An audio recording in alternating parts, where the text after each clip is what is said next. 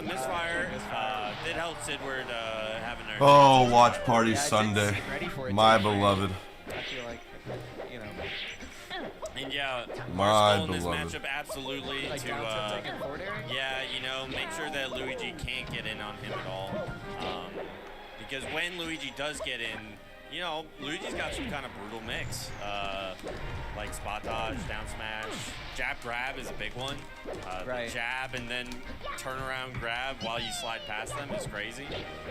You get hit by that a few times as Marth, you're stun locked. So, you know, E-Poodle not worried about that right now. He's just hitting Sidward. Let's tweet it out. We're all the way over there. Yeah, I'm up here. Fire, unfortunately timed. Ooh, it's a walk.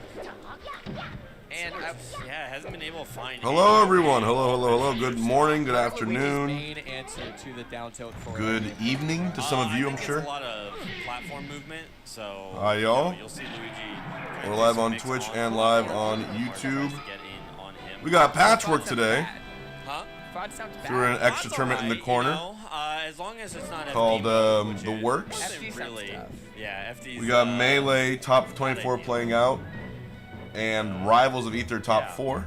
But to be honest, I play it from the Marth side, so I don't know. I try to Hope everyone's good. Press 1 if you can see me and hear me. Loudly and clearly. Sorry, what frustrates you about what makes a Luigi? He's just fast. I don't know. Dude, I just saw Moth got upset as I was going live by a random puff. I feel like there's mix there. It's crazy. But then E-Poodle does it, and then I'm like, all right, well, E-Poodle just owns. Oh. One, but I sound congested. Oh, that's not good. Okay, so hit me. Progress will go.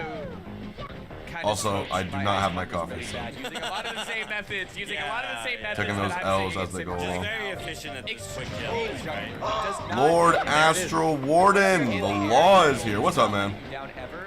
And also, like, every time you're trying to recover, like, a lot of people are so scared to edgeguard Luigi.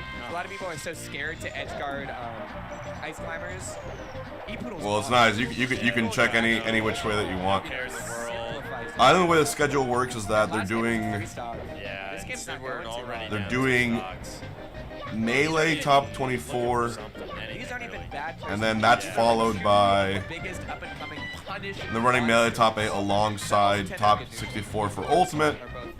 That's why the quad stream here is particularly useful.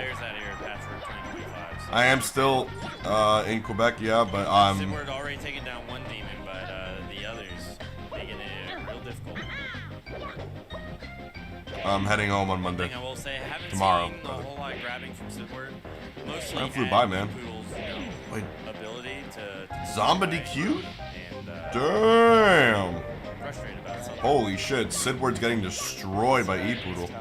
It is. It's also tough in a bracket when your first set of the day doesn't feel like Melee, and then your next set of the day known by a really, really powerful player. Is it still an A tier without him? I wonder. Oh no. Alright. Something with the headphones or something. I think it sounds like getting a little tilted by the audio setup, maybe? No, I think being able to yeah, Cola did take E-Poodle to game 5.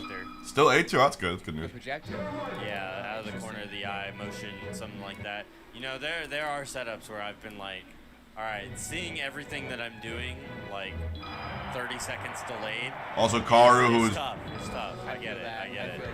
It's also like, you know, and like a really good Richter that we saw from CEO. He's also playing down there in the bottom right. In general, can be quite difficult, quite tough, because it's like there's lights in your eyes, there's a crowd behind you, so players get particular, and there's no reason not to be particular. Production, do your job. Oh, the shy guy. But there is a little bit of mix there with the side B into the shy guy if you're not ready for it. But E-Poodle is like always like his mental stack feels so large. Like he was ready for Sidward to hit the shy guy and already had the follow-up skill. Sidward, thankfully for them not getting absolutely murdered at 10%. But you know, E-Poodle knows how to do that kind of stuff. Oh, that's kind of a good mix though. Waveland on the platform. Sidward potentially coming alive here. Who's E-Poodle? Like? E-Poodle's the Marth you see right here. Lasting hitbox of the bear. Let me move my camera a little bit more like this. He's a Marth from New York. Alright. No tipper does give Sidward another chance. How did Bellator rivals go? I got Keep Sidward on the stage. 17th out of 24. Not too great. How many chances does one game? But we did what we could, chat. Oh, alright. Given no the. more this time. No more this time. We're gonna see it on We Sidward's did our third best. stock. You know, Whatever even that though might the mean. first stock ended the way it did, this is still very competitive. The upset Yeah. was with Marth, and it was just like a hair off hitting. The pro players to that game are absolutely yeah, cracked. grab. You know, the ledge dash, a big deal for Luigi. Really able to cover. And Sidward, online grinder. Bottom left, we have Red and Ostentatious. Haven't been Austin in a while. And we got Chicken Man, Bobby Big Balls No, not really. as well. Yeah, and great That's edge what I guarding mean. from Poodle. He's yeah. on that. Yeah, Who was the best character to start with in Melee? Your favorite character. All right, so we're still looking for any chance. Does find the down smash, but now a potential juggle situation is very scary. Oh, and that's going to be a potential edge guard situation. Yeah. All right. but does doesn't sweet hit it. spot. And the misfire. It's a game. Does give Sidward another chance. Oh, it hits the spot dodge. Big damage. Uh-oh. All right. No Nothing tipper. off the We're down still B. alive. Does make it to Misses the platform. juggle. Oh, gets shit poke. And it was all about the so TV. nervous. So nervous. That was a disciplined shield, but, you know, sometimes you're Fireball to get back. Oh, that's gonna do it though. Yeah, up tilt. And that'll also do it for us. April's stressed out. What the? I mean, you know, Put the he's head on the an hand. emotional player. Dang. An emotional player to be sure. But yeah, that is also going to do it for this on this block.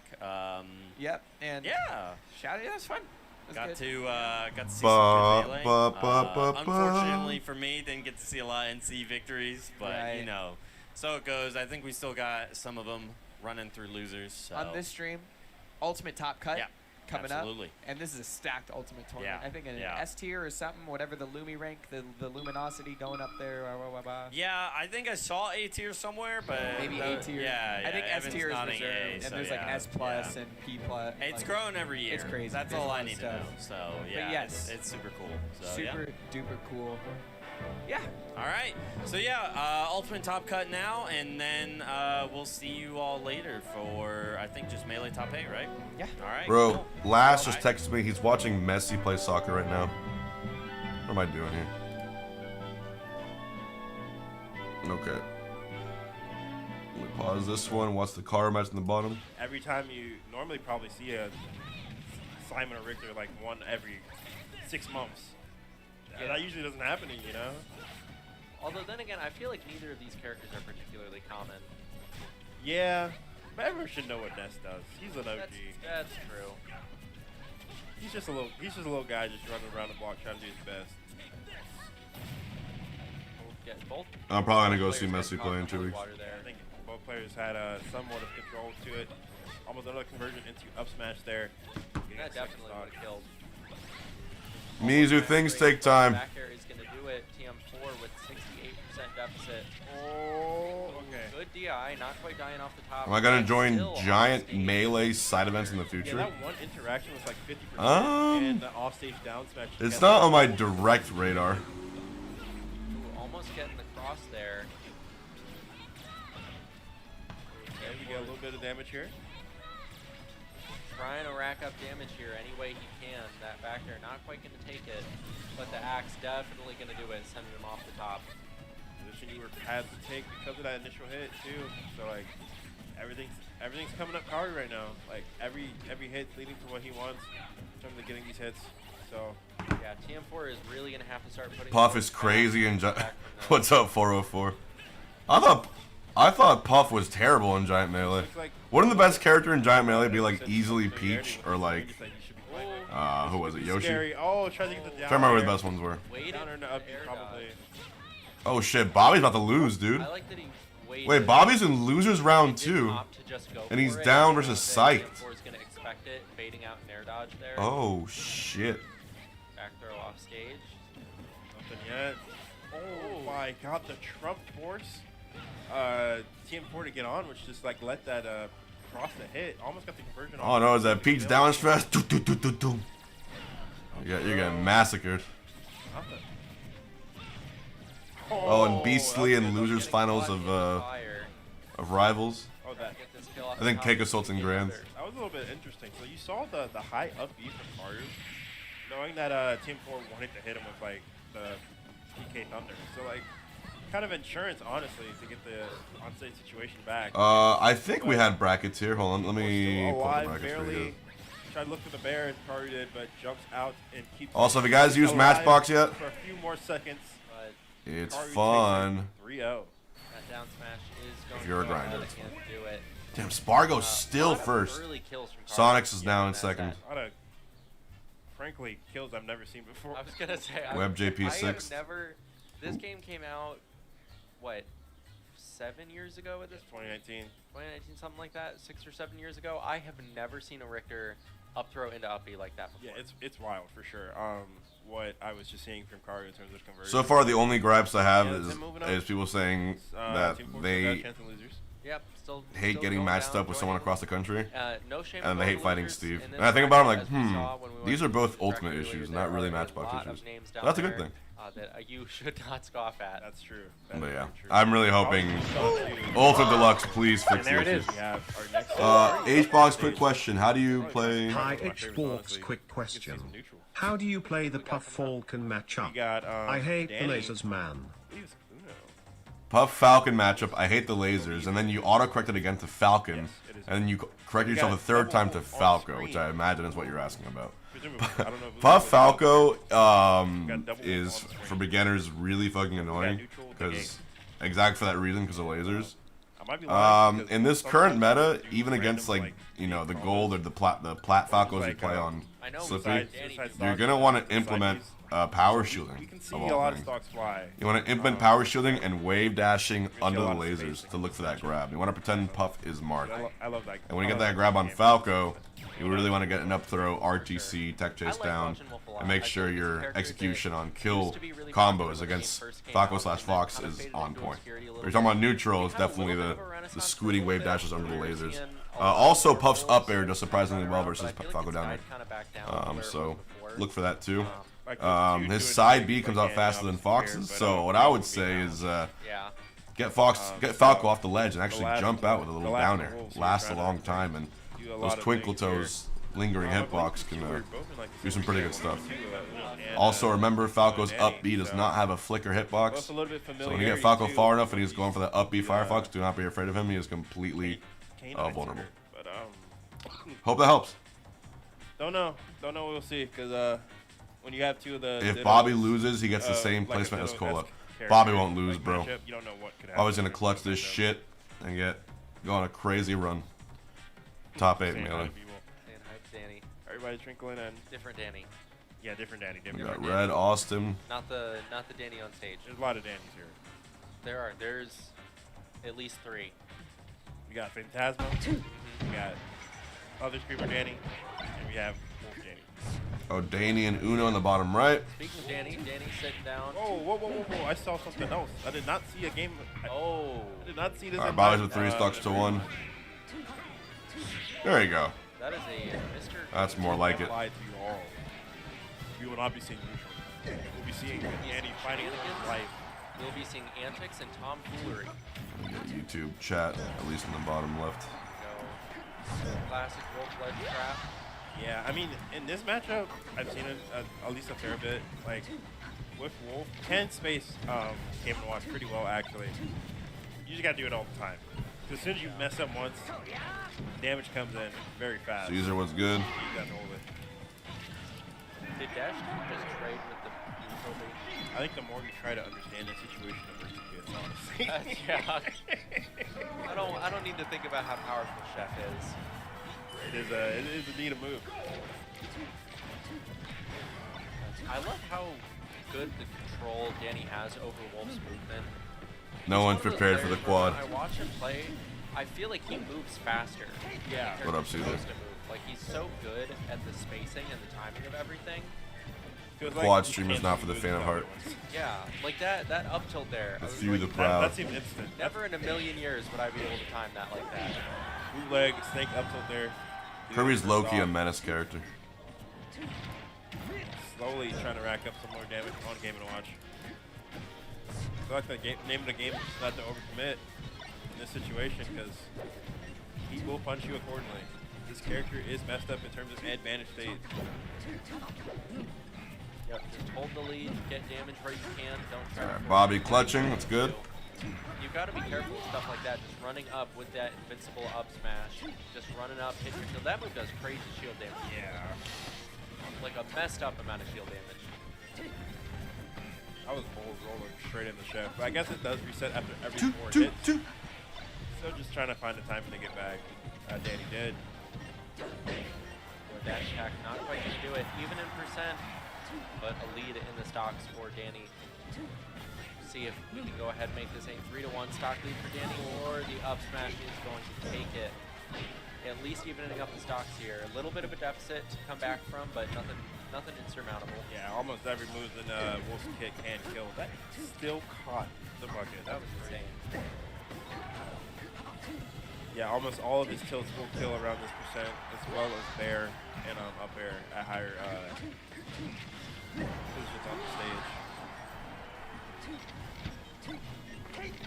Do I find it blasphemy to ask Chat GPT So we have a lead, don't want to like give what away just for free. stages to ban? Man. Ooh, almost combo. I wouldn't say it's blasphemy. I just think it's Yeah, that would have been. how the fuck would he know? Maybe he would know. Throw it out. Things happen. Actually, that's not a question. They would know because That move put Yeah. in work. Calvar versus FM. Dude, Moff is out of the bracket. And now FM, the UK puff who upset Moff, is fighting Calvar. Let the Wolf go to work. Did not expect that. And we got Rao's Aether Grands coming up, top I don't know if left. he's flashing. I don't think it is. Yeah, he's at 2 right now. I think Melee top 8 is going to be at the same time as Ultimate bracket. First game I owned was Kirby Squeak Squad.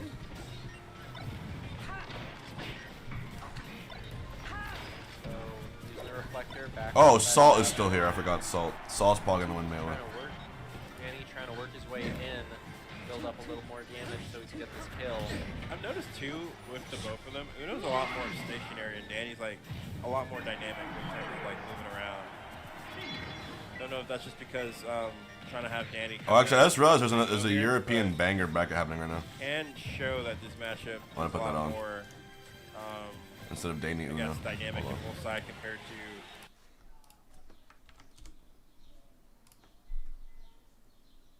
complicado, ¿eh? Es muy complicado porque ya sabemos que Kid es una B, casi y está muerto. Una B y está muerto. Aparte, creo que el otro B que tiene, no sé si tiene el puño. Eso mata un montón. Lo que no tiene es el suplex. Que Winners Final, Siski versus Kid. Pero se va a lanzar. Uy, Siski. Bueno, el suplex lo que te da es Oh, shit. no mata. Sí. Ojo, Uy, el API. Out of shield no conectado porque Sakurai no quiso. Va a poder ver el escenario. Vuelve, Samus vuelve, ya sabemos, de mucho tiempo. Ahí el API con las bandejas de las mejores del juego. Y otra vez Siski, que no le va a dejar hacer absolutamente nada. No le ha quitado ni una stock. Otra vez Polita ha dado un bello otra vez. Kid lanzándose con las piernas para adelante. Como se dice en Francia, un poquito con los quesos hacia Con adelante. los quesos. Con toda la baguette, ¿sabes? Correcto. Con toda la baguette arriba. Ahora sí va a matar el down throw. No, todavía no.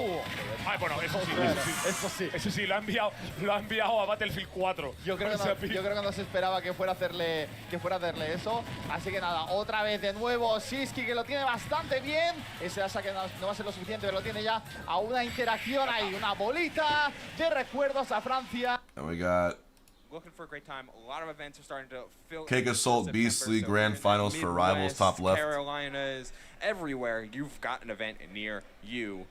Looking good. It's true. The summer is really picking up. Again, not just like Collision, Evo, Supernova. A lot of these homegrown events are really starting to build up their repertoire of games, community, people that are showing up.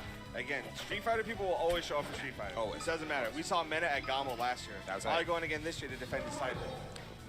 Gamo's gonna be fun. Gamo's going to be crazy. Patchwork's been fun. Grand Finals is going to be crazy, too. Yeah, I certainly hope so. Beastly took game 1, but then games 2 and onward, he was always in it. Like none of the games. I think the only game he really wasn't in was game 2, but every other game was last stock, last hit, and it just kind of came down to that slight little tug-of-war between Cake and Beastly. But again, starting game 1 of Grand Finals for Patchwork 2025 on a stage that they started on in Winners Finals. We're going to Ethereum Force. Bro, you know what I just thought about? On the shield, some shield discipline early. This is Grand Finals for Rival. Reversal, but the offstage game is everything for Forsburn. It's the I just thought, like, you know how you can get scam calls and scam texts and scam emails? Big backers when And if you're old, you fall for them, and they target the elderly and stuff. Very, very high value for Cake, but back on stage in neutral. Well, Zetterberg now finding that speed, finding the dash dance. Beastly trying to shark, but the clone throws a wrench into his plans, and Cake once again hunting. Now you can just use AI to like make that I do love the way Cake uses text or clone. call Not sound only that as a much more way to convincing. trick his opponent into thinking Because even now I can usually tell when it's a bot, but now it's gonna be like not a bot, it's gonna act like a real But person. it's also the fact that he used it as a shield sometimes. Like, ah, Just shit. if Beast is throwing more fireballs, I'm just gonna put the clone in front of him. I'm gonna let that eat it. It's funny because Cake's better at using clone than super clone. So anyways, if you're morally Really understanding dubious and you want to make a lot of money, I would get on versus that. how super clone works. You're understanding how ruin people's to get lives clone over into the right spot for quick pops that can turn into huge conversions, whether it's off stage, on stage, and everything in between. That was a ridiculous combo. Again, Forsburn, also a fast faller, also a really good combo weight. So for a character like Zetterburn, you can really, really get some cheeky extensions between shines, back airs, and more. Cheeky Loki, aren't those the top 8 The seeds? fireball, but nice check by Cake to not get ignited. That's really where Got in the Zimber, dangers Fizz, of the this deck Samus. is so smooth. Down tilt, forward air. Nice down air. Gonna set up for this edge guard. Again, the clone pops are so good, but Beastly's recovery is a little better than just to lose to that. It's the cape afterwards, a nice extension off the sour down tilt, not tipper. Tipper, you want to go into like an up strong at those percentages, but at sour, you're looking for a reset into another cape. But Beastly not far behind. I do respect the decision there off the end of the platform. Not aggressive cape, but instead putting fire on the platform because he knew it was swinging to the left. Cake's going to use the platform to escape. And never mind, because Beastly's just going to use the left side of the stage and just carry him all the way off to the side. Beastly. 70% takes game 1. Ladies and gentlemen, Aetherian Forest. Ladies and gentlemen, Aetherian Forest. That is why Zetterberg is so good on that stage. And you know what? It might just be a concocted plan from Cake to be like, let's just get the Aetherian Forest game out of the way because I don't want to ban it, but I know that you're going to do pretty well on it. This is like the Mart theory where it's like, all right, you know what? I'm going to assume that like we're starting this game 1-0 because you're going to counterpick to Aetherian Forest at some point, just like Mart's going to counterpick to FG, and we're just going to get this game out of the way. Yeah. You know what? Like after this, we'll just go play some normal stage. Like, and now it's fine. Right now, Fire Cap, game 2. A different stage, a much larger stage. Double down air. Burns the resources. I would definitely not call Fire Cap a normal game because of how giant this stage can be, and especially with an early lead from Cake. Like Beastly is gonna have to play the chase down, run around type of game, but hey. You can certainly do that. Oh, the smoke was still there. Beastly got rid of some of it earlier, but not all of it. The up air he did, just barely not reaching the top smoke cloud, and it's hanging out there for a perfect mix-up. There's a reason Cake is trying to keep everything on the right side of the stage, but Beastly's not going to let him do it. Taking him all the way to the left right now. Again, recoveries are online, but that was the clone off stage. Good on Beastly to keep that recognition and just start fighting the one that's on the stage. Best case scenario, that is Cake.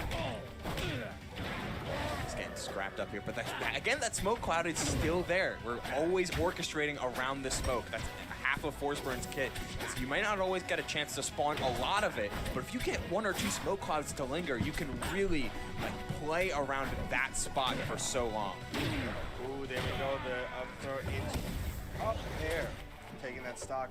55% on Beastly, but we know the second he's off stage, he is the danger. This stage has such large side blast zones, and there's so much stage for Cake to really mess around with. So much space for him to deal with.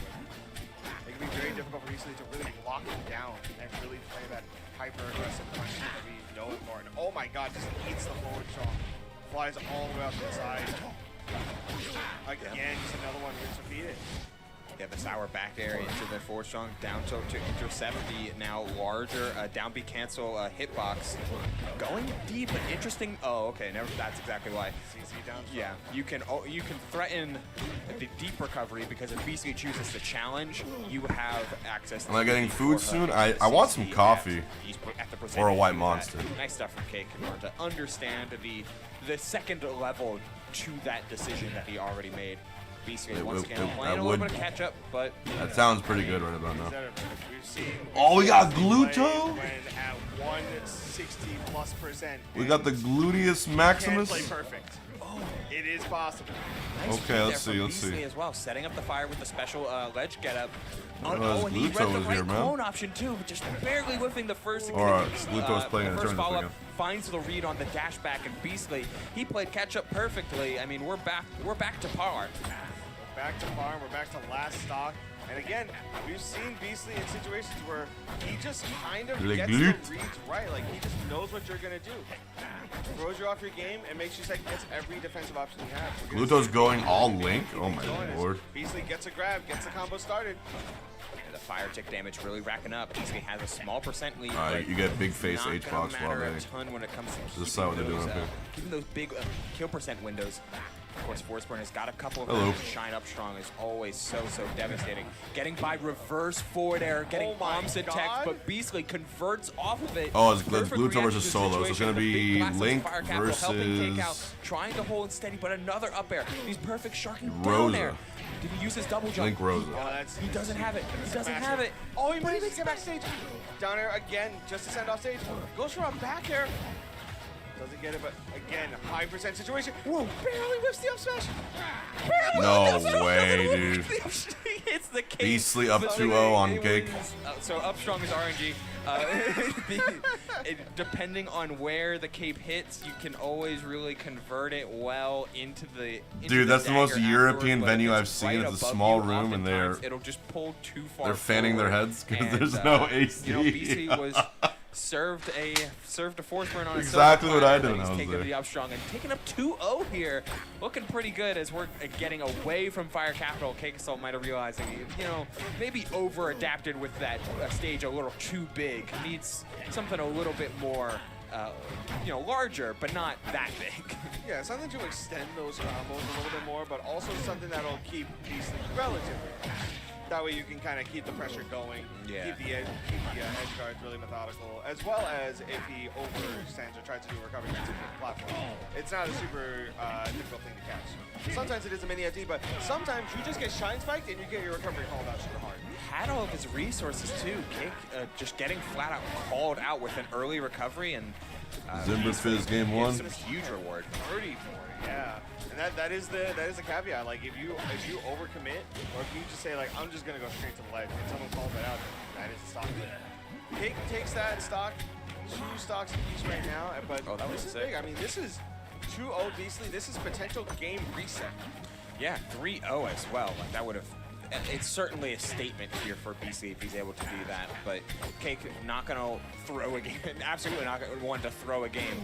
Finding the tech chase off of the dash attack, trying for more, but the forehug on the jab, holding steady, CCing through. Oh, the extension on the platform would have been sick.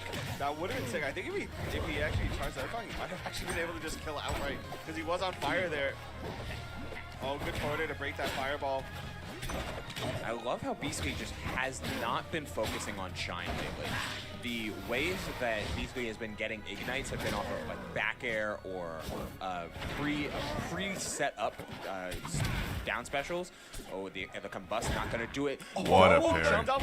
Oh my! I love the layered mix-ups and the fact that Beastly was ready for the double empty hop to the down. Nice pickup. But it was that interaction earlier why BC's not relying on Shine. He knows that Cake is just too good. No, at, you're watching forehooking 4 different and games at once, CCing and actually. getting out Let me correct you there. That Shine more often than not, leads to him getting reversaled rather than getting a conversion off of it at most of these intervals. So he's relying on pre-set up flames or fireball or something like back air rather than trying to take full advantage of Shine as a resource. And again, playing around not using Shine. He's not getting caught with parries out of shield by playing too much into his block strings. Is getting caught on stage though right now. This is rough. He land. Oh man, just attack on stage. That's huge. The up tilt anti-air is pretty big, but that one land. Oh no! Thought he was gonna grab the ledge, but unfortunately that backer input doesn't let that happen. And Case manages to stay alive in the first set. 2-1 right now. We got Salt in the background watching the game. Yeah, it's good. We good got time to the watch. Melee people. Yeah, we got the Melee people watching Grants.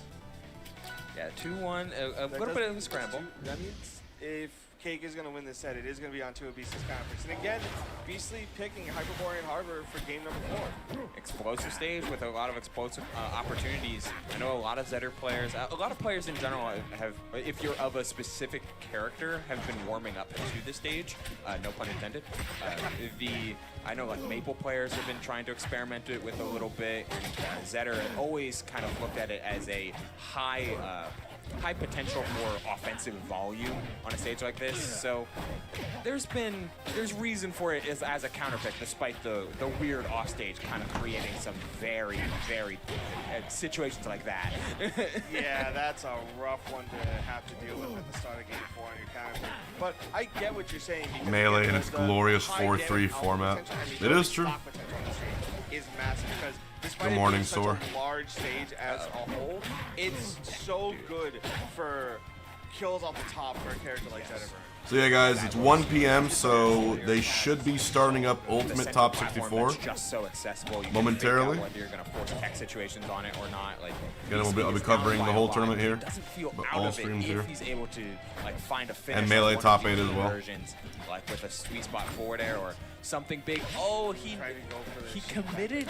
So that exact situation happened like 2 or 3 times over the previous game, and Cake would always commit to the parry, but Beastly wouldn't commit to the shine. Now that he finally committed to the shine, Cake like adapted by not Also, adapting, check this out.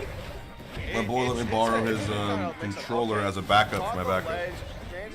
So I got my fob waiting for me in Orlando that's newly built, but I found a really good OEM at his venue. The corner versus Cake, he just knows what you're gonna do. It feels like he just always has the right pressure, especially when Spoke is on stage. Yesterday, I streamed the weekly on my channel. Do you guys know the different kinds of GameCube OEM models? Like, there's like the first generation that came out with the GameCube. There's a second generation that came out with like the GameCube in later editions. There's even a third generation that had certain colors. You might notice like GameCubes had like what were the colors? It was like indigo, orange spice, silver, and black, and then they came out with some emerald one.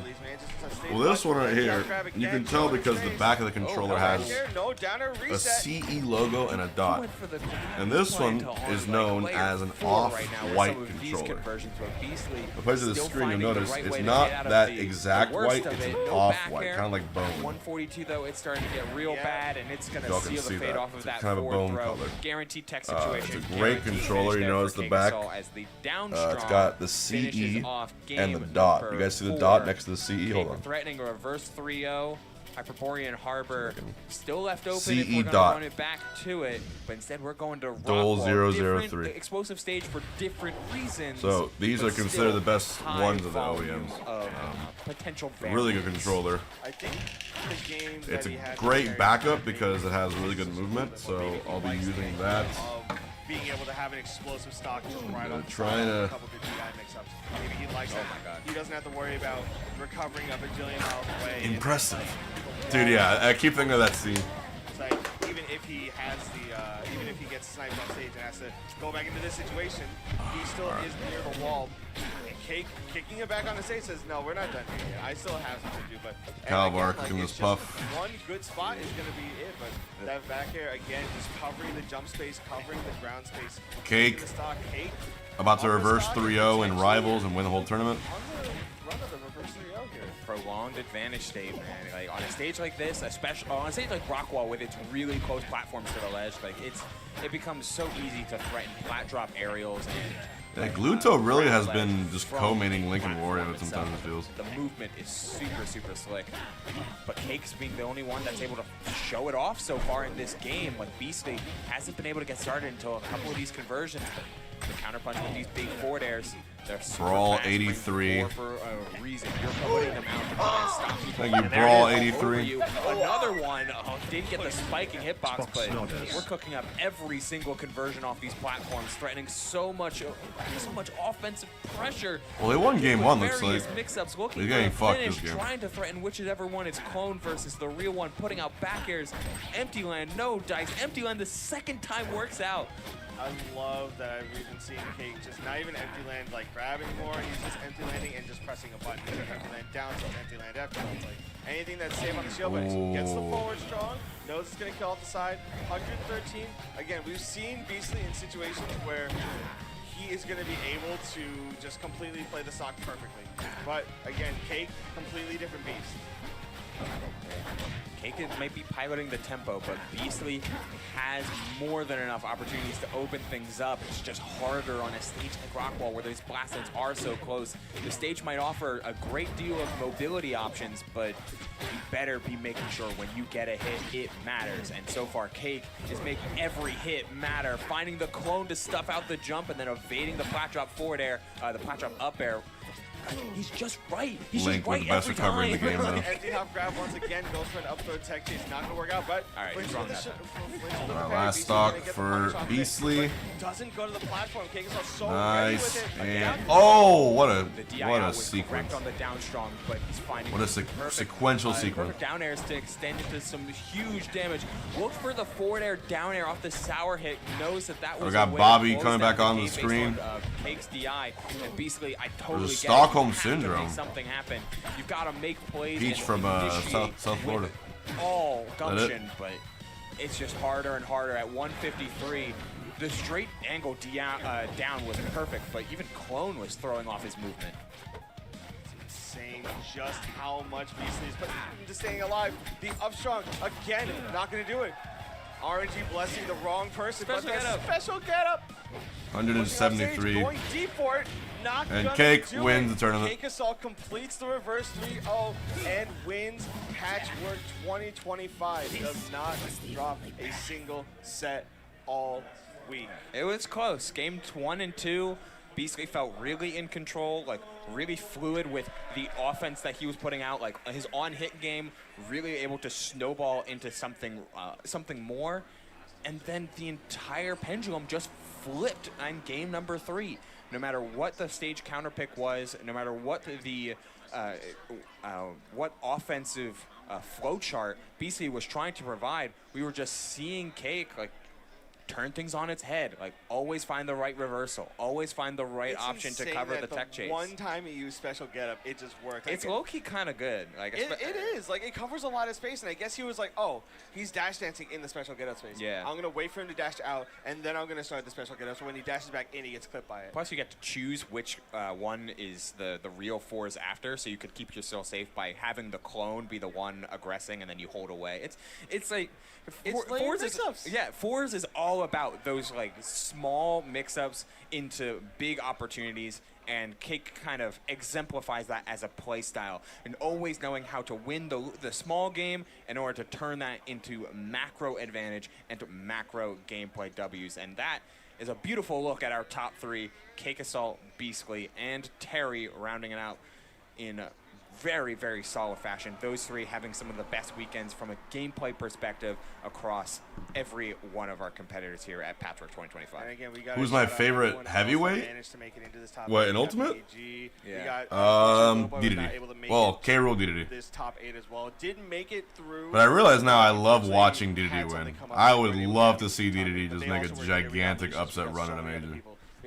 I'd hate fighting against him. And he was also like one of my secondaries, so. JMac 2 having kind of a odds run up. all the way to 4th place. Yeah. Fantastic showing from everyone. Ton of good storylines here, and as like a little bit of aperitivo to the full main course that is going to be Gommel happening next week. Like, it is a perfect way to see a bunch of competitors who are going to be at Gommel Oh, man. really start We're watching to this. show off what the new patch is going to be like, what people are going for, what players and game plan is going to be shown off for this game, not only just for Gommel, but for the rest of this summer, as this main patch, as well as the addition of Yeah, Ball K-Rool at a US major would go hard. Evo and Supernova and Riptide and Collision into a it's going to be a crazy few weeks to watch for Rivals of Aether 2.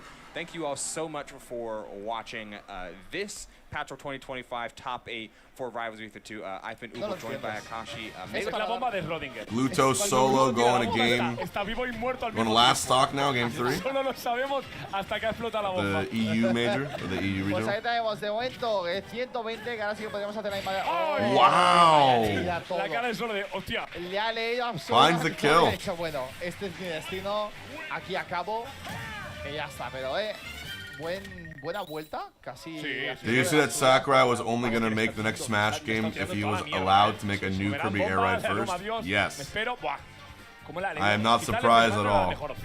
Also, we're going to become... Sí, la verdad que no, que era bastante... Chat, I hope you realize we're going to become a Kirby Air Ride stream for like an entire month when that game drops. I hope you realize that. We're going to be playing that shit every single day forever. Digo, hay una mezcla aquí de... by forever, I mean Ale forever. Gluto y no está solo, o sea... Mira, a ver. No está solo. It's going to be... We're gonna be the Kirby Air Ride capital. Está divertido. Bueno, ya podéis escuchar un poquito los gritos de la gente. Están animando, o sea, creo que hay 3 franceses y están Bobby animando kind of como si beasting fuera on una partida Stockholm. de Andalucía contra Murcia, ¿sabes? Están pegándose ahí como... Hay que defender la tierra, ¿no? Está ¿Pero, claro. ¿Pero de quién? We're gonna have some air boxes. It's gonna be great. Ahí no, eso no es francés, eso es holandés. Tío, las dos naciones están... O sea, no voy a decir la burrada que iba a pensar. Also, I won a Mario Kart tournament Por favor. last night for the first time ever. Digo, hay gente. So if you had a bounty on me doing anything in Mario Kart, I'm pretty sure I just hit it. I'm pretty proud of myself. Joder, cada vez más sólido Link.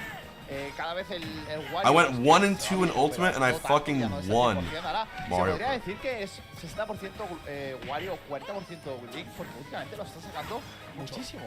Sí, le gusta mucho el personaje. Vaya lectura Zero to Death por parte de Solo. Y te iba a decir, claro, Gluttony tiene en su país a Mr. Popó, que es uno de los mejores, son los dos mejores, Rosalina y Luma, los mejores Estela y Destello de Europa, sin ninguna duda, creo yo. Correcto.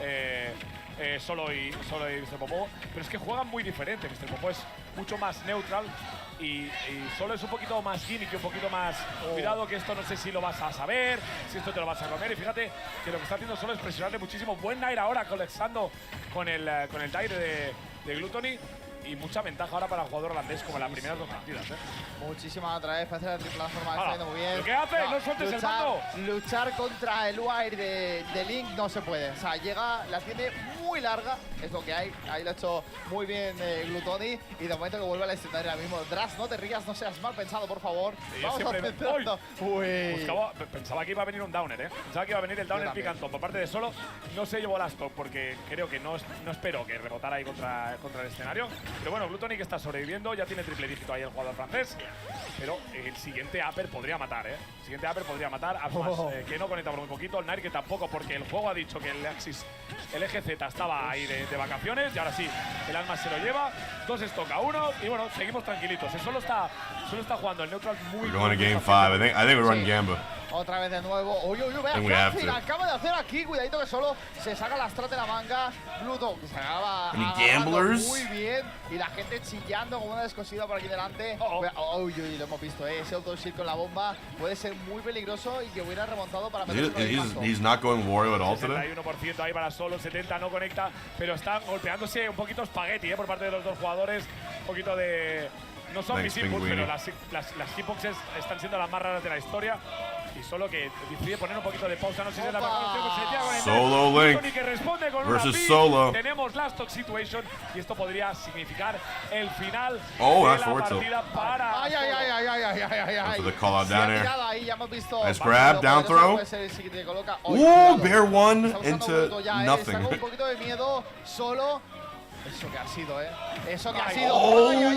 Ay, Gluttony que lo está buscando. Se va. Ay, hasta el infinito. Okay, melee, you were dead. Para volver. De momento que Solo tiene un poquito de miedo, Cuidadito atrás. Ha paniqueado muchísimo ahí el jugador holandés. Por suerte para él, no se le acabó la partida. Ahí está la gente animando a Solo. Vamos a ver si es capaz el jugador holandés de obrar prácticamente lo que sería un milagro, porque ahora está Gluttony en todos lados y no le está dejando hacer nada. El jugador holandés va a poder volver al escenario. La presión de Gluttony que golpea un poquito a la Luma. El Nair que no conecta. Gluttony que está dejándole en la esquina todo el rato a Solo. Ahí está la luna, la luna que se va a ir, porque este día todavía. Y la presión ahora por parte de Solo, que todavía no se va a las toque Dapper, que no conecta el Knight, que tampoco. Y ahí está la pin, que lo manda para el otro lado, sobrevive Solo. Gluto with the clutch bomb. Remote bomb. He stays in the run. Top 3. El astro francés haciendo de las suyas, Y bueno, vaya Very pedazo nicely de done. set que nos han regalado los dos jugadores. Solo ha estado, me parece, el 80% de la partida, oye, el 80% del set por delante. Ha puesto muchísima presión en Gluttony, pero es que al final Gluttony ha mostrado una cosa que es de muy pocos jugadores, que es resiliencia, es capacidad de volver de situaciones malas. What do I mean in Mario Kart? I'm in the crab. De los 4, el único en el que no ha sido en el que Gluttony le ha pegado una paliza. Correcto. Y realmente lo he dicho, se ha adaptado muy bien. Sí que veíamos un ritmo todo el rato de Solo por delante de la segunda partida, que ahí por suerte ya se ha puesto. Pero oye, brutal lo de Gluto con el Link, que es una barbaridad. siendo su second, aunque ya no sé cómo plantearlo, es brutal. Pero oye, Gluto, ¿qué pasa? Para adelante, ahora se va a enfrentar contra… El que le echó de Winners. Correcto, a ver si ahora hay Wario, no hay Wario, hay No. Link. No, a ver, No creo, ¿no? ¿Qué va? ¿Sabes Me ha dicho que se la suda, que vale. Pues lo dijo ayer. Le dije ¿qué vas a ir? Yo Ayer, voy con mi después del torneo. con mis flechas. Porque has hablado como si tuvieras 80 años y fueras Panoramix, bro. Me queda la mitad. Me queda la mitad. Sí, pero me hacía gracia porque cada vez mi camiseta tiene un patrón diferente, ¿sabes? Ya, no. Yo no sé, bueno… Pero sí. Mejor no levanto los brazos. Creo que vamos a tener, no sé si vamos a tener una pausita o no. No, creo que he ido a buscar al kit Pilot. Yo no sé si iré a mear ahora en un minuto. Bueno, como ves, yo me quedo aquí, no te preocupes. Ahora vengo. Ahora vengo. Pues nada, gente, lo dicho, hemos tenido un poquito ya de Gluto, un poquito, bueno, pero ahora ya estamos aquí solos, gente. Oye, no hay realización, me han dejado solos un día más. Pero está ahí, Wolfen sí, it's a me, Wolfen. Ya tenemos la recta final del torneo, ya tenemos un poquito lo que se venía buscando. Oye, ha habido sorpresas, pues han llegado bastante lejos. Ha habido sorpresas. Bobby's going puff for some Por reason. ejemplo, jugadores como, yo sé, Manolo de Sevilla, que lo ha hecho ultra bien. Luego Mezcol, que ha llegado también súper lejos. Pepo se ha quedado cerquísima. Andrés al final no ha podido ser, pero es que, claro, allá en este top 8, único la falta de Mezcol. Perdón, de Raflow, la verdad que era un top 8 muy exagerado. Wolfen Times, no sé, estoy en mi salsa, yo solo hablando a la cámara. Some punk. Pues nada, Gluto lo tenemos ya ahí preparado. I think I do know who it was, but Viene ya Kit de nuevo, otra vez I don't even care. la revancha de I Winners. think the dude even got a tattoo. Así, llama solo para no estar solo, ¿no? Sí, lo que Messiah's art, 35 months, thank you. Acaba de There it is. Pero oye, Kit, lo dicho. Chat, am I ordering coffee? Jugando muy bien. Am I ordering brekkie? Yo creo que, bueno, ya no es una joven promesa porque ya ha demostrado esto durante bastante tiempo que es muy bueno. Ya le tenemos ahí a los dos. El Kit ya ha dominado como el nuevo Twig por ser rubio, ya está, no hay más. Alright, so it's Gluto versus Y Kid. nada, y por otra parte, pues Gluto, que tiene ya este Link, pues como comentábamos antes, súper consolidado. Es que no hay más discusión que a día de hoy, después de que lo pillé hace un añito y algo, a Link lo ha convertido pues como en el mejor del mundo. Aparte, hablamos, un personaje que tampoco es hiper mega top tier, es un mid tier decente, el Link. Link, Sí. es mi tier. Es mid tier. Y punto. Sí. He echado la mea larga del esto. No dura poco, Es que os comento así por mi falta de profesionalidad, ¿vale? Hace mucho calor. Yo soy una persona que suda, se deshidrata y bebe mucho. Es respetable. Y no todo lo puedo sacar sudando. O sea, es lo que hay. ¿Seguro? No, porque moriría. Bueno. Creo que si sudo más exploto. No te estás moviendo apenas. Me marco un titán e implosiono yo en mí mismo, ¿sabes? Oye, ¿sabes qué tenemos hoy? Pues no tuvo últimamente muy buenos resultados. Creo que el Kit, Urns es un DQ, ¿eh? A mí me da ¿Sí? que es un DQ. 65 es ronda 2. Estoy en ronda 2 porque soy de los mejores ideados. Hago DQ. Puede ser. Es lo que hay. Yo tengo mucho calor cuando viene detrás. No se va a hablar más, ya está. Digo lo mismo. Solo voy a dejar la frase esa. Ya está. Yo solo digo Yo solo digo que la gente en el chat hace que mi corazón esté un poquito más calentito. ¿Por qué le ponen los torneos que has tirado de Q? Porque es automático. Es automático. Entonces un no es programa. que lo pongamos porque nos salga de las narices. Ahí estamos, PS2 de nuevo, un día más, la casa de Kid, la casa donde te puede atracar. Aparte, míramelo, de color verde para diferenciarse con el escenario con rayas blancas encima. Who's Zimberfizz? Un poco juego de calamar. Zimberfizz is like a Sí, un top poquito a 3 la que me Samus. Watch, Al C4 de Snake, pero con... Ay. And at least in US. Me encanta porque aquí dice, soy un poco agresivo. Procede a tirarse con Downer a ver si te pego 30 veces y lo consigue. Dude, Qué Kid huevazos would tiene. basically Qué deserve huevazos tiene death. Kid. Yo solo tengo que decir que, chavales, hay más escenarios, no solamente el borde, pero han decidido que no. Han decidido que el escenario les sobra bastante. Esto es como la típica pareja donde duerme en una esquina de la cama. Pues esto es exactamente lo mismo. Yo estoy esperando el momento en el que Kid se cambie el tac a man. Porque vaya tela. A Lleva man. lleva los pantalones en la casa este hombre. De man, De man. Marius Boss, me encanta el... Marius Boss, sí. Marius Boss, muchas gracias. Pues nada, Gluto, que le toca... And Siski's in Grand Qué Finals. raro, Gluto por detrás en el otra marcador. vez remar, pero da igual porque Chugs al final, 3-0 lo que cuenta es Jaja. cuando sale game, quién ha ganado. that Pero off Gluto, stream? Pues que está remando. Sí que es verdad que Link, Link lo está pasando un poquito más por eso, porque sí que es verdad que el Wire, no sé si hubiera tradeo, no sé quién acaba ganándose entre el Nair de Link o el Wire de...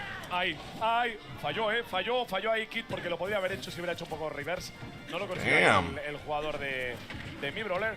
Chugs plays Claro, Hero, lo que right? está diciendo, No, they're about to turn on ult no any tiene ninguna second. pista buena ir ahora por parte de Gluttony, pero es que 112% eso significa, por raro que parezca, Adiós. que Gluttony está, a ver si lo hace bien.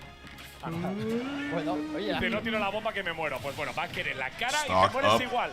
Kit está 2 stocks a una por encima. Bobby's Puff y getting Gluttony que empieza pues, hooked por los right últimos now. sets. Pero es un jugador que se adapta. Es un jugador que a medida que va avanzando el juego se va volviendo más difícil para el rival porque es un jugador de los mejores del mundo, obviamente.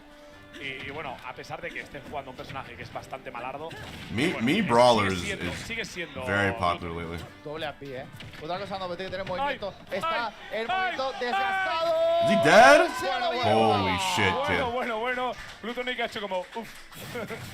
Bueno, siguiente. No hay más. No queda otra. O sea, ha sido una dominancia muy buena por Copal parte del 3-0'd jugador de PK Chris. Cruz, That's actually pretty crazy. Kid, y demostrando un día más de por qué ya lo están considerando uno de los mejores That's del a país crazy y de upset. Europa. No solo Está más tenso esto que caso cerrado, Sí, la verdad que sí. Tía, lo que está tenso es los brillos de Kid Please stop offline. entre el pelo y la cara. Ugh. todo. Creo que We got a DK? What the hell? o sea, en la escala de la What the hell? hidratación yo soy sí. Is that Junebug? No, June isn't Pero here, bueno, right? segunda partida, vamos a volver sorprendentemente para mi gusto, o para lo que diría yo, a PS2. Y vamos a ver si Gluttony es capaz de coger un poquito de tracción, un poquito de momentum, como se dice en inglés, y darle un poquito de ventaja, porque es que la cuestión es que en el momento en el que Kid ha entrado, de 2 conversiones te hace una stone. Y eso es muy peligroso. A mí lo que me extraña otra vez que Gluto lo he dicho, coger otra vez PS2, yo creo que uno de los mejores escenarios sí o sí. Peabnut, I believe, is a top seed. Mario Peabnut almost de lost Mario yesterday. It was Esto game es 5 PS2. in your first Oh, 3-0. cuidado, Va a ser stock, Pero Other B. nos recomponemos. Gluttony que se pone por delante por bastante ventaja. Ahora mismo jugador de Link sí que parece que está aprovechando bastante bien las mecánicas que tiene su personaje. El hecho de que pueda jugar un poquito más pasivo. A que tenga una muy buena frenada, como hemos dicho. Hostia, va que era Smash. Oye, pues 30 y pico %. Y ahora mismo el Kid está un poquito apresurado de momento. ¿No te das cuenta que está jugando al mismo juego que Kid? Está haciendo down throw a Kid. Sí, está utilizando el Link disfrutón, ahí tirando mucho boomerang off stage, el API para salir de la presión. Y bueno, ahora está haciendo lo que puede Kid, pero es que Gluto le está bailando alrededor de las opciones del jugador de mi brawler. Va a poder volver al escenario. Creo que ahí se ha equivocado Gluttony. No tiene bomba, puede recuperarse. Y eso lo podría haber castigado Kid perfectamente, No lo hizo, podría haber tirado un down más perfectamente. Yo creo que se pensaba que se iba a colgar y por eso no ha intentado absolutamente nada, pero Gluto se ha pasado de frenada. Ya acaba encima del escenario, pero oye, le ha salido bastante bien porque no ha hecho absolutamente nada. Y Kid otra vez muy por detrás, 130%, segunda stock fuera y Gluto con la primera stock que ahí está.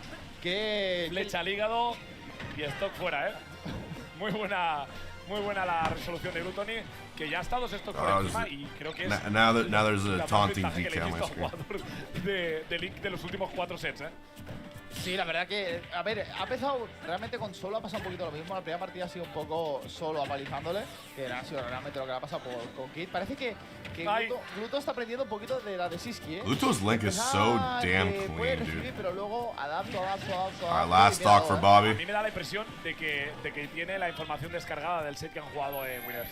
¿vale? Nadie se ha movido por un segundo, Están ha esperando sido... mucho y fíjate que podríamos tener 3 stocks por parte de Glutton y esto sería... Ahí va. ¡No!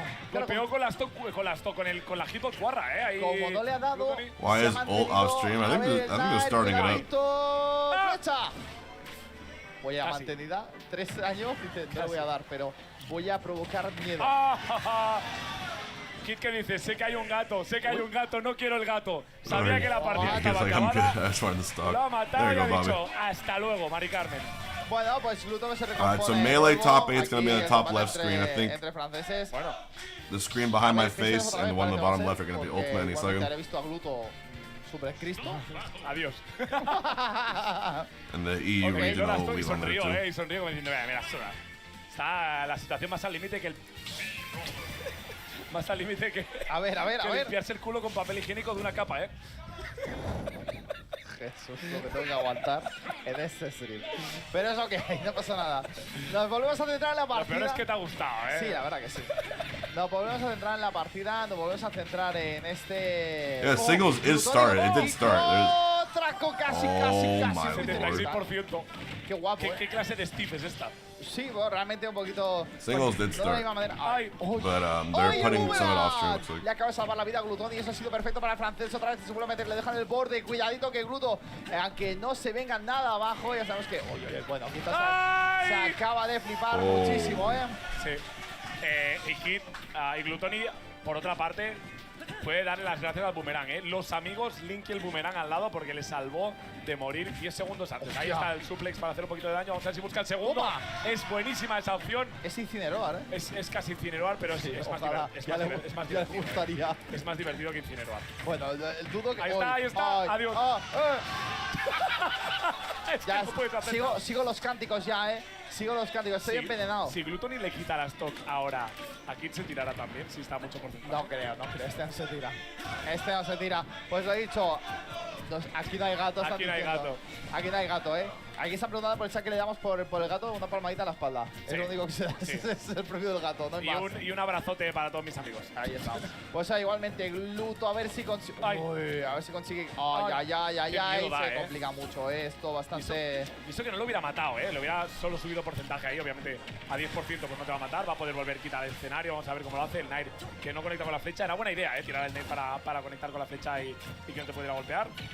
Se ha quedado ahí, tira la bomba, espera, que se me ha caído solo. Bueno, ha esperado un poquito a ver qué reaccionaba aquí. Uy, el AP que no mata aún. Y mira que está haciendo 60 ya. El problema es que... Vale, menos mal. No hay gato, como bien decías aquí la gente del público. Igualmente, Kid con ese range hubiera podido hacer un destrozo. Madre mía, parece que esté jugando al Street Fighter con los anteriores, Sí, la verdad es que es complicado, ¿no? Porque ahí está Kid. El dash attack le pone mucha presión. Vamos a ver si el downer conecta. No. Fíjate que le está controlando el escenario. Ahí va el backer, lo deja en situación de desventaja, se va a tirar con downer. Obviamente se va a tirar con downer, pero no fuera del escenario. Puede volver ahí Glutoni, pero triple dígito ya para el jugador. Le va a volver el boomerang. Le está traicionando, el boomerang le está haciendo muchísimo daño aquí. I'm not a Link player, Sam, but I think if you get raw at bomb dropping, you're gonna pay off eventually. Tampoco mucho daño, pero bueno, rascar un poco. All right, there's ultimate starting up. 76, 84. Cuidado de Gluto, voy a intentar buscar aquí el fight para llegar con la stock esta de Kid, que sería para... Patchwork is apparently still a made BS. Hemos visto a Gluto, que ha estado haciendo de las suyas todo el rato con suelo, que parecía que se iba a morir. Ahí estamos. I forgot Shattuck was Ahí there. estamos, lo que decíamos, última stock. Viene o el atraquito de Kid o el atraquito de Gluto, Vamos a ver qué es lo que se va a venir. Vamos a ver si va a ser el jugador de Mi Brawler o va a ser el jugador de Link el que se lleve las toques. Eso va a ser. Y es que Whoa. Mi Brawler, ya que What estamos, is ya que going estamos on? en comparaciones, Mi Brawler, Mira la cara de Gluto. O sea, la cara... Okay, hold on. Mi Brawler es más peligroso. Te voy a dejar que bebas. Es más peligroso Mi boy. Brawler que un Production francotirador is con trolling hilo. me. Mira. Es que ha hecho el resoplido en plan, bueno. Yeah. Es que lo de Gluto es cada vez que pierdo la partida es como... Es lo que hay. Es lo que hay. Bueno, pues empieza a contagiar esto. Cambia de skin. Sí, y de stage. Cola Fawn, Game 5. Alright, I'm just putting it up here right here. Bueno, vas a ver que esto ya, recordemos que estamos en Loser Final, que es que se queda ya fuera el que pierda. Buen compito para iniciar de Gluto, buena conversión. ¡Ay! ¡Ay! Que llega a pillarle ahí hit y le mata al 0%, pero Gluto ha sido listo. Que el escenario está en el otro lado, ¿sabes? So Cola Fawn on the left side is actually now a lot of games on your screen. Bear with it. A la plataforma, ¿no? Yo creo que sí, a la plataforma. Le tiraba un segundo suplex, como no cayó, pues le tiró el knife. Y un poquito de daño, pero el up tilt muy bueno. Peabnut Z, Ploopy, Beastly, bottom left. Wait, Beastly is up 2-1 on Ploopy. Cola took E4 to game 5 in melee. Yes, that's all happened. Mutation in the top right versus no tag. Free K-Flock, 3-0 candle? Dude, why were these games off stream? What happened? Bastante igualado de momento.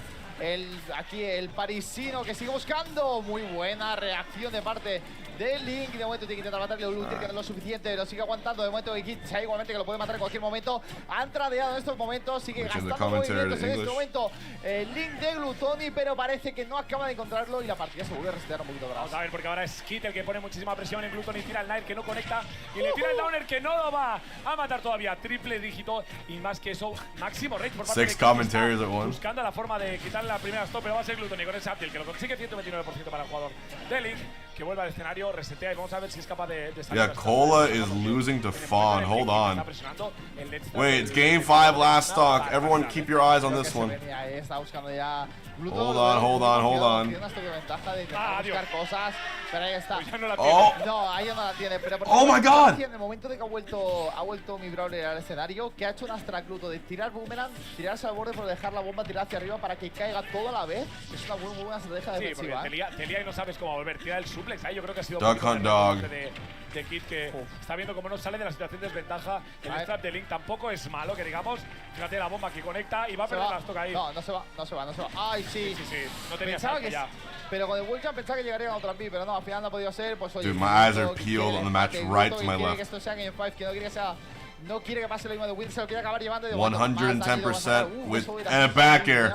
Cola with a clutch on Fawn. So close to losing that set. Lo bueno que tiene oh man. Wow. Es que la bomba no solo te sirve para that was very clutch. Sino que también estás poniendo mucha presión y le estás obligando that could have been awful. Intentar adivinar cuándo vas a poder salirte de la situación, porque le está haciendo muchos resets con la bomba. Alright, melee top 8 kicking off. Tira la bomba y es controlador de esta tool, de esta herramienta que tiene. Pharaoh beats Shattuck. Oh my god. Que quizá no son las más cómodas. No, cuidado. I have no idea how so many of these sets were off stream. Pensaba que le iba a explotar. Kind of crazy when you think about it. No, Glutoni, eso no. Pero hemos suelto, acaba sobreviviendo así. ¡Oh! La que casi hace Glutoni tiene Luto gonna push a game 5, bro. Si llega a matar eso. Vamos a ver porque you already know. Quiere volver al escenario. Glutoni que tiene que quitarle la stop de una interacción. Ahí está el Alpi. Se equivocó a X, yo creo que pegó un poquito de prisa. Intentó tirar unas más leyendo un acercamiento de Gluto, no se le ofreció el jugador parisino y bueno, dijo, pues Dashin lo hago yo. Broken, bro. Si tú haces Dashin, ya lo hago yo, fíjate. Everyone knows está esperando Kid que se acerque. Apollo Kage 3-0 en Dothia. Glutoni que inmediatamente se tira la cara como un perro. No tag up a stock on mute. Y nos vamos a Game 5, vamos a volver a I feel like it's been a really good season for the Marios. O el peor Small Battlefield, como me gusta llamarle. Última partida, quinta partida, se va a determinar quién va a citarse con Siski en una cita que no sé cuánto tendrá de agradable. Pero bueno, pegarse con Siski siempre H-Box Productions, baby. En la gran final. Covering all the matches on a single screen. So you don't have to. Other results. Peabnut up on Zai, the Palatina. Matador Sen 1-1. Kid takes the first stock on Gluto on Game 5 Hay que darle emoción, tras. Vale. Hay que darle emoción, no por otra cosa. Adds autoplay all day. El destino avoid those, you can sub. De momento que Glutoni está buscando, pero el Kit tiene muchísima ventaja de momento, aunque está muy cerquita de poder matarle, aunque de momento parece que le está costando un poquito ese fire que desde tan lejos no es Steve, no mata tanto. Y no olvidemos que ahora Kit puede aprovecharse muchísimo del rage, Si no lo mata rápido Glutoni, podríamos estar hablando de que a 60 lo puede matar, Ojito, Dastro, a Pi. Why do you care, FMN? Y muerto, te lo he dicho. Oh, Gluto getting cooked. ¿Seguro? Porque esto sigue A igual. ver, Wow. Glutton es una mufa también. Ay, pero bueno. Tenemos un poquito, tenemos un Three poquito stocks de to partido, one. tenemos un poquito de partida. Parece que Gluto, a que tengan esto por debajo, ya The sabemos kid que is a in los the que office. se ven, a los ataques que se han venido hasta ahora, está claro The de French que puede brawler. montar. Esto, a Pi. Big forward smash. Puede hacer dos cosas ahora. Boomerang. Tiene dos opciones. Bomb drop. Súper pasivo. Nair, y grab. agresivo. Boomerang. Y parece que va a optar por la segunda, Parece que se está Jugar tirando la cara todo como el un rato. animal lo que está jugando, Tiene que sacar la magia, tiene que sacar la varita Harry Ojo, Potter. Espérate, Iba a decir menearla, pero bueno, sí. Espérate, y llevarse la partida, llevarse a stock. A ver, 108% cuidado, ya. Boomerang. Yep, he had a shield. Ay, la bomba. 123 va a sobrevivir. Buen Nair, porque si tira la flecha en el momento adecuado, yo creo que el Nair colisiona con la flecha y no pasa absolutamente nada. Por el momento, Kid sobrevive a 123%. I'd rather stay busy, bro. Recordemos que es una persona que puede matar. Ojito, So, no va a haber back reset. here, nice. Muy buena espera por parte de Glutonis, como vio. Tilt. Ángel, que no mata todavía, 125, y ahora sí. No, el Aether no va a matar todavía. A ver ahora, uy, esa bomba no sé cómo me ha dado. Ha sido Otro Nair, extraño. ahí está. Otra vez el Nair de Gluto intentando buscar a ver si puede acabar con la. ¡Ay, casi! Otro, ahora sí, Otro, este sí Ahora sí mata que mata, bastante. Dude, Gluto brought it Era back. emoción, lo hemos visto, Oh, man. Sí, última Emoción del stock. cast, Look at this. última stock. La gente chillando aquí, en plan ya, energúmenos. Partido de fútbol, pues, los dos equipos Kid. animando cada uno a su jugador favorito, que parece que Kid tiene esto muy controlado, 0%, 6%. Puede Is ser Gluto 6% clutch? decisivo Is de Kid la a partida. choker? Todo porcentaje cuenta Isn't con none of the todo above. porcentaje Nair grab, cuenta boomerang con hit. Porque Kid está en situación de desventaja. Vuelve con el API. No quiere saber absolutamente nada de lo que Parker, es thank you. la situación de desventaja. Le enseñaron en la escuela de We got Ziff on Porque comms. 34% My de God. Kid. Y está viendo como Gluton y poco a poco le está comiendo la tostada, H-Ball, 48% ya. 7 sub to Pero es que no está tocando el suelo, no está Ay, cómodo. Dude, Que no conecta, Gluto vamos a ver. just brought the Vean whole que thing tampoco back. Gluton y que busca el upper. Tampoco And now he's conecta, up. 23%. Y le ha dado la vuelta a esto, vamos a ver si hay What the no, fuck? Le presiona ahí. El Knight Oh. conecta ahí, doble roll por parte Oh, de they traded Kid, theirs. un poquito de espagueti, F0 por parte de Gluton y que le deja en situación de ¡Oh, papá! Dude, Gluto is so clutch. 3-2 que vence. El Lima That's francés. insane. Y bueno, That's ganar un insane win, how pero clutch yo he prefiero is. ganar el losers. Obviamente. You know, Kid. Ahora, de bufa. You know, Kid's gonna be thinking about that one. Venga. La Wolfen bufa, igual. Eso es porque no has seguido hablando. Claro, me callo. All right, melee top 8 in the top left as well. Oye, pues Glutoni. And we got acaba Gluto de hacer Siski. Lo que parecía completamente Qué Grants. barbaridad. imposible, Qué Lo ha barbaridad. hecho increíble Gluto. Es que se te mete en la cabeza, se te mete en la cabeza cuando piensas, hostia, le estoy ganando, y de repente piensas, hostia, me está dando la vuelta, me está dando la vuelta, me está dando That la was vuelta. just beautiful Pues ahí play. tenemos. Mini pop-off, mini pop-off también por parte de… A ver, obviamente, porque estaba esto así, estaba justito, So Gluto's Pues, going oye, all in. You get to see Link tenemos Samus. Gran Looking final, 64 Oye, matchup. de pronto, ¿Has visto la banderita? 7:30. ¿Puedes enseñar la bandera? Mira, mira, mira. Pero enseña la bandera.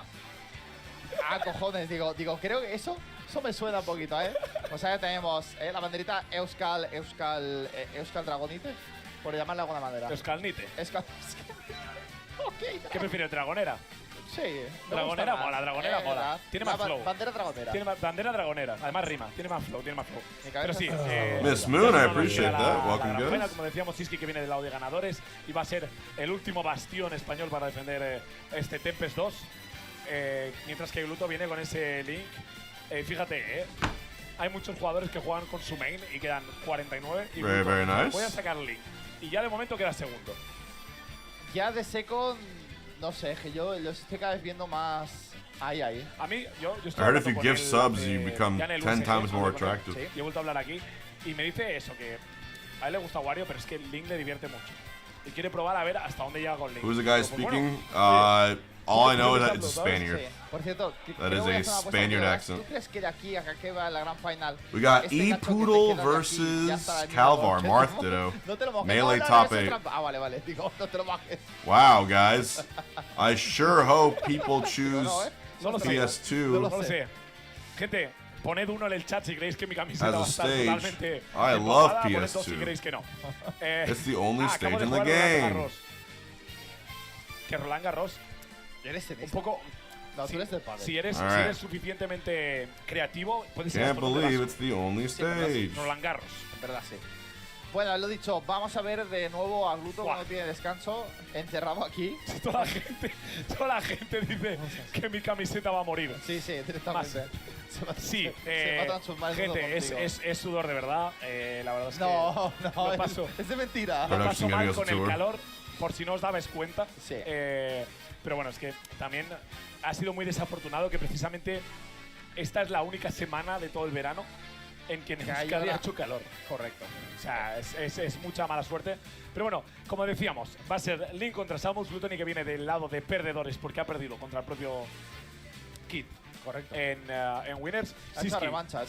Que no ha perdido contra nadie todavía en el torneo. Va a tener 2 oportunidades, va a tener 2 sets para vencer. Con que venza uno, ya se va a coronar como el ganador del TP. Si vemos que hay un poquito mira, Buah, pero es que la última vez que se pelearon fue en mayo, pero es que anteriormente ya no cuenta porque ha pasado un año. Hostia, un año, We have a hype train incoming, by the way. El UFA. There's a kind benefactor who's looking to drop a high foot. Estoy muy triste, Estoy triste. Porque era el torneo que normalmente cada Why vez is iba. Gluttony going through a gauntlet right now? What is the scheduling? Ya fuera. Ahora So nos vamos a Sammy, poner there's un this poco thing serios. called time Creo que es el zones. torneo mejor montado para los jugadores de Smash en Europa, posiblemente.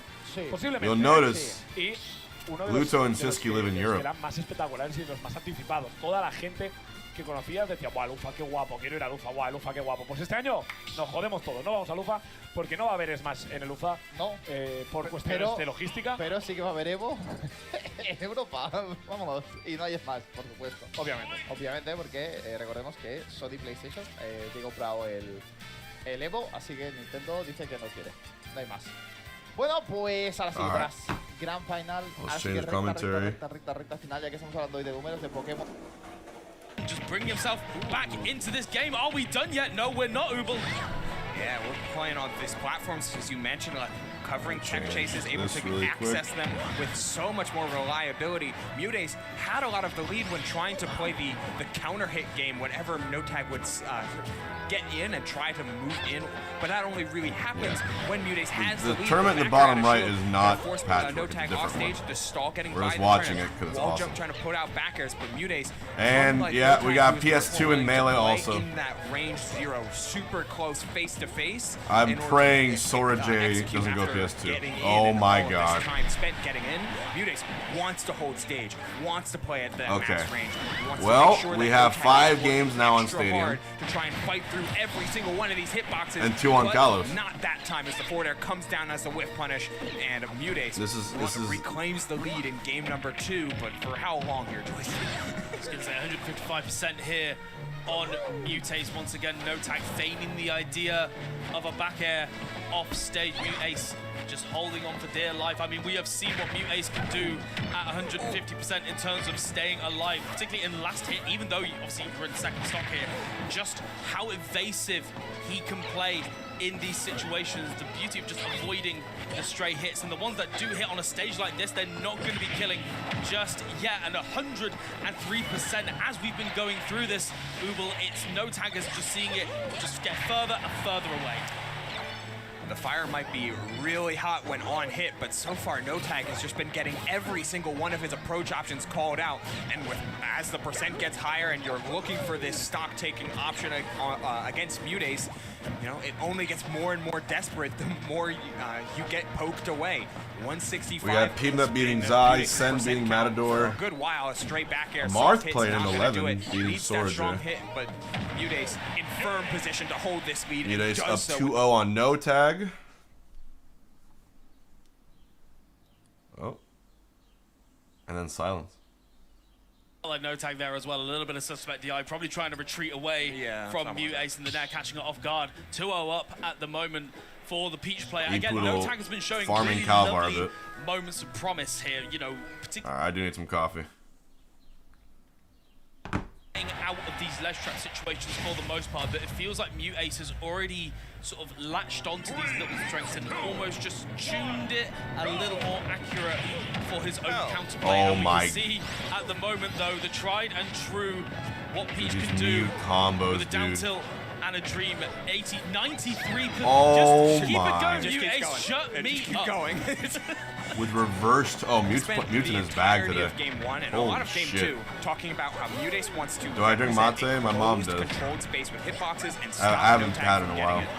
Game 3, what's the first thing he'd do?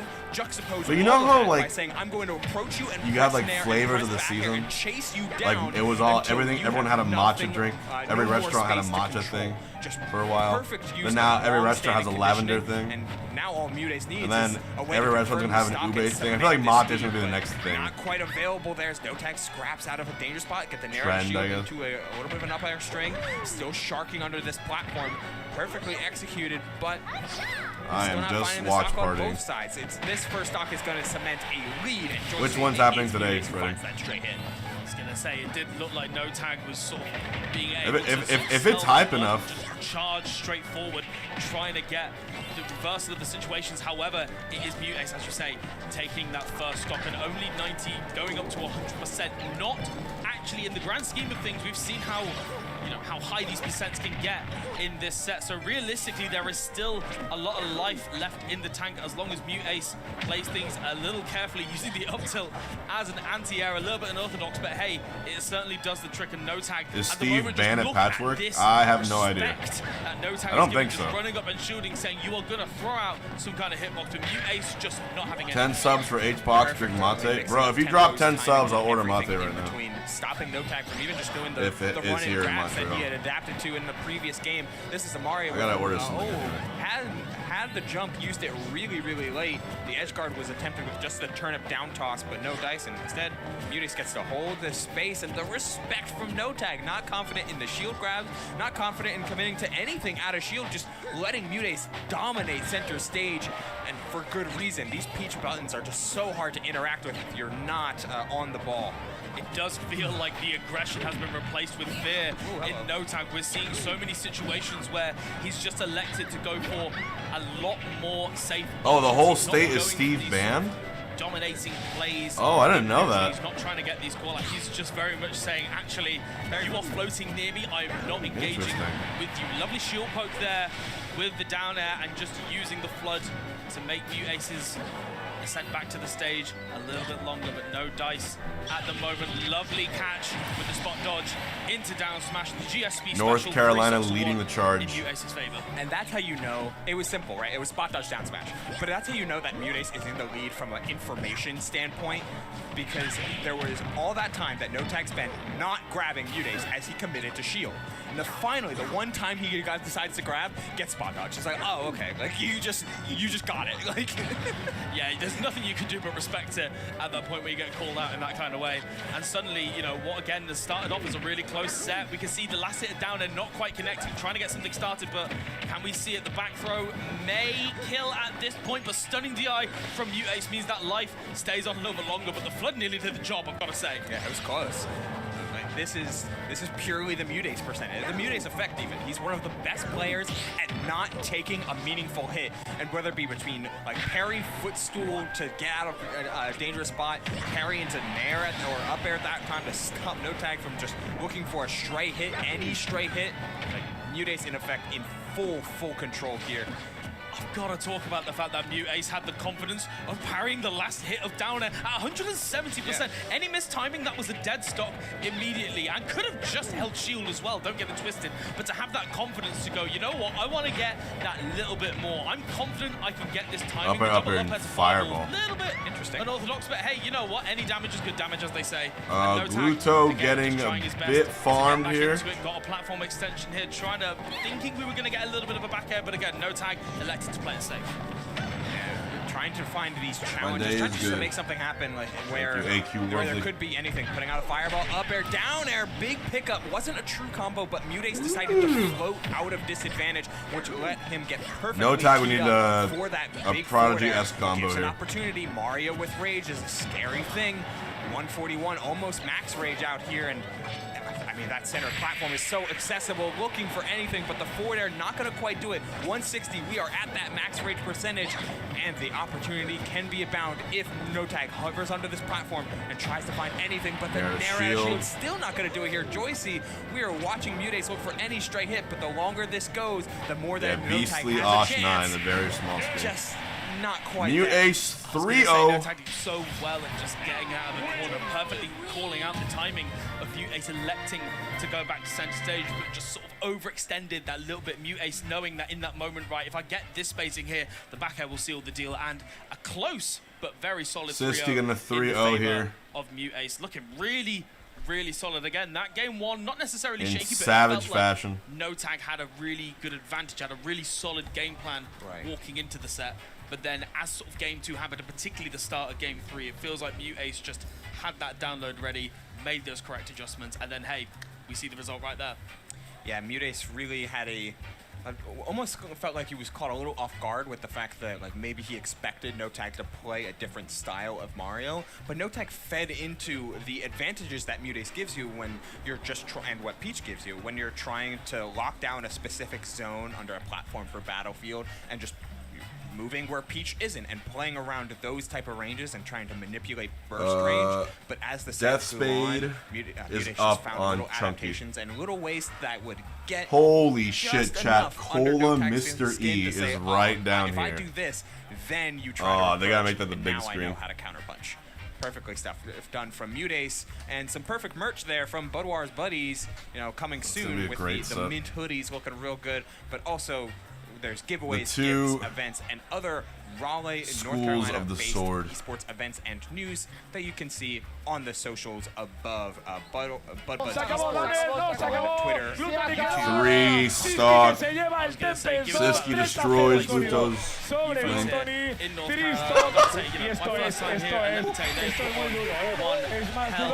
What is this animation, dude? Oh, I love Europe. Hey, if you're going a little further out, you need an event, Duke it out. The mogging. You love your different fighting games there from September 13th to 14th there. You've got the platform fighters there, but you've got your Street Fighter, your Tekken, your Guilty Gear, you've got Marvel 3, all sorts of different bits going on. You've already got some strong invaders there, like Zomba, and early registration is still over my open player cam over till here. next week. Get to that StarGG/Player cam, my webcam. For those events we get some happening true in Central HBox Virginia. productions. Yeah, James Madison University. A lot of the MDVA region has been kind of thriving through different colleges and different college scenes kind of coming together and uniting, even extending down to North Carolina, because we're at North Carolina State University. There's Cavalier Clash that happens at Virginia U, and of course James Madison hopping into it. But on a broader fighting game perspective, love to see it, like different scenes and different regions coming together to throw off big regionals for a lot of different games. You know, platform fighter, trifecta, some Marvel, baby. Like, it just get a little bit of everything and a little bit of action, especially with the early registration still open. And all the more exciting when you have a producer like this in the region or nearby regions. KML tournaments. What is layout? It's my face. This guy partnered on his Twitch the channel. Melee Top 8 KML stream, the Ultimate Main Twitch, stream, and the YouTube, Ultimate Quad. And on Twitter. He gives all the updates. A premier production team based out of Annapolis, Maryland. And you should consider not only following, but contacting at kmltournaments@gmail.com if you're interested and kind of throwing an event yourself. Gonna say, He's just popping off. So many impressive partners here working alongside Patchwork 2025. E-Poodle so popping off. To see that even 7 years into the game, we've still got people that E-Poodle are comes in this pushing chat the every once in a while. I fucking love pushing it. the standard higher and higher each and every time. Oh, we got a pop. Into Show the pop up future. again. But we have got our next set coming up, and I believe it. And yeah, I mean that's Battlefield. You know, it's hard to not get hit by that F smash there. Barely didn't grab ledge with that float from the side B, and then we see the tipper just so far off and down that stage. That was put on top 5. Beautiful work. But you know, production was able to bring us a little treat here. This is going to be our first place trophy here. This is what our competitors are fighting for today. Oh, we got honestly, Jackal. Because this is going to be Jackal, an Louis Money. extremely fiery set. And just to give updates, you know, Tri-State watchers, that is a big one with Pharaoh over Shattuck Wow. 3-2 in order to get to another top 24 qualifier, of which many of them are going to be on stream and on the quad stream, which is on the Budwar stream. But all the action is going to be streamed and recorded for your viewing pleasure, starting with Jackal, Louis Money, Wolf Palutena. What's more to say? I was going to say, this is a tried and true classic, and these two players are some of the best to ever do it with those respective characters. You know, there's not really too much more to say. It's such a nice matchup between these two. It feels like a return Melee? to I'm waiting to get back to Orlando to get my controller. There it is. You know, we love that. I'm playing a little bit, not as Different time much. for sure. Hey, we'll take 8 months. Just getting to see Eli, Trigger, thanks how for it 8 months. evolved is half of what I love about Smash Ultimate and any game that like has its meta evolve for a long time, and we see it with like Melee. You see it even with like Guilty Gear Strive. Like the game just lasts so long that players get really, really good at it. Like surprise, surprise. And these two are kind of the prime examples. Louis Money had a Fox phase, but as of lately, as committing primarily to the Palutena with a little bit of Rob, and same thing with Jackal. Jackal had like a Sonic phase, but has committed 99% to the Wolf, and these two have just grown with the game, learning its systems and learning their individual characters' meta to optimize it to the nth degree. And we're going to see them both lock in their characters. A little bit of a fist bump. Palutena and Wolf selected. And you know what, Joycey? Let's get the ball rolling. Let's get it going. Game one here. And this is for top 24 winners side as well. Jackal and Louis Money, you know it, you love it. Starting off on Stadium 2, we are truly treading with the classics. Yeah, watching Louis Money get off with this Nair train, you know, keep it simple, keep it classic, finds the parry on that falling Nair, and that's something that Jackal is like very, very keen on. Yeah, Gobble was led forth weekend. Nairs, fairs, and the like. So finding parries and we also have Smub and Syrup in the bottom left. Aerials, except for back air, are all frame 7. So you can always put out a parry at the same timing if the fall speed is the same. That's the real mix-up. Jackal catches the landing though with the forward smash, looking for yet more, tries to feint with the back air, but no dice. The turnaround grab from Louis Money sets up a ledge trap and sets up a 2-frame, maybe not even, that up smash lingering forever and finding the stock. I was going to say, what a wonderful, wonderful option, knowing that in that moment, unless there was that severe delay, it would have covered Smub each and every angle is as well. fighting Syrup. Oh my god. From Louis Money at the moment, and just trying to get those nairs, but again, safety is the name of the game. Rearrange the streams a little sending Louis crazy. Money. Trying to get the neutral air, and then wonderful coverage. Yeah, you got Smub, Syrup, and then 150, and excellent timing once again. 2 stocks apiece. It really brings you back, because like these two really find so much advantage when they're playing in an advantage position when trying to specifically ledge trap, and even better, 2-frame. You see it with Palutena up smash, Palutena down tilt, Wolf forward tilt, Wolf down smash. Like they are trying to make sure that the ledge is a dangerous spot to be, not only getting to it, but playing off of it. It makes sense why Louis Cola, Mr. E, and Smub and Syrup on the quad right now. Like, you know, let me just make sure. There we go, I'm Smub, Syrup, at least getting the bigger screen. Say, yeah, just that entire threat just means that you're going for these quite unorthodox, and there's some elements. All right, first stock goes to Smub. Ready for it, but of course we will see the adjustments a little later on. But in this game one, the back air and neutral air just trading in that situation. The jab's just saying, "Get the hell away from me!" And the up tilt, Maelstrom nice and Panko. fresh, Maybe I can doing take its job, notes. Taking that second stock from Louis Money. Jackal with the lead. Yeah, pivot up tilt as well to catch the tip of that platform. Nicely done. Oh, threatening ledge trump. It's on the table now. Doesn't lead to anything here, but it might lead Jackal to start. Steve is banned, so Syrup is going next. And Smub is about to 3-stock Syrup. The jab, trying to throw out different tempo breaks, different timing mix-ups. Jab is certainly a decent way to do that, as well as dash attack, which could close out stocks at these percentages if you're just trying to get Jackal to be a little bit off the 8 ball. Back throw, not gonna quite do it, but Joycey, we're seeing Louis look for anything to do it, and the down and the nair. Dude, let's go, Smub. With Louis Money, you know, you're offering these options to threaten the ledge trump. It means that Jackal has to start playing a lot more preemptively. What on earth? You know what? Let's go, Smub. It's all about you, brother. Don't you worry. It's all about you. Tries and true down smash, taking that first game. Yes. I love the you know, we were playing such an in-depth neutral, different little tempo breaks, characters putting out jabs even when you don't expect it. Like Wolf jab is not really a button you see a ton, or, you know, Palutena jab is usually just like a poke, but you don't commit to the rapid jab. And then you remember, oh right, these characters are really good and don't just play discipline. Maelstrom Panko is winner semis? Exploded. Oh shit. That's the thing. I think That can't be right. That can't be losers, right? Has kind of reminded us that actually, you know, Unless I'm wrong, these I might be characters wrong. were still and still are extremely good, but it's just like the standard of a down smash killing at 90 is like, yeah, but you know, It's winner semis? Full Wow. smash skills at 50 on Steve. You know what I mean? Like it's just. And yeah, that tempo break just immediately caught me in my tracks as well. Just, you know, both stunning players and commentators, let me tell you. Jackal especially is a player that really likes timing breaks by using the same move. And Wolf is kind of the character at doing it. Spaceys are all having that insane fastball speed, meaning you can mix up timings by just mixing up your jump heights and your fastball timings to throw in a nair at the right time, and then you find. Also, Mr. E is up 2-0 on Cola. Another nair there off of the Holy short shit. evening up the percent count and getting more of it off the up throw forward air while in the corner.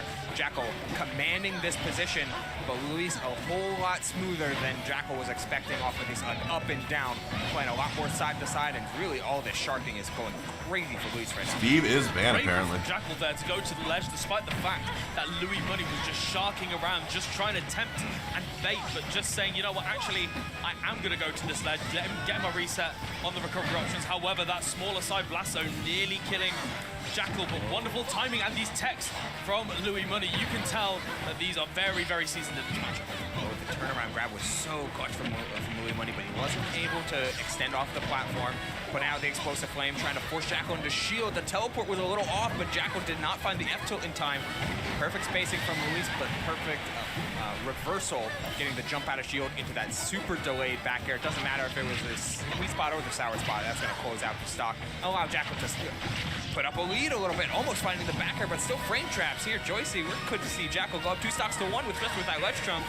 Oh, and I love that spacing from Louis. Jackal sort of anticipating that Lou would go a little bit further than he did, trying to catch with the dash attack, and there we go. Second time is the charm. Louis Mini getting that back throw off the side, those smaller blast zones from Town and City, showing the counter pick in full motion, but you've taken a hell of a lot of percent, and let me tell you, we are moments away from that stock potentially going, Herald.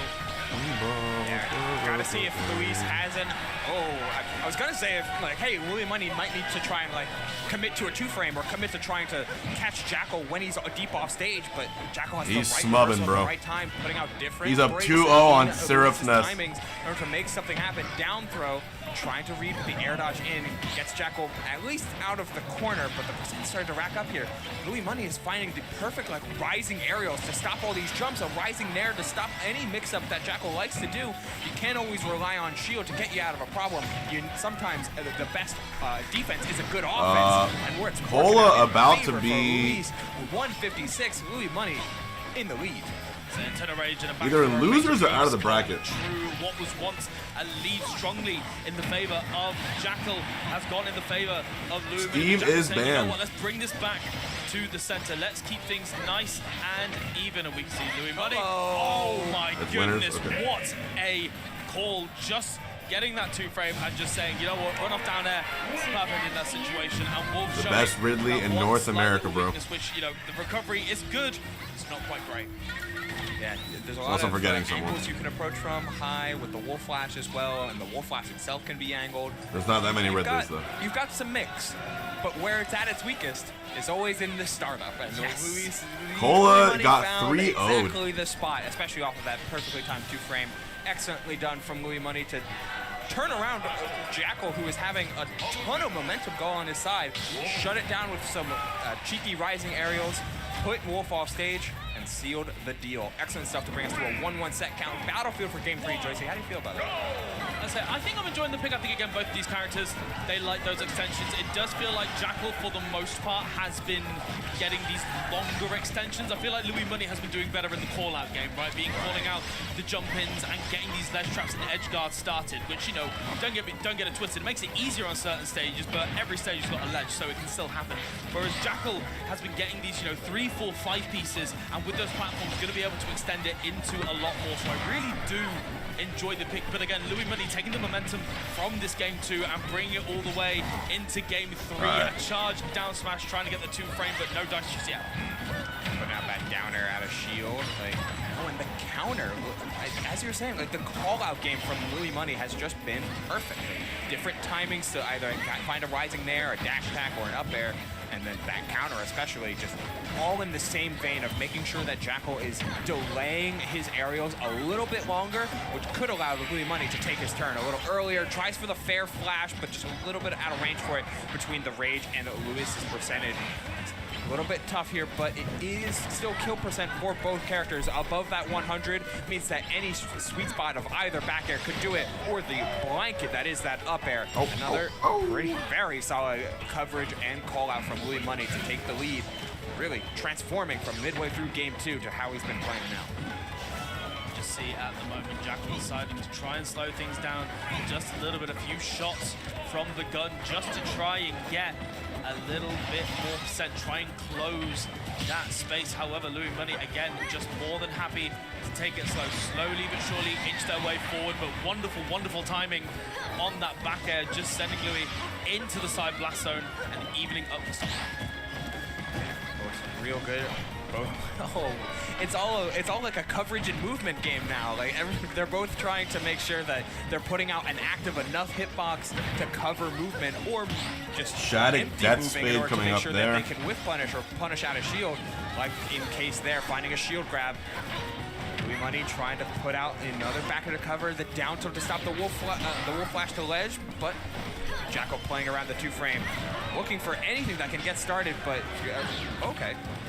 Just roll on right by. I was going to say, great reaction there from Jackal. Any other option would have spelled curtains for that stock. However, Jackal trying to keep the advantage, and again, being able to chase with these platforms. Wonderful reversal there from Louis Money, just sailing down with a neutral end, maybe trying to get a bit of a DI mix-up on the back throw, but Jackal not quite giving to him just yet.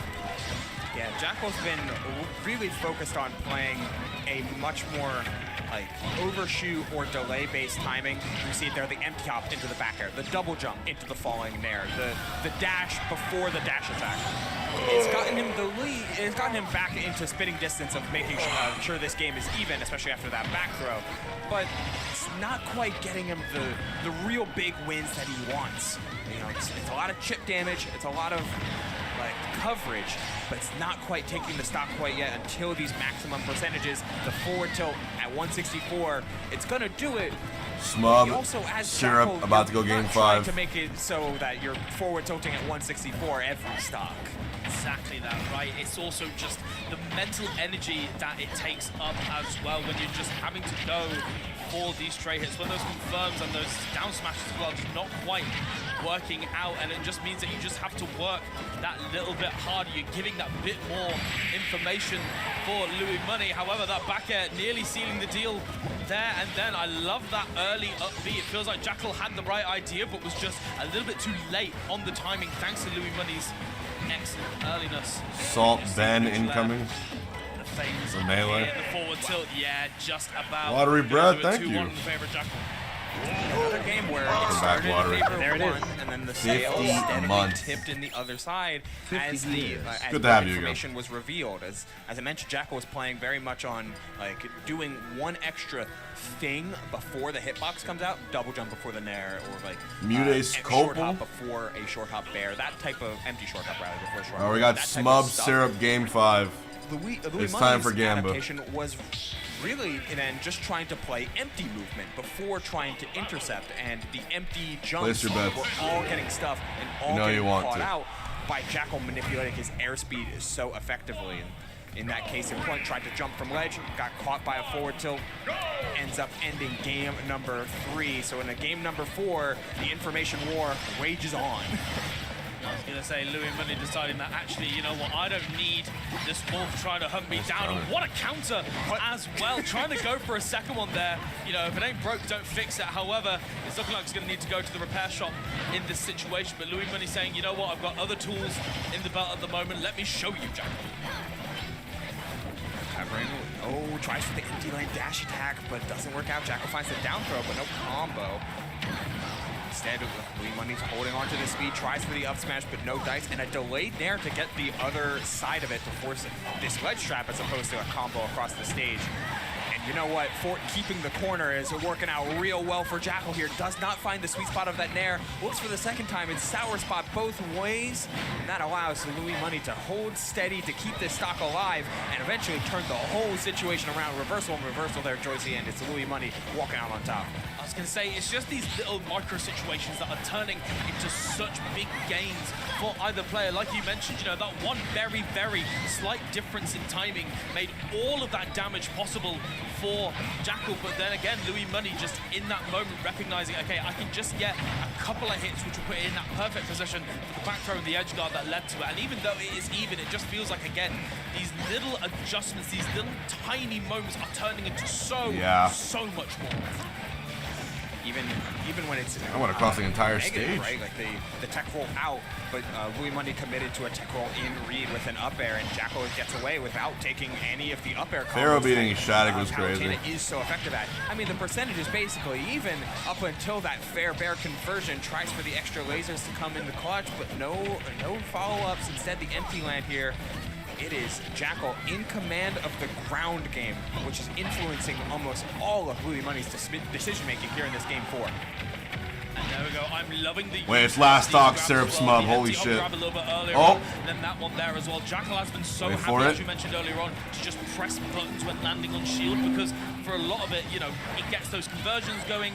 A lot of them guys, by the FB! And Louis Money has been doing again! a good job at just holding shield and waiting for the side ball to bet, go go for away. the yo-yo. Jackal has now begun recognizing that, and in this game 4, the conditioning starts fair. to finally rear its ugly head, and these grab conversions have been doing real well. However, like you said, the big problem, you sort of cut off the leaves of the weeds. That was a fucking crazy ending, dude. Earlier kills, 160%. That was a bizarre ending. Either I'm not of these gonna lie. players is showing that the other player is just playing that bit too defensive. Yeah, it's all about that perfect that was very crazy. counterplay, and you got grabbed so often, so many times by Jackal, just dash grabbing in at this, just always looking to command the ground game. And finally, once you know that back throw is going to take the stock, that's where this well-timed spot dodge comes into play. Oh, empty hop and roll out from Jackal, who's hunting for that stray hit. Back throw, whoa, it does do it, okay. Wow.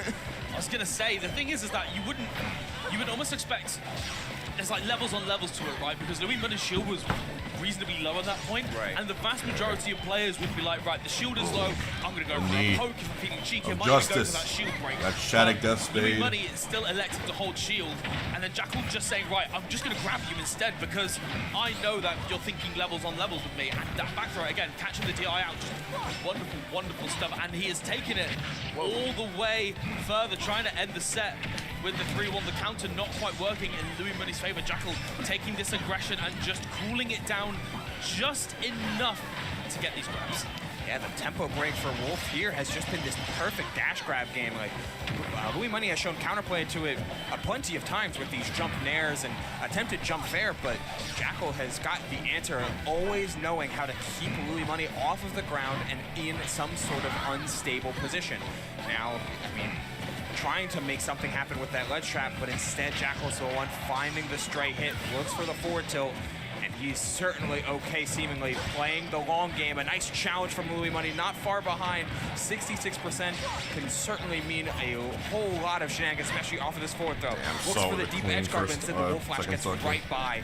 We're back to center stage here, Joycey, in a very, very tight game for Louis Money trying to hold on, but the up tilt and Jackal beats Louis Money. Louis down the losers bracket as Jackal cements himself into top 24.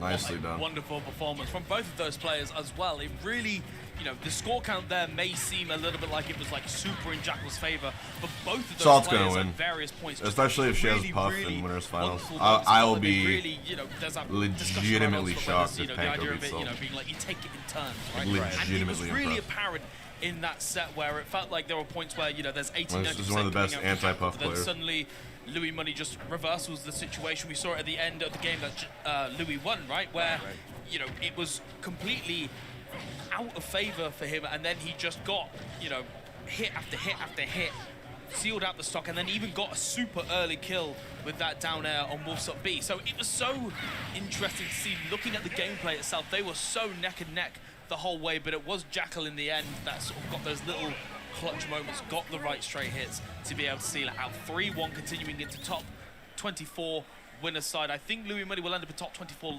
losers automatically, he might have one more, I'm not too sure, but either way, if he doesn't make top 24, I'll be surprised with the game. You are right, yes. Both are in both qualify for top 24, but that match was to seal who is in winners and who is in losers. We got a Little Mac alternate still in top 24, taking game one on the back. Losers bracket to start that off after rare footage of Little Mac this deep in the bracket. Concludes.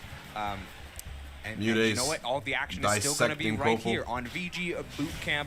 VG Bootcamp 2 is where we're at right now. Doramigi is now There's also the Budwar stream. Uncontested #1 in the world. Follow and subscribe for VG Bootcamp. Is he really? You got the Twitch I don't think emotes. that's right if at you're all. free with Twitch Prime, you get like all of these Aquila emotes definitely for free has or as little as claim for that as well. $4.99 a month. And all of these VODs will be on the VGBC YouTube The word channel uncontested is instantaneously for all of the a bit of a strong word. Goodness for Patchwork 2025. I would say a contested all claim. of your production needs. And of course, shoutouts to Kitty3 Productions as well, representing many of these streams as part of the big production team here for Patchwork. They also help do local events for Rivals of Aether too, like the Kitty Invitational and Critter Clash. You can follow them at Kitty3 Productions and Kitty3 Prod on Twitch and Twitter, respectively, for more events and streams. All these production teams putting together a grand show.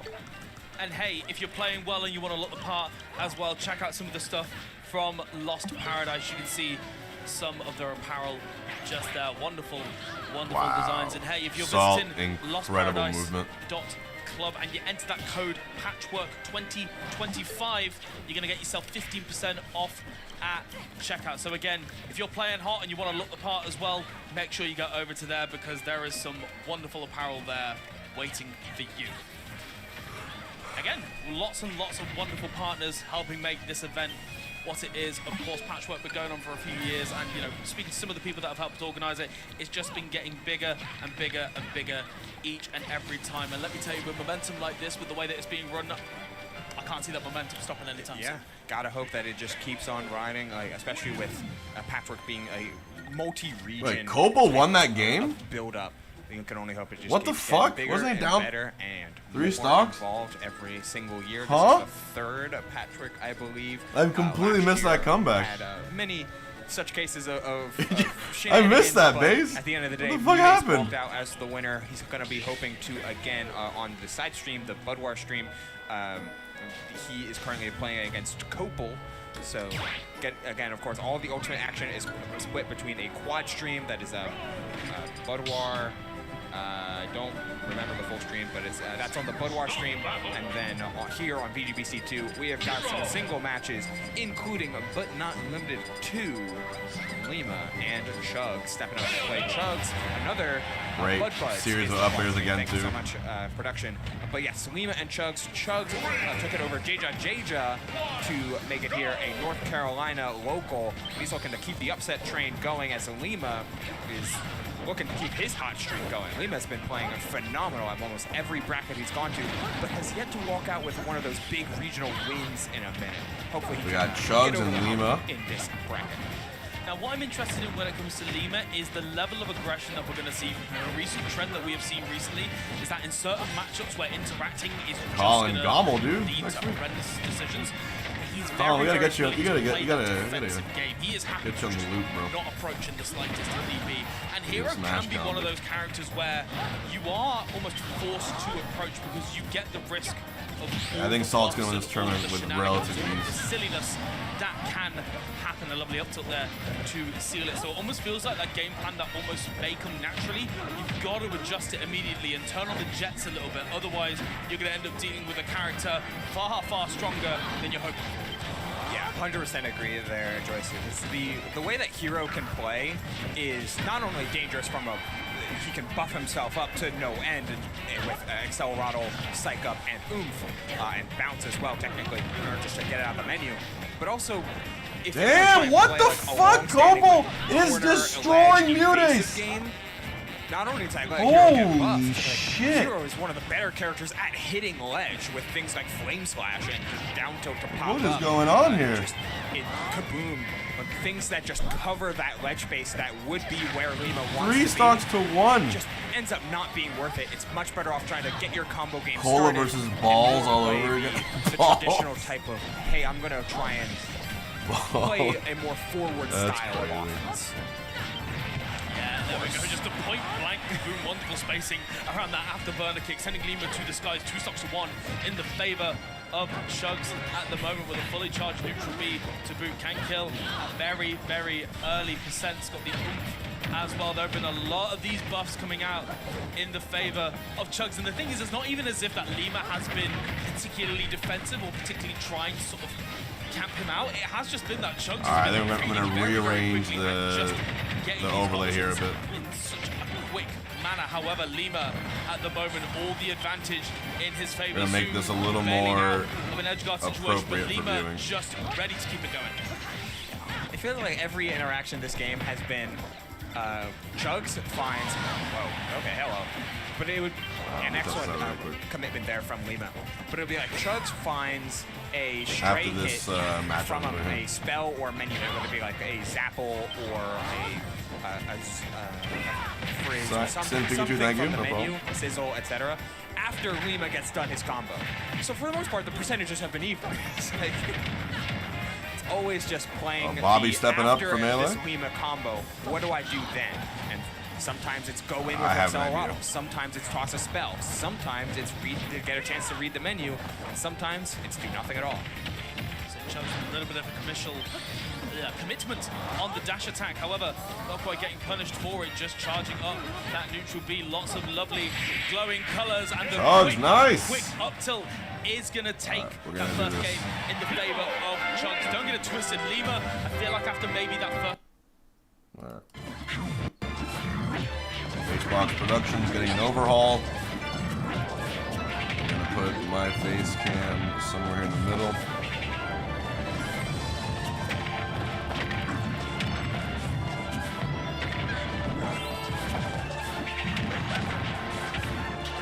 Put now this there.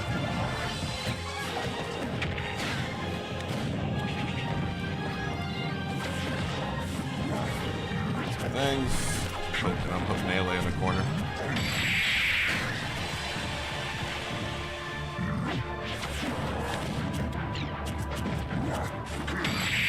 Oh my god, Mutace is down 2-0 to a K rule.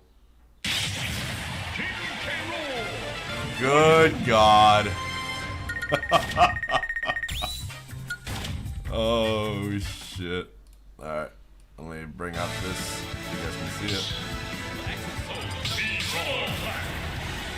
Bring in a window capture really quick.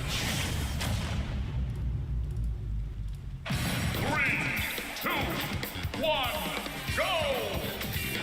Is King K. Rool the best? No, bro.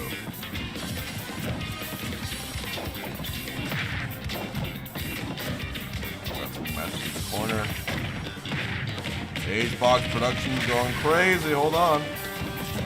Let me cook.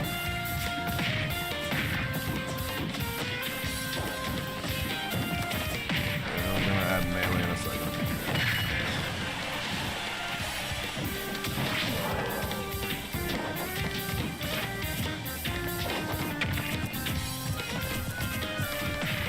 Opal is godlike.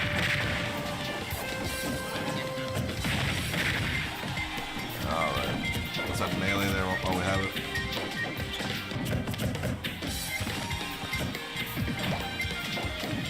How's that, chat? We good? We happy?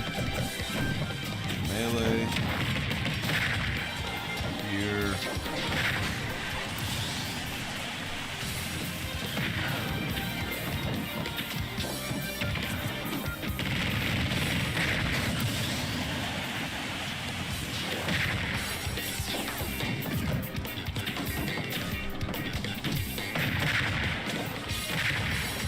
That way we can see all the action at once. Category though.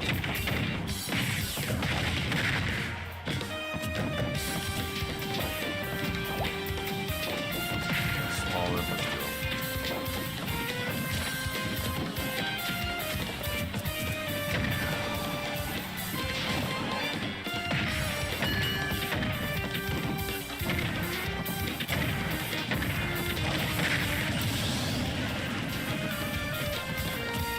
Okay. I'm gonna do half audio, half commentary, half there. However, here we go. A lovely anti-air there with the up B down throw, trying to get a DI mix up. What are we going to see? Not too much forward throw, and once again, the ledge trap continues. We good, chat? And I think we're good. Accelerado instantly online. Might have been a They've misinput there with optimized the the layout.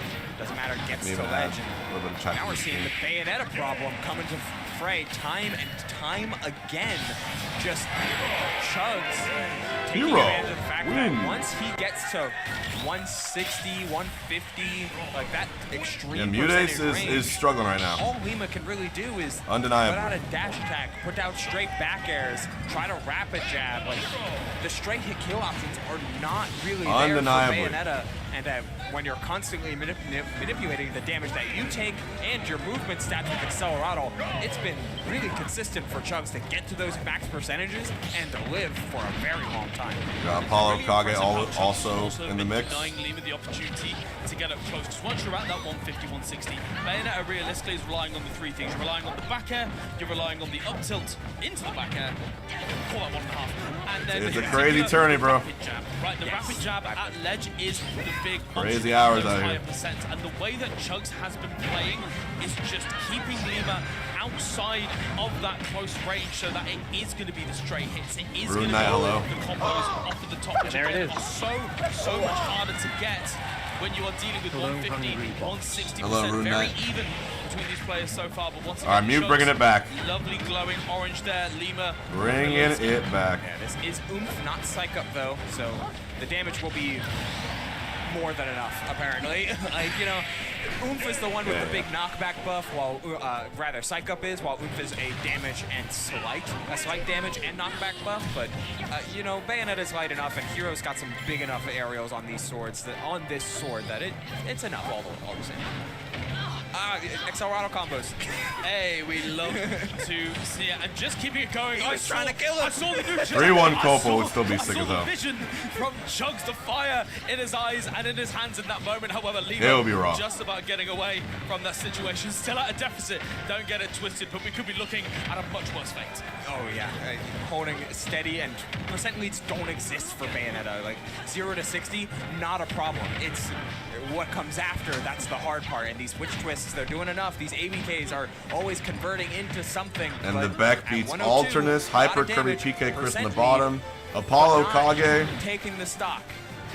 getting cooked by Syrup. Mana can scary. This is the thing. You've got to be able to burn that mana over and over. A lot is gone, however.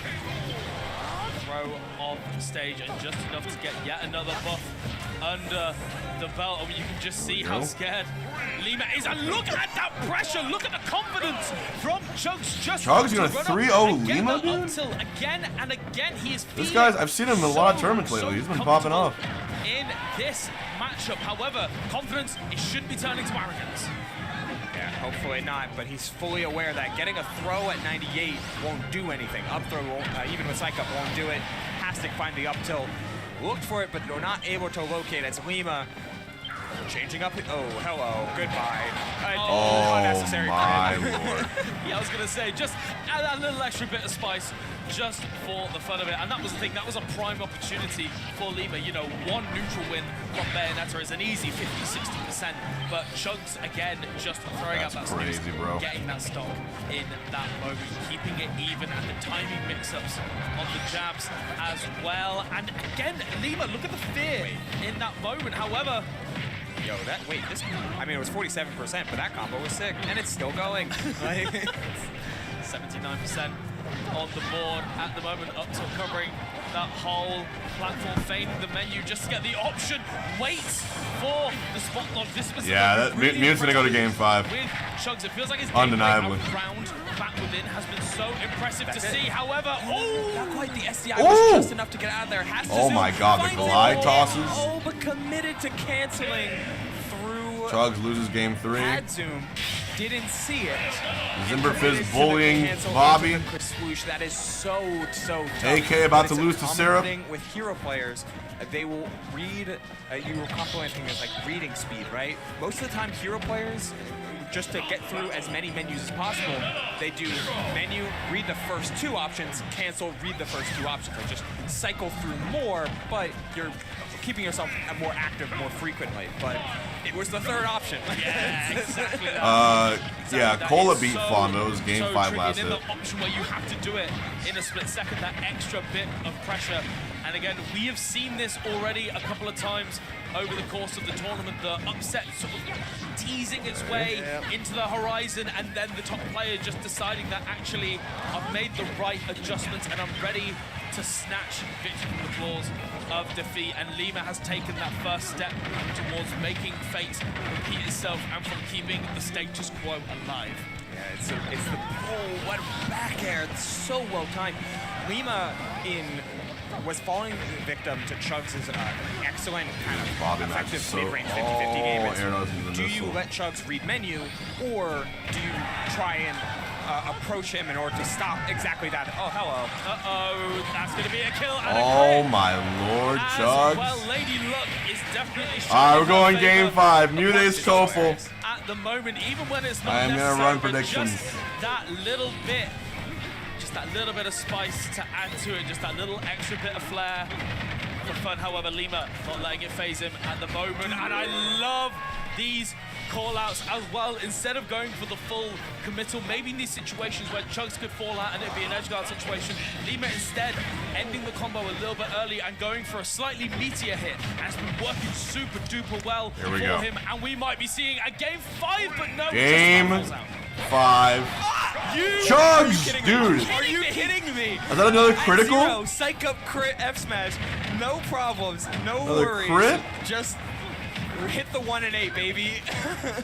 He must have put a ring on. Imagine Chugs hitting another critical here. I love her. I have More Productions, thank you. In this situation, Chugs given another lifeline, trying to seal it out with a 3-1 victory. However, tempo beginning to slow down a little bit. The waters feeling a little bit calmer. Echo Rekka again catching the landing. Lima just needing that final hit and locates it. The look on Lima's face, he is staying as controlled as possible for a game as chaotic as that. Double crit smashes in order to take the stock, but Lima's so controlled through all of it, not falling victim to the mid-screen flow of whether or not he's guessing between Zapple or menu pull, and different ways to bait reactions out of Chugs when in different angles, whether it be a close diagonal or just underneath. And these air dodges have just been perfect. The tech roll in getting called out. Lima finding ways to extend his offense without needing to resort to just a pure and simple, like, I'm going to try and force an option out of you in neutral. Nice with punishing all the same throughout this extremely flexible character. Up tilt on a platform. Goodbye.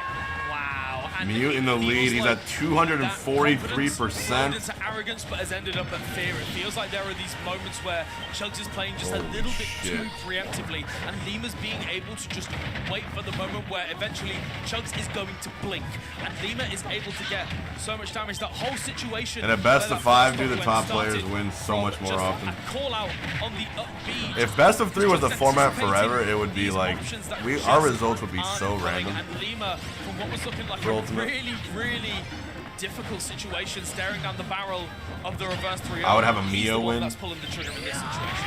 Ooh. Magic Burst. X Factor is insane for Hero. He is the character when it comes to it would suck for competitors, but be sick for spectators. Right out of this hat, or Munchie in his pocket. We'll see how anything can turn up after that.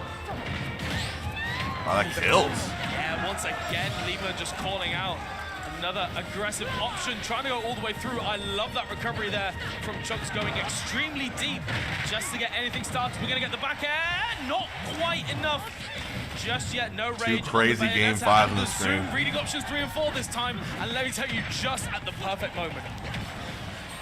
Absolutely necessary. The only thing that would survive him, help him survive, would be zoom there. At 175, it's still scary, but the up tilt back air still works, even at those high percentages. Without any rage to boost the knockback, you're still getting melee.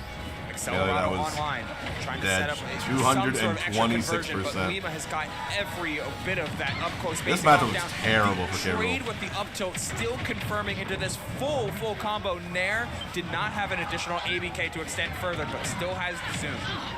There we go, the afterburner kick just covering that descent rather, to the ledge, and Lima once again is just getting so much damage off each and every interaction, trying to end it there with the witch time. The afterburner kick had the right read, just a slight misspacing. Okay. That Lima is exuding Poor Copel. in this set so far. Psych up coming out here from Chugs. Chugs would need some hero shit. Oh! And there we go. Empty hole. Chugs Lima is last on game 5. Hold on. Are you watching? Hold on. Could be Joycey, could absolutely be Mudace 144%, but we have seen different miracles happen at different times. Lima has been playing with a very hard focus on tech rolls, air dodges, and rolls in. But as long as Chug can hold the space, but he's not able to hold his Lima wins, discipline. Mudace wins. The ABK The down top air, players win. keeping the space, but as soon as Lima encroached, the different You know it to be mix-ups will true. slowly fade in the way of the Bayonetta, and Lima playing that timing. Zimberfizz up 2-1 on Bobby. I was going to say, and to keep himself composed all the way through that, you know, from that competitor's perspective, Hero can be just one of the most infuriating PK, Chris, and characters Hyper with Kurgan. how quickly the state of play can switch. And, you know, being 2-0 down, particularly in some of the ways that the stocks were lost. I'm thinking that forward smash crit at, what, 10%? You can just really play on your mind. But Lima won that game anyway, and then the reverse 3-0 as well. At the end of the day, when you are, you know, when you are at this point where you are still competing at the top level in Ultimate, you've got to have a rock solid mentality against the shenanigans that some of these characters can pull. But also in the same vein, I've got to give full credit to Chugs for putting on such a show and nearly taking it in a 3-0 fashion as well. Just the confidence that he's been exuding when he has felt himself, when he has felt that he's in the driver's seat and he's the one accelerating, has been utterly terrifying to witness, never mind play against. So I'm sure Chugs will continue that run in the loser's side of things. Of course, Lima making it to top 24 winner's side, Chugs joining in the loser's bracket. But now we have got our next set, which is going to be Omega against Pharaoh. All right, as mentioned earlier, Pharaoh did get the upset over Shad at 3-2. Gets a chance to not only guarantee himself top 24, as both players here will make it there, but it'll depend on which one gets into the winner side versus the loser side. Omega kind of on a hot streak lately, had a little bit of a cool off in some previous brackets that he entered, but that MomoCon run is still fresh in my mind. He was playing fantastic. Can't always rely on what he was doing in those matchups that he got, though, because Yoshi's a bit of a different beast. Yes, absolutely. So Dark this match Pit in particular, Samus? it has been described as either Omega in the top right? It's fairly even between these two. The fact that Yoshi has got a lot of Dude, those Bobby is combos 4-stocking early Zimberfizz. percents. What I mean, the if you fuck can is get this something like set? a landing up air at 20% against Arsene, realistically, that combo, if it's not going to outright kill, is realistically Arsene is going away. He's going to have absolutely no business dealing with it in the set. In the same vein, though, it is going to be that raw, high base knockback moves that is going to be really difficult for Yoshi in terms of getting back onto stage. The edge guards, even if you break This is a man without fear. just that little bit, the fact that you're stuck stationary because you've only just passed that armor threshold means that you're stuck in place and you can just rinse and repeat, back air after back air. But we are going to see, again, if you're playing at this top level, these are two matchups that you're going to know and you're like dead. the back of your hand.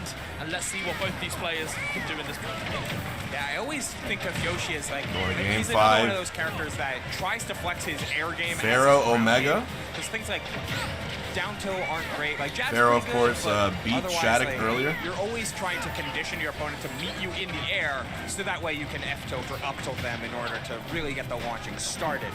But Joker's Hurtbox can kind of throw that for a loop, and it'll be interesting to see how Pharaoh tries to work around a player as flexible as Omega, who manipulates not only just his Hurtbox with different short hop movement, but also with all of the gun movement that we haven't seen quite yet, but is certainly in Omega's repertoire. Oh, Guy Shattuck, yeah, you're right. Tilt into up air there, not quite managing Omega, just air dodging out the situation, but surviving through that onslaught, and there we go, gonna get it the second time. It's a really weird, it's a really not quite tricky combo to get, because there's obviously just only the 2 moves, but you've got to get that late hit of the up tilt to be able to really make the most of the window of opportunity. Here we go. Full hop, love that. There's only 2 audios, Goku. Goku. Earlier as well, but Omega jumped away instead of trying to press. But that time on the platform, Omega pressed and got floated. Top right and then whatever the big one. Hello. What a lovely little moment there, just going for the jab and then that weak neutral air as well. There is that little mix-up that you have got where if you do press it anticipating a strong nair and it's the weakness you get sent a little bit sooner, you can end up in that lockout window where you can't tag. It's a really spicy little mix-up, but Omega down as an up air, tried and true. Gonna take that stock fairly early in the grand scheme of things, but Pharaoh deciding I'm staying on the platform. I'm making the most of the invincibility, and I have, and I'm gonna watch that meter get lower and lower.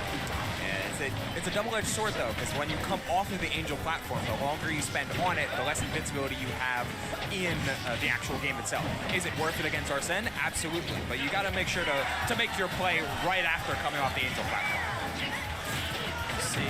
Hero is like strangely balanced in this game. And the armor like you wouldn't think it, but he is. Yoshi, of course, that heavy being the armor, RNG demon really that he is. Gonna do a good job trying to get the tech in with the forward smash, end the game in style. However, Omega not quite gonna give it to him just yet. Footstool gun. Let's see. Like, I'd rather play a hero than like a speed any day of the away fucking that week. back air sending nowhere, and Omega managing to take advantage of it.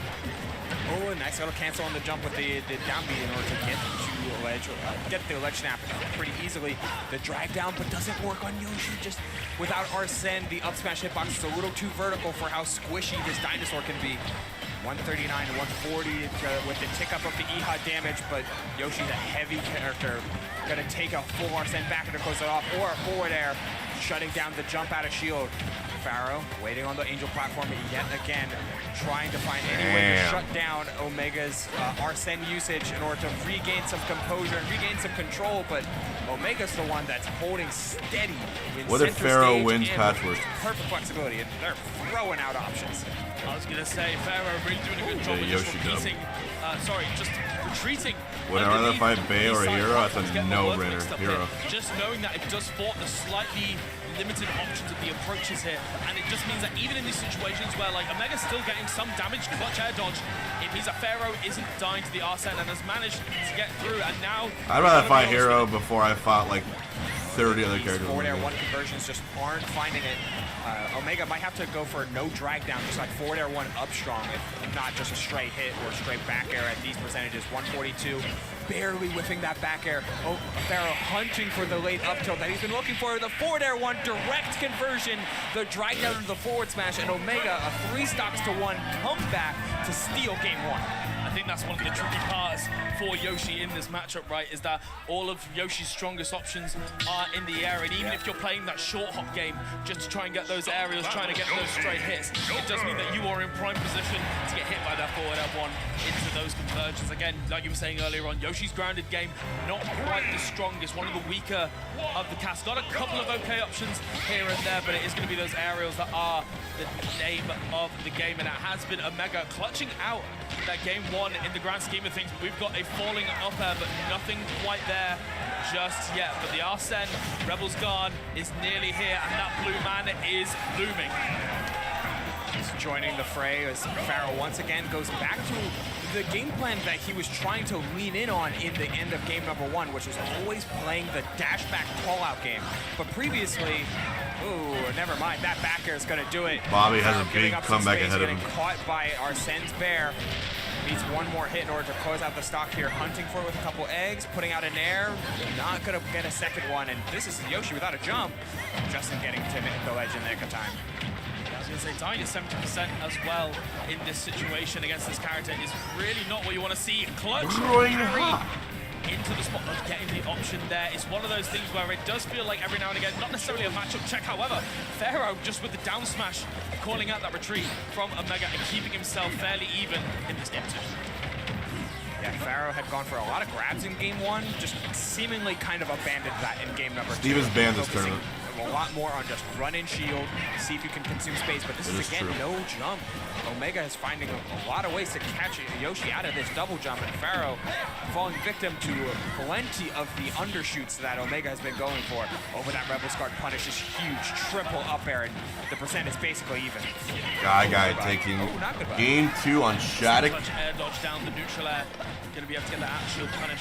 Tried and true as Yoshi trying to get the tech chase there with the down tilt. I love that attempt in the reverse neutral air as well. An interesting forward smash. I'm not quite sure what the vision was there. Pharaoh would know better than me. The forward tilt. Rising back air. It is these kinds of percents that you're wanting to live to as Yoshi. You are a very heavy boy and with a bit of rage. And that clutch instant double jump, going to be able to get that up. Yo, Bobby Zimmer Fizz. Very fragile lead. Oh my goodness, what Game 5. Had the up smash too, but last just stock. didn't believe in it. The down air not going to work out either. Yoshi, as mentioned, heavy character. A lot of airspeed. It's hard to land. And he hits them, let alone definitive ones.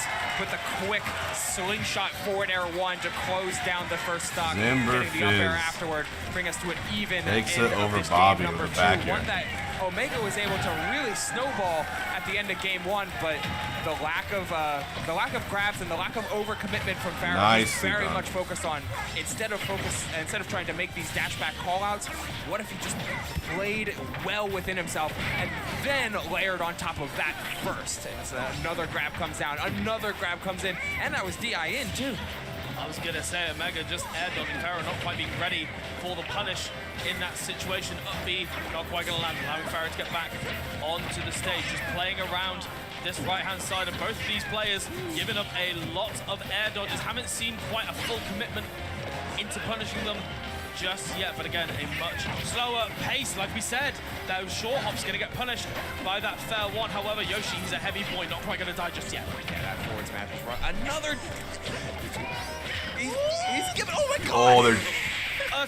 Dude, Omega with the so choke. much of a scramble situation for both these players. Pharaoh, spaghetti was all over the floor. It was on the table. It was like, oh, someone be pick back. up the Guy Shattuck. Luckily for Pharaoh, he finds This the commentary up tilt, is and at great. that point, it was just I'm happy he's pure getting muscle good. memory to execute I hope that he can combo. commentate Genesis one day.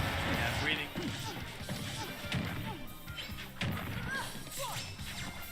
Okay. We will see it straight on back Stadium 2, and there we go, getting the conversions. However, just being a little bit too late on the mark, allowing that Rebels guard and a forward smash potentially would have killed in that situation. It is a very Maelstrom, strong move. However, not quite. You know, it's got a lot of lag on it, and it's a little bit slower in the grand scheme of things. So Omega managing to get back on. Just seeing a much more defensive style here. Yeah, bro, this is Smash Center, bro. The Aegon, which is, you know, a bit silly, but hey, you know what? It's Ultimate. That's what we do. Active hitboxes, you know. It does follow the rules of What's the game. crazy about Ultimate is how abrupt certain ranking changes are. How abrupt someone's rank can change in like 6 months. I think Shattuck is a really good example of that. Not even gonna bother with this. And now that Joker's Or at back least to seating-wise, base he was Joker, like, you're much more willing to get up close in person.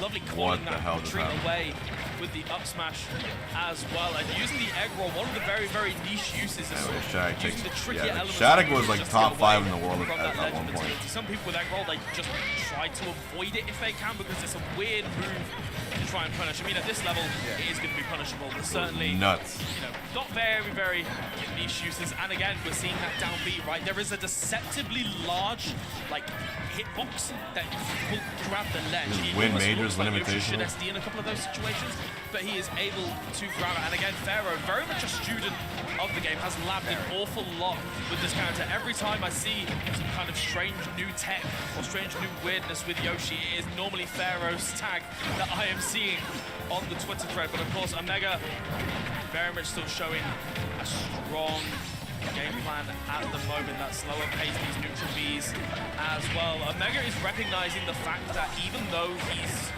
like, oh, hang on, got a bit of, you know, this cheeky little infinite. Do we know the percent kills? Oh, solid. Changing up the SDI twice over in order to get to the both sides of the platform, both sides of Joker's up air to really mess him up, and then find the back air forward smash to regain the lead. You're talking about both these players honestly being students of the game. It's both of them that I really Yeah, see Gak is another experiment good with example. more niche usage of both characters, whether it be between that up air infinite that we saw, the footstool gun movement, especially from Omega and Pharaoh, shield breaks with egg roll, Zai beating Sen. Case in point, like he is looking No idea for why that wasn't the every main trick share. and Guy trap that Shattuck Yoshi here. has to offer, and then some. It's a really interesting thing with the back air forward smash as well, because it's a really specific range, because eventually the back air 2 will start to get to the point where it's forcing you into the tech chase situation. Yeah. So if you're trying to shield it anyway, you may end up sort of taking in place, and then the forward smash isn't going to hit you got enough time to get your shield up. So there's a really specific percent where actually it's going to work. We're seeing that shield break setup again. Who was the really Pharaoh good got players every that single Omega trick beat on his run in the at? book, but it feels like Omega, he's definitely done Was it Momocon? I know Beast Mode Paul won the tournament. Footstools out of shield though from Omega that could be certainly a ton of options. He beat Wrath and Light twice. Flicking Yeah. back between Yeah, that was crazy. offense and defense, recognition and how he should play off of it time and time again. And I mean, the shift in playstyle here, Damn, was muted. intentional. That was crazy. Like the shift in playstyle from Omega is just always like on a dime and as fast as needed. Oh, shifting into down air though, does a ton of damage, looks for the up tilt. Yoshi See, the best having way a to watch sense this of stream that I'm putting on right inevitability here with a massive anti-air is hitbox like that. As have we're your ultimate hunting set up for on the finish, right, playing not Elite. able to find the combo. Have your TikTok phone propped up so you can scroll TikTok while you watch this from stream. Omega, knowing in that situation Have the we started to Bible get that little on bit one faster. AirPod Pharaoh on your nearly right getting ear the up tilt to in up air, Chinese, full of DI course. away means that it isn't going And to then you connect have at that a point, getting the air podcast dodge in your out, left and ear. then just sealing the deal. Omega 2-1 up in the set so far. Pharaoh definitely starting to A get finance right bro to the podcast. limit here, but we're going to need to see just that teeny bit more if he wants to cross the finish line on the side. Yeah, Pharaoh a little bit too insistent, a little too linear at his intentions. Meanwhile, Omega always finds ways to disguise what he's trying to do.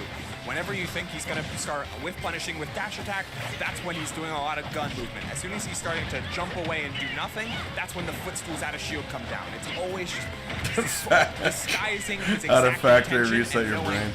when and where he should be pressing or should be invading. When is melee? How do we tell him? Yoshi's How do we tell certainly him, a chat? character who you're going to spend a lot of time in the evasive game mode because of how big and powerful those hitboxes are. How do we tell him? See Omega with a pass, and the double jump has been used, trying to get anything started. The directional air dodge, really utilizing the mobility that Yoshi has. However, Omega still one step ahead, getting that conversion into the up air to seal that stock. And a lot of our sets still ready and available.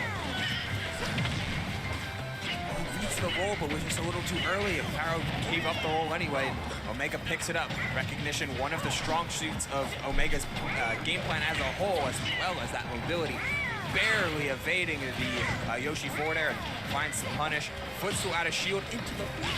He's so sick. Wow, that movement is insane, honestly. And I think Omega is beginning to, well, has been all the way through, exploiting a real weakness of Yoshi, and that is the lack of burst option. Don't get me wrong, some people have described Yoshi as a living, breathing burst option. We'll be up on the back. Ashtar by the beat Yoshi Fantasia. doesn't really have a traditional burst option. Something like Fawn Joker versus that- Spandex. At the end of the day, it's just so early in the grand scheme of things. I've got to say, I've got to cut off my own point just to talk about that. Omega. Alright, Guy and Shattuck, Pharaoh, Omega. Is just about to kill, and there's so much Arsene ready. Tech chase situation. Both sets about to come to a Nearly a close. perfect punishment again. Another directional edge. Stable Pharaoh's scheme. Pharaoh has been known to get You got a random sub? antsy at these type of positions. He'll play such a good You know what's game, better than a and random once he feels sub? like his back is against the wall, he'll start throwing haymakers and throwing out different options to 50 try and random force his sub. way back into the game and force his way back into comfortability. And Omega blows you up for that. Fishing for back air forward smash. Fishing for a down smash on a roll. Trying just to will a read into Guy the Shattuck going to rather game than 5. taking what Omega gave Yeah, him. you gotta Omega close it out on pieced Luigi. that apart like it You was do. nothing. Once he saw Pharaoh fall into that almost defeatist style of mindset. Omega making his way. Shattuck into top is 24. in- Winner's side. Pharaoh again should not be disheartened. No, really, not It's at all. losers. solid Pharaoh beat performance, Shattuck. of course, the upset over Shattuck So as well. this He is playing Shattuck extremely right well now today. is It's at just, again, elimination point, gotta guys. keep that optimistic mindset. We This saw is some really, elimination really wonderful gameplay, some if wonderful Shattuck does not conversions clutch this. coming out from Pharaoh, so just At- take at that moment God to knows really what get place. yourself What, ready 25th, for that 33rd? losers run in This top 33rd, it's funny as 24. We shit. have had some bangers of sets during this block, I have to say. A absolutely fire series of blocks. Even the game sets that feel a little bit more like weighted in one 25th player's place. favor, like there's still always something to talk about from the other side. I mean, like case in point, like Pharaoh had an excellent display of tech skill, excellent recognition of after a couple of bouts of information, we saw like a down throw up air conversion, which is guaranteed on DI in, but you can always just DI out. But because Omega wasn't, Pharaoh recognized and found the punish. Just, he just needs to try and smooth out some of his more rockier mentality issues when it comes to being down and being pushed to the limit. But every player here, especially as we get to these top 24 qualifiers, every player has the chance to make a splash if they haven't already. And it only gets more and more dangerous as we get another set coming up, and which features the North Carolina representative, Peabnut, and stepping up to the plate, up against free K-Flock, ZTN on the Zelda. I was going to say, Zelda having an almighty performance here across every single event. I was commentating a lot of Zelda yesterday in doubles. I saw a lot of Zelda yesterday in Giant Smash. And in singles, hey, the Princess is making her mark. K-Flock making a series of upsets to get to this point up against the Titan that is... Yo, free K-Flock versus Peabnut. In general, with his performances at Yo. with the recent performance, I think was it Comic Palooza, where it was second place. And then looking to be fairly strong here. Shattuck playing a lot better. As one of the top seeds. There is potential for this to be a little bit of a slower set. As long as Shattuck doesn't die right here by a crazy ass like up here misfire. We saw on the Peabnut He just gotta tap it in here. Yep. Fair. Play at that slower pace Fair. if it is what's going to cause him to. Yeah, this is a wrap. Very much not a common character that you see, particularly at this kind of level. And K-Flock has got a lot of momentum from his already monumentous winners run. Peabnut's probably got something to worry about. Yeah, K-Flock. That's a wrap. Shattuck stays stays in the bracket. Now he's in top 24. And the Ohio event cost and got, I believe it was, Well, it you was got absolutely Peab. top 3. I don't remember his exact placing, but also on the sleeper side of players doing extremely well over the year. So absolutely 2 uprisers going from the high tier players and knocking on the door of that top tier player base. Peabnut getting a little bit of a scare yesterday, but still made it out into the top 24 qualifiers in one piece. It's just a matter of winner side or loser side for either of these two. Let's see, Peabnut beat Z, the Palutena 3-0 to get here. K-Flock beat Candle 3-0 to get here. So that's another win on the belt for K-Flock, even though Olimar doesn't sound a lot of fun for Olimar. No, I was going to say... You're asking me if Duck Hunt has ever won any tourney ever? It's not going to be fun, but also you probably don't practice all that much because... Well, yeah. I'm sure Duck Hunt's won a local at some point. Yeah, exactly. Like, who's so many be like, local I'm battles. sell the matchup, man. I'm struggling. A major, though, I don't think. One of those where, unless Maybe you're running into was a the player one. like K-Flock, realistically, it's not going to be something on your radar. But even then, and that's when it comes down to, instead of that specific matchup knowledge, your overall general game plan. If your game plan is strong enough, you can still push through those elements of unfamiliarity, and mixing that in with how strong the adjustment game is from these top players.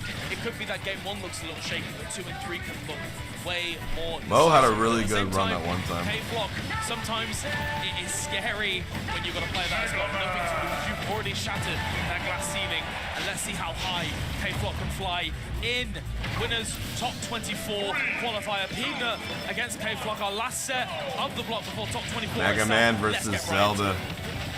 Starting off, K-Flock has proven to be the best Zelda player and taking advantage of exactly Nehru's in Ultimate. Here. Most of Mega Man's stuff he does is with the exception actually of insane. It's basically solo Zelda. So breaking through Mega Man's zone Damn amazing. with and breaking through Mega Man's combos with Nehru's love is going to be absolutely monumental.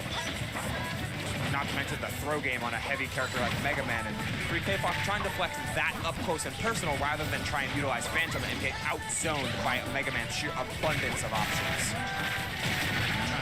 ascend there. The Knight as well is really tricky. If Peabnut wants to intercept and hit Zelda before that Knight comes out, he's got to preemptively throw out the Metal Blade like in that situation. Just didn't quite have the timing on it, but you know, it's so tricky because then suddenly you're throwing out a projectile against Zelda with the reflector, and suddenly that back air, it's going to take the stock. Her straight hits have so much. Has Zelda ever gotten top 8 in a major? You're only getting nickels and dimes. That bank account's going to be looking real good. It'll happen today. Yeah, well, Zelda doesn't have the same kind of like value by going wide as Mega Man can in the mid-range, and it's a position that you can Peabnut can absolutely dominate in. Zelda's uniquely equipped to shut down close range and long range with Knight setups and a solid Nehru's Love as a combo breaker, while also having a pretty solid throw game and a really decent grab range too. It's just uniquely equipped to hold on to this lead, though Peabnut far from a player you back can and count blue out beam. here. I think Beck's got that. Lightning kicks are just perfectly positioned. Candle and Zai. Peabnut very much happy to be in the corner. Back throw may just be about enough. There it is. Gonna get that first stock. However, it is Brawler stocks skyrocketing. On the reflector, not quite getting the hitbox that you're after with that back air, but this advantage, this ledge trap that K-Flock has got going, still going strong, and the Leaf Shield being sent right back into Mega Man's face. Dude, Zelda reflect versus Mega a little Man. bit longer than if you just let it rock. Kind of nuts. Oh, the reflect from Nehru's Love lasts so long. Trying to run in, gets the Crash Bomber tag team, but 160. Ooh! Metal Blade conversion from ZTN Up a fresh stock. And just the awareness to know that it was going to lead into that tech chase situation, and then just go for that option with the back. So smart from K-Flock, clearly recognizing the players that he had in his path, and he's definitely done a little bit of homework walking into this set. Peabnut with a little bit of a deficit at the moment, and Zelda can live for quite some time. However, when you're getting parry K-Flock into is super one of Mega impressive. Man's strongest kill options, sailing into the skies, and that large lead is looking a lot smaller. He's a Capcom character. They gotta give him a Shoryuken. You know, it's just how it goes. Perfectly beautiful kill option there from Peabnut to honestly bring this game right back to even. If it was the same position as before with a bunch of nickel and diming, ZTN had a hefty advantage. But in this type of game where it's only 20% separating, Mega Man can slowly chip away with all of these pellets, metal blades, crash bombers, and everything in between, and slowly wear away at ZTN's patience. It seems like Peabnut is Salt versus perfectly in his element. Panko next. At this point, the Leaf Shield just intercepting that finally managing Smub to close and a bit of Dothia. distance. It's really difficult. They're Another so Game & Watch close matchup in the sense for that, Smub. you know, if the timeout game is beginning to flicker in their minds, it can be so back and forth. At any moment, the neutral B intercepting that Leaf Shield once again. A little bit too early. K-Flock, Peabnut. Once again, retreating. Game 1, last stock, last hit. Metal Blade, I guess I should say, just like in Mega Man 2, it's a projectile that pierces. So it goes, if the Phantom doesn't summon its shield, it goes right through it. That is a really niche interaction that I wonder, again, Peabnut, you know, when you're playing this character. Wow, this Game long, 1 K-Flock. Ready. However, K-Flock clutching it Look at out this. with that up air, such a monumental hitbox right above Zelda. And again, it was looking like Peabnut was beginning to claw it back into his favor, but K-Flock managing to just close it out in the Game 1. Yeah, but that's the type of game I think Peabnut wants to create. There's nickel and dimes, like I want to play in the mid to long range and come in with pellets, but every so often just kind of say, I'm going to overwhelm you with sheer volume of things. Yo, this is also Game 5 last stock versus Floopy and Beck. 1-up B kills. Rush even to throw in some different looks and different feelings, and always leave it to ZTN to say, you have to make again. I will nickel and dime you for 80 minutes. Just regular getup. Luckily for ZTN. Forward throw kill? Worked out really good, but I think that's still the gameplay style that Peabnut wants to be. He didn't do the turnaround up smash. That's so sad. Very much enjoying the stage. I love that, using the grab armor. Oh, to just go jeez. And then the Dothia. hitbox. Dude, all the Game & Watch is winning, bro. On the These board. motherfucking Game Watches. He's at no damage. They're everywhere. Taken here, the Crash Bomber once again. These reflectors are doing so well at just neutralizing so many options that in the vast majority of matchups, Mega Man takes for granted. Truly. Here, Joyce, as we're seeing Peabnut start to play with a little bit more focus on I game, you watch. being on like a diagonal, but still very forward in it. Like come down with the pellets, like come down with like a Z-drop metal blade. Don't let Zelda control the mid-range once she gets a chance to put out the Phantom. I love the idea. I love the idea. Poor Smub, dude, my goat. There, but K-Pop getting a lovely little reversal of his own, and Peabnut just trying to get that shield pressure going. And that was sick. You either smub on him or you get smubbed. Approach in and an up tilt for his troubles. Peabnut with a strong lead at the moment, and Mega Man deceptively heavy character despite his small stature, so it's going to be a little while potentially. The robot, he's made of metal. Gonna be hard to kick away as a entire metal robot, but I mean, Zelda's got some kicks to do it with those lightning kicks online. ZTN trying to find one, trying to land with a couple hitboxes before we're resorting back to that full screen nature. Getting the full Phantom is such a benefit to Zelda's just sheer stage control. Again, trying to approach with one of these landing options, a landing forward air, rising, a landing up air, rising forward air. No dice though. Peabnut's evasiveness has been perfect. The thing is as well in that situation is that we've seen 2 or 3 little trades with the Knight where Peabnut has gotten hit, don't get it twisted, but at the end of the day, it's still damage, and when you've got such a lead, any trade is going to work out in your favor. A little bit of a scramble situation there, both of them feeling the fear as they get into each other's ranges, however, none of them really getting an advantage in that situation, and again, Peabnut more than happy to play at that slower pace. Yeah, refinding the exact tempo that he wanted, but with a lead this time, it turns the entire game on its head. Battlefield certainly working out for Peabnut's evasiveness as well. He's able to rush to the top platform whenever he doesn't want to be on the same horizontal as Zelda, which is like all the time. I think trying to get a footstool metal blade combo going, however, a little bit less lag than he was expecting, but of course 160% on Peabnut. That robot just won't die. Yeah, at this point, you can even find like an up throw if your Zelda should pick out the stock. Both of the Game Watches are just... for it with one of that grab attempts, but Peabnut knows exactly what to be looking for at all of these positions. Rushes We're in a circus, bro. Gets away, putting out these metal blades and the falling up air. K-Flop getting 3 stock now. Just perfectly spacing and keeping ZTN off balance through it all. Grab it to the back throw, and Peabnut in prime position for a 3 stock just by the nature of you can't touch Zimmer Fizz and Ben. I really want to point it out in a little moment. There we go, just some hazard up B into Let me the see how center close stage. we are to top 8 Finally gonna for get that. stock 1 off the board. However, you've got to have a lot more than an up B and a dream to be able to take this game too. If you are K-Flop with way Peabnut is playing, it looks like a foregone conclusion. However, stranger things. Yeah, I'm not going to say never, because that would be foolish in a game like this, in any fighting game, honestly, but writing is certainly on the wall. But Wait, why is there actual Subway Surfers now on the screen? Like mentioned before, Mega Man is pretty susceptible They actually to put a it lot on. of throw combos and conversions if you hit your mark, because of his weight and fall speed, just generally leading to some really optimal What the fuck? stuff.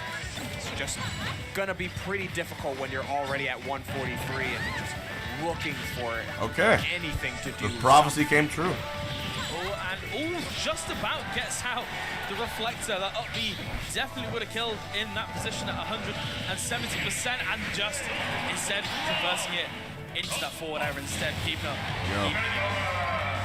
Very, very commanding. No tag, PK Chris. ZTN started with some momentum at the end of that stock, but it seemed like it was very much a information gathering type of stock. Where it's like, I know that this game is probably not going to do it. Not to say that he's going to throw the game, but I'm going to just see what I can force out, what I can look for. Like if you're going to air dodge off of these grabs, or if you're going to be a more jump happy. And if there's anything that ZTN learned, it's that at a disadvantage, Peabnut's much more likely to be a jumper or a up special rather than an air dodge. So you can kind of cross that off the list for a little bit.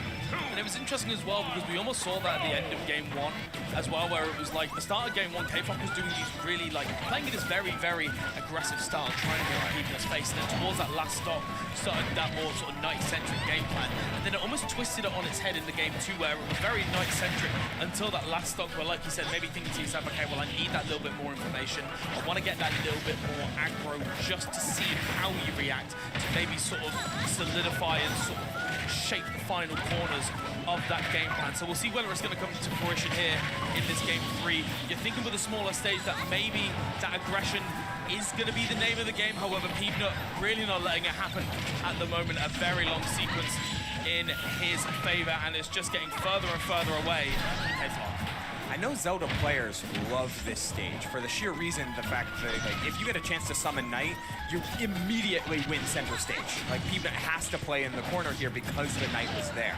The problem is, against most characters, retreating and getting Knight is something that you can do with some relative effectiveness, but against a mobile arsenal like Mega Man, summoning a Phantom, it takes a whole lot of time and assumes you're not going to get chipped by anything that Peabnut has been throwing, whether it be a forward smash or just a simple pellet. Off of that up tilt, not going to be able to convert because of the DI from a Peabnut. Have to go for a read, and the counter punch was certainly not on ZTN's mindset.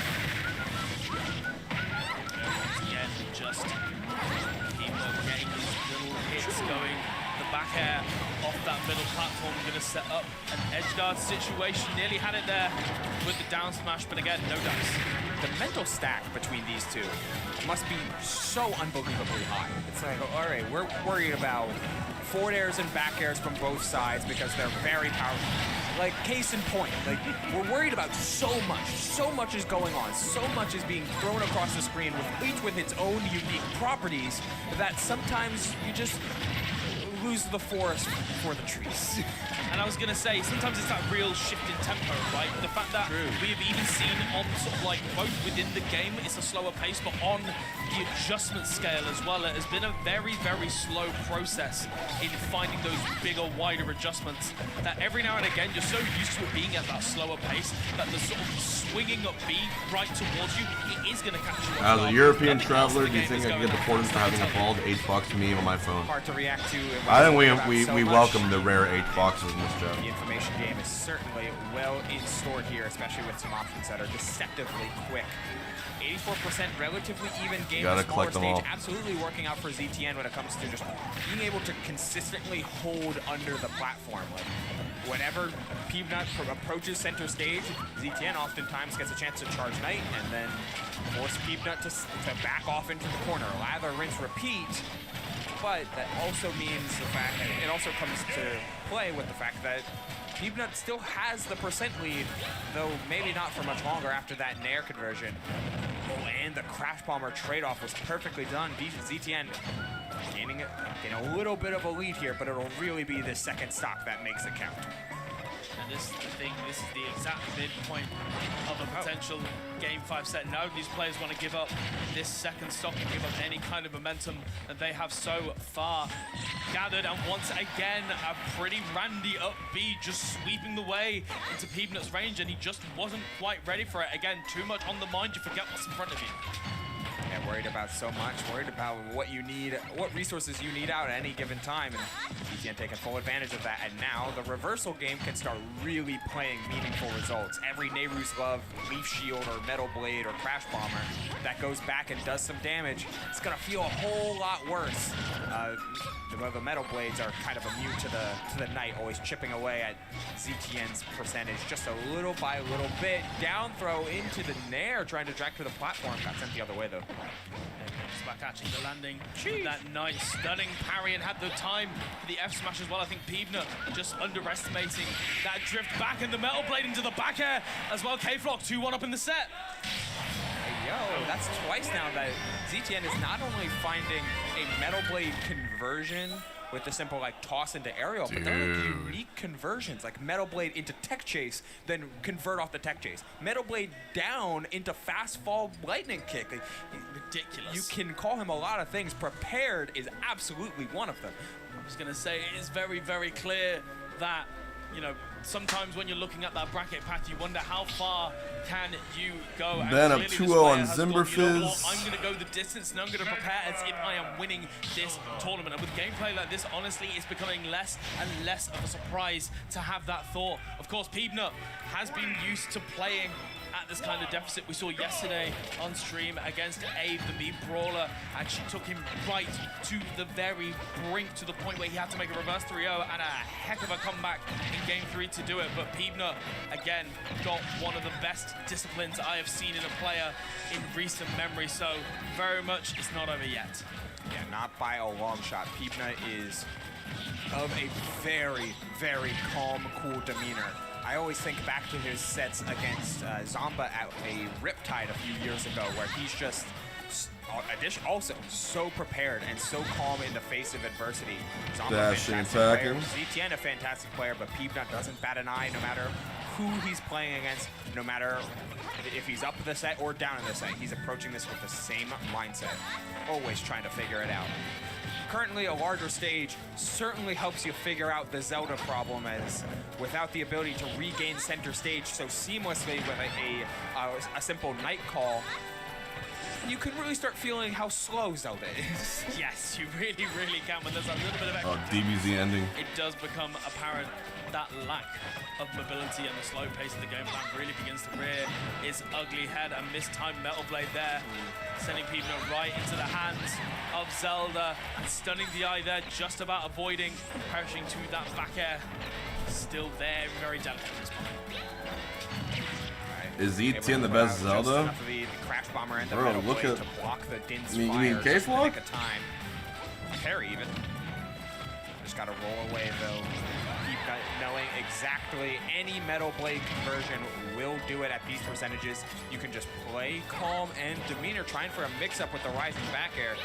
Kind of going against what I was saying, but all the same, he's prepared. Oh, K-Flock's tag used to be 0 to none.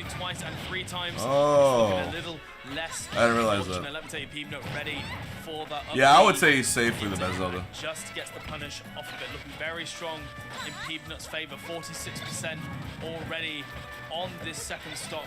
Just catching that Metal Blade as well. The shield looking awfully small in the grand scheme of things, and Zelda has just got to take the damage from Crash Bomber for fear of that shield break setup. And you've taken so much damage. And Mega Man, he's still looking very healthy on this first stock. Just in control and in command. So safe on block, never threatening Zelda's out of shield game, which is pretty powerful with things like lightning kicks and Nair out of shield, and Nehru's Love as well, doing very, very well. The forward throw into a perfect air dodge, calls out the high recovery, almost the low recovery. Peabnut, just barely getting by the roll, but the Din's Fire always catching the end lag on some of these extra tosses that Peabnut has been doing. It's been Crash Bomber the first 2 times. That 3rd time, it was the Leaf Shield. So nice awareness from ZTN and some very solid combo to instantly get back in spitting distance. I'd say so much damage taken there just within a couple of hits. Peabnut, again, has been making these stock last as long as he can. However, we have seen the devastating effects that Zelda can get in the right conditions. So it's going to be interesting to see very much the projectile game. I can make it mainstream. Unless you guys want to watch no tag PK, Chris. Again, and that is why that Metal Blade. I think for game 5, I'll make it full. Making the most of it. Over and over and over again. As simple as it looked, it was Peabnut saying, I'm in the lead, you have to deal with me tossing Metal Blade. And I will just keep tossing Metal Blade until you get hit by it. It was just that. Oh.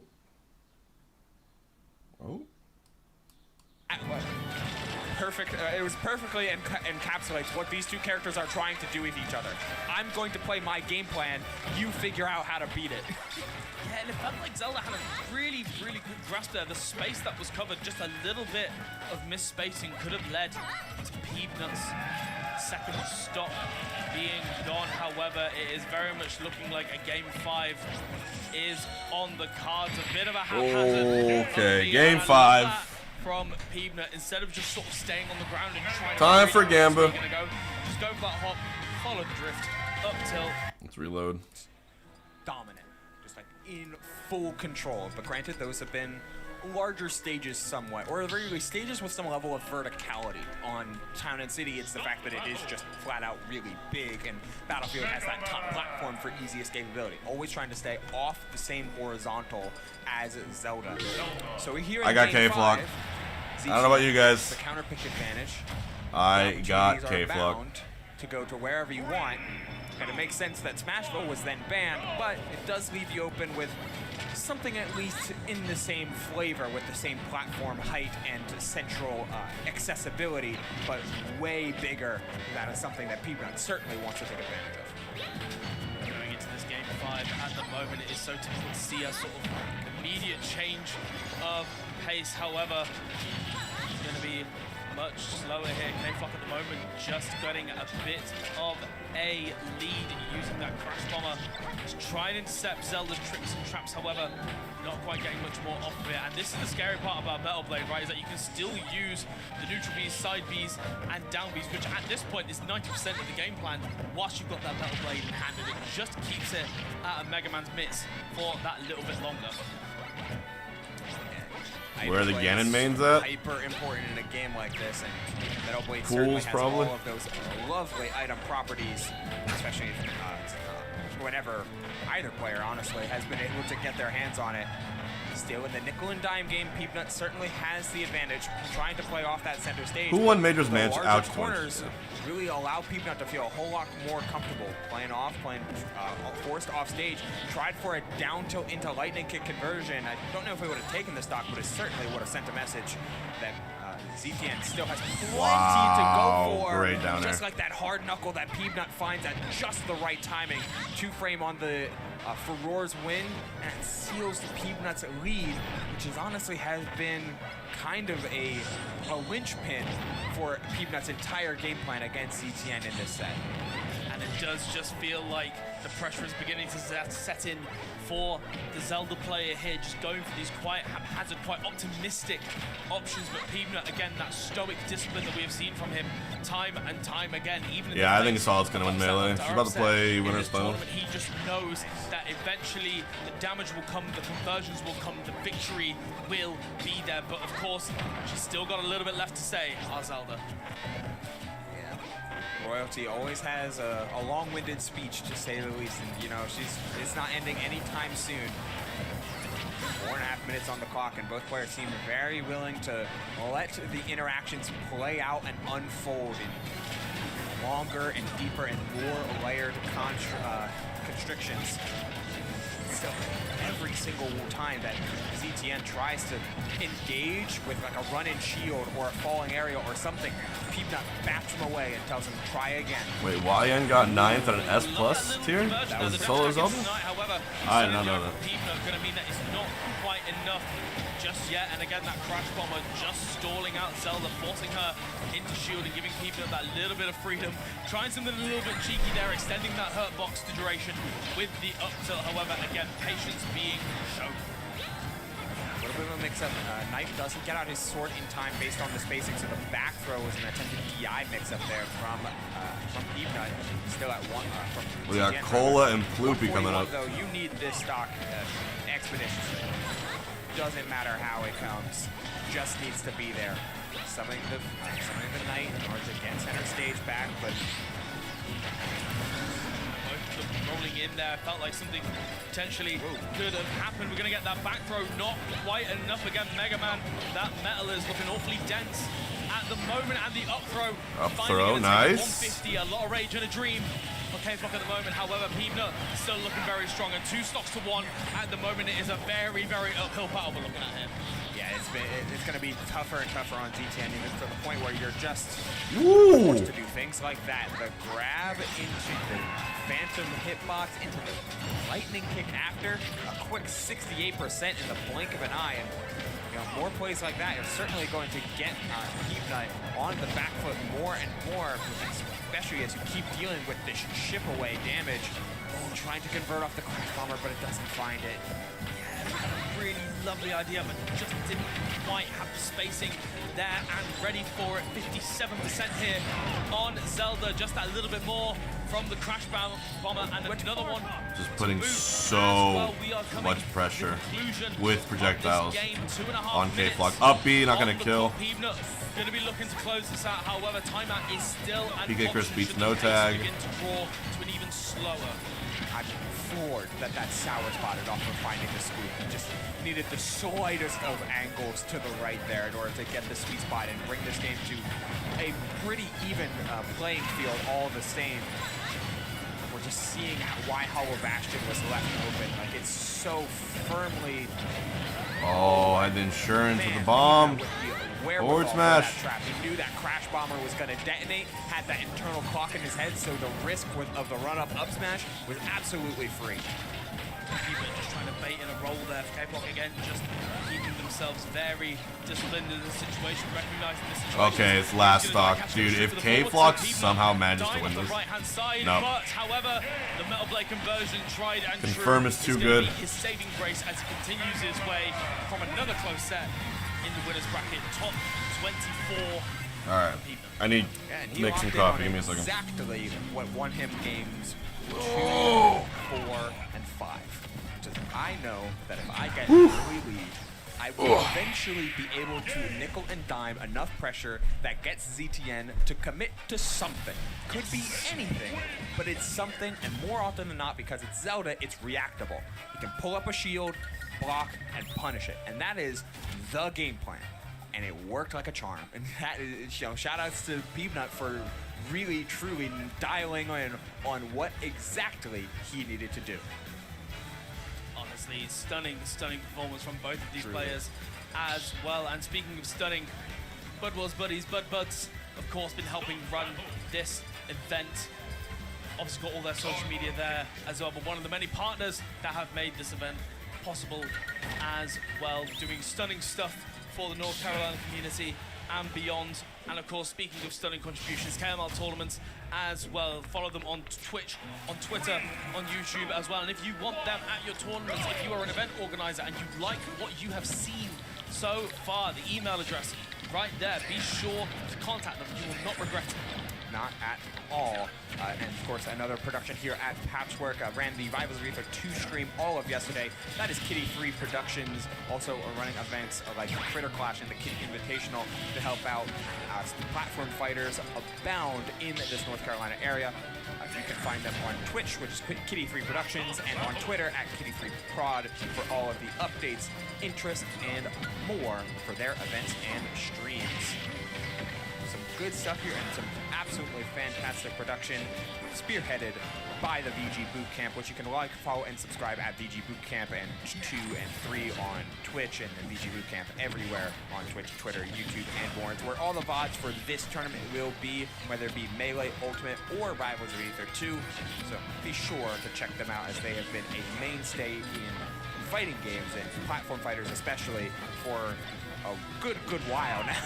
I was going to say, as long as I can remember. Absolutely. And folks, as many good things come to an end, so too does our blog. Make sure you are still tuned in for After a Short Break, where Top 24 will continue into Top 8 and beyond. We've got some wonderful casters taking you up to that next stage. But, Malish, it has been a wonderful time. Commentating with you.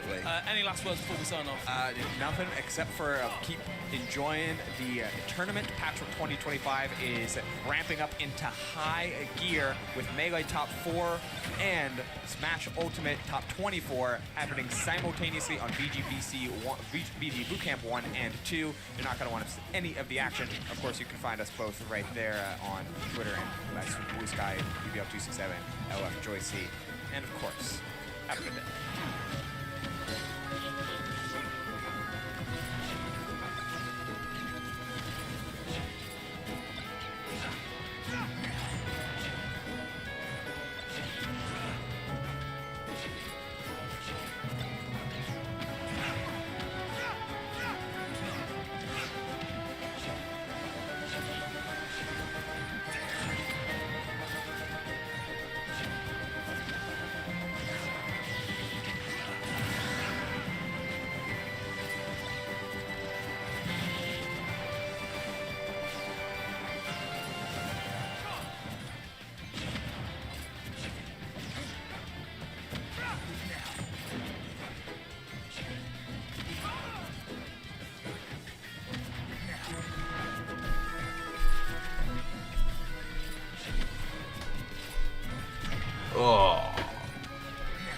Louis Money, J-Jaw.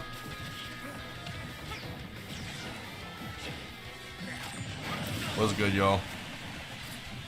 I'll put commentary on for Melee. Have you talked to Panko about this matchup? Do you have any idea of what he's looking out for? On the not in any specifics. On the porch, he said he feels confident he can win the tournament. Yeah, Peeb won 3-2. He said emphatically, as soon as Moff was out, as soon as she lost that set to Fred Melee, he said the tournament was his to take. That was the one that Panko was scared of, was Moff? Yes. Who lost to the Puff and Losers, to be clear. He said he has a lot to learn from Fred Melee. You know? Fair enough. He was humble. He's a big fan. Which So bet? the way I've always thought about Puff Falcon is like there's a bet. Crouch, obviously Crouch is Falcon grab, and then Puff can react to a lot of what Falcon tries to do, jumping at her, throws that Crouch. So we'll see Crouch shield stomp on reaction. We got Cola Ploopy also in the corner. Try not to stay in the air too much because Falcon up air is one of the largest moves in the game. It's up there. You'll find after Crouch, like you wave dash forward towards the Falcon. You'll be pretty good at reacting to like what comes out frame data wise. Yeah, exactly. And yeah, hit the edge guards, which easier said Diego than done. Medrano, 27 months, thank you. And there it is. Be like Falcon has bad recovery. I don't know. I struggle with it. Chat, we are 50 subs away from finally being back at 2K. I find a surface mission. Fair enough. It's no big. I have played a Falcon and they have lived. Good times, thank you for that. Oh, big survival from Panko. The drill walk away. So it might be time for a little whale call. Just in case there is some that's orca in these waters. preordained. Sort of a So manifest. if you'd like to get gifted a sub right now, makes sense. And especially if you're a lurker. No. Lurkers this is your one chance to type something in chat to let me know you're alive. Yeah, it's tough. It's a crusade. Put a smiley face in chat if you want a sub. Oh, Panko. But if you already are here and you're a sub and you want tough. to encourage someone to get us to 2,000, to summon a whale lord, type in H-box whale. This is your chance, lurkers. We'll see if someone gets us there. No Donkey Kong to watch out for. As I watch the rest of this tournament. I think that probably helps all of our top 8 competitors sleep a little bit better. Panko? Oh, Panko wanted it. I see. He's been calling that shot for years. Hey, worst case, you can consider it a congratulations on winning Mario Kart H-box. Gift sub. So it's just the right. Oh, I see. I would respect it. Like an inside man. Copal up on Endothu. Yeah. We're seeing a nice read out of the air to catch us leaving it up. See how the waters treat us. Although big damage off the rest punish. Oh no. Reversal right back. Oh, get the shield poke up tilt, the platform movement messes Panko up, yeah. Okay. Solo the grab, it should be death. You can tell that was bad because he missed the dash back to be out of that dash grab range. Yeah. And yeah, Salt just is so fast. Yeah, Louis Money playing Rob, J-Jaw. Your eyes just go left, right, Up left, on right. Louis Money. And it hurts. Like it hurts. They're trying to follow Salt. What was J-Jaw's best result? Didn't J-Jaw get 9th at an S tier once? And it was not happening. Like that's all I'll say. If I didn't have astigmatism already, I'd say I got it from playing it. LMBM. That's really impressive when you think about out. Panko shielding them on reaction, but not getting anything off of it. No rest there. Oh, no rest there at all. Not going to kill, but it certainly hurts Panko's chances of taking Game 2 in Winners Finals. Yeah, floating above Captain Falcon. Scary spot to be. Now that Puff doesn't have rest. Cola, I believe. She's dashing further. Just going through strict up airs. Yeah. Crunches it out with the knee on Game 2.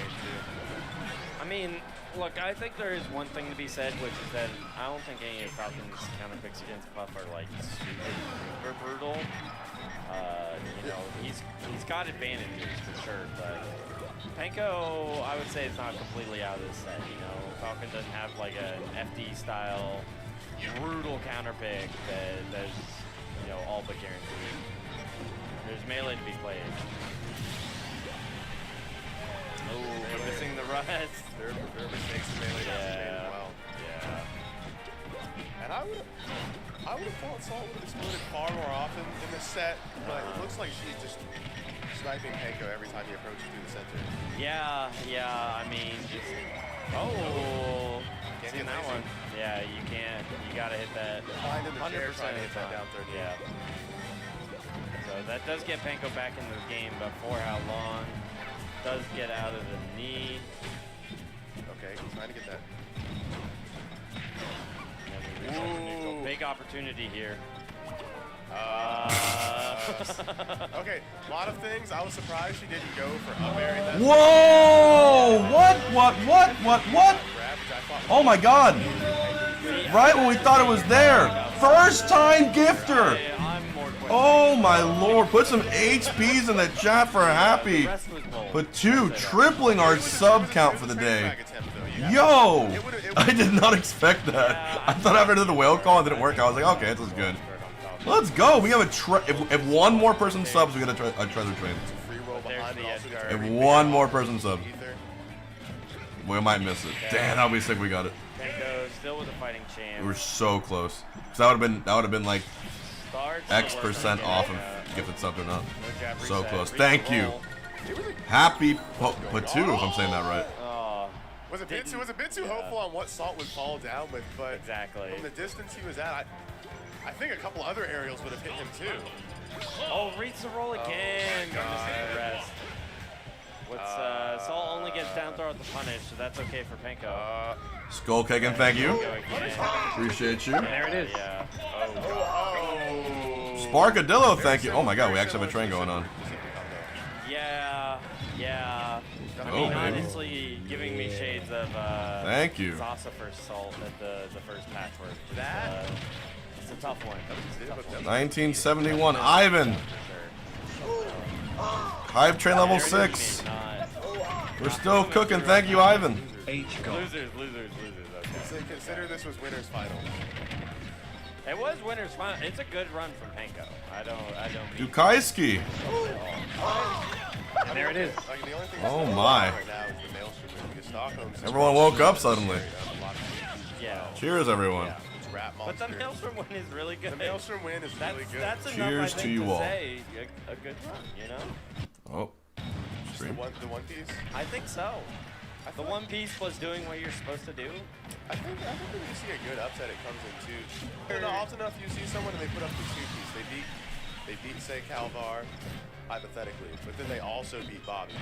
I mean, like those are both upsets, but then you peter out on the third upset win. That is a classic, especially for like the hometown hero at their big regional or something like that. Down smash. Sidward. One more time, HPs in the chat for Happy Patu for dropping 20 out of nowhere and waking everyone up Joe's card got on this lovely Sunday. Thank you, bud. Joe, I really do Joe was appreciate swiping that. at the wrong place. I would Welcome say to they the just stream didn't once take again. credit. Yeah. They wanted cash only for a salt set. And our hype train is at level 6. And the Bobby. Dude, how is Copel about to 3-0 in Dothan? It's actually insane. That's like really difficult. Ran into the hard wall that is Ben, who we're about to see up here. Versus Maelstrom, who just beat Poodle. Both Game & Watch is about to lose. I just realized. New York is done. They did not have many representatives. To be clear, they did have a powerful tri-state's out of the bracket. Yeah. For any other states wondering, you know. Any other states that want to We have NBA, Minnesota, Georgia, and Texas.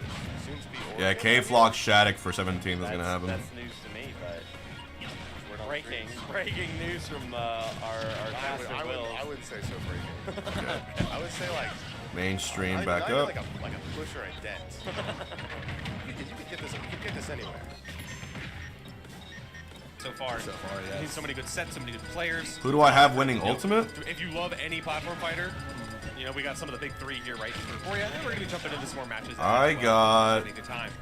That's exactly right, dude. It is just, it's perfect, man. Exactly. So much cool stuff happening. We have a hot set for you right now, too. Omega versus Beastly. This is going to be fun, especially because, like, these are kind of like some hometown heroes, like adjacent enough. Yeah, of course. We're counting everything. This is some regional stuff. Definitely. I got Mutace. I love seeing the crowd. I love seeing the energy here for this event.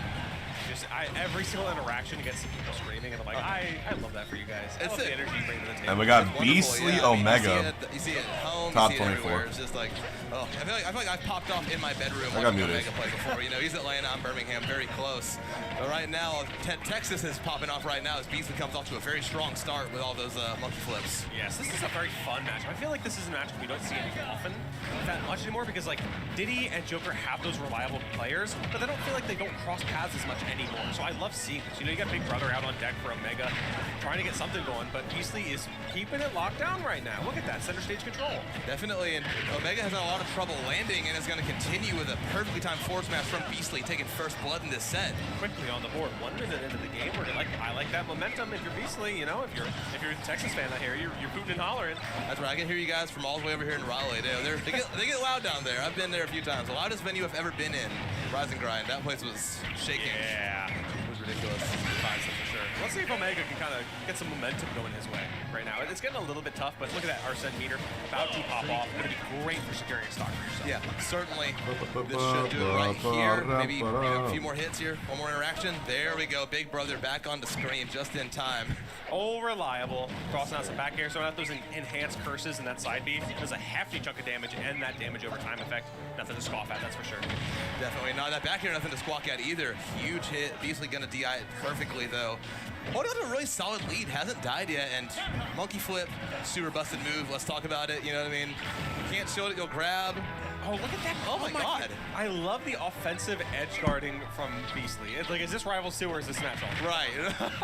It's ridiculous. Something you don't see here super often. Diddy Kong, one of the few characters you can kind of see it semi-consistently with, you know, with that up B. So good, but Omega finally getting on the board. Huge back here center stage. Beastly taking his time, taking some breaths. And maybe dwindling that meter, just at this level of play, you will take every single advantage you can. Oh yeah. Sometimes you gotta stall out the timer just a little bit because Big Brother's mean. Big Brother's mean, dude. Yeah, I know. You hate seeing him on the playground, dude. Yeah, he takes the controller out of your hands. It's like, oh, it's my Xbox. I don't care what Mom said. Jaja, that's losers, you like right? the N64 controller that just has like one long prong in the middle. Yeah, half the time I'll just unplug it so you think you're playing. Like, come on, man. Right. He always picks Odd Job against you. GoldenEye, like rough. that's a Big Brother for you. You know what I'm saying? Yeah, nothing odd about this job from Omega, though. He has the work cut out. I can't wait for him. to have my new find fob. a way to make it happen. It's looking rough. Beastly has a very solid lead and still quite away from Arsene. Never mind. Beastly finds the opening. A lot of damage, just enough to get there. It is. Not quite having the banana as well. He's going to need a GoldenEye to grab it. Try to put himself here. And there you're in the corner a little bit. I like the idea of the ledge trump. Not quite finding it. That's going to be a re-grab. And just the trickiness from Beastly. Look at this. And getting the kill on top. Beastly. That's a clean game one. That was huge from Beastly. Oh my goodness. My new controller's waiting for me in Orlando, so. Control the whole game. Yeah, Brian has Tomorrow, to find his technically. footing here. But I have a good backup bad OEM that whatsoever. I have think here. he just, Another one. struggled to land I was showing one this of in those chat balls, earlier, and but Beastly just kinda- that's where he made his money. most of you guys weren't here. Yes. If I'm Omega, I hosted, taking I a streamed to second Quebec to play, just regional yesterday, seeing the and interactions I TO lost, had like, this I can controller 100% tighten and up lent his it to gameplay. me. It's just a matter of This is an picking, choosing, and off-white then kind of implementing, really. T3 GameCube OEM. You know, it's not like the regular white color, but it's off-white. They're considered the best of the OEMs. And I used it yesterday, and it was really, really good for a backup. So I'm going to have that just in case. I'm going to bring both of those to Gommel. Both this one and, of course, JKJ, the controller modder, the GOAT that helped me beat Zane at Full House. He's the one who built my new controller. I'm excited to use it in Orlando. Like I said, our yellow controller is out of commission. The Wario Show. But it definitely will shut down a lot of Beastly's approach options. Like, Diddy Kong's still good without Banana, but it makes it a lot harder. We've seen that kind of in this game with Omega taking over a little bit, continuing with a huge up smash, finding himself on the board early. Yeah, like what do we see here? He said no more monkeys jumping on the bed. Ooh, absolutely. I'm not trying to call the doctor. Yeah, health insurance in America is messed up, man. You can't handle that. Yeah, those premiums are not what we're trying to do. And that monkey now is slapping you back. So that's, honestly, you know, actually might need to go to urgent care or something. Maybe, you know what, listen, that hurts. Foot a little bit of a bill, you know what I mean? Yeah. Check with your provider, see if it's covered, you know what I mean? Health support, folks. Also, there is a sub goal, of course. You know, we gotta take care of ourselves out here. For today. We're gonna be top fighting condition for games like this. If we do manage to get 100 subs today, I will be doing the only up melee challenge. Only up melee challenge. That is a mod for melee that requires you to go higher and higher and higher. I think using Falcon. Moki and Zane did it earlier. But to see consistently it's rage-inducing. So if you want to see me rage for 3 hours straight, that's the way to do it. So that's what we were trying to see. And look at that. If we do get 100 today, more evidence to prove we'll be doing that. Not enough stimulation? You sure? Kind of filthy with that one, not gonna lie. Looking pretty good. Maybe Omega's waking up a little bit, finding the momentum here, getting some footing going. Beast is happy to answer back. It's a percentage. Wow, what an original joke. Okay, what is this? Guys, he said Subway Surfers. Get it? Because, like, it's like usually seen on those things with a lot of streams. That's a really good joke. Yeah, it's just I'm surprised I didn't think of that one myself. Where your mom says she's gonna get 2 more things, and you're about to be up front. You don't know how to talk to the cashier for 6. Yeah, exactly. Because it makes so much sense, right? Because of the Subway Surfer. At this level. Certainly not. Beastly, no stranger to it. I mean, he's holding on here in dire straits, looking a lot closer to the last game, but he is holding down the ledge. Omega, kind of the same story, but he has Banana. Keeps that away from Beastly. Big opportunity, but he rolls in. That's safe. That was funky looking. I think if Omega was actually in the correct space, he might have done something crazy. Up smash. Oh, we're doing some, juggling. Some juggling, dancing, a little bit of the self-pop. Little pop-off from Omega. I like that. That's energy. That's huge, yeah. You can tell how bad everyone here wants it, especially Brian. I mean, recently he has had a crazy, season. You know what's weird? You can grab Sandbag. Recently in CEO, I believe he got 9th. In this game, but you can't grab it. But he wants more, and I can tell that he in like wants melee. more. We're gonna see that these next 2 to 4 games, 2 to 3 games. Nearly 7 full years into the game's lifespan, and people are so hungry for it. That's just a testament to the love we have for this game. Yeah, it's so sick. I mean, every time you'll go on the Everything app, as we all know. Yeah. And you'll see people say, oh, it's dying, whatever, this game's dead. And you'll see this, you'll see Brian. Majin Blue, thank you. Super jonesing for this thing. So is Beastly. You can see him really into it. Online denizens are not real. We're out here offline, loving every second of it. Yeah. So get with the Shattuck K-Flock. Get with the times and get away from Big Brother. Oh, yeah, honestly, shit. I don't blame you. Like, yeah, I'm going to jet across the stage if you need me. Yeah, and you have Banana, so it kind of forces Omega to be safe on the approach. Shattuck just falling to his death for no reason. That's a huge avenue, huge opportunity now off the table. Yeah, that's good. It's hard for difficult for Omega to find these openings, even with Arsene out. It's just like Beastly does a good job controlling the space between the two. I'm sure you can kind of finish this play here because Diddy's not a death percentage right now, but enough to really cause some trouble. And that's just an up smash out of shield. Don't press buttons on me. Yeah, that's right. Step off. Sometimes you gotta let them know. Stop pressing buttons on me. Absolutely. Listen, I'm the elevator today. I've had enough. I can only handle so much. Been in service for 30 years. Let's see how Beastly can just continue some momentum going here. I like a little bit of the delay, trying to keep it tricky. Getting back air at 4, you're in trouble. Shattuck throws out pin in the next 10 seconds. Down air, but not the back air. Omega is everywhere he needs to be. Happy stuff. Big Brother still about 2/3 meter as well. Let's see if Omega can get some momentum going, get some percentage on the deck. That's a little bit, And now that's a scramble. Wait till Zelda's at 90%, then you're off by like 5 seconds. Definitely not. And now it's high percentage and low meter. Not where you want to be with Joker, especially how Beast has been playing these high percentage situations. Omega can die here at any moment, but gonna win the scramble situation there. Perfect time spot dodge. Yeah, that's amazing. He managed. I'm calling K-Flock wins this, yes. Can't dodge that back air to the dome. 100% actually. Taken. And Beastly looking pretty nice in this game 3. We're just continually running it back. Very nice. A lot of meter to build up and a stock lead for Beastly, but this is prime territory for Omega to close this gap. If he's able to find Gamma right now? build that meter at the same time. He's got to be careful finding these approaches, but that Banana's going to make it a lot harder. That's a lot of damage already at 34. Good chunk. stuck in the All right, place your bets. 1 minute bet. Try to get something moving here. 1 minute Beastie bet. just is more overtly fluid, getting good openings, and just On game 3, fuck it. We'll do some lopsided bets. You know, cause some opening to occur. It feels like Beastie has a force field around him, No. Evan, and it's just been impossible for Brian to find these openings. And losing Arsene as well. Horrible spot, wasn't able to find the kill, and Beastly nowhere near kill percent without him. It's looking a little bit rough. It's looking dark, but it's best of 5 for a reason. So even if you do lose this game, which is not over yet, Oh. Omega still fighting back. Has time, and he finds the back air, avoids the barrel. That was a spike Huge too. check on the part of Omega, passes it, and that was last stock. He has some work cut out for him once again. I'm down for lopsided bets, bro. I think if you I'm down. get just a crazy snipe on the barrels and block Diddy from recovering off stage, he could die at any percentage. But it Let's really run bets on requires just YouTube also. absolute Do a poll. Oh, that's a good snipe. Trying to read the earlier recovery, not gonna get it. Good back air, building up that meter once again. He's at super death percent, but Arsene is online. This is anyone's game. One good opening for Omega. Could do it. Does he have it here? That Yes, might he be it. does. It's the jab block into the forward smash. Arsene empowered. Omega. Back in the game.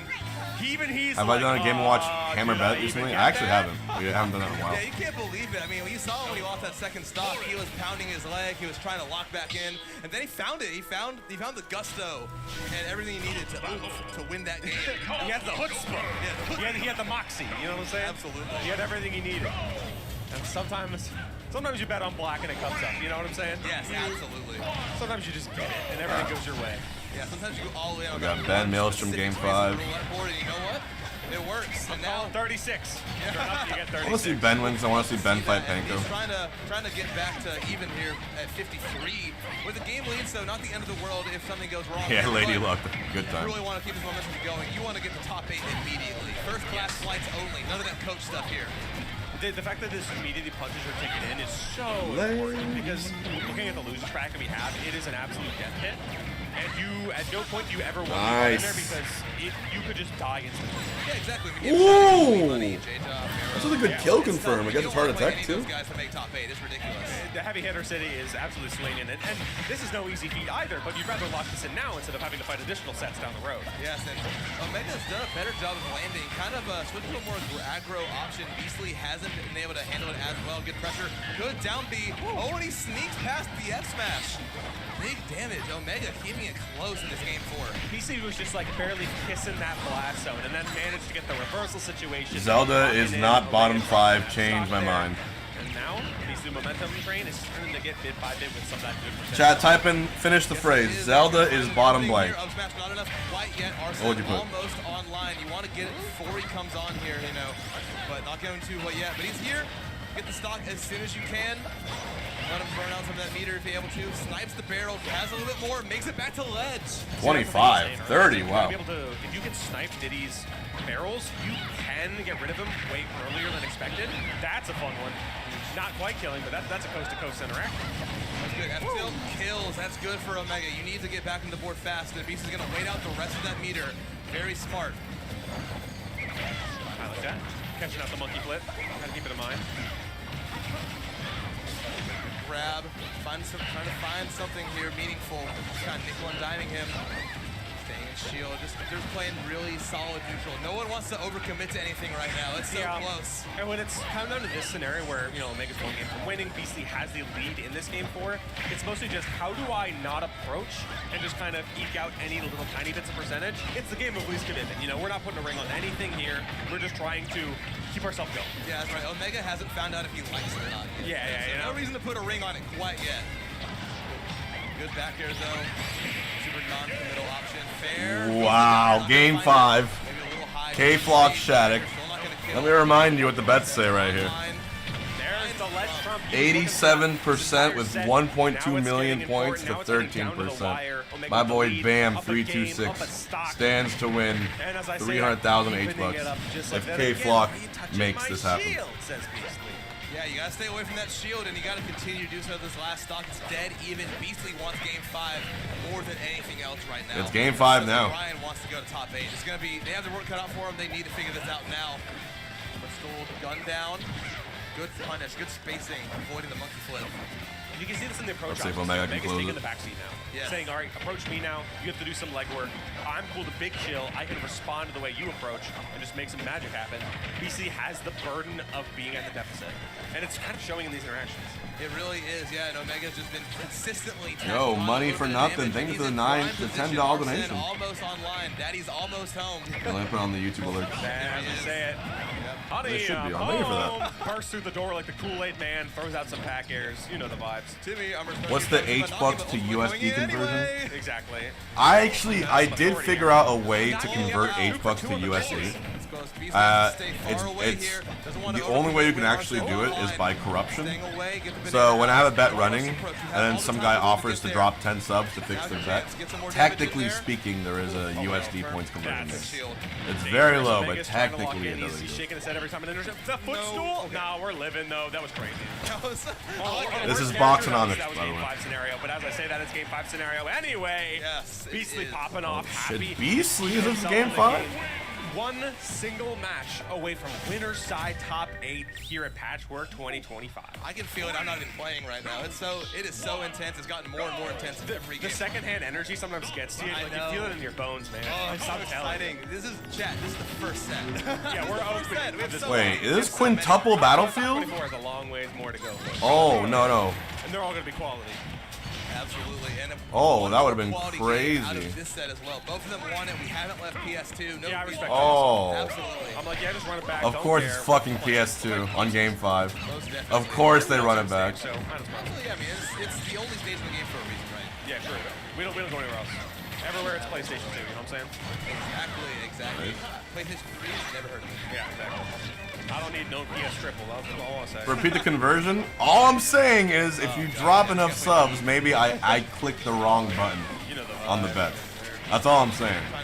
Maybe my finger slipped by accident. Nothing to do with me being corrupt. That's all accidental. I'm feeling myself. I'm saying it out loud. I'm keeping the See, what happens is if someone gifts a lot of subs, my fingers get sweaty out of excitement, and then it just I miss the button. It's completely unrelated. And then I just so happened to ask the gifter which player they like to see win the bet. Just, you know, out of cordiality for someone being so generous. I want to know more about them. It has nothing to do with that. Saying I don't need to approach. You know what I mean? Yeah, my fingers start shaking. You see how I pop off. If I'm Omega, I'm basically just saying, let me rack up damage. Once this Arsene's gone, I'm trying to grab banana and sit on our platform. It's like, what are you gonna do, big guy? Yeah, exactly right. Just take your time. Take your time. You have a stock lead. You see how it goes. Right now as well. It's looking really good for Brian. Beasley needs to adapt here very fast. This is a hot set, by the way. Very smart. It's pretty good. Yeah. Still get back because, you know, it's Joker. But yeah, gotta pull up that Persona 5 loading screen. Just take your time, you know? Exactly, that's right. Take a breather. Here's a fun challenge.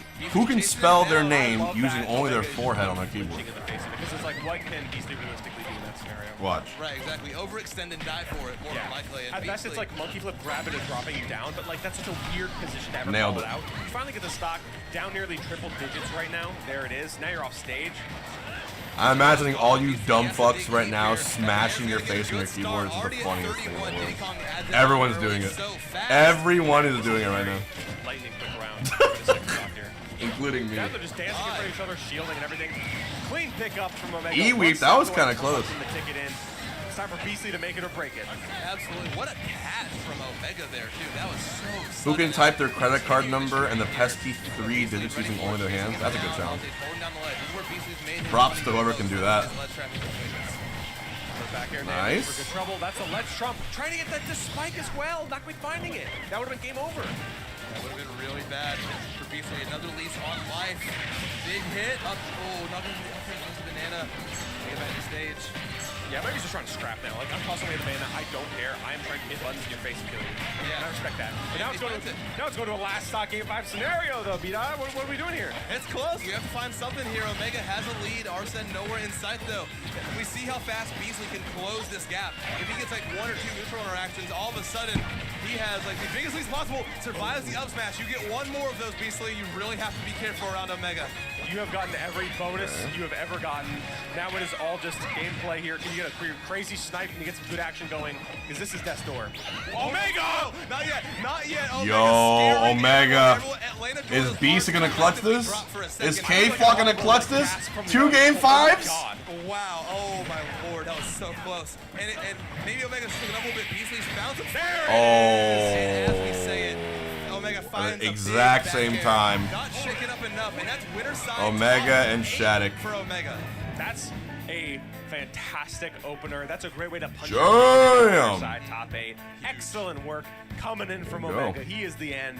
You must face him if you want to get your bracket path moving along. And unfortunately, Beastly is going to be sent to the bracket of alternative success for the remainder of the tournament. That's exactly right. And hey, not over yet. Thank you, Money, for nothing for a little bit more work the to do, gifted some sub. digging deep, but it's tough. You know, you're in a shark-infested pool, but you're For a the shark $10, I mean. in the shark-infested pool. Not over yet. At this point in bracket, you just have to lock back in. It's Battle Apex. There you go. You know? Exactly. There you go. It's going to be a good one.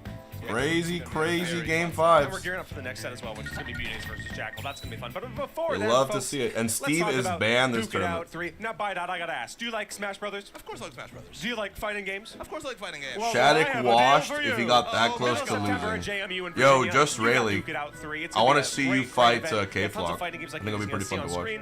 I'm partial to a little bit of Street Fighter 6 myself. Okay. If you like Marvel, if you like City of the Wolves, if you like some Strive or Tekken, you got that for yourself. And if you're a platform fighter aficionado, which you probably are if you're watching this stream, you got Ultimate Melee and Rivals of Aether 2. It's going to be a great event. Please come out if you can. Not a bad title in sight on there. And really quickly, let's thank the people bringing you the stream right now. Video Game Boot Camp. I mean, they've been around longer than either of us have. Yes. And all, pretty much for our whole lives. They got tenure, baby. Let me tell you. You don't want to talk about tenure. So listen. My bad. I mean, listen, they bring you all this content. There's sometimes people will be up in here like just like not putting respect on players' names. I'm just like, damn. That day, they're doing their part though. I had no idea. So they're doing their part. So if you want to make things a little bit easier on yourself, take away the ads out of the equation, maybe if you go ahead and hit that subscribe button. It's only $4.99. You have some really sick emote action. All right. And if you got the Twitch Prime, FMN, choose a number between 1 and 100. Really quick. Over on mainstream, whatever floats your boat. Follow them on their socials. I mean, you're going to see the VODs of this on YouTube. So be sure to tune in if you'd like to replay some of this banger action. All right, like, so honestly, 1,000 minus 1 is 999. So that's how many minutes I'm going to time you out for. Unless you drop 5 subs for being a giant strange person. Your daily timeout. FMN, any last words? So much more since then. And there's Chat, how long is 999 minutes? Yeah, but a lot of Ultimate has changed. This is going to be, the matchup doesn't favor Jackal by any means. You have to be very, very... Again, if someone posts your 5 sub bail, I'll get back in. So it doesn't have to be You've been a strange lad. How many seconds is that? Over on Kitty 3 Productions. Like, I mean, it's made possible by these say guys. 160,000. They ran all the rival stream. They killed it, in my opinion. They've run all these other events, you know, the Kitty 3 Invitational. They're doing a lot for the Rivals scene. If you're a Rivals fan, even if you're not, support these guys. Yes. Follow them on the social medias. Be sure to tune in for some good actions whenever they host a tournament. Because, man, that game is fun. Man, that game is great. If you haven't tried it out, I highly recommend it. Yes. It's a great platform fighter, and it has a very dedicated community. And guess what, folks? If you want to save some money on some very cool merch, check out lostparadise.club, and you can use the code Patchwork2025 for a cool 15% off. Yeah, me personally, I'm looking at a shirt on the far left. That is so raw. All of these are really hard. Yeah, it's like an NGE looking back at like a car, and you're breaking down the specs. Yeah, no, this is sick. I'm a big fan of like the schematic. Yeah, I like the box on the right. I'm kind of vibing with that, you know what I'm saying? That one's hard. I mean, hey, listen, 15% adds up if you buy more than one shirt, so maybe you like all 3 of them. Or if you're a shirt enjoyer, you know what I'm saying? Yeah, speaking of shirt enjoyers, hey, look at that hoodie. Buds. Yeah! That's a beautiful looking hoodie. Support these guys too. Always feels like rare footage when I see a duck hunt popping up. It was a major last year. Cola Shattuck. I've had a phenomenal time. Bro, they gotta make that mainstream. Say a bad thing about this they got it. Good reason. Yes. These guys kill it every time. Come on now. Follow their socials, support every Bud event coming up. Go. For sure. Especially if you're, if you're in the Carolina area, this is going to be your place to be. Yeah, these are going to be your folks. And shout out to KML Productions. That's my home turf, baby. That's KML. Mr. Kyle himself has been putting some effort in this entire weekend to make it so you can see me second from the right and the second from the left in the middle. Ooh, me Brawler Duck Hunt. This is a Wi-Fi matchup. Events has the local in Edgewater, Maryland, the KM local. Please tune in. You can see the socials on the screen. He does so We got much Mudace work. Jackal. I know a lot of people are coming up. unfortunately sad about Xanadu closing down, but KML is 100% without a doubt picking up the slack in the power vacuum that's been made.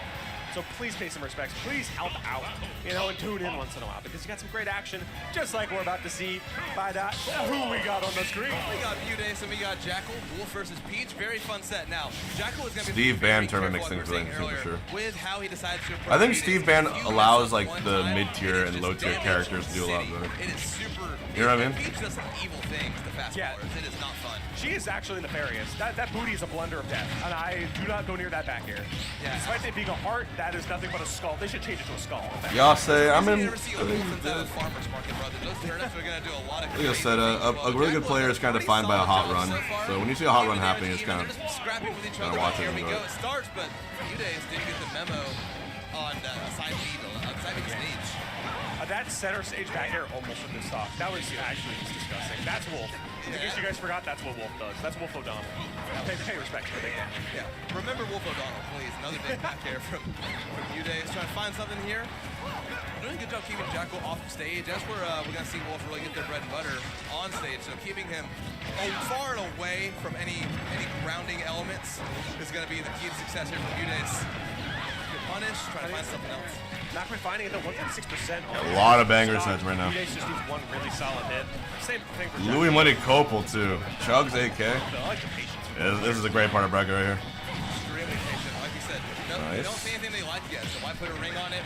Up till not going to kill quite yet either. They're both getting so high in percentage. I think this is going to kind of dictate the pace of this set, They're going to get each other to really high percentages. I don't see either super running away with it. I think how careful Jackal's going to play. Still not dead, by the way. My goodness, DI of the gods. Living on a prayer, that's for sure. It's 154%.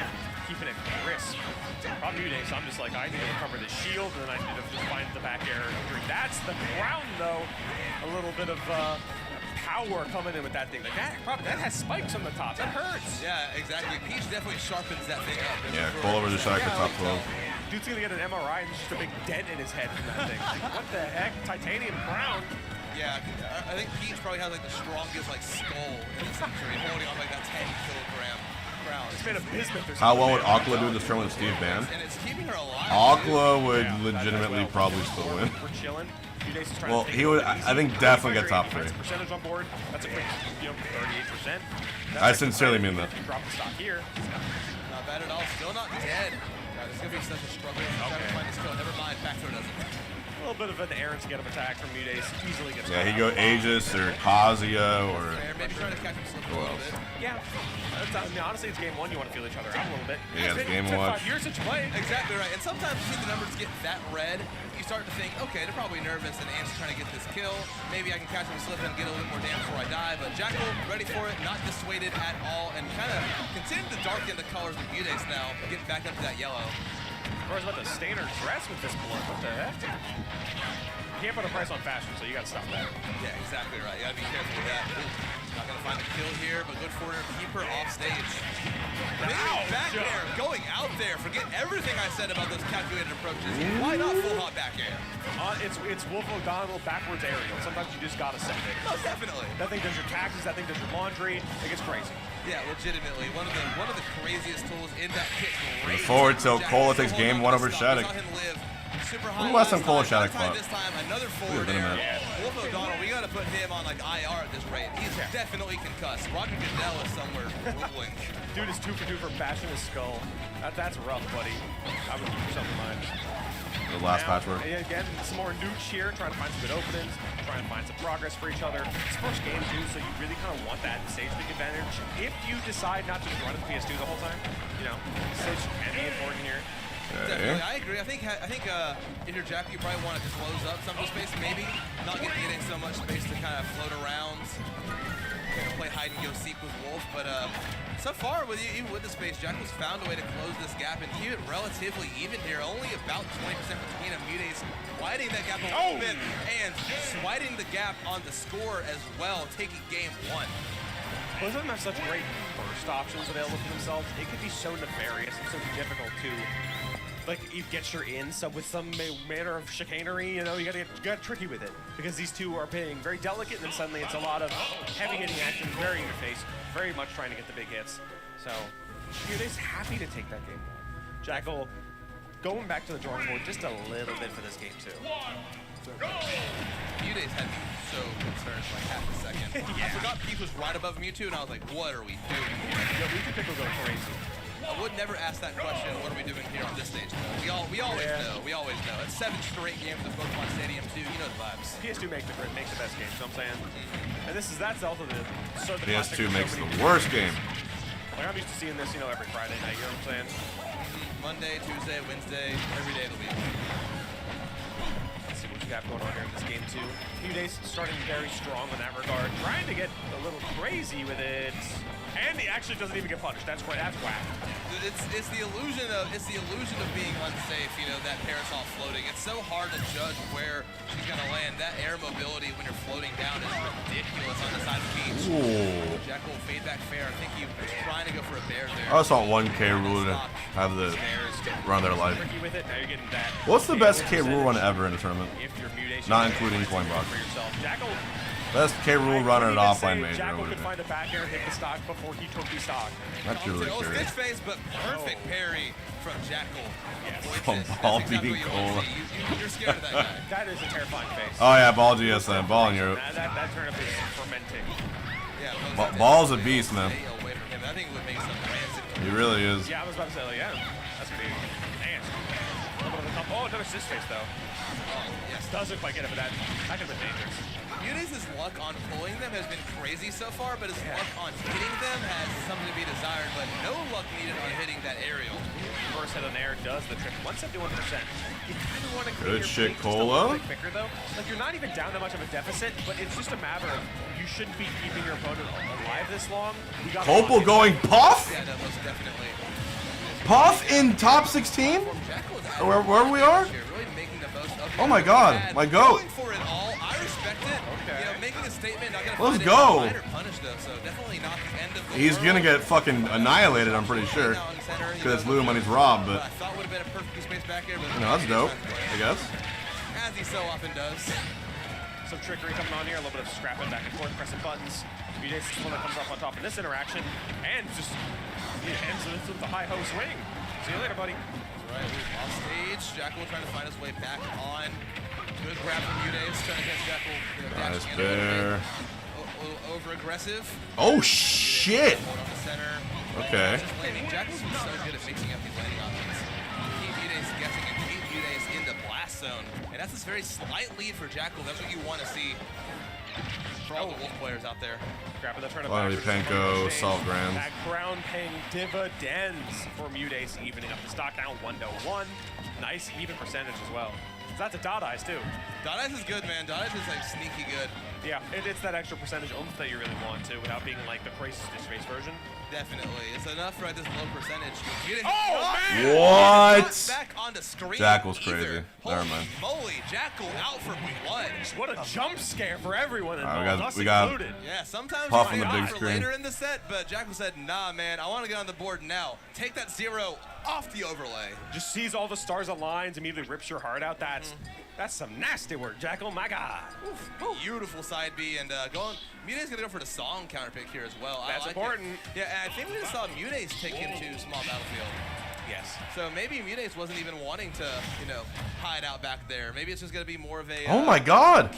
He's rest. You know, lose some of those safer approach options. You can't let him get comfy on the stage when he's doing something like that. So we're going for the Mother 3 music counter pick. Shout out to Reggie. We're getting things moving in this game 3.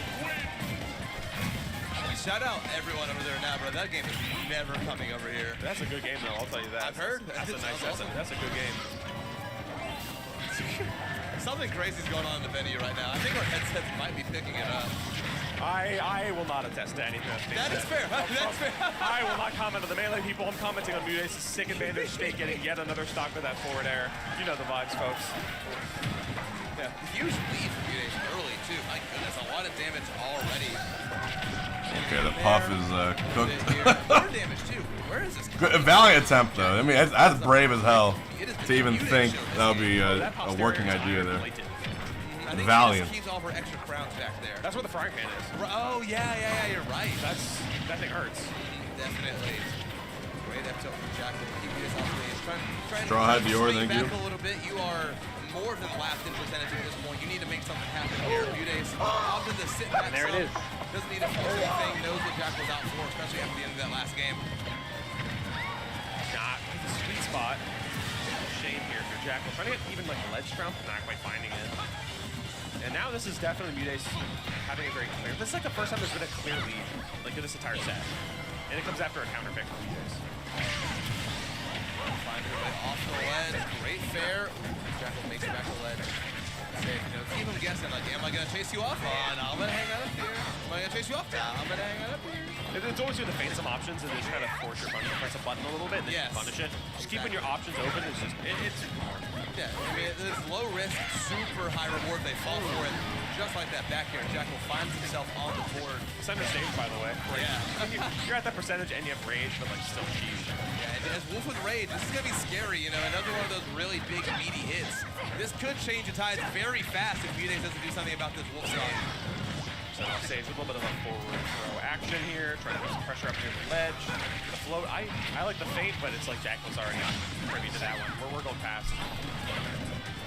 Really safe landing there. Jackal continuing to make this happen, but that Nair, once again, coming in clutch, and Mudace holds on to the lead. Hail to the king, baby. You know what I'm saying? You gotta pay respect to the crown. Most definitely. Crown. Turn it back. Good air dodge. Jackal really trying to find that kill. Not going to find it quite yet. Mudace is going to let him know about it. Cola 3-0 Shattuck. That's a bomb. So Shattuck's out. But Jackal held on the damn. ledge.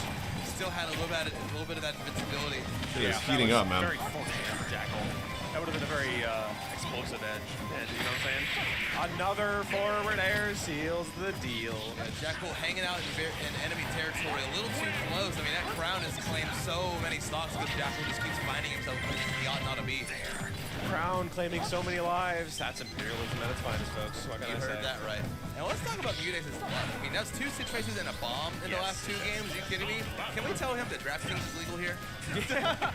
We're about to go crazy. Yeah. Hashtag not sponsored. I heard if you have that on your phone, you actually grow bunions on your eyelids. Yeah, you don't. We're not doing that. Right. Let's go gambling in game. In game, absolutely. Yeah. In game. We'll do that a little bit more here too. Get something going with some of these turnips. Hasn't found a lot. Maybe just a little bit of pressure from some of the stronger down B pulls. I like how Jackal did respond to the counter pick. It's just like, yeah, PS2. Yeah.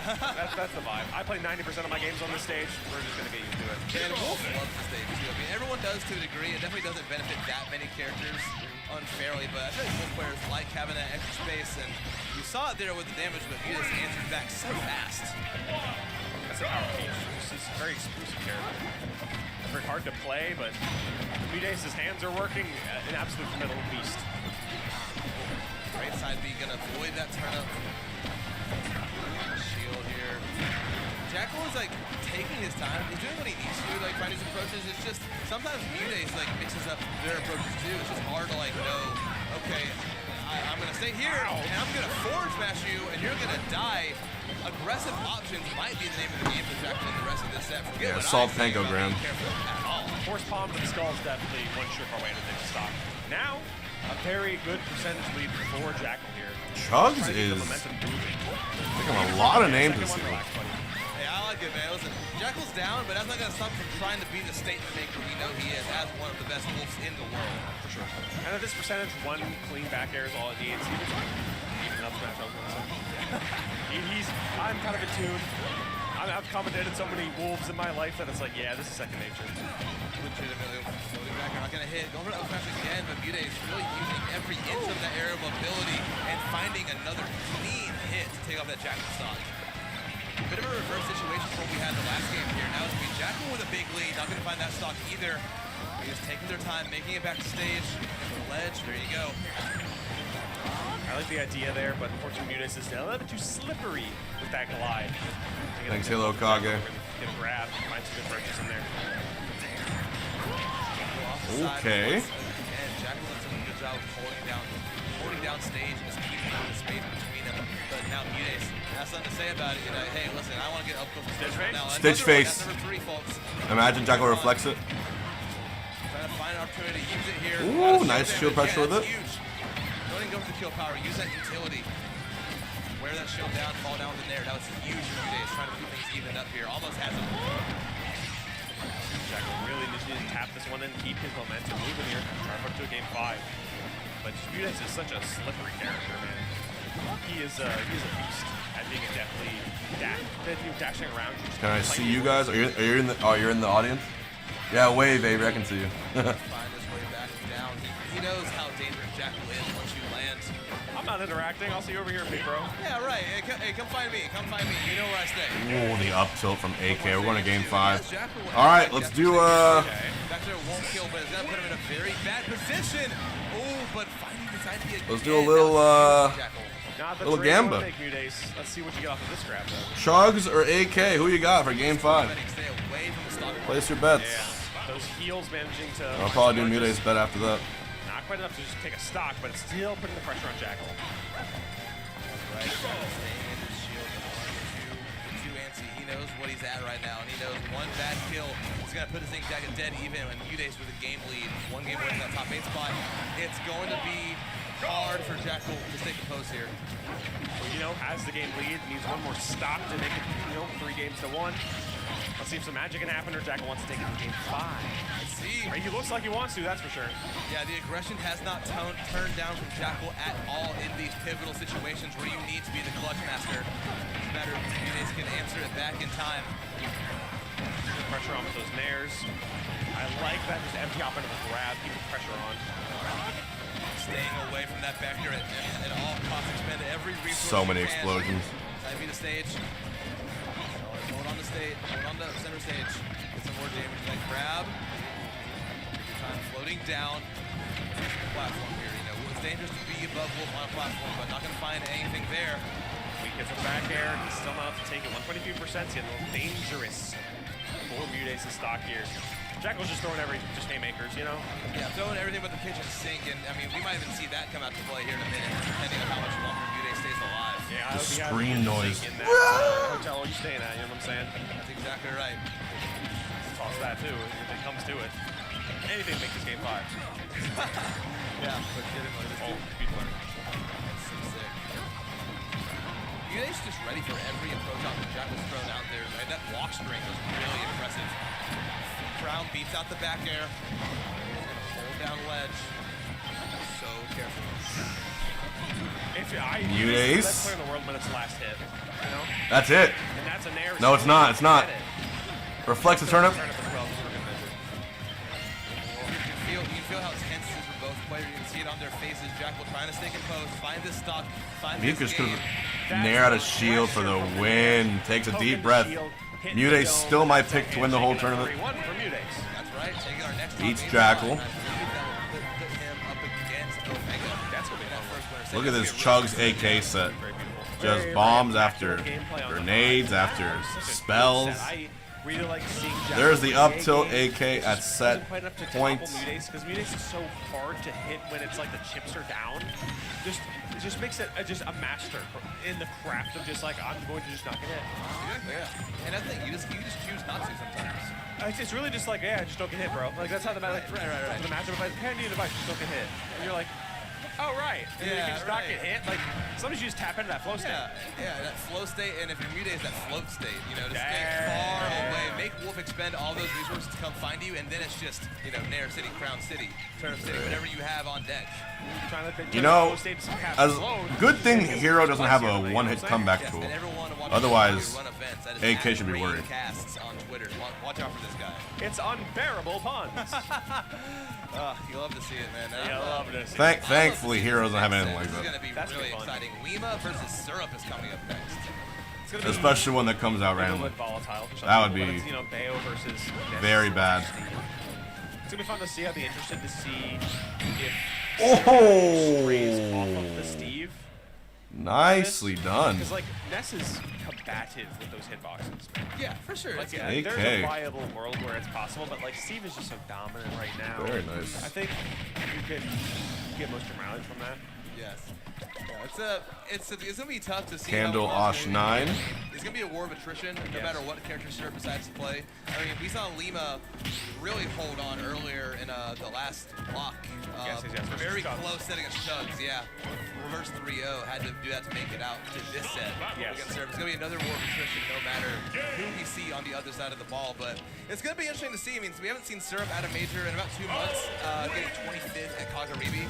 So, you know, major and then your major. The biggest event of all time. Biggest event of all time so far, right? Most stacked event of all to ever be. Yeah, and getting 25th, that no slouch at all. That is a first in any regional you can name. So let's see if you can tap in and get a first at this major. First, you have to get through the Mudays. That is going to be Lima. That's going to be very tough. And yeah, you know what? Hey, you might need to get through Mudays too. Because if you win this, you might be sitting on the other side. This is winner's quarters.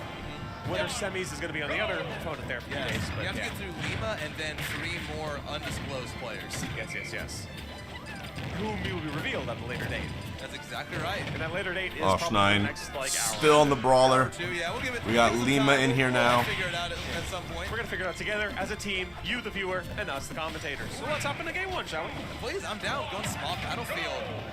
PS3 making its debut.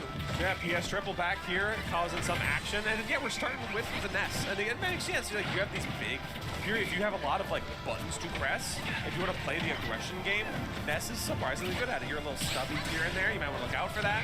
But if Bayo's going to be often getting in your face, makes sense. Not to mention, like, great way to edge guard the yo-yo. Yeah, absolutely. It's going to make it a little bit harder for only going to make it a back. You know, Bayonetta not known for her ability to snap to ledge. So that yo-yo is going to make things a little bit more tricky for Lima, but as a matter of if Syrup's able to get Lima off stage, because it's Bayonetta, you know what I mean? It's going to be really hard to get any openings here. I mean, we see... And note, remember guys, for those people that are just tuning in, Steve is banned for this tournament. It's the one Steve banned major a year. It makes you wonder how it plays into the rankings, right? It's interesting that I think we haven't really talked about that. Obviously, I'm down for events like this. It's dope. It's more variety. But in the scale of rankings, should it count the same if Steve is banned of other events? Lumirank doesn't count it for Steve players? Wait, really? Oh, so Steve players aren't punished for this event? That is Ness. That's pretty interesting. Okay. I like seeing that. I love seeing how That makes sense. just to go chase down This is great, interesting choices from Syrup, and you know, you have the lead. I'm learning in real time some of the kooky stuff that he's bringing to the table, specifically for Lima right now. Back here from Syrup, like 160. Yeah. That's kind of what you expect from a Bayo. That and the hurt stuff is definitely weird. Off the side of like 70, you're going to be living to the mid 100s. Yeah, legitimately. You're going to live for a while, but Syrup trying to end it as soon as he can. I mean, we saw that back row kill earlier, not going to kill there. A little bit more to go. Opting for the ledge trap. Good wait for the ABK. Absolutely. Patience is... So if Syrup wins the event, it won't count? Well, see, that's the problem. What if Syrup wins the event with solo Ness? So maybe that might be a contender in these scenarios. Maybe it counts. They only count their wins, not their losses. I don't know. It's a weird territory that I wouldn't want to like be the arbiter for. You know. I wouldn't know what the proper like ruling on that would be to make a fair ranking. Could be entirely possible. Oh, grabs the wrong way. I think Syrup was so set on the roll-in, but didn't get it. Now it's the Lima show. A lot of damage here. Down a stock, but that never stopped him before. A little bit of the classic Bayo blunder action here. Off the top, no, it's the back air from Syrup. Happy to press a button. ABK into a lot of stuff here. A little bit of reset on that grab. And that's a little bit of a tackle there. Unfortunate. We saw the vision. Lima was going for the back air, but then kind of screwed the stock. Not fast enough, though. Certainly not fast enough. I like the aggression, but I mean, listen, you're fighting like the strongest head in the universe. We're talking about Pete's crown, nothing compared to Ness's skull. Yes. That PK tackle. Ness got a big ass head, dude. That thing is super big ass scary. head. Tried to catch him, but like you said, not fast enough. wonder the dubious physics of hitting yourself with your own little lightning bolt and then becoming just this human missile. Yeah, no, Ness's brain is definitely like mush at this point. For sure. Yeah, like it either looks like Jimmy Neutron brain blasting, or like it is like you have to wear a necklace that says out to lunch now. Yeah, like, that's the kind of like those are the two sides of the coin you might be looking. Definitely, it's I definitely feel for the kid to a degree, but sometimes it works out. You know, those niche circumstances where being concussed actually helps you more than hurts you. I mean, he had to go fight Geiger, so like honestly, if you can't comprehend that form, right, you don't even want to think about it. So let's get rid of some higher cognitive function and just try to go. Cola Jackal. We got 2 Roys on the screen. Yes. We're trying to avoid nude trauma here by taking care of Lima as fast as possible. Already on track to the game 1 win. Please, Ness. Dealing with your traumas for your 20s, let's just focus on the now, and that's fighting Bayonetta, that's fighting Lima, and here on Hall of Basketball places. Yeah, well, Lima just trying to take their time to find these approaches. It's going to be so scary to find their way in. Just holding, if you hold down center stage, you're just cooking, man. Like, that's even that's kind of what Syrup doing right now, just kind of staying in the center, just trying to avoid some of the burst options, but Lima finds that in, and then it's like, yeah, let me just for a big chunk of change right off the game. Yeah, Lima's money is going to be made on that side beam. You know, trying to catch Syrup, slip in, jump in when he shouldn't. You know, just being in the air when he shouldn't. Just Cole did 3-0 Shattuck, yeah. Anywhere he can. Cole's actually had a pretty not bad season. Like that, not able to grab the ledge. Rare SD from Lima. Everyone looks at the K Rule ball loss, but not like him actually having pretty good. So many weird maneuverability options, and it's just a shame when you can't make it. Because normally your mobility is just out of the world. Yeah, it's like it's analysis paralysis, right? Because you have so many resources available, it's hard to keep track of them all. And sometimes you forget what you have, what you don't have. Ooh, that's the back error securing, and that's going to be evening up the stock count. Still Syrup with that lead at the moment, but 57% is like. Salt wins melee. Yeah, one good combo, and we might see it right goes now. 6-1 over Panko. SDI like crazy. This guy knows how to play against this character. That is a key ingredient to this matchup if you want a success story, you know? Big damage here, that wrist was going to come in clutch. Steve players don't contribute points to Steve banned events. Steve players will not have their score affected. Moon Rank reserves the right to nullify these caveats on a case-by-case response. In response to a Steve player's strong performance at a Steve banned event. So they go case-by-case. Again, it's a weird fringe line, but I guess that's the best way to solve it. Because North Carolina is the only place that still has Steve banned. What's up, Bree? Doing all right? Watching tournaments as usual. Let's see if I mean, it's close enough. We're looking to just pull it off anyway. No, for sure. I agree. I totally agree. Syrup's in the driver's seat right now overall. Keep the fire, looking to get thunder. A lot of magic action coming out of this kid. Fair finding control the space, holding on the ledge, but Lima gonna take over the driver's seat, get a combo here. Chasing Syrup off stage. Big damage, but gonna SDI or DI out. And find a bit of a revenge hit there. Syrup had a very slight lead. Up smash though. That was raw. That was grocery store New York strip raw. Yeah, that was. Dude just skipped past the produce section. Absolutely, just yeah. Found it. Gordon Ramsay has some words to say about what that up smash was like. That was ridiculous. Syrup like went into target, saw the cookware section, averted his eyes. Didn't want any part. No heat on my feet.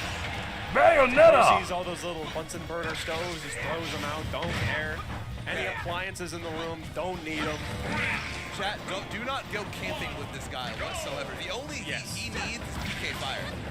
Yeah, I'm not sure if that's enough to really cook that meat. That's some weird magical fire. I might add some like carcinogens or something, some magic carcinogens. Those are just gonna be regular carcinogens. Run off Nair for Jackal to take game 1. Yeah, like that unlocks some new stuff. You got Beastly AK. Yeah, like it just puts extra organs in your body that you're not supposed to have them. Yeah, lung number 3, but actually pumps the air out. Finally, spleen 2. We've been waiting for it. Yeah, absolutely. Oh my god. Back to the match. We're relatively even. We're holding on to it. I'm liking it. It makes sense for Lima. You know, you want to keep the stage. You're a little bit of that deficit right now, percentage, but what can you do? Yeah.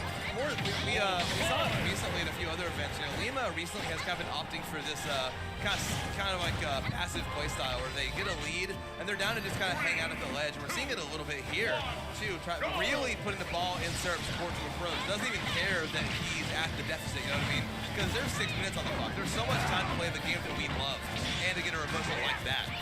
You know, which time always going to come in handy, that's for sure. I tried to snipe the air dodge, couldn't quite find it. And honestly, with Bayo's maneuverability, I kind of get it.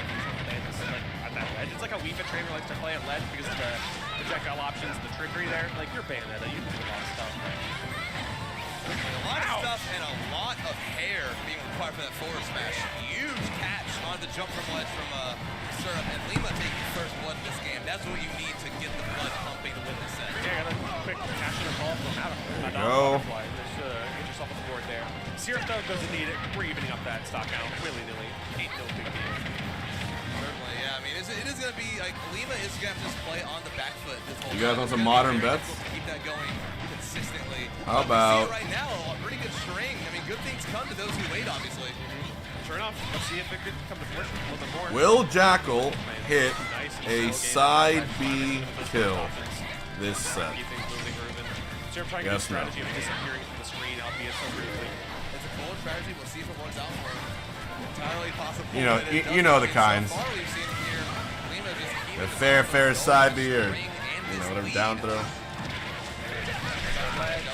What is match B? I think it's Mr. E versus. Great adaptation. Taking his time to figure it out. Oh no, hey, it's a mix-up. Sometimes we double dip and then we realize why we don't double dip. That back I'm not too sure. That stock. And Lima with a really solid lead. Hyper Kirby? Yeah. Oh wow. Hey, oh, it's friendlies?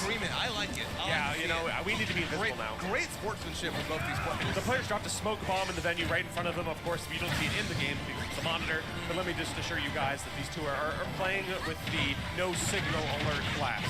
Yeah, absolutely. They're taking their time. All right, is it time for They're trying out all new strategies here. Lima really throwing everything but the kitchen sink. big H-box face? The hotel bed, the shower head. Yeah, they're the same person. Everything in their room to try and secure this win, because right now it is definitely, set count-wise, been a serve from Lima playing really good this game. But whatever gameplay changes we've seen have helped a lot. It's clearance sale hour, bro. If it's not nailed down, it's got to go. Same thing. They dropped the salt. Last stock of Sierra Lima on the board now. A little bit of a pensive face going in with that, being like, I won. What do I do now? big H-box? I'm liking this hot-cold gameplay from Lima in this game because he's so passive, and then it's like it's not even like a gradual increase to like more aggression. He's like nickel and diming, and then like out of nowhere we saw it twice that game. Boom, forward smash. You missed the first time. Boom, I did it again, and that's a game for Lima. I think if you just keep the flow changing, the tempo. Any gifter in chat and Poop2King spelling the word gifter with weird symbols to not get caught by the auto mod. Hey, I'm always down for a whale call. At least once every 2 hours, a whale call is good. Three platforms. See if that style of gameplay can help a little bit. We saw a bit of a slow waltz that last game. We're very close to 2K subs again. Holy shit, it worked. Ohan Melee of all people. Gifting Poop2King. We also got Hey I'm Cheesecake at the Prime. Alright, now we just gotta everyone pray for a 25 sub drop, and we're so fucking back. I mean, that is all we need for a great time. Good damage, good start for Lima. Great match within. Continuing this damage here, going for it again. Oh, very nice. For a more passive option to land. Still not working out. Lima is just racking the damage up. That's what we were talking about earlier. He respects it. 1-1 Cola Jackal. Good comeback. Reacting to the up B. Yeah. To get thunder. And honestly, it makes sense that Lima doesn't really care. Okay, that's an up smash. Yep. Am I doing anything after Patchwork? I'm packing and going back to Orlando. Like, you're kind of getting back anyway, that crazy issue. So let me just. That was the plan, at least. Gain instant positioning. And I mean, something's working out. Oh no, most definitely. It's this gameplay change has been great for him, as we've seen here. Syrup still has yet to catch up this game. I think it was I got a flight in the morning. He's getting down to the wire. He's getting a little close. Gonna pack my whole setup here. Trying to find something here. Up smash not gonna connect. Yeah. I know it's weird, but I gotta get home. My fob is waiting for me there. So I gotta get home, set up my stuff all over again. Practice for a little bit. Not the best ABK down. happens at the best of us. They can't all be winners. You know? Definitely not. Yeah. And that's stock side percentage anyway. You know, you got your extra credit. Now we can start, keeping this to get to the next stocks. It's fine. I'm used to doing it. There was times where I would fly to one place and then fly out the next day. That's his bread and butter. That's his baby. That's where he's gonna get. Summer of Smash gets busy. That's where it starts. Great down B to start things off. Not gonna continue a whole lot. Keep the pressure. Lima snug at disadvantage. Now finally taking damage again. Off the top? Off top, yes. There you go. There it is. First one this entire set. Yeah. Yes. A little bit off the top, please. Right. That was huge from Lima. Keeping it going and not getting too much, damage on that stock either. Holding on, trying to add extra credit here before losing it. See what they can do. You still got a good chunk of percentage left before it becomes really deadly. At this point in the corner, maybe you get a yo-yo or something. Syrup starts to look for it. Got to, he had a very convincing first couple of games from Lima. Has totally turned the pace of this set around. Staying How do you that get shit, out? How do you leave? Oh my goodness. Hook with a low battery. Yeah. That's the secret tech they don't want you to know about, folks. That's right. It was the sound cue throw off. Lima purposely discharged his controller. That's great. That's some crazy work. That's some secret crash. Yeah, that was huge. Getting the sound cue and getting quiet. You'd love to see that. Working out too, a lot of damage on Syrup back here, finally gonna do it now. Certainly not undoable. Lima still has to be careful to find his skill because we know what Syrup is capable of. That was, I felt nervous really. I did too, that was very scary. Dying at 0 would have been so tragic. Right into the reset and the weird whip grab. Syrup, not a lot of damage, but I like the idea. It's keeping pressure on Lima, letting you know, hey, I'm a constant presence. I'm always going to be threatening. You're an A-plus UK fire. I feel like it was in between landing and not. That was crazy. Opting to go for a little attack instead of just popping. We play it safe a little bit. Careful how you come back to the Syrup. Certainly not undoable by any means. How did the PK flash? Who are you, Syrup? Yeah, that was a great snipe. So crazy, wow. Yeah, I mean, using all these ridiculously silly moves just to get like a good 20%, but that's how you win games, right? You get like a little bit of time, and it's the biggest thing is staying alive, and he's doing that in droves. As Lima at a cool 78. Oh no. Doing it again. All of a sudden, this is scary for Lima. He's done a lot of work to bring this back, and now all of a sudden, dude, this Syrup just taking names off. Hold on, we gotta close it out first. Not quite finding a triple-digit percent. These are getting a little scrambling now. I just realized the Banjo-Kazooie theme is playing too. We're going Looney Tunes mode for this game 4, folks. Oh, yeah, Looney Tunes moment for sure. Very scary, very intense. Whoa! Oh wow, going game 5. It was wow. Lima chuckling to himself, happy to hold on and happy to have one more game. Cola Jackal. We're reset into a game 5 scenario here, folks. Super close. Fun one. Oh my God, this is Mountain comeback for Lima. Best of 1 territory now. Yes. Very. The rest of the set doesn't matter at this point. You just have to treat it like its own game. He simply will not. Either way. Oh! You gotta make these 3 stocks count. Up throw? Staying on battlefield. I like the stage pick, I think. This is good. Just make it run it back here. Obviously Lima will get that jump dude, back he's in. not dying. To another barbershop, off the top combo. But wow, waited for the fair up air to shield. Super fast reaction time for Cola. There you go. Off the top though. Oh, he fell out. He got it. The eye. Syrup, you live in that. That's that Smash ultimate difference that you get here. Smash 4, Syrup was dead, the control was thrown, screen was broken, everything. And all of that was after game 1. Yeah. Kitchen Sink also thrown out as well, in a bad way this time. Yeah, definitely. Lima finding some center stage, finding some aggressive action. Stage, I like it from Syrup. Try and hold down as much as you can. Give Lima a little bit, but not too much to work with. Tackle K. Rool would save families here. Syrup 2 stocks away. That regrab kind of spelled doom for Lima there. Now you got to get yourself back in AK? the quick stock taker too. It's 114% possible. Maybe you need a little bit more juice in the tank.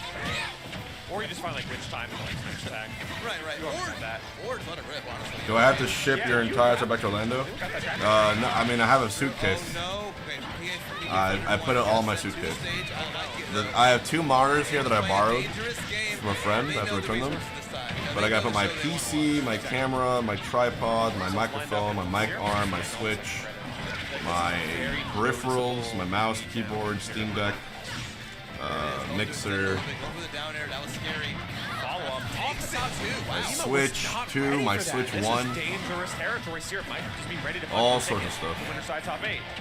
Possible early air dodge, still not dead. I like it. Times it right that time. Another leads on life. Venom loses that forward air, and now Lima, you got some work to do here, buddy. It was just a long visit. I'm going back to Orlando. Full nest stocks here. Those are not very easy to get rid of. You can maybe find the miracle or two for sure, but like it's a very uphill battle, that's for sure. I was here for the spring, not summer. I misinterpreted. That's right. You have to. It's one stock. You know, one stock at a time, one hit at a time, one neutral win at a time. Yeah. Break it down to the subatomic level.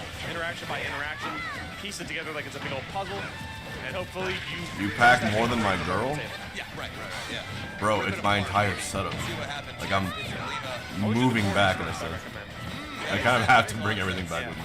I've always just kind of like I shove pieces together, man. I'm bad at puzzles. Oh my god, that was When's almost Peabnut coming? existence on this planet. what? That up tilt sent Syrup flying away to the left. I've never seen that before. What hitbox was that? That was ridiculous. Lima, barely there too, continue to edge but the game has not been kind to Lima in this situation. It's pretty scary here. Nice again from Cola. Lima trying to scoop, not gonna find it. Throw, reset situation. This is very good for Syrup here. Having the offensive pressure, having the percentage on board. Should not be said, but please don't harass VIPs or gifters in Discord for subs and insult them when they don't. They say this. If you want to call them out, I'm so for that. I say we light them up. Fuck it.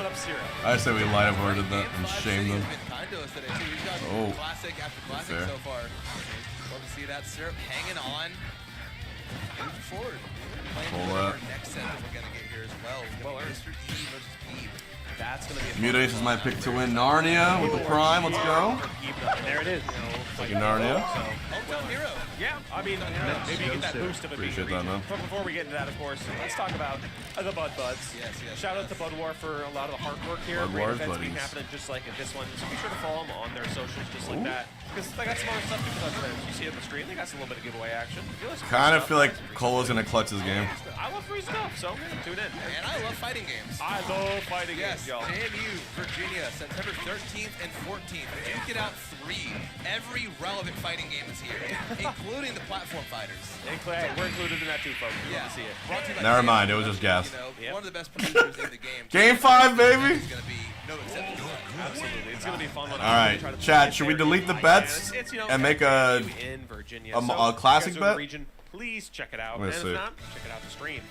And shout out to KML, the one who's been putting in the I guess I can't do that because we've already bet on There's it. a lot of hard work. Has the local up and We got running game in 5 here. Maryland. Make sure it has picked up a lot of the slack in Maryland itself. It travels all around to make sure production for a venue event happens, just like this one, North Carolina. That's a bit of a drive, but we make that effort anyway, folks. Yeah, saw one, Miller. We're trying to get some good action.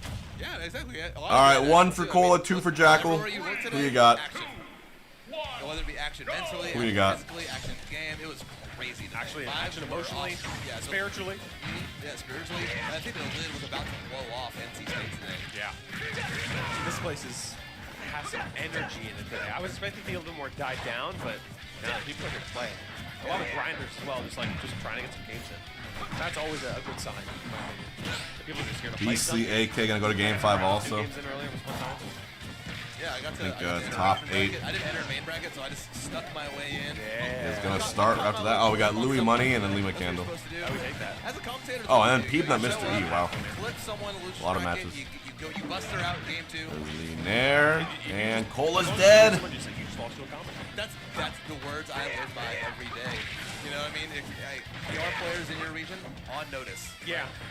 That's the my specials. I'll enter for 3 months. I come, I get a PR win, and I just write hashtag just commentator. Commentator. Yeah. You got to be put on notice. Just a one game commentator. I'm just a funny guy saying some words. You lost to me. What do you think about that one? You lost to Microphone Boy. How's that feel?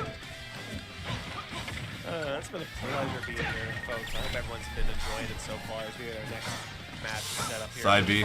It's going to be, again, I feel like a lot of the energy in the room is going to be heavily for Peabnut because the hometown hero. Yeah. This is losers. This is for elimination right here. I think the winner of this goes to top 8, right? Yeah, winner of this match goes to top 8, by the way. This game. Same with Beastly AK on the bottom left. I was looking And The winner of that also goes top 8. The last thing I saw him at was MomoCon, and I saw like 10 events between that and today. Yes. It's ridiculous. That guy's everywhere. It's worldwide. Uh-oh, last stock. Spawns and losers bracket. Uh-oh. Winner side, so this is still going to change the formula unless Peabnut wins. It's gonna happen. That has all been preordained. Que va a pasar? And that's just how it is sometimes. And Peabnut has been mission consistent lately. You know, I was talking about it with some buddies yesterday. You know, Peabnut, I feel like everyone's kind of known about him for a long time, but he hasn't really had that breakout season yet until, you know, recently. Like, he won ETS-Con back in March. He got second at Palooza last weekend, and I'm getting Con. Let's see. Been placing high at these like bigger regionals and majors. Yeah, good track record. Yeah, sure. And so knocking on the door of another top 8 here, and It's looking pretty bad. It would be great to do it in your hometown. Yeah, I think it really kind of sets it ablaze. Cola Bros. In the venue, it really puts an extra mark, a little bit of a Cola Bros. nice little badge on your shoulder. You know, it just feels good to win in your region. Jover. Not another feeling like it for your top player, you know, winning in your own region. We got Beastly AK. Let's do another quick bet here. Game 5. Showing up, everyone else like, I don't even live here. I'm showing up wrong. I'm stunned on all of you. Maybe winning in general. You gotta bet quick though. You gotta bet quick. Honestly, kind of is. Fair enough. Yeah, honestly, gotta say, winning is pretty good, folks. It's not bad at all. Beastly AK bets activated. Only one of them can get us last to 5 this time, though. Yes. And again, this is a top 8 qualifier match, so there's a lot on the line here. A lot, yeah. This is our last winner side top 8 qualifier as well. So we got Peabnut, Mr. E as well. Omega facing Udace, and then we'll have Sura playing the winner of this set. Yes. So it's going to be, you know, you get the honor of playing against a Nest player, you know. Yes, or Steve. Or Steve, exactly, yeah. And what better can you offer? That's what's really keeping these guys going. Yes. It's all we could muster, folks. But it's going to be fun sets either way, because again, talent here is phenomenal. The sets are a joy to watch. It fills the soul, that's for sure. Yeah, Smash Ultimate for the soul. You know, we don't need chicken soup anymore. We've moved past the need for it. I mean, can I be honest? I don't think I've moved past the chicken soup. That's so good. Can I be honest with you? I'll shake on that, bro. I'll shake on that. I love chicken soup. Yeah, none of that campus though. I'm talking like some good Mom's homemade. Yes, sir. Oh man. Ain't no one do it like Mama, folks. Yeah, make your own broth. You got time. Yeah. You're not going to work. Yeah, just buy a rotisserie chicken, keep the bones. Yes, dude, exactly. Like, and then you have a whole chicken. Exactly. You can eat, like, rotisserie chickens are like $6 to $8, folks. You eat that thing for a few days, you can keep the bones. It's like, if you want to get a stewing hen, you can go crazy with it, but let's not get too fancy here. Let's get fancy enough to watch these two folks. You know what I'm saying? Like, let's get mystery. Let's get Beastly getting top 8 in 2 different games is actually fucking crazy. To really ignite us to start the set off. That's right. Now, you mentioned being fancy. We have a lot of fancy we had to get here for this set. I mean, with it being... For some reason, it didn't occur to me. And he just, that's it, he 2-stocked him. Beastly's in top 8. AK out at 9. If this is true, so now I have to do this, you know? With him being a robot, he's definitely reading... He got second in Rivals. Look at that Mega Upper coming in. As someone who loves Mega Man, the character in the series, it's always a joy to see a Candle player Lima. come out and really bring life to this character because he's so cool. He really is cool, man. Ouch, a little bit of the Mega Blaster. So the remaining sets before top 8 is going to be Lima Candle and Louis Money versus the loser of Peabnut Mr. E. Early shore you too, just trying to find some damage wherever he can. Peabnut doesn't care about move scaling, I've learned. I think he just cares about the number going up. Honestly, can you blame him? That's a good mentality. Number go up, go burr. That's right. Yeah, I mean, listen, you get the stock. The only number you want going down is the 3 little icons under the player portal here. All right, Flame Sword coming in. Flame Sword to Mega Upper because Mr. E did not tech.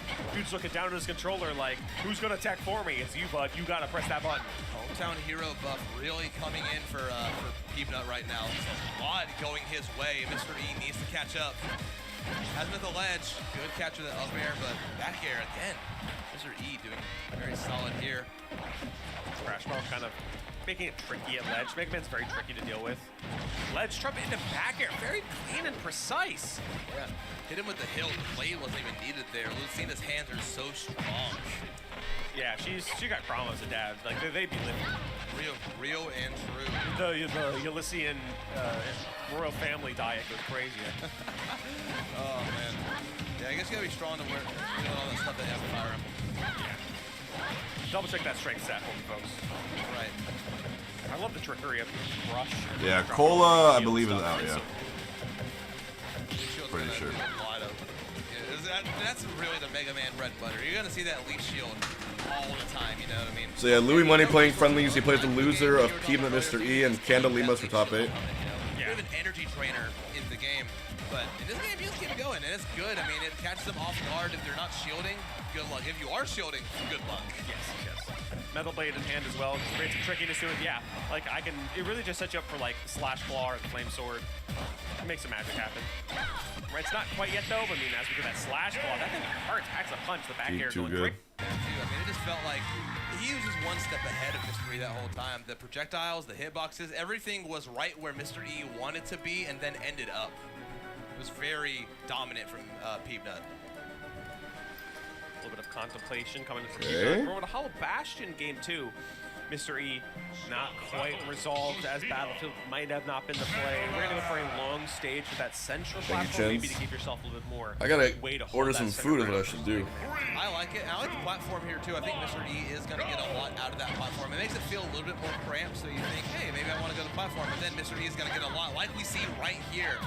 Peabnut already at 56, but answers back so fast. Where did that even come from? I like it, you missed it. Mega Man packs a punch. I think deceptively strong little bot, for sure. Super ridiculously strong. Look at that, man. 3 projectiles back to back. What do you even do there? That's Mega Man for you, folks. And the parry as well. Oh, throwing out the hard knuckle too. Shield not going to get anything with it this time, but keeps the pressure on. Maybe keep that shield. Allowing a lot more damage, and he was too low to make it back. Peabnut again just gish galloping Mr. E, is not able to handle everything being tossed at him. I bet Mr. E probably thought he had his double jump, and when the crash bomb detonated, he just fell a little bit. He was like, oh, I can like stall a little bit. Nothing came out, and you just sink to your death. Yeah, exactly. Very tough, very smart from Peabnut, just setting him up in that situation. Continuing it here, not going to force any approaches. He knows what's going on here. You know, to keep these items out. That sword's scary. Man, I gotta say, Mega Man's little lemons might be like top 5 annoying move in this game, because you don't like getting just touched a little bit. Like you take 1% and then it's like, oh, and then it messes up every move I was doing. Like that just kills your momentum, especially if someone's just like firing on all cylinders at you, playing it like the game is Mega Man. Oh my goodness, this is the long active hitbox of the Flame Sword coming out. Fair, not gonna find anything with it. Mr. E trying to find something here. Peabnut's percentage is so high, and he hasn't died yet. He does a good job of controlling the space for these projectiles. Yeah. Not to mention, Nair finally does a center stage. Mega Man is a little bit like deceptively heavy. I mean, he's made of metal, so of course he is. But he is a little bit heavier than you might imagine. A Mega Upper not gonna hit. Oh, oops. That would have definitely killed or at the very least put Mr. E in they trolled me. Landing against the super fighting robot. Exactly. Get back. We got trolled. Yes, you are. That upbeat takes you everywhere. Mr. E tried to do another ledge trump. Couldn't I find it? I mean, he's basically just locking down center stage, and he has the lead, so it's working out for him. Sure. But now it's just like, okay, well, you got to get a little bit more motion in your ocean. Normal motion in your ocean. Mr. E's found a little bit here, you know, keeping this percentage tight in this game. Counterplay definitely working out a little bit in their favor. He's chasing him to the right side. Hasn't found it yet. I like the parry coming in. He's not quite capitalizing on it, just yet the back air getting hit. Switch the stream. Take the next stock. Full screen. It's like it's just like tacked on. It's the game of nickel and diming that Mega Man loves to subject you to. What am I listening to? Nickel and diming is the name of the game until you see that really big, meaty swing come out of nowhere. Like you fight the flame sword, you know. Yeah, that's when all the changes happen. Right, I mean, listen, you go to Coinstar with all that, that's lunch, low key. Yeah, exactly. Whew. That is going to be a forward smash. Oh, I'm getting trolled by production. Both these two live in a very high percentage, and also it's what's like going on? All right, I'm gonna make this the full screen. This game. definitely slowed down the pace. Yeah, I like to see that. I think, you know, Mr. E maybe rushing a little bit of these interactions the last game, thought, okay, I can handle Mega Man. Had to remember some Mega Man stuff. Not the most common character in the world. You know, you have like MPG, you got Peabnut. Corner. The fact, yeah, since he's a kind of an unorthodox, tricky character, exactly, you really need to be in tune with it. You need to remember the tricks, and you can't just like slouch on it. Yeah, but Walter is just like an all-arounder where it's like, you just know she's good and she does good moves. Yeah, which is it's hard in its own right. But hey, Peabnut taking on his last stock as history takes it. Difficult in a very straightforward way. Where Peabnut just has to like throw out all these tricks to avoid very, you know, straightforward Lucina kills from occurring. Whereas, you know, here it's just gonna be Peabnut getting custom. I like Mr. E's angling of the shield all the time too, because they're just aware of what might be coming out. No shield breaker yet though with all the shield. Interesting. We might see that a little bit when it really matters. You know, if we get a stock that way. Great falling there. On under platform. Nothing working out for Mr. E, forcing Peabnut to that left side of the stage. Ooh, that was dangerous. That was a perfect tech for Mr. E. That really would have been scary. That back air hit. I like a slash shot coming out, putting Mr. E on the defensive. Near triple-digit %. As these two are dancing around that center stage, they want the control of space, they want the control of the percentage, and they just want to get themselves another game. And Mr. E putting himself on the board, Peabnut trying to make it 2. That's right, yeah. I mean, going up 2 here would be really huge for Peabnut. You know, keep that confidence going. Looking to have it, not going to find a connection quite yet. That was almost a bit scary. Mr. E, another lease on his life, has to make it back to stage here. Crash Bomb interrupting the recovery just a little bit, deftly avoiding the air cutters, deftly avoiding this power smash. What a spike. Mr. E sending Peabnut all the way down in a crucial moment. Peabnut thought he had a little bit more time to hang out off stage. You know, things after that led, but Mr. E fully in control, knew what he was cooking, said, nah, go back, start over. A little better here. I don't want that. I don't want chicken soup today. Who's to say? It's an acquired taste, but it's hot out here, man. You don't want hot soup on a hot day. Yeah, exactly. Give me some chimichurri. Give me like a nice steak, something refreshing, like a lemonade. Yeah. Oh man, a nice lemonade, some sweet tea. Oh, brother. Yeah. Yeah. We're in Carolina. Come on, give me something sweet, please. Mega Man. Trying to stay locked here. Trying to get the momentum in. Yeah, absolutely. Keep the blood flowing. Especially because the way the stream setup is, we're kind of on the melee side of things. So there's a lot less ultimate players on this side of tier 4. You know, you don't quite get the same audience reaction compared to the other side. Yeah, definitely. Lima to the corner. You know, like the oomph from everybody isn't there. Because if it's going to be there for anyone, it's probably going to be Peabnut. You're probably able to hear him from across the room when it matters most. Exactly, that's right. And it really will carry with it being in Carolina. Full leaf shield damage to the dome. So much. Putting on the center, grabs the metal blade back up. That's going to come in handy later. It's a secret mouse control. Okay. Surprise mouse tool. We'll see. We'll see if it comes in handy. Could always be. It's a powerful tool indeed. You never know. You're nickel and diming, keeping that space. He knows how dangerous Mr. E is once he gets in there. I do like going back to, or I like going to Stadium here. It kind of keeps the platforms there for Mr. E, but it also allows more space for Peabnut to run away and throw out. This is top 8 qualifier in, I think, winners, yeah. Too. Like, he really just wants these stocks, especially because of this percentage. You know, Yeah, Peabnut has this amazing ability to like not show emotion. He's like RoboCop. He's running high for Mr. E. That back here not going to kill. Definitely not from that side. Both at 4 digits percentage. Peabnut trying to land. Chad, what should I get for lunch? Mr. E kind of realizing For my last Uber Eats lunch in Montreal. It was a very difficult angle for Peabnut to just come back from, so it just makes sense Mr. E can kind of definitely clean it up from there. And now, you know, he has the stock lead. And now he can maybe get a little bit more on this second stock, try to just kind of hold down the fort on this first one. If Peabnut loses, I give 10. Floating in and out of Mr. E's range. A little bit of that forward smash action here. Mr. E wins, you give. Who wants to take it? Beggar up or not hit. Happy Patu is offering a sub for sub Gamba. You know, trying to go for some of that hot and cold stuff we saw from Lima earlier. Not able to make it work quite as well yet. Still plenty of ultimate play. Maybe he finds that lift single-handedly from the stream up. But for now, go back to adding some damage. You know, find this kill in another way. You got a lot of things that'll kill you here at 159, like that forward air. Flame Sword coming in handy, that's for sure. 47% is the lead, but it's like not a crazy amount. It's very easy. So we're cheering for Mr. E here. Change. Especially if you hold center stage, but Mr. E's making that very difficult. Mr. E kind of stopping Peabnut from playing his own game here, you know, running in with the sword, right, reducing the amount of space that Peabnut can control with his projectiles. Peabnut not dissuaded from that though, keeping everything flowing. Mr. E getting a little bit of use out of the mouse control. We'll see. Double-edged sword, double-edged blade. Hey, honestly, and Metal Blade is effective against basically like every boss. So like, it's a perfect secret mouse tool. Yeah, I really don't know what Capcom was thinking when they put that one in the game. Yeah, he was weak to himself. Yeah, it was that Metal Man was weak to himself. That's crazy. Ridiculous. Maybe it's a little bit metaphorical, where we are all our own greatest weakness, but like, come on, man. Well, you know, iron sharpens iron. Yeah, that's true. Not in that case. Yeah. Peabnut trying to find his way back. Finally finds it and is going to keep okay, Mr. E. Trying to get on the other side, maybe catch him by surprise. Something here. Ooh. I like the idea, couldn't quite get it to work to full fruition. That was good though. Very sneaky recoveries from Peab. That let's play.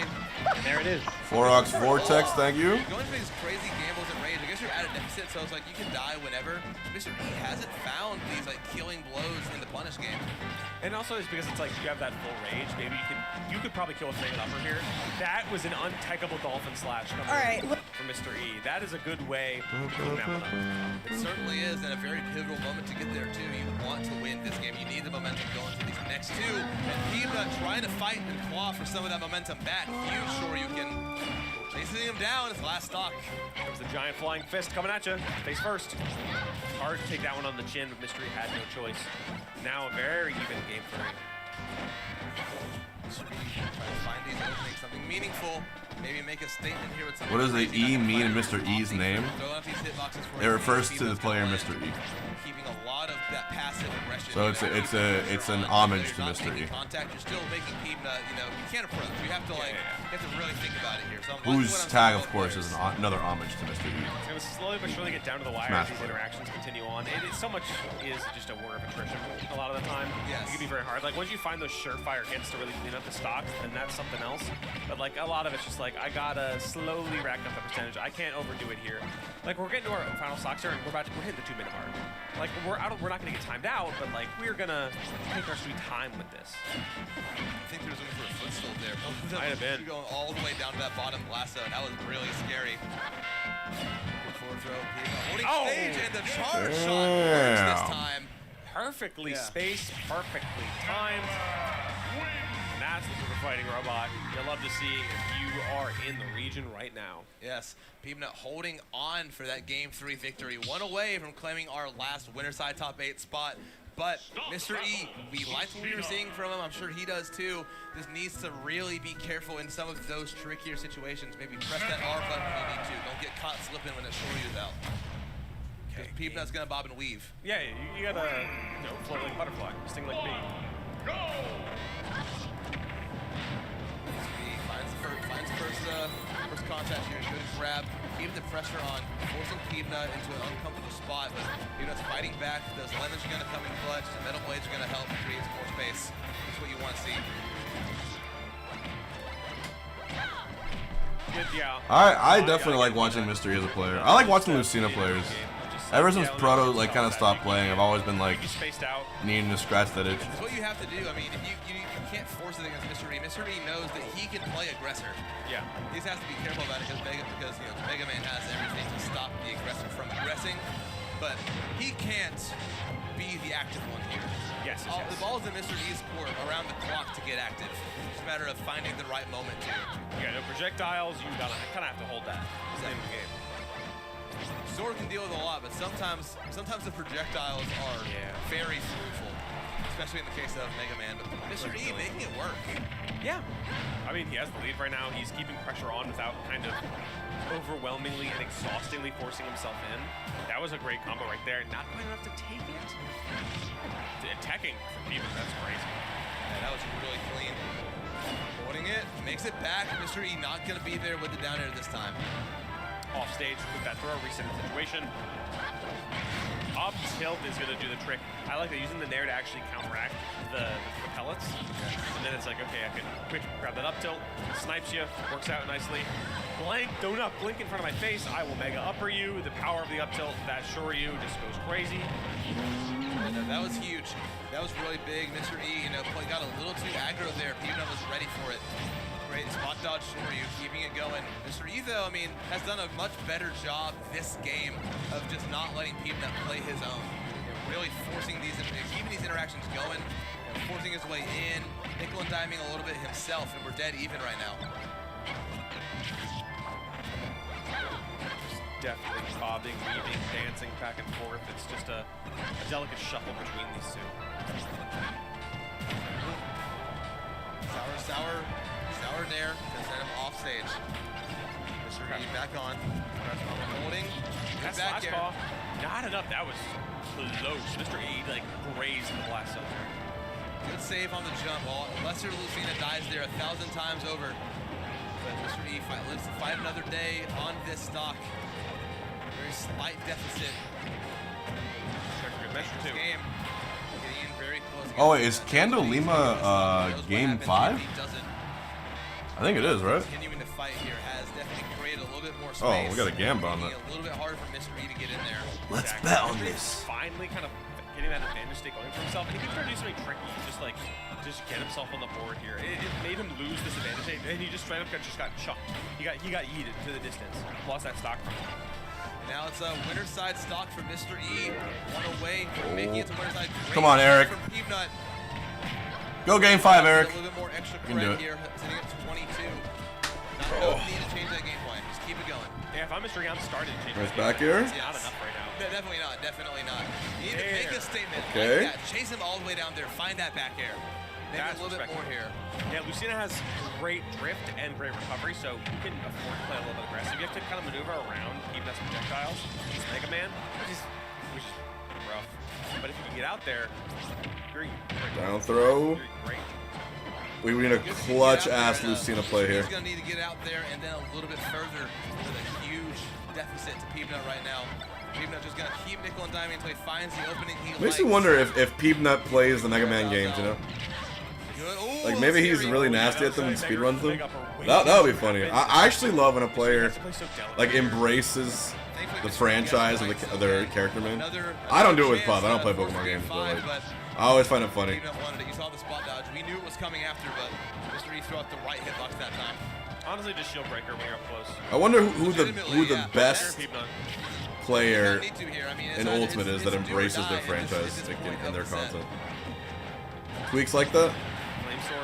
I guess Sonic's, yeah. 29%. I feel like a back air slash claw might be enough for Peabnut to win, but you gotta find it. Yeah, it's gonna be hard to find here. Ooh, there's what we're talking about. Yeah. Yo, Mr. E.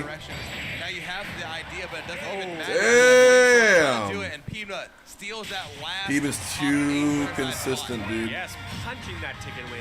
That is He is gonna too be great consistent. for the hometown hero. It's gonna be good, Mr. E. Unfortunately, now has to spawn in losers bracket, like it is preordained. Yes. A little bit more work to do before that top 8 spot, which we're getting into here. We're getting Yeah, to this stream's nitty-gritty. quality I think is we have a dying. little bit of losers to chew through. Yes. We're For gonna be game 5, let's see. losers Does brackets. Akla play Minecraft a lot? Yeah, I don't think they're so. off stream right now, kind of chugging through the bracket. Makes sense. Efficiency over everything else makes a lot of sense. We got a tight schedule. Absolutely, We're keeping this moving along. Bud Buds don't, handle everything. Oh yeah, Riddles too, They were actually. running It's a good example. ship around here. You know what I mean? You That's have to the handle quad things efficiently. Speaking of Bud Buds, that's where you can find all of the loser sets. Twitch.tv/BUDDBUDDS. Please tune in. Yeah, tune in and tune into this guy. It's been a pleasure commentating with you. It's been a very pleasure, fun, pleasure. very funny guy. Tell them where they can find you. You can find me at Raincasts on, Twitter, Blue Sky, whatever really floats your boat. And where can they find you? Twitter.com/buy.cast. How good am I at Pokemon? CASTS. Not good. I actually just posted my new demo reel. Hey. So if you liked what you heard today, I feel like I check out should some play more stuff, Pokemon maybe games, a though. retweet or something, a vouch. At least like a basic run We're of gonna like. be transitioning to the further on a one bracket. of the We're games. hitting that top 8 soon here, folks. So please do not go anywhere. I was always We'll be back in just a a little while. Stay tuned. You got some great action Mario here. guy. Patchwork 2025 headed Not a your way. platformer. So until then, take a stretch break, get some water, and we'll see you soon. All right, let's put on the audio for this final losers qualifier match. Oh no, sorry. It's this and then Louis Money. Now it's gonna be Louis Money versus Mr. E.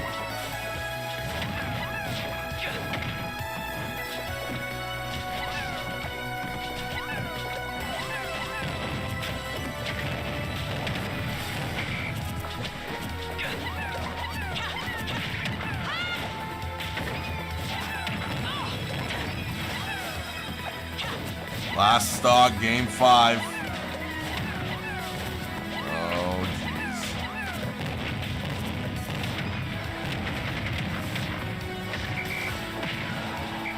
I'm cheering. I'm down for a candle run. Oh, God. Candle, please. Oh, the whistle. That was sick. Off stage, he goes for an up air reversal to beat Lima. Oh! That was a smart ass purple. Candle over Lima. There you go. Win a soda. Win a soda. Look at that. That was losers. Pretty sure.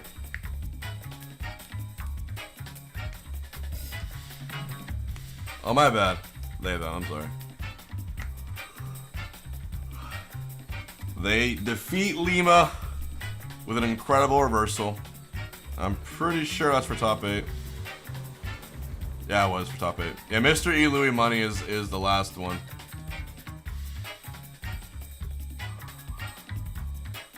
There you go.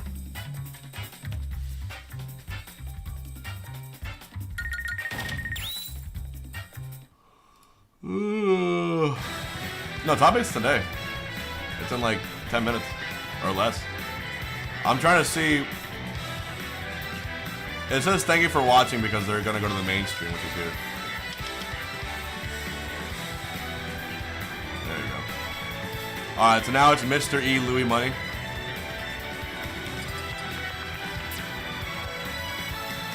Yeah, top 8 on a Monday would be kind of odd. I make this full screen. It's a side stream, so the quality's not as good, but we're gonna watch it.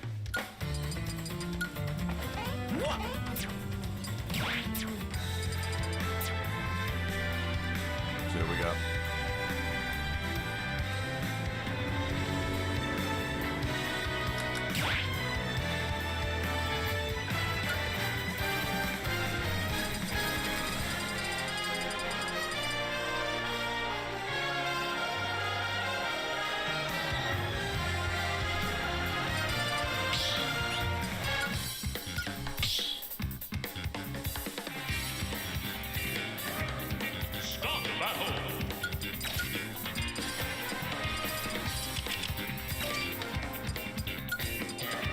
See what we got.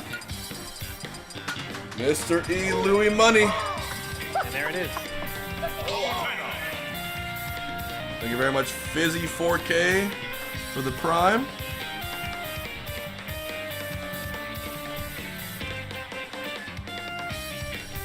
What does FP2 mean? It's Fighting Paws 2. It's a fighting game where you exclusively use dogs and cats.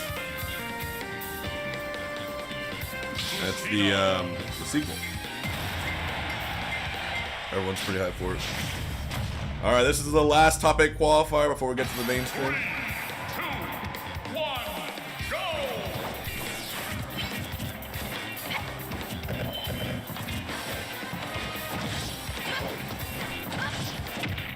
I remember Campbell won a really big event at one point too.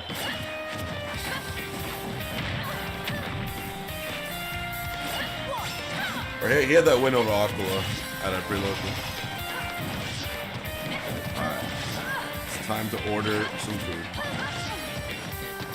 Steve is actually Toy Doll. For the first time, I usually get that question from time to time watch tournaments. For the first time, I'm glad you asked that. Steve is banned for this event. North Carolina is the one state, I believe, still in the US that has Steve banned at all events.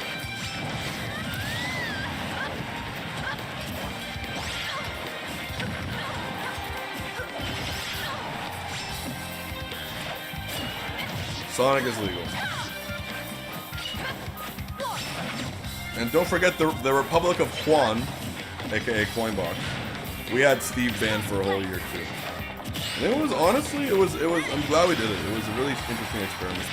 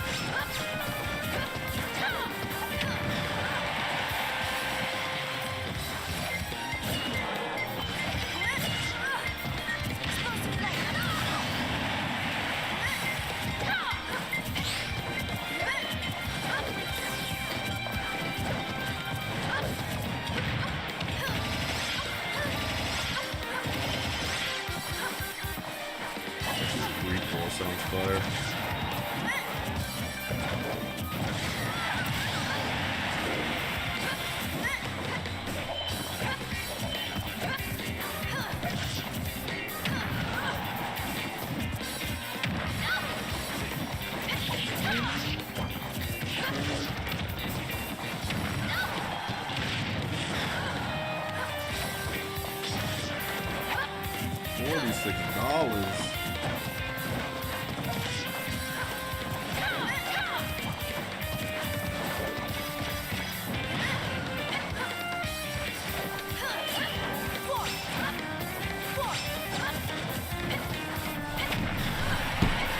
On and Aqua both won the last two Supernova. You guys will see a repeat of that next year. Oh, potentially. Yeah, it's kind of the nice part about Ultimate. There's so many ways a bracket path can play out, you know?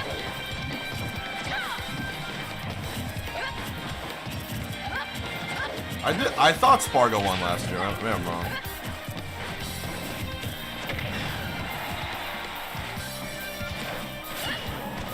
He did, right? Over Sonics? Yeah, it's Coinbox Grand.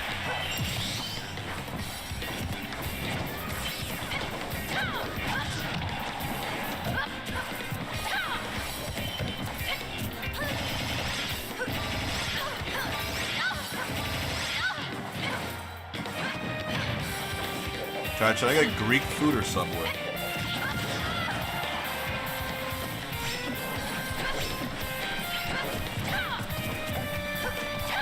I think the sandwich are kind of hard.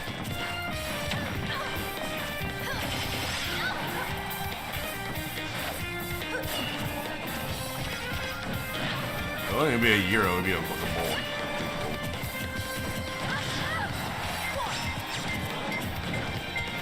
So Candle will fight the winner of this match in top 8 losers.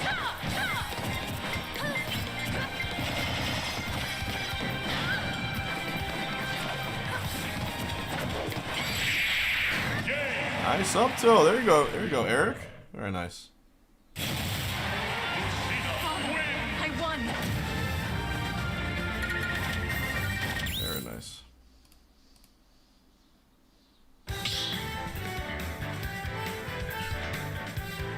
Stop the battle. Lucina.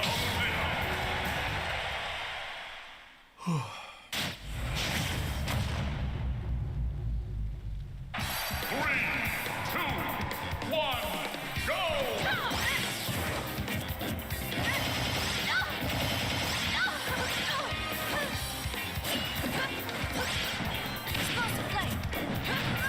Explosive flame.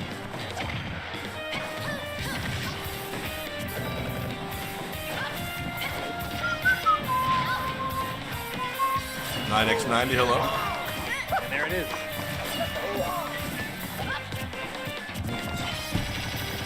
Have you ever thought about who considered the gods since the beginning of Ultimate? There was the 4 Horsemen, which was the closest thing they had, I think.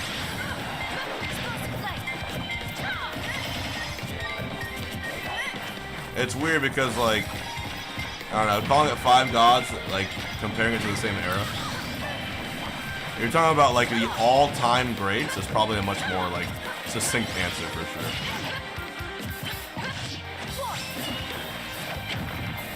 If I had to choose 5 gods for Ultimate, given the lifespan of the entire game, the 5 all-time greats, in terms of just gameplay and results, I think you give it to, oh, that's driving up. I think pretty safely you give it to North Carolina, from as far west as Leo, California, Aquila, as far east as Spargo. all culminating in over 20 upsets. I feel like if it's all time, you give it to Gluto and You know Tweak. what? It's all come down to this. 8 last But maybe I'm players biased. are here locked in at Patchwork 2025. Maybe not Gluto, and I maybe have instead no you give idea it to, who's like, gonna Mia. take it. I don't think you do either, Nerf, but I want to But hear it's it pretty from your close. own voice. I don't really know, but it We're also could- North American, so if you could ask be the any exact of same the question top to seeds someone that in, are still in the running to someone for this in one. Japan, it's We probably a haven't different answer had all completely. of the top seeds upset just yet, but losers is sure to be a bloodbath either way. Already we've seen Cola over Shattuck, Cola Because himself greatness is defined by a lot right of things. afterwards, and now through the ashes, our top 8. I think if you go off Very excited to see the what concept happens up of first, but we've got greatness, a beastly set. Beastly the versus greatest 5 Jackal. players We to ever actually live. just talked about that when Cola knocked out by Jackal. in a Again, nail-biter game opinions 5 change there, set but I in think losers you'd have to bracket. go. In addition, Beastly on a little bit of a Yeah, run, Leo, taking Aquila, out Spargo, none other than Apollo Kage Tweak, a little bit Gluto, I think. earlier than one would have thought. And It's Beastly hard to number argue anyone else 16 above those seed, 5. And Jackal number 12. So both of them already outperforming where they were projected. And who could I expect think, maybe that? I'm Well, wrong. these players are top tier, Nerf, so I'm not Right. surprised a bit.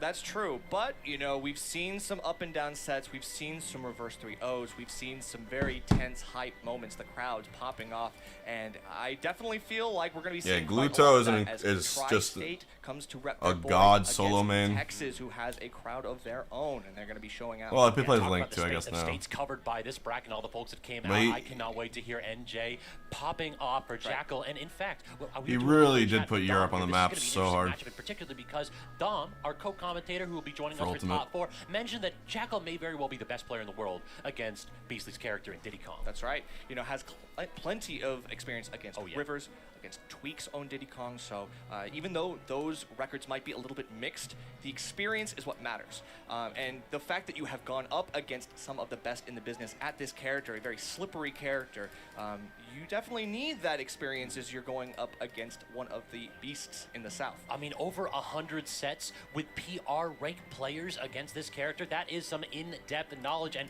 you talked about how the records are mixed. It's still positive. That's the messed up bit. That's like true. Dog has like I think Eric a 5 playing and 11 really record against careful. Tweak, and not too many players get 5 wins against Tweak when they're Yeah. living in the same region as That's them. true. One is a crazy thing to achieve, True but enough. to get 5 and to actually capture that magic in a bottle and reuse it time and time again is crazy. So, love to see what happens in this set. Obviously, it's a very different stage than where they fought before. So, this is a little bit of an unlikely crossover, but a perfect meeting grounds for it.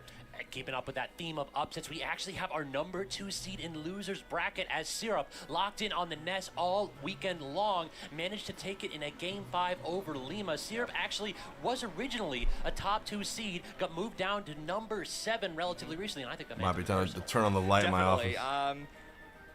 Want to see like the Only glow. Smub beat him though, right? True Like, enough. I mean, it was a True enough. game 5 last hit set with Smub, and he Oh, still- a B, it was close. It was 126. close. Smub, unfortunately, losing out, but because Syrup is still that guy, he's going to be continuing to move on, continuing to do really big things in this bracket and with a Ness. And let's talk about another face that we're not going to be seeing in this top 8. That is going to be Shattuck. Shattuck, who put on an absolute show last year at Patchwork 2024, knocked out relatively early into losers bracket by none other than Pharaoh, Tri-State's very own Yoshimain extraordinaire, and then knocked out of the tournament entirely in a rematch of last year against Cola, who Cola was Propaganda 3-0 nerf. and looking was kind Whoa, no! And that's tough because, you know, Mr. we were E, talking about how'd it you as it was throw happening. I that? was mentioning, you know, it probably Oh my, what percent was he at? And of course, a 3-0, that seems decisive. Oh, I did not see that Without- coming. Without seeing the actual happenings Oh of my. what it looked like, I don't know, but it could have been close. But wow, to see Shattuck have a significant struggle against another sortie in one that usually I would think Corrin would be able to keep at range. definitely speaks volumes. I mean, the weird thing is that it's a 3-0 because those two usually go back and forth with All right, relative I'm gonna get frequency. a Like when we saw in the last set, Peruvian nobody chicken could bowl. seem to maintain any Sounds pretty kind of good. momentum. It was blow for blow every single game. It does sound like the two players are stepping up to the plate here, so you won't have to let us yap around for too much longer. Thank you all so much for sticking with us, and we hope you have been enjoying the content here. We've had a phenomenal cast and crew here let out by Bud Esports. Budwar, one of the top TOs in the region for sure, growing Patchwork. It was an idea that him and Kevin came up with, Kevin with a K, and then look at what it has transformed into. Back It air. has grown immensely over the last couple of years. Edge guarding is Even so last much year, harder reaching major in status for Ultimate the than it is first in time. Melee. That was a milestone, and to be able to keep that Is that a hot momentum take for me to going say? in this year as well, you know, even as we start to enter like Maybe a little it's bit a of a mild fuzzy take. era of the meta and seeing some people, a lot of top players kind of having lack of motivation, some struggles of their own, and still the ones who are here are keeping that grind alive. They're keeping that fight going. So very excited to see what happens with all of them. I mean, you're talking about lack of motivation. That's the thing, is that's been the dialogue. That's been the propaganda since Kagaribi. It's like, oh, this is the last Smash tournament. You would never know it by being in this room. MTVA popping off. Just her press folks the like, B no tag button. and smub all tournament long. Yeah. I think a few people lost their voices from screaming help so loud. We saw Tri-State just screaming Yeah. when that upset was made. Pharaoh versus Shadow. Oh, So beautiful there's shield been break. nothing Yeah. but energy in the room. Like, you know, people be talking about how Kagaribi is going to be the last great ult tournament. This one was pretty damn good. And then we got Supernova coming up in just another month and a half or so. I mean, we still got the summer of All right, they're Smash. starting We're off still losers in the ongoing. first Now, bracket. keep it here. We are keeping that energy up. Set is just about to begin. It's PS2 to start, and they are getting ready to lock in their characters. This could, as we mentioned, it could go either way. I mean, we haven't seen these two, so this is truly a I'm ordering blank some slate. dinner. This is a proving ground for Hopefully both it's of these good. players to be like, okay, I know this matchup. I'm ready for the trials and tribulations, but I also need to adapt those to my specific opponent's game plans. So. We saw Beastly against Omega. I was basically oozing with just how phenomenal Beastly was performing in the tech game. Like, it felt like between the peanut pop gun cancels, things like hub canceling as well, maximized combos even into barrels and down air resets off of bananas. I was stunned by how much Beastly was able to get every drop of damage out anytime they got a single connection. But the problem is that, yeah, Wolf might struggle at a disadvantage, but you're not playing neutral against a character that is any kind of a slouch. Wolf, with that shine, with this blaster, can keep Diddy Kong at arm's reach. And then, if you're actually not feeling too pressured by Diddy's approach options in like that banana, that transcendent projectile, how does Diddy actually make it in? Wolf can really zone this character out sometimes. Sometimes make it in, even make it back. There's so many ledge guarding opportunities for Wolf here against Diddy Kong, and you're gonna have to really mix up the timings on your barrel charges. There's so much context here at play that we're gonna All have right, to see so we play out got because Beastly Jackal. they're both unique Good players. stuff to These are Mr. E. Characters with a lot of variety to them. They All right, do put that in have the corner. high enough skill ceilings that I could see this being a good set for counter adaptations. Yeah, I can definitely see that. It's going to be back and forth. We're going to have to see some cerebral gameplay right there. These are Fundy's characters. These are Fundy's characters. True, yeah, we're playing some Smash Brothers actually. This is real Smash Bros. All right, we got that wandering cam with the KML crew leading us up in production. We're going to be able to provide that eye in the sky between the players and the crowd as Jackal All right, comes up. Mr. E, Lou Money going to game 4. Top 8 underway. Let's crowding around the do corner. You know a why they're modern crowding around right bet. there, Nerf? Randubs money match. Oh no, we can't do modern bet. That drop in Randubs tournament, $1 entry fee. Somebody's going home wealthy. That is true, and hey, you know, if one of these two make the run, they might be able to swing at the Kings, make some money themselves. Let's get it. PS2 game 1, Beastly Jackal. Already getting the tilt with the first hit, but then dropping the banana. I was going to say that Jackal was blessed right there, and then 5 for 5. Not too bad either. Let's both go If ahead anyone and drops proceed 5 gifted, Browntown willing to Air match dodges it. out from Jackal. Beastly looking for some good panning options. It's a good reset That's with something that down air now. you are Can we just interested in. Reset again. Thank you for the Getting a little offer, too close to the Browntown. cover. Finally, Jackal able to get a grab, and now we just wait. We're going to Lead game on 1 the shield. now. Wolf Use some of versus those Diddy claws. Kong. Use some of the disjoints as much as you can against Diddy. I definitely think that you brought up the perfect option right there. That monkey flip, it's going to be so pivotal in this matchup. Wolf, not necessarily the most mobile character, but that's the problem. If you give him a banana and give him space, he can make so much out of it. But hey, you know, Jackal knows how to play around banana. This is the item play that I kind of expect from the Diddy Kong master of destructing. He's able to beat any Diddy Kong in his own game, so Also, good. Speaking of Diddy Kong Master, we talked about Beastly with the down B tag. Dude knows what his moneymaker is. Oh, of course. He's like, you know, it pays my taxes. I might as well give him a little kickback, you know. Potassium overload right here. Stuck in the corner, though. Down tilt yet again, forcing the reset. Actually snipes the barrels. I think Diddy's good enough, but no. The lingering neutral air. No recovery available for Beastly. And Jackal with a dominant game 1. Damn, 3 stocks to 1 already? Even if you die, and Jackal didn't die, stays alive at 130, and now we keep this extra credit going. Look at all this. The B&B's coming out. Damn. Down throw, dash attack, still looking good. Oh my god, he went for the throat! I don't know what to say, Nerf. Jackal already out here trying to put out a statement win. Doesn't quite work out, but when you've got a full Jackal stop, is I'm going for the crazy good for Diddy Oh my Kong. god, you might play a silly character sometimes, but you play all serious business. Does Jackal only play you wanna Wolf? talk about funny Am stuff I like wrong? that? Nothing fundamental about that Wolf flash at them. Absolutely not. That was Didn't they have a Fox at one point? Love to see it. This is a regrab, isn't it? Yeah, this might be. Oh, who had to go out Shit, and around, oh, tried God. to over. Beastly getting overarch cooked that around game. the claws, but Still dope that Beastly made it in the top I love 8, but Beastly. damn it. Like, That was still not a nice game controlling for the him. barrels after that. Like, we both knew that Beastly was done, but What you are you see gonna the do, gentle bro? arc of those barrels. Like, listen, Oh I'm my still gonna God. give you a 1-2. Yeah, Just let you know. Just remind. Oh yeah, Sonic. Just remind. That's All what I That was remember. a pretty dominant Smash game 4 one Sonic. for Jackal. I mean, it felt like he was off to the races so quickly in the game. Beastly's gonna have to play a little bit more patiently, I feel like, because it was some of those aggressive monkey flips that didn't get him any favors in the last one. I agree. That, and also the other big issue was just throwing the banana aggressively at Jackal. Too many times, Jackal was able to separate Diddy Kong from the banana and then use that item game plan for his own advantage. Right, and already we're seeing Beastly start to Z-drop it instead, which I think is a pretty good alternative, but we'll have to see if it gets any purchase. Double down tilt, but then the reverse neutral air actually disjoints enough to beat that one out. That move is very good, Nerf. For sure, but Jackal can just kind of throw away the banana, not really too worried about that. Dash attack, getting something here, and a little cheeky. I think the optimistic up smash, gotta watch out here, but we get a juggle of our own here. Beastly gonna force Jackal to the ledge, and there we get a very nice trip. The banana arcing all the way down, and Jackal just kind of stood there. Yeah, that was a very, very optimistic blaster. That move does have a ton of lag, so I'm kind of surprised Jackal went for it there. That defensive option, 8% not worth the stock. Yeah, now he's starting to use Blaster, perhaps a little hesitantly, because you can see Beastly getting close enough where I think if he followed through, he probably could have swing, but, you know, he doesn't actually get anything. Beastly losing that first stock finally. Actually, the swing and out of disadvantage, but again, dropping the banana. Okay. Beastly able to keep Jackal on his toes, unable to keep that pressure situation going. Up B out of disadvantage, and not really getting too hard punished for it. Beastly tried to jump away, getting slapped away by that forward air, but not a ton of damage right there. Yeah, so far the disengage has been pretty good. I think on both sides. I mean, Jackal not able to get some of the big strings that he was able to get in the last game, obviously. But Beastly is kind of like catching on to his game a little bit, but the jump away from the monkey flip, you can tell Jackal is baiting it out now. Oh no, There a it is. bad Died angle off for that. Beastly, just like you said. Mr. E about to beat Louis Money. Look at the patience. Incorrectly, got to pull out the protractor for those. Is that Oh one my God, stock? yeah, gotta narrow your angles at all times. Hope you pass trigonometry.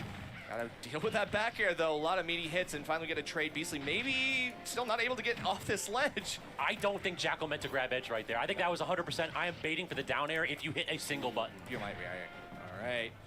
Whoa, the air dodge of all things, and Jackal lets a forward smash rip, perhaps errantly, obviously. Misses an opportunity, but that's okay. Throws another one out. This time is gonna connect. Jackal going up 2-0 with another confident game. I mean, it feels like even though it was even for a good minute, that second minute of the game really turned around in Jackal's favor. Just look at that. All the shield pressure in the world. Beastly just like, listen, I know I'm going to get the parry. And then it doesn't end up mattering. Catching even just a drop shield walk forward. Beastly wasn't being super aggressive right there. But Jackal, lock, stock, and barrel had that one ready. Crazy stuff. So we're going to run it right back. What is Battlefield again? A triplat stage did help a little bit with the banana placements, but I found that once Jackal figured out where Beastly wanted to put it, like on one of the side platforms, it really wasn't too much. And other than the silly up smash on top platform, Jackal really didn't make any errant moves on this stage himself. So it feels like Jackal is the kind of player who, when he's starting to feel that he's got the momentum, he tosses out a lot more of these smash attacks. We saw it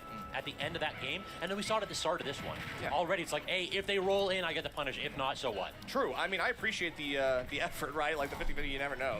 Throw it Mr. out, E if it connects, hey, don't you look in cool. top 8. But right now, Good shit. Jackal always And looking we are cool now on the down ledge, to our trying final keep his stream. cool. Forces the regrab. I'm not going to make anything out of it.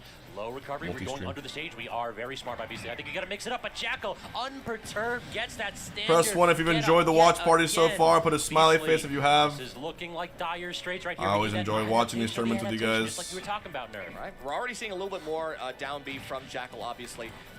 If you're enjoying the stream, all I ask is that you drop your boy a follow. Twice about throwing smash the follow button. On auto reaction. But speaking of auto reaction, we've got that muscle memory down pat. We see and if you're instantly up smash. Ever so sinister, really appreciate from Beastly. You could even smash the sub button. And that's exactly what you want to do. Take or gift someone in chat that you think is attractive. Right, it's a juggle here. Nice finish with the back air. Can't. Also a great way to make a friend.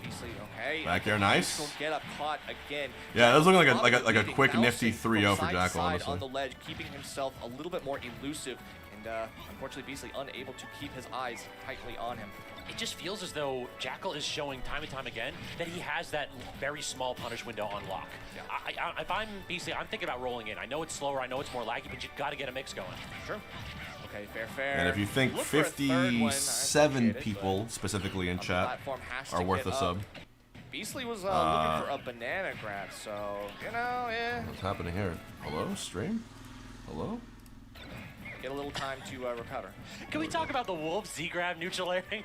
Both of these characters have a similar plan when they get the banana going. This is kind of messed up that Jackal understands this stuff. Yeah, but that's all those years of playing against this this character, you know. Can you say, gonna be able to Wolf Flash perfectly, adeptly to ledge. Gonna wait for this, a quick hop into the bear. I mean, Beastly, yeah, getting, again, too close, but just the right DI.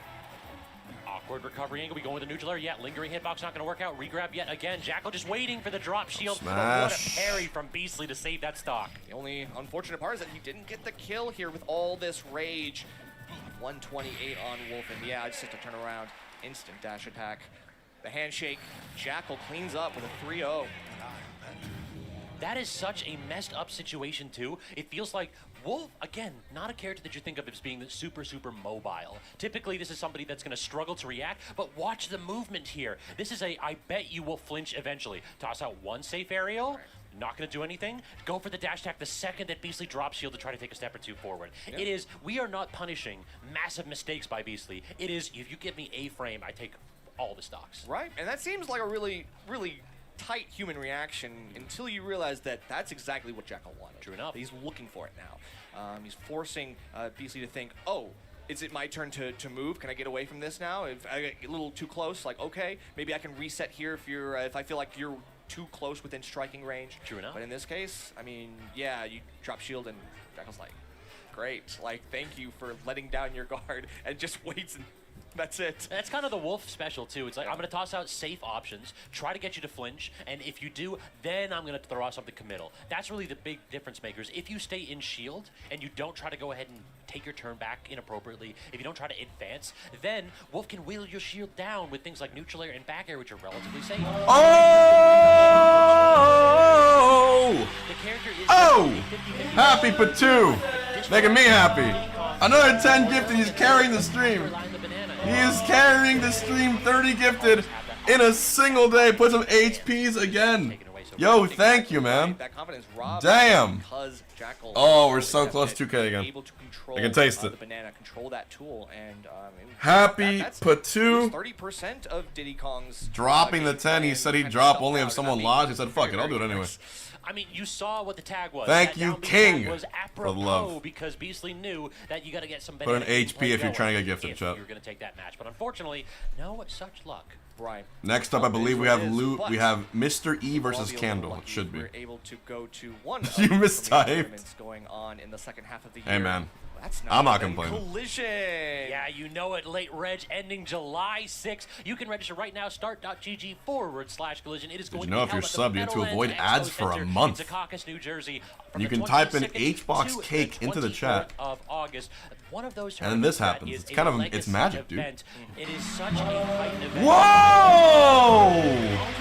It's been a while since I saw that. 10 memberships on YouTube from Money for Nothing. Going band for band. What's good, YouTube? Thank you. And there it is. for Shoot. the I hate TO's fee, which I'm sure they're going to bring back. I always love it. That is Exactly. awesome. It's a lot of money. You don't want to pay it, trust me. Yeah, I'm out here. I'm a miser. And there it is. Like hotel prices in New Jersey too. No, thank you. Oh yeah, hotel prices. That's Appreciate true. that, man. You know it. Better get your name in there now.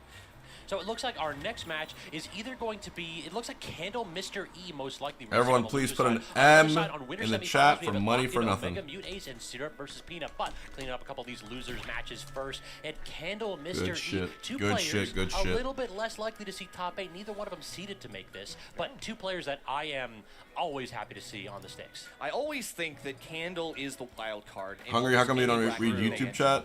I usually, because I only have 2 monitors, I usually use OBS, which has a built-in Twitch chat into the actual program, and I leave YouTube in a window behind it. Usually I put it on the screen for a watch party, but I see Twitch more immediately. That's the only reason. I also have a lot more viewers on Twitch when I do watch parties like this. But at the same time, Candle very adept with the micromanagement of the Pikmin, being able to figure out like what the order oh, they're playing on a Switch too, look. And then execute appropriately. You can tell. I mean, I definitely think that it's always interesting to see because we do have, you know, different. I wonder if this is the first major played on a Switch too. Maybe not. And DeBuzz's Olimar, Well, they probably played it at Delta. and stuff like that. But meanwhile, on the other side, Mr. E might not be a wild card. I think is probably the opposite. Has been one of the most consistent players over the last 10 years. At least, like Mr. E. Alright, Candle, haven't seen them in a while in top 8, but and you know what? The had a really good clutch glove. It's not necessarily about in the top crazy 12 tech that the character has. win. Instead, it is I have an in-depth understanding of spacing, of aggression, and I can watch my opponent and react to exactly how I need to their option that they're trying to toss out. So the problem in this particular matchup, though, is that Pikmin are a little bit vulnerable to disjoints. Yeah. Like those things get deactivated the second that you toss a sword at them. Of course. So you can, if 5 Candle minutes tries to toss away. out an up smash and Mr. E swings with a forward air, despite there being a big difference between the impact of those two moves, Mr. E will win the trade. He will win the trade, but the end lag that you get put in when you extend off the Pikmin might be the end goal for Candle to punish off of. Yeah, I think that's a really good point, Nerf. That's the big thing. If you can go ahead and put out a couple sacrificial lambs, That's toss exactly a couple right. Pikmin down There's there. so many Pikmin that you don't need anyway. Who's using yellow? Yeah, just feed him to the ball board. That's literally like, oh, you are expendable. I'm throwing you out, and if you connect, you great. If you don't, then die for me. That's it. Die for me. I command it. Oh, I'm so sorry to hear about your yellow Pikmin that died. He gets 5 big booms. Boom! No more of that. All right, we're starting off on Battlefield. Interesting stage pick. What do you think there? Triplats. So, yeah. That's it. All right, our analysis is over. I see how it is. Yeah, buddy. So that's pretty much it. I mean, I think for sorties, it's really good, obviously. But this can be, a lot of people think of it as a vertical stage, but because there still are the 2 side platforms, look at how much coverage Olimar Pikmin Throw has. Very good so far. The problem is this exactly what we're seeing. Candle can have trouble landing if we do not have multiple Pikmin available. Swinging out of the corner there with the purple Pikmin, trying to get an up tilt. Mr. E not obliging with any kind of aggressive hitbox. Retreating, tossing out more Pikmin, and then we go. The purple keeping these aerials aggressive and disjointed enough to combat Mr. E sword. Okay, got one purple. Looks for the hit with the up smash, but great shield from Mr. E, being able to avoid that and get the kill off of it as well. When you take him up to the top platform, it's easy pickings. Yeah, that up throw gonna be one of those. Oh no, missed the tech again. Yellow Pikmin has a 50% larger hitbox than aerials. Okay, gets the yellow stick, but The again, more you know. It's yellow. I learn new things from my chat every time I stream. That is going to be a demon character off stage. Candle vulnerable. Yeah, I know Yellow's immune to electricity. On the up B. Already doing a great job just That part I fixing didn't the know. recoveries now. Mr. E trying to get back to neutral, back air out of shield, has full stage control, gets the neutral air back air, Candle in an awkward spot yet again. Just want to say that I very much like your vibe, H-Box. The channel was just recommended. Mr. E, perhaps a I hope little someone too gives you overzealous there VIP the first prints. attempt, but we run it Imagine right getting back recommended with the the channel, second. you walk in Actually and hits get the gifted. Pikmin and That would be into Olimar's some pretty good helmet, channel so, PR, not gonna lie. A little crack there. Call that Quick, someone. Off the top of the red, that's great. Catching Watching Mr. E trying to Smashy break Bros. tumble with an Smash aggressive Bros. aerial. Yikes. As I mean, we like I always said, do. And this Candle, one is feast or a famine. We're feasting right now, major but we in which still are Steve, stocked the down. best Got character in the more game, work to is do. banned. Mr. You can't use Steve looking this pretty time. clean with the parries and getting right where the timings. Red and purple Pikmin, though, at low percent. Look at the 74 already. We are threatening kill percent. A purple smash attack in the corner. Maybe we will get it, and Candle obviously knows that, already tossing it out once. Oh my god, Pad's the polar And there bear. it is. Just gets a short range throw, something you W. can actually build off of and connect. Best chat, best chat. Into, so good stuff. It's that purple back here on shield. All the shield pressure. that His finger has slipped, been put bro. on Mr. E, I'm It happens. starting to think is taking its toll. Don't you hate it when your finger We're slips and starting you to give see 10 just subs? Staying grounded is Candle. We're not actually jumping too much at the beginning of the set. It was, I'm going to swing with this purple Pikmin. Happens to the best now of it's, them. I'm going to stay grounded, hit him with a 1-2, get him off Dual stage. string. 60%, 65 with the stick. Now you have to, evacuate a little bit, get close enough where you don't have to worry about the poke through the ledge. Yellow stick, good passive Up there, damage. up Now there. we're even. Handle, if you keep this juggle going, Mr. E might end up finding himself swept. Candle's been doing such a good job getting these around these spacing options for Mr. E. The problem has been that they haven't been able to compensate for anything other than these grabs. No way. Wow. Gets the blue at the right time. Mr. E falls into Clutched the trap. It's the shield last pressure, second. and all of a sudden you beat shield. I think that's a perfect analysis right there, Nerf. It's forced Mr. E in the shield, and then finally, at the perfect moment, they had the blue Pikmin. That's it. Literally at the right time. It's the micromanagement. You know your order like the back of your hand. You're ready for it. Yeah, damn it was. And the shitty part was we had no way of telling how much was actually taken by Twitch. Right there, Candle, they're going to be up 1-0. The question is, are we ever going to leave the cozy confines of Battlefield? I don't know, actually, because, I mean, it definitely feels like both characters have been able to benefit appropriately from all the setups. Like, they've been doing top platform stuff, side platform stuff, ledge stuff. It feels like this stage has been pretty good, so why... Go for Oh. yeah, there it is. Why not go for it, Indy? Super Saiyan Good Dirty stuff Dan. from Mr. E. That's the one angle the Candle There it can't is. really cover. You're not going to want to Helicopter. cancel your up B with an up air just to drift Can in the you darkness. guys hear the helicopter? All right, still at the Terran Hungrybox? neutral is starting to look pretty I interesting cannot. My for food Mr. is here. E. Doing the right stuff, getting that Pikmin off, going low, playing it patiently. I think Candle started to slow down the pace a little bit. Mr. E was happy to oblige. Great grab, toss off stage. Now Candle, they're in a perfect position right here. We've got a killing lineup. Just need one hit. Mr. E stays aggressive and gets the parry too. Okay, throws out the sword just in case, but still have double purple on deck, and there it is, the poke through the ledge. You have to watch out. Even a quick up special like Lucina's has. Oh, okay. vulnerability. Hive train incoming, by the way. Thank you, friends. Mr. E cannot afford Maybe this will be the to one. find themselves in a spot where they have to get that second grab on edge. You have to keep being aggressive. If you're going to jump from edge, I want to see it. I'm low-key hoping that they messed up my order. Candle approach. I know, and Mr. E is actually hitting the purple Pikmin, but they're not dying. I cannot get rid of these little monstrosities. All of a sudden, have to get a back throw, try to get the edge guard, the quick little slow turn around where you can tell Mr. E is like figuring out, like, I'm going to keep you unsuspecting. Do I still compete? I do. I do still compete. I am really I actually digging won these puppies, actually. We all know CEO how quick of an option that is. It sets 2 up weeks for ago. so much too because now Candle doesn't feel I got like comfortable a landing and holding spicy shield. Now it's I gotta Peruvian back off chicken because bowl. my pressure isn't safe enough. Exactly. Goes low. Candle Okay, it actually not smells making godlike. a move first on I'm ledge. excited. Has to wait for Mr. E. No one wants to swing first here, but we still have to make some moves. You talked a little bit about that whistle too. Candle, they've been relying on that in these defensive situations, and then the dashbacks too to give Mr. E more space to jump in.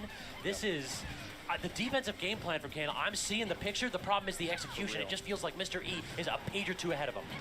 You have to be if you want to outsmart this character, I feel like. And as of right now, we've got the order. You can see one blue, one purple. And throw that out there just in case some insurance. Mr. E not bothered at all here on ledge, just throwing out every option in the book, even that up special, which is obviously going to get punished, but Candle, I mean, at 100, can we make this comeback in the same way that we did the last game? Part of a reason why Candle's able to do that is we all know Marthitis is still a thing. Lucina doesn't have the best kill options. You can't miss those techs though. Mr. E selling out on the roll in, not gonna work out. Still solid damage from Candle. Stuck in the corner, tossing out these Pikmin. Okay, landing purple. We've got a lot more shield pressure building. This is the problem. Candle starting to recondition Mr. E to play defensively. There's the blue. Like, it feels like Mr. E's almost playing for like a timeout situation. Mr. E is retreating, not over-eager whatsoever. The problem is it just gives Candle more opportunities to build more resources and get the perfect lineup ready. But to pull those Pikmin right in Mr. E's face and then immediately jump away, Candle, high APM play, have to do it, have to keep your tools at hand. Good the meal is up throw certainly will not kill at this percentage. Peruvian chicken bowl. Get another grab up throw there, and the DI spicy sauce on it. Even with that solid DI, a little bit of extra rage. Salad, rice, 180 or so will do it. Canteen Emilia. So you cannot risk Very good. Getting grabbed in those situations. You know, in the same way Mr. E lost game 1. He's like, you I know know what? if I don't have any greens in my food, That's the I feel winning terrible. strategy then. I'm gonna do that too. Candle's just been so aggressive in those situations. We saw landing with an really aerial into immediately tossing out a smash attack. If I'm Mr. E, I've started to recognize. Actually, if y'all going, Joy, see, thank you for the prime.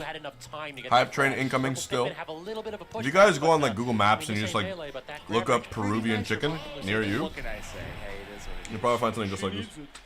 Unironically, yes. Unironically, kind of. I mean, you know me. I love my sortie slander, but Lucina does need that grab range. That's fair. Keeps her a little dishonest. We need a little dishonesty to survive in this world. All right, the unfortunate truth comes out, and Battlefield is the stage yet again. Can we figure out? Okay, we talked about the counter adaptations being possible in the last set. That didn't happen. There it is. I think this might be the one where, for sure. I am a little bit worried for Mr. E though, because Archangel, thank Mr. E you. got a relatively early stock with that down air off stage. I feel like if Mr. E doesn't get that, neutral has been entirely in Candle's favor. They have been holding it down. Whenever they get the opportunity to get center stage and Mr. E stuck in the corner, it is curtains. Yeah, and even if you do get your techs, sometimes the tech option is not good enough. Candle says, I will take that. Check out the damage from the white Pikmin, 44 already, just from the single latch, just about. No, and then Arc, there's I'm still good. more off the blue as well. Like you can tell, Candle getting a lot of great tech into the up special. What is Mr. E? How do you know? We got buttons. It's my last day in There is Montreal, no pause then move back to here for Orlando. Mr. E. The parry as Gotta well. pack my whole extended setup, off the then Pikmin, Gommel. Perhaps giving you the timing you need. Candle. Then I believe I'm going to S Factor. Full, reaction time, I'll say. Evo. I mean, still though, look at the percent differential. You cannot underestimate Olimar's damage. A lot of them. It is so Hell insane. Like any kind of a link from a Pikmin, we'll do it right here. Yep. Offstage yet again. This time, Mr. E awkward spot. Goes for a little early. This is gonna be a regrab, but look at that shield breaker by Mr. E. So smart to backhandle off. Yep. Still a little aggressive, even with blood in your mouth. You still have to do something here, Mr. E. I know you Colin. going for the haymakers. Trying Colin, to bless give, your heart, bro. handle You ask some some questions hesitation sometimes on these that edge guards, I'm just but it's like, not enough. Pseudo ladder combo from Candle 2 there. They are maximizing the verticality. What do of you the think, stage, Colin? The jump resets on the platform, catches the roll through there. If you had to guess Goes whether immediately I'm playing offside. it or That's not. a little over-aggressive, but it keeps working out because Candle persists in D-Baby with the prime, thank you. and not respecting it. You can just hold shield in the corner there. There are too many options for Mr. E to just poke your shield in those spots. Ooh, there's the blue grab. Instantly I'm from pulled Argentina. and grabbed. That was seamless. That's the thing. Candle, not only do they recognize the Pikmin that they have, they recognize the Pikmin that are on they're on the docket. Like, you know the order. All right, double whistle. Okay, nice. Goes all the way underneath. Had to throw away some of the expendables, but look at that. Yeah, missed grab, and that is all. Colin, I'm it fucking takes. with you. Mr. E's I am capitalize, going. But almost 100%. I've gone to himself. every single one. One good purple. I've gotten second place 4 read times. away. I've never won that tournament. The problem is, Mr. E, It's this is the time gonna be the where he locks it down when the biggest defensive melee game event plan of all time, is apparently. really tight. The problem is going to Even be, though can Candle get those technically 1 or 2 shouldn't straight be. hits? Force Mr. E into the corner yet again. Need to make something happen here. But yeah, Again, so I'll gets be hit there. by the up B. Tries for a purple back here, but Mr. E's faded back. Lands with the purple yet again. Can't get the 2-frame. So close on it too, though. But look at all this ledge pressure. Hey, Mr. E Contractor. Still Maybe I'll finally beat playing Zane out this of year, his right? mind. He's jumping Oh, wait. and moving so fast, but it feels like you're going against a sortie yourself because those purple aerials, Believe in me. just in general, are disjointed enough where you have to give Just them wait. respect. Just You know wait. what we didn't see from Mr. E here? Any kind of an attempt to stay grounded. It was always, I'm going to jump aerial. Jump. I'm going to try to toss out a neutral air or a I got a forward new air. controller I for wanna me. see a little bit of A new respect to controller dash waiting shield for me in and Orlando. forward shield. Whenever you see Ollie in the I'm gonna air, pick it with up. a purple Pikmin in front, you know what's coming. And while you may not be able to punish it every time, you can at least gain some space. Marth doesn't like operating from the corner because those options are limited. Yeah, you're right, and I think staying grounded is the name of the game. We got revenge on Probably Zane. why we're going We got to revenge on Hollow Wizzy. Bastion. You know, a big platform Twice. like this allows allows you And now, to there's only one keep thing your left. feet grounded. Even if it's on platform, you're still able to stay and use your tilts. I feel like we're just not using tilts enough. Revenge on Sure, we haven't seen a lot of sliding forward, Mr. Schwab. space or anything like that. Also haven't seen If, a lot if of it's ground at side. Gama or Supernova, that would be Sure, so fitting. That's true. Yeah, I mean, I feel like that is sometimes it can be committal if you let it become your whole like strategy. But as an anti-air, it's pretty solid. Right there, using it to cover the landing, that's exactly what you want to do. Allow your opponent the space to land in front of you, and then toss out a disjointed move that can deal 20-30 damage. Yeah, you need a move that has long activity like that. So something you can keep active and choose how active to keep it. So that is at least versatile. The pseudo first hit neutral air combo actually not going to work out for Mr. E though. Candle claims stock 1 and at a relatively healthy percent given Lucina's problems in finishing these stocks. And that was off of a whiff grab. Kendall went behind What do you mean, Mr. 4 E feet? and got that, which is crazy. So, I mean, the speed at which they are moving is definitely rivaling Mr. E. They're both, we talked about it as kind of slowing down, and I feel like he's speeding up again.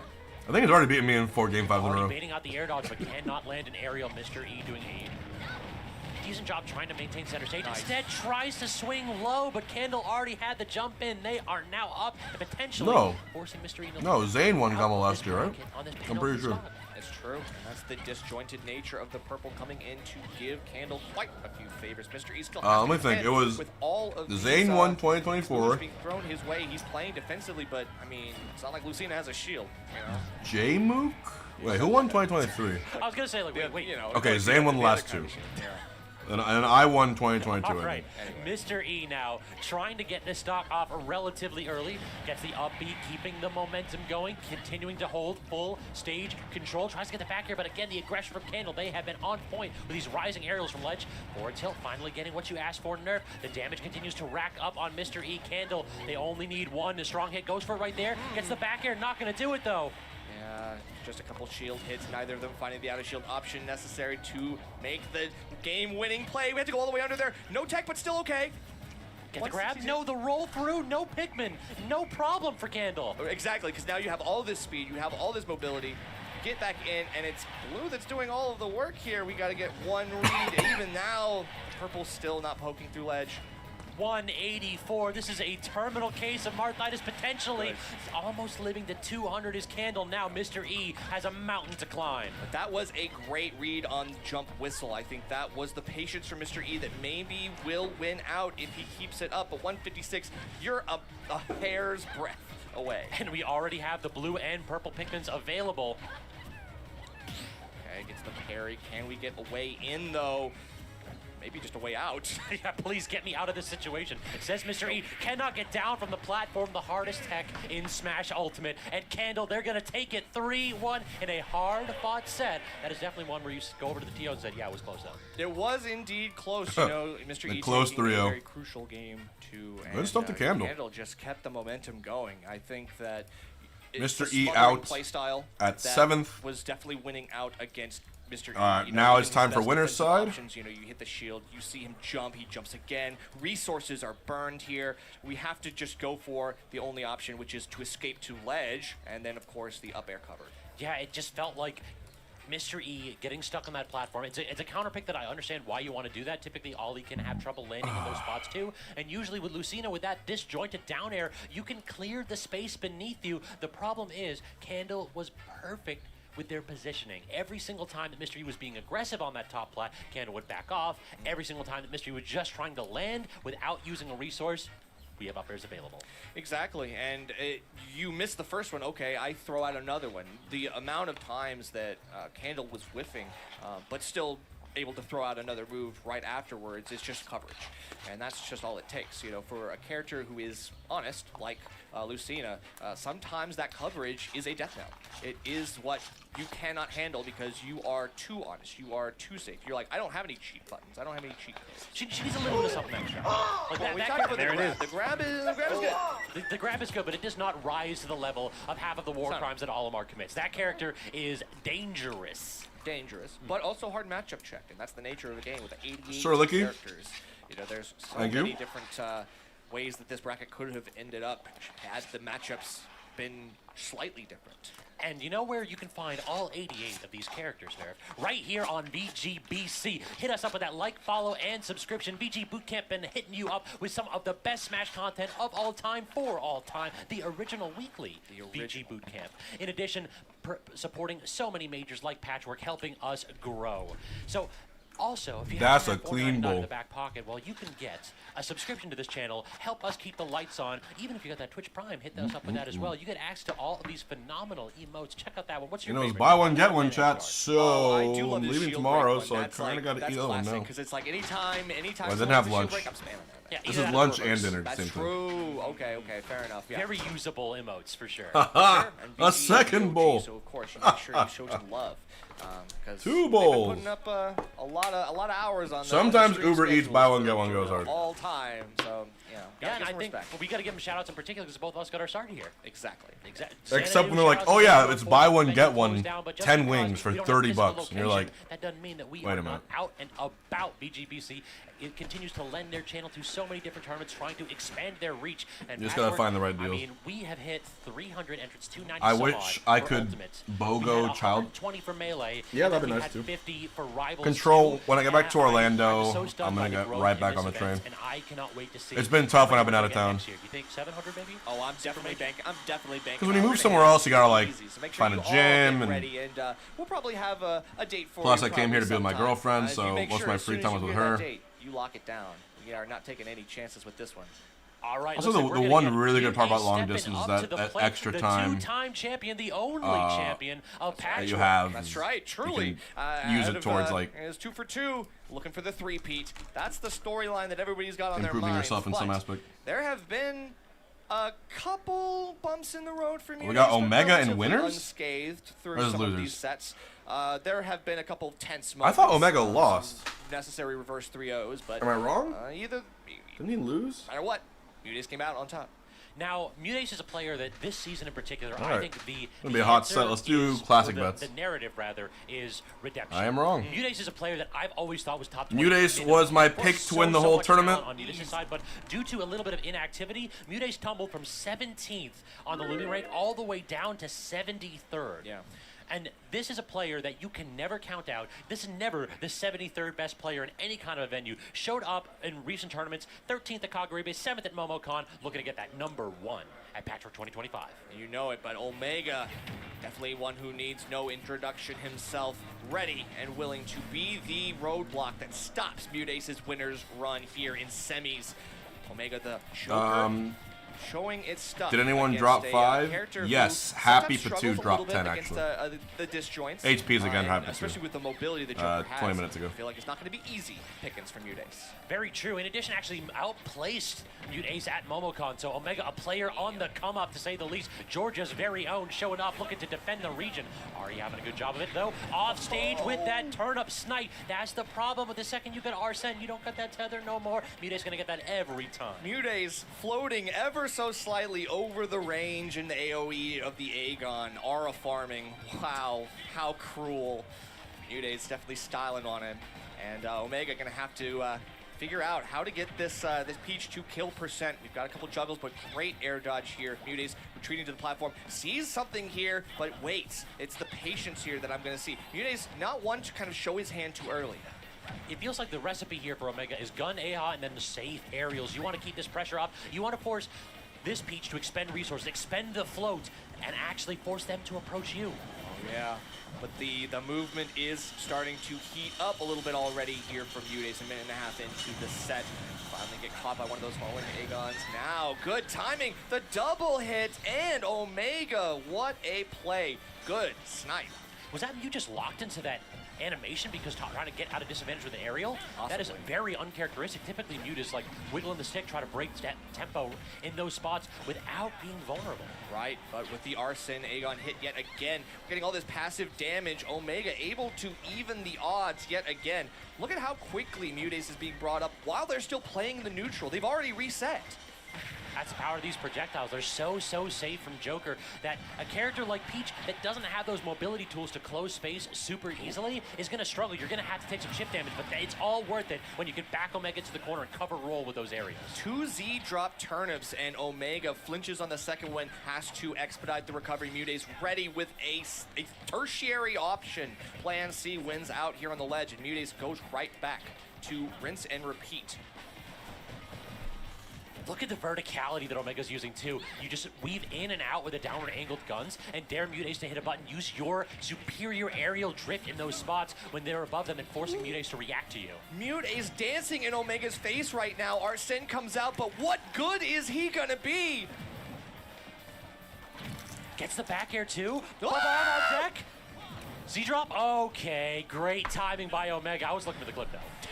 Waiting for it, still menacingly floating, facing away from the ledge. Back air city, you know what's up. I have been so floored by Mutates' utilization of these footstools out of shield. It's been so consistent this tournament. But hey, you know, you gotta go all the way out there. Mutates trying to stay elusive. Omega tracks him down in the corner. Okay, barely avoids the up air. Would have been certain death. Just playing so patient here is Mute, not trying to give Omega the opportunity to just get some momentum going. Arsene is available now, trying to pressure from below as Mutates gets a little bit over-aggressive. How do you land down against Arsene? You wait. At this point, you wait for Omega to become over-aggressive. That is the bane of having Arsene. You get so caught up in the green light. You're like, it's go time. I gotta go.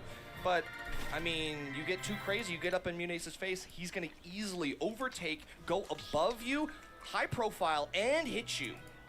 I think you're dead on, Nerf. It's all about that over-aggression. You feel as though you have to utilize the resource. You don't want to let Arsene go to waste, especially when you're in a disadvantageous position. Mute hit one button before getting this footstool. True. One single button.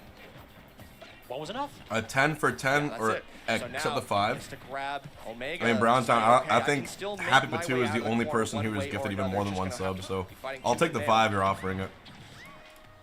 It was a pretty quiet stream. Control, though. So I appreciate either way. Looked like went for footstool, did not quite work out. Instead, Omega just trying to just retreat and use these guns a little bit more, forcing Mutates to swing into space, and at that point, Omega can react and use the disjoints. And the slow fall gun just a little bit right up in Mutates' space, so gotta watch out. Baiting back over the dash attack, very nice stuff. Mutates now kind of swinging and missing. Omega not willing to act first anymore. Oh, calls out the spot dodge, gets a drag down, but no down smash. The floating nature of Peach means that can sometimes be a little bit difficult to connect. Right. Now just avoiding some of the AHAs. That does have a little bit of in lag, just enough for Mutates to kind of close the gap. But you don't have to close the gap now. Arsene and the bloodlust that Arsene brings might end up doing it for you. Please drop shield. This is, I'm gonna back air, I'm gonna post up and threaten that forward tilt. I need you to hit a single button, Mutates. Like Omega, again, is hungry for it, you can tell. Okay. Forward air not gonna connect, forward tilt not gonna connect. Arsene starts to tick down, but still managing to land that stock mere seconds away from this resource being exhausted. So many F tilts in the corner. Omega finally had to get some purchase off of one. We get something here, but look, the clank with the turnip. Mutates knowing how to counter his own tools, but look at that Rebels guard, very quick. Thank you, Browntown. BT's in the chat. Perfect timing right there. The 5 gifted. Swinging a wild neck corner, trying to play that stock.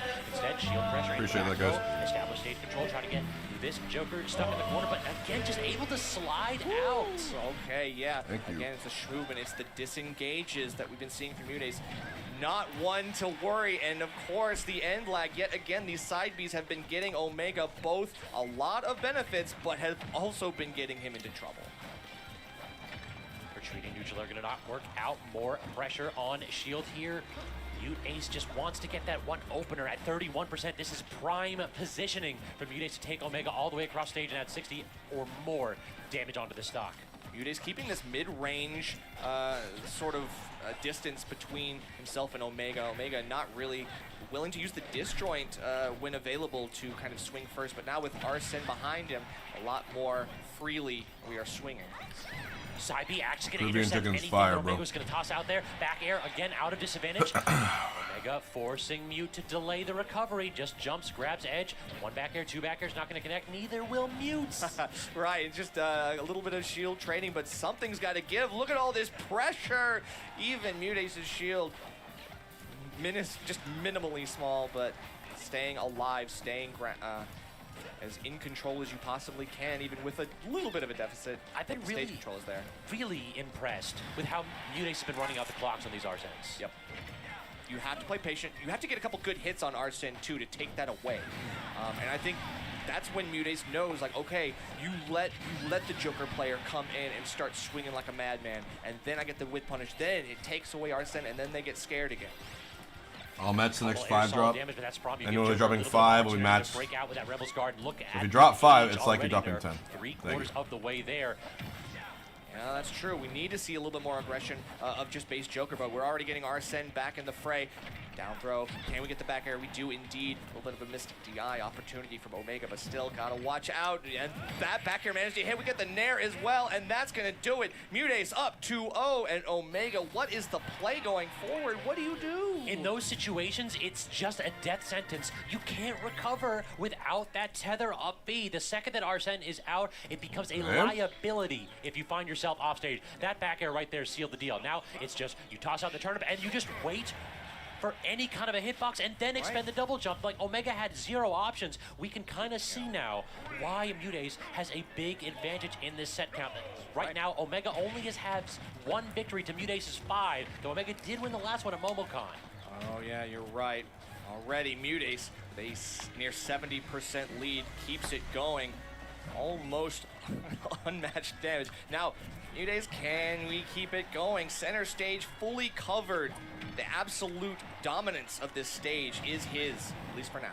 Great projectile right there. I think that we were about to see Omega just get absolutely deleted with that Arsene off stage yet again. Instead, Mute, full stage control, tether grab is available, so we just wait for that turn up to drop. Very smart by Omega, not using that resource preemptively, but then tries to roll in or tries to dash in, and Mute has the hitbox ready. You have to respect these float canceled aerials. And now Mute Ace, that patience might have missed him an opportunity, but he's gonna be looking for that Rebel's Guard now in the future. And Omega has got to keep that on a very tight leash. Oh. That was a great tech and the grab on the turnip too? Insane. Omega got the tech skill. The problem is, when you're dying at 220, I don't care if my opponent's that low. It's like, I survived, I did my job defensively. The problem is offensively. Right, I mean, that's the problem. You know, Mute Ace is like, oh, wow, like getting Omega to 200, then finally killing, that does seem pretty bad. But then you look at Mute Ace's percent and you're like, well, I guess it doesn't really matter, does it? All right. Yeah, if you struggle to kill, just get your opponent to 200 without taking any damage at all. Yeah, we gotta get Mute Ace to 100 first. So far, that has been a tall order. Omega still struggling to get anything in the corner. When you have stage control, Mute Ace when you is fight like so a really good evasive. Peach for the first time in Ultimate, back air, Arsene is available, it feels like you're playing melee. Tons of damage. Omega has already expended just get double jump, trying to be overwhelmed. greedy, not going to ledge. Does manage We to did force friendlies back and down I was center just stage, so but at like what cost? surprised how Come get me, little I and could Omega even goes off, hopes like for do my regular a, option. a Mute Ace re-aggression, but it's not going to happen. Mute Ace just lets it go by the wayside now. Get a second lease on the edge guard. This time missed again. Again, it's the overzealousness. You guys have to drag down beautiful. That's what we needed from Omega. Now perhaps we're going to get a little bit of rage, maybe an Arsene very shortly. That's what you need to see. We need to see this stock is the potentially most important one of Omega's run. I mean, it looks like we are ready with some of these options. The tech instantly into it. I mean, we know that the Z-drop turnips are coming. We know that the turnips will necessitate a turnip, but you could tell Omega kind of like what is going on here, like in the player camp. You could tell the frustration starting to set in. You know, it is so baffling to fight Mute Ace because he is like just a stone wall. I think that's the best way to put it. Mute Ace will not give you anything. You have to chip away at this ironclad defense. Peach, do you think that this is a combo character? Do you think this is an aggressive character? No. Spacing, defense, and fundies. Until Mute Ace gets the hit. Then, then we come alive, and all of a sudden, you know, it's an incredible advantage state. But we're going to be backing off just in time. Omega manages to squeak something out. We're taking it to last stock. This is your chance to keep your run alive, winner side. Uncharacteristic turnip throw away right there. I think Mute was trying to get like a jump into a back air and didn't get the jump come out, so it was just a turnaround throw the projectile. You know it. Okay, gets the air dodge read out. Omega has that scouted now. Can we get some more off of it? No, not the Rebels guard. Footstool yet again, Mute. This is such an extra bit of flair to these defensive situations. But it's optimal. It's so optimal. It is. And you're watching VGBC. Shout out to Gimmer. True. Let's go.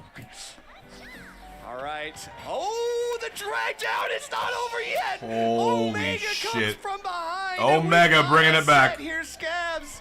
Drag down into the forward smash. That was so nasty. That's insane. All of a sudden, Omega gets one opportunity, sees some of these panic iframe options from Mutace, and then when you see him getting a little too close, the jump.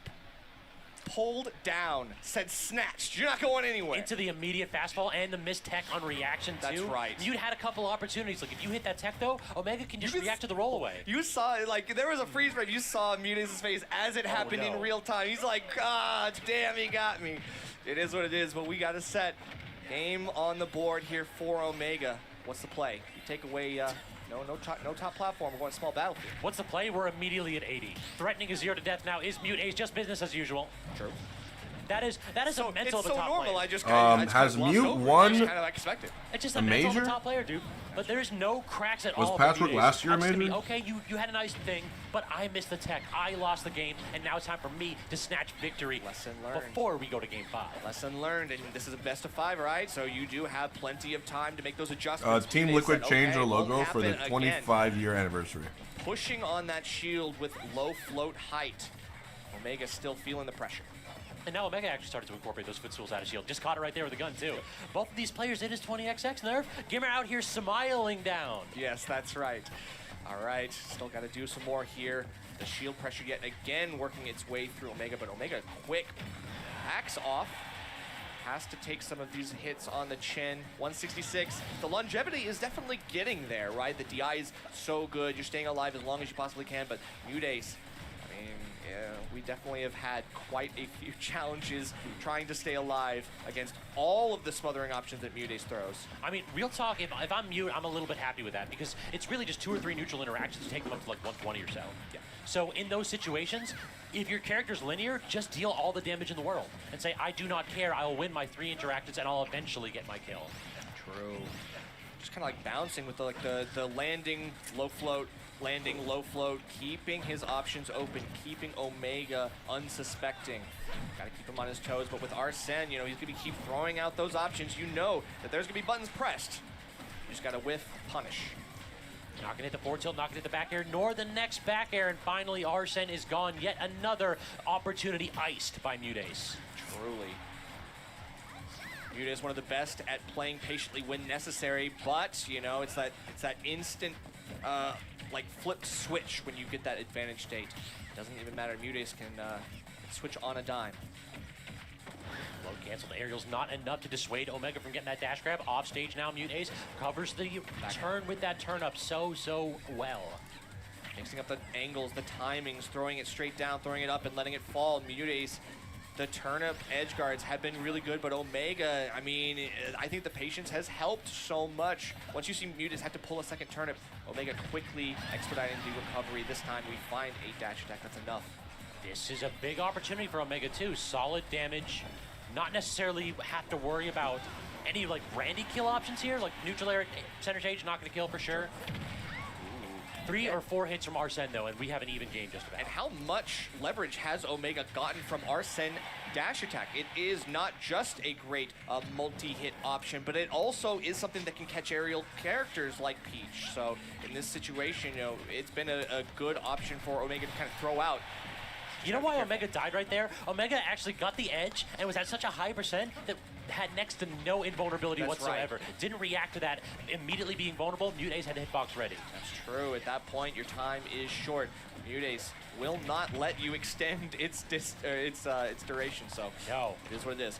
Disadvantage with the capital D right there. Mutace just keeps the pressure going. They're both trying to footstool each other. I hate this. They're both jumping on each other. Tries for Back air again. Mute's just jumping away and using that float, using every little bit of resource available. Ooh. Oh, you're dead either way. Great back air. One more stock. I don't even think that was necessary because Mute's recovered too low. Well, no, I think you could have still drifted in, but Omega did the right thing by not giving to potentially give us a game I will just wait and I will quickly react with the back air. That's just enough, and you don't want to give Mute's the second chance. All right, Omega, we got that comeback in the last game. Saturn. Did you use up the last bit of your clutch, or do you have a little bit extra here? Up tilt and final moments of this game. Already down to like less than 3 minutes left, too. No, last stock Mute's too good, dude. That's true. Potentially the last game of this set. Look at the tech skill. Making a guest appearance only to be thrown by the wayside. Not going to get any they're out of shield. Any screen time, it feels like. So Mute's still waiting for the right opportunity. Oh, almost has it forced out the air dodge, and we still he's keep living. Going. The DI is there. Like I said, the longevity is there. We are wait a minute. 150, but Omega can. Did I doubt Omega? You in the long run. You've got more work to do, and Arsene half gone. Did I doubt Omega? Arsene's still here, Nerf. This is an even. Footstool in there. I'm That trying was to go ahead and raw. do a little bit of propaganda. Mute's having absolutely none of it. Cleaning up that one in a nail biter. Mute's winning, dude. I'm calling it. No, anything about Arsene. Wait, would this be Mute's first major win? One of the most threatening things in this set is the Nair in center stage. Mute's knows that that's where Omega feels the safest. It's only natural. You go for things like this, the Dare in neutral. I mean, generous hitbox. I go for that too. There's a reason why Patchwork was an Aether last year. I go for that too, but like, I recognize I'm not a top player, and I think there's a reason why I shouldn't be going for that. Yeah, these footstools though, the defining facet of that set was just adding this little extra defensive tech out there. You don't necessarily think of these characters as having the best out of shield games in the game, but when you've got that frame 3 jump squat, everybody has a decent out of shield game. And when you have the versatility of the aerials that a character like Peach has, there's no reason not to. You're already in the air anyway. You might as well keep your opponent put while you set up your little mix-ups. And let's remind the folks what they're fighting for. We have a phenomenal trophy for Patchwork 2025. The winner walks away with this one. Everybody else in top 8 walks away with a little bit of got cash the in their yarn pocket and a nice little medal to go along with it. And some dignity. That's true enough. But this has been a phenomenal tournament. It is only sure to be more that is equally, if not more, important. Which ones we talking about there, Nerf? You tell me. Duke It Out 3, one of our partner tournaments here helping to put on this event, JMU Fighting Game Regional. We got it September 13th through the 14th, and this ain't just no platform fighter game. We've got Street Fighter, we've got Tekken, Guilty Gear, Fatal Fury, and Marvel. If you have any inkling whatsoever of visiting JMU, of visiting MDVA, you have to have Duke It Out 3 on your radar. One more MDVA major for the road there, Nerf? Potentially, you know, we turn regionals into majors. We are the machine that turns regionals into majors in MDVA, and I'm very excited to see Duke It Out grow, as both Cav Clash has done before it, and as Patchwork has done as well. You know, this is the MDVA influence. I mean, Duke It Out, this is the first time that Duke It Out is going to be a 2-day event, and we already have Zomba confirmed as an attendee. So already starting to draw in more and more talent from the East Coast. And you know what? There's going to be some talented teams behind it. Shout out to the KML crew. They will be putting on the stream for sure. They're the ones that are actually running the stream right there, as Kyle KML himself is making sure that we don't cuss. He gave us a very stern talking to at the beginning of this because we were being a little bit too rowdy. So thank you, boss. Thank you, boss, for giving us the opportunity to cast this set. I'm a potty mouth. That's the seal of approval. KML will allow us to continue this. We've been toned down, but that's okay. The smash is turned up, and we'll get the next set going for you in just a sec. So the next set, I believe we're sticking on the winner side of things, and we talked a little bit about one of the upsets in number 7 seed Syrup, taking down Lima, the number 2 seed, with Ness. Yes, so no Steve, so the Ness has been doing the work. This entire tournament has been absolutely playing hot, both yesterday and today. Syrup definitely has had some success here on the East Coast. That is probably the understatement of the year. But that is not to understate the incredible improvement that Syrup has made over the past, say, 2 years alone. It definitely feels like Syrup has come from a very, very strong region, obviously. Of course. But because you are in such a strong region, perhaps you don't get to stand out as much. But it has been the times where Syrup travels that we get to see the true magic happen. And there will be some magic hands being flashed for us here as the Ness steps up to the plate.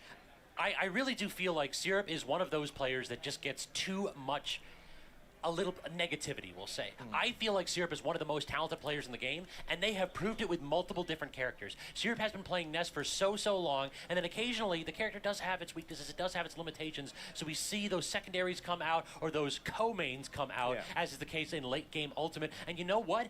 They're still succeeding because of their neutral, because of their fundies, because of their spacing. Syrup's combo game is immaculate no matter what character they pick up, and I would Who is the number one player in the US? Extend some stocks, extend some strings super early, and some stocks start to vanish.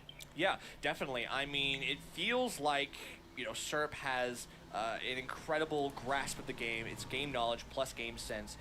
Both of those, Syrup clearly has in spades, whether you're playing a character that is obviously the best in the game, or maybe a character that has some challenges.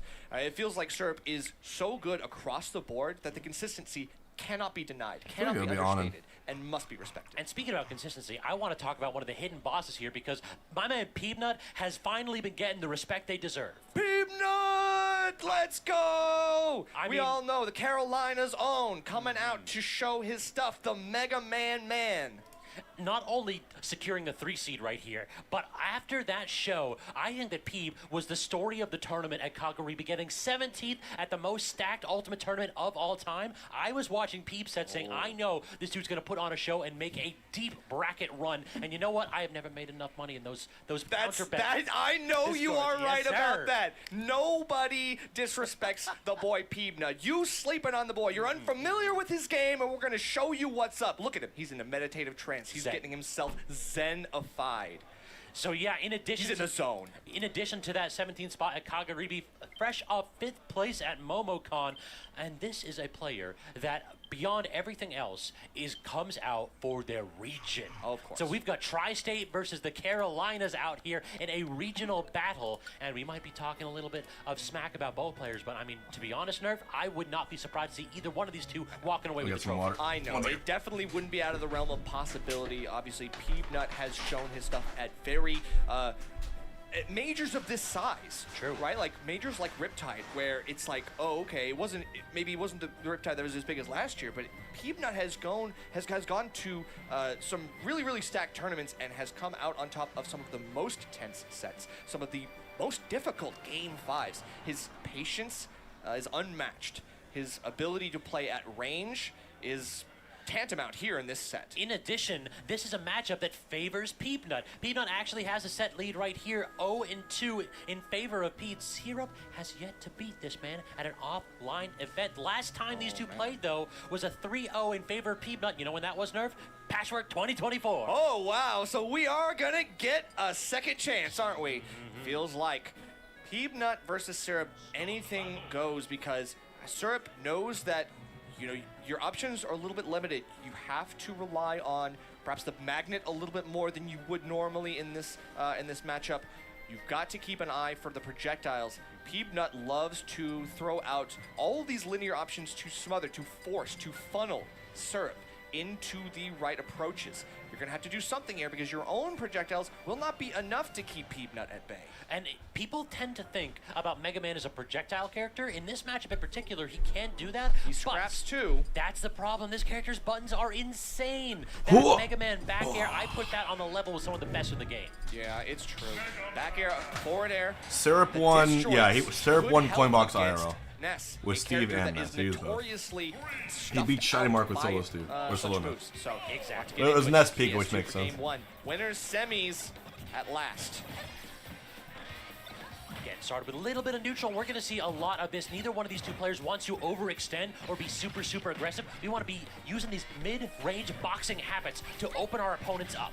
It's going to be a lot of Metal Blade. It's going to be a lot of rising forward air from Syrup potentially, or safe back airs as well. Potentially even getting those rising magnets, just trying to bait Peabnut into hitting buttons preemptively like we saw right there. True. Peabnut both mixing up his short hop and full hops to keep Syrup unaware of which angle he's going to have to throw out some coverage moves at.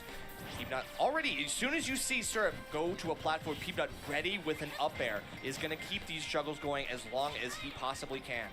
And I've been seeing a lot of these physical projectiles too, just recognizing that if Syrup's going to do Rising Magnet, I'm going to make sure that it gets countered with a heavy dose of Metal Blade and Leaf Shield. Yeah. I'm not going to allow this character to exploit my defensive options. Speaking of exploitation right there, that down air trying to get the max damage combo out of a tech roll read. We got to get a box tournament back before we get an IRL box tournament by back. Peabnut.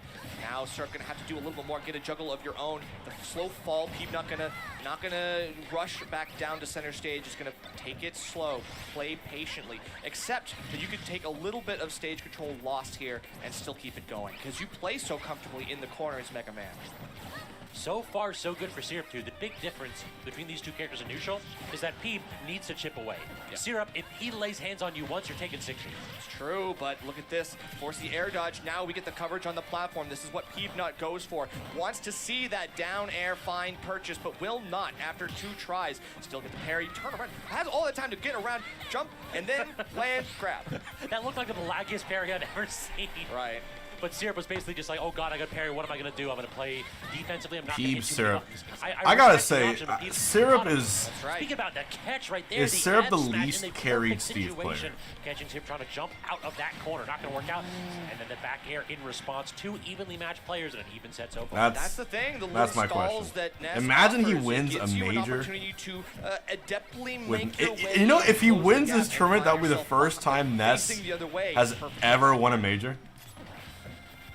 On that Can you believe that? Just trying to mix up the movement, keeping the damage. You know how raw that would be?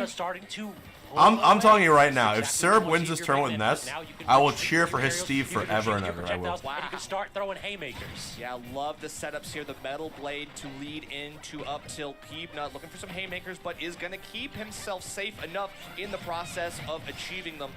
Yeah, I used to say it was Didi because Didi had an amazing Pac-Man, an amazing have to watch out the yo-yo, Pokemon trainer. Not the up smash, but the down smash. Not worried about that if you're Peabnut. Just walking forward with the gun and goes for the F smash in that situation. That was a great roll away by Syrup. And you see another roll, this time covered properly by the spacing by Peabnut. Peabnut now taking a lead again. Last stock for Syrup. Let's move. Fighting fire with fire, it looks like. I love the whiff grab animation from Mega Man 2. Just he still closes his hand or nothing. Peabnut playing way too close to the burner there. You have to deal with some of the shield pressure. Goes all the way back, disengages, and then lets it rip the other way. Syrup lets down the guard just in time to get hit. Shield is out yet again, actually gets the soft footstool, and that puts Peab in such an awkward situation. Has to jump away. Ooh. How did you dodge that yo-yo? Somehow iframes, we've got a lot of invulnerability because we spent a lot of time off stage, I guess. Perhaps it's just like the ledge guard animation from above or even with the ledge, so you didn't get the 2 frames situation. True. All right, either way, Peabnut looking really good, staying alive even after what could be a checkmate situation. Trying to play for center stage and catching Syrup, being a little over-aggressive with that back air. These PK fires and forward airs are typically safe, but the problem is if Peabnut has the opportunity to just fade back with a forward air, you can catch a landing opportunity attempt. Syrup needs to start punishing Peabnut's attempts at re-grabbing the Has Peabnut won a major or Mega Man? Quickly re-grab it and use it as an item and not as a move. In Ultimate, I keep having like Mandela effect that Kameme. Does anyone have Mandela effect for Kameme winning a major with Mega Man? One of those problems in this or did that actually happen? I feel like it completely. Forward smash will not do it. Goes to PK Thunder, drifts onto the edge, doesn't actually fall for that jump. Wow, and what was that? Tilt? I don't know. It looked like it was going to be a tomahawk grab, and then all of a sudden it turned into a roll and tilt. So yeah. He has won majors, but not with solo Mega Man. Who did he use? This might be it anyway. You overshoot the ledge. It was in 2019. I don't think Sora was out. Can do in that situation. Yeah, Sora wasn't out in 2019. Okay. I Wario thought and he was going to get hard punished. Anytime somebody goes off stage against Ness, they tend to die if they get clipped by the PK. So both solo Ness and solo Mega Man have never won a major, correct? You hold your breath and you wait to see if he does he have to tech? Is he going to land on stage? Does he even need to tech? Do you buffer the air dodge because you thought you were going to check, but instead you just clip the edge and fall? Exactly. Wow, okay, so Peabnut, a little brave in the face of danger, perhaps too much so, but that's the kind of bravery that gets Actually, you up to A relatively safe game, too. wasn't Ness a character that's never... It wasn't quite a JV, but it was one of those situations Didn't where Ness Syrup was going to have to do a ton of work. never won a major in any game? Their way back into that game and make that lead evaporate. So, 64 melee brawl Hollow 4 Bastion. and this. What are we thinking about this one? We got the big stage, or big platform, Oh rather. shit. So Pete will be able to use the up airs to shark really well on the stage. Well, but we might get some history then today. A lot easier for Ness to be able to recover. Yeah. Go under the stage a Well, little the bit first easier, get a ever, couple most other likely, angles. Plus, if they can beat you have the Mutes, ability to play the first and actually ever do your upbeat solo to Ness that win, flat. And now we're finally getting some leverage. or the off first that ever down. solo Mega Man And win. there we go. All of a Ness sudden, won you know, Cavalier. you pressure Peabnut, even he burns all Solo of his, Ness, bro. near limitless resources. We know that. We know that one doesn't count. This character sometimes is so difficult to edgeguard. I could be the first in melee. it's any You of those really characters that think can I could act win a after all major in special. melee with Ness? Just could be so ambiguous to the You know how opponent. difficult That's it is? typically what Peabnut is known for. He doesn't get I intercepted can on barely it. do it with a puff anymore, dude. But here has an offstage opportunity on his own, but instead Syrup being aggressive yet again. Maybe with They're this both new crouching. controller, we'll Why learn did you that. both crouch? You're so silly. All right. I am not playing Ness in a There it is. 2500 These entrant disjoints are going to be a very tournament for contest. situation for Syrup on ledge and off stage. And My Ness is goes raw, down don't for get the me wrong, but Ness is just, disrespectful, he's a bad character. Easy pick and The single lemon. Quite That's simply, so he is bad. miserable. Just a little plink. I'll take that stock. Thank you very much. You thought you were safe. He's one shot. He's one shot. Unironically. That's the one time your teammate's not lying to you. That's right. That's right. All right, still we've got the leaf shield coming out, trying to do a little bit more. Fading around, covering the edge of the platform in case Syrup gets a little bit too greedy or too desperate, too hungry. It's just 2 hits and then you fade away so that Peep doesn't have to worry about Syrup SDIing out of it and being able to punish the leaf shield. It's very, very smart. It's not a ton of damage, but at the very least, if Syrup tries to jump out of those situations, you can catch the jump and then you can convert into some bigger damage. At this point, we'll take whatever damage we can get, anything to either widen the gap or close it. Peabnut still staying alive, 145. Low ceilings on Hollow Bastion, so that might not work again. Gotta watch out. Oh, actually didn't get the timing correct. That is unfortunate. It's a little bit of RNG in those situations when the get-up's going to happen. With the stick actually keeping Syrup above Peabnut. Does manage to evade and get back a little bit to the ledge, but wow, finding him on the platform. Peabnut finally lets the haymaker rip, and we've got that on deck 2, the back throw finally. We haven't really seen too much of it, but we're finally seeing it. That's because Peabnut hasn't really been getting grabbed at all. That's one of the benefits of Mega Man. You keep your opponents at arm's length, and even at high percentages, you don't have to swing for kill moves. You keep going with your spacing, and your opponent has to guess correctly. And you're playing aerially, so it's not like you can get grabbed in the first place. You know, these short hops have been so prevalent for Peabnut, playing about as aerially as Mutace was in the last set.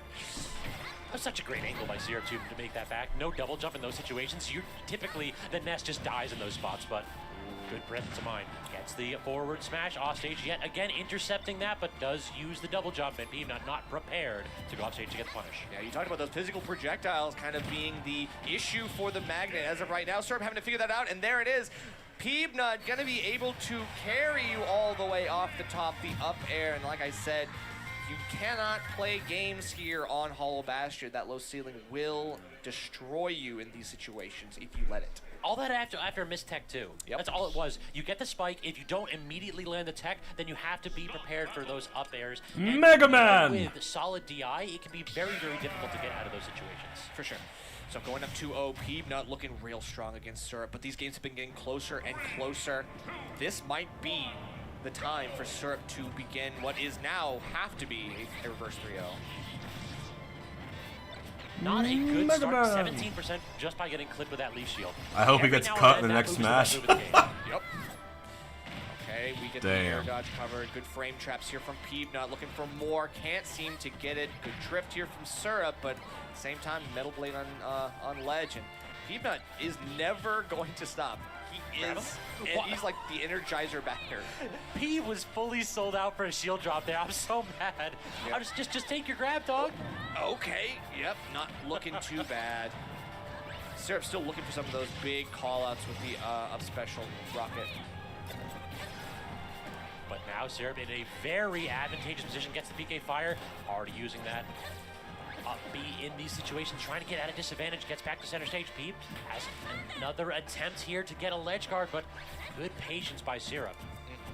And it's like the lack of button hitting, right? It's like, okay, I'm going to slowly drift in with my back facing you so that you have to respect the backer, you have to respect the disjoint that I offer, maybe a magnet as well.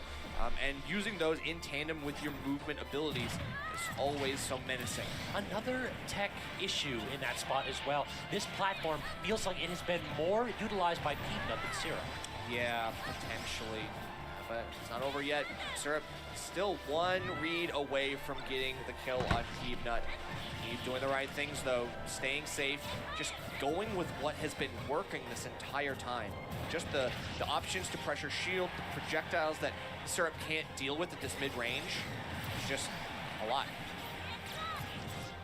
Falling back air, solid confirm, but not going to get too much out of it. I want to see Dante and Virgil.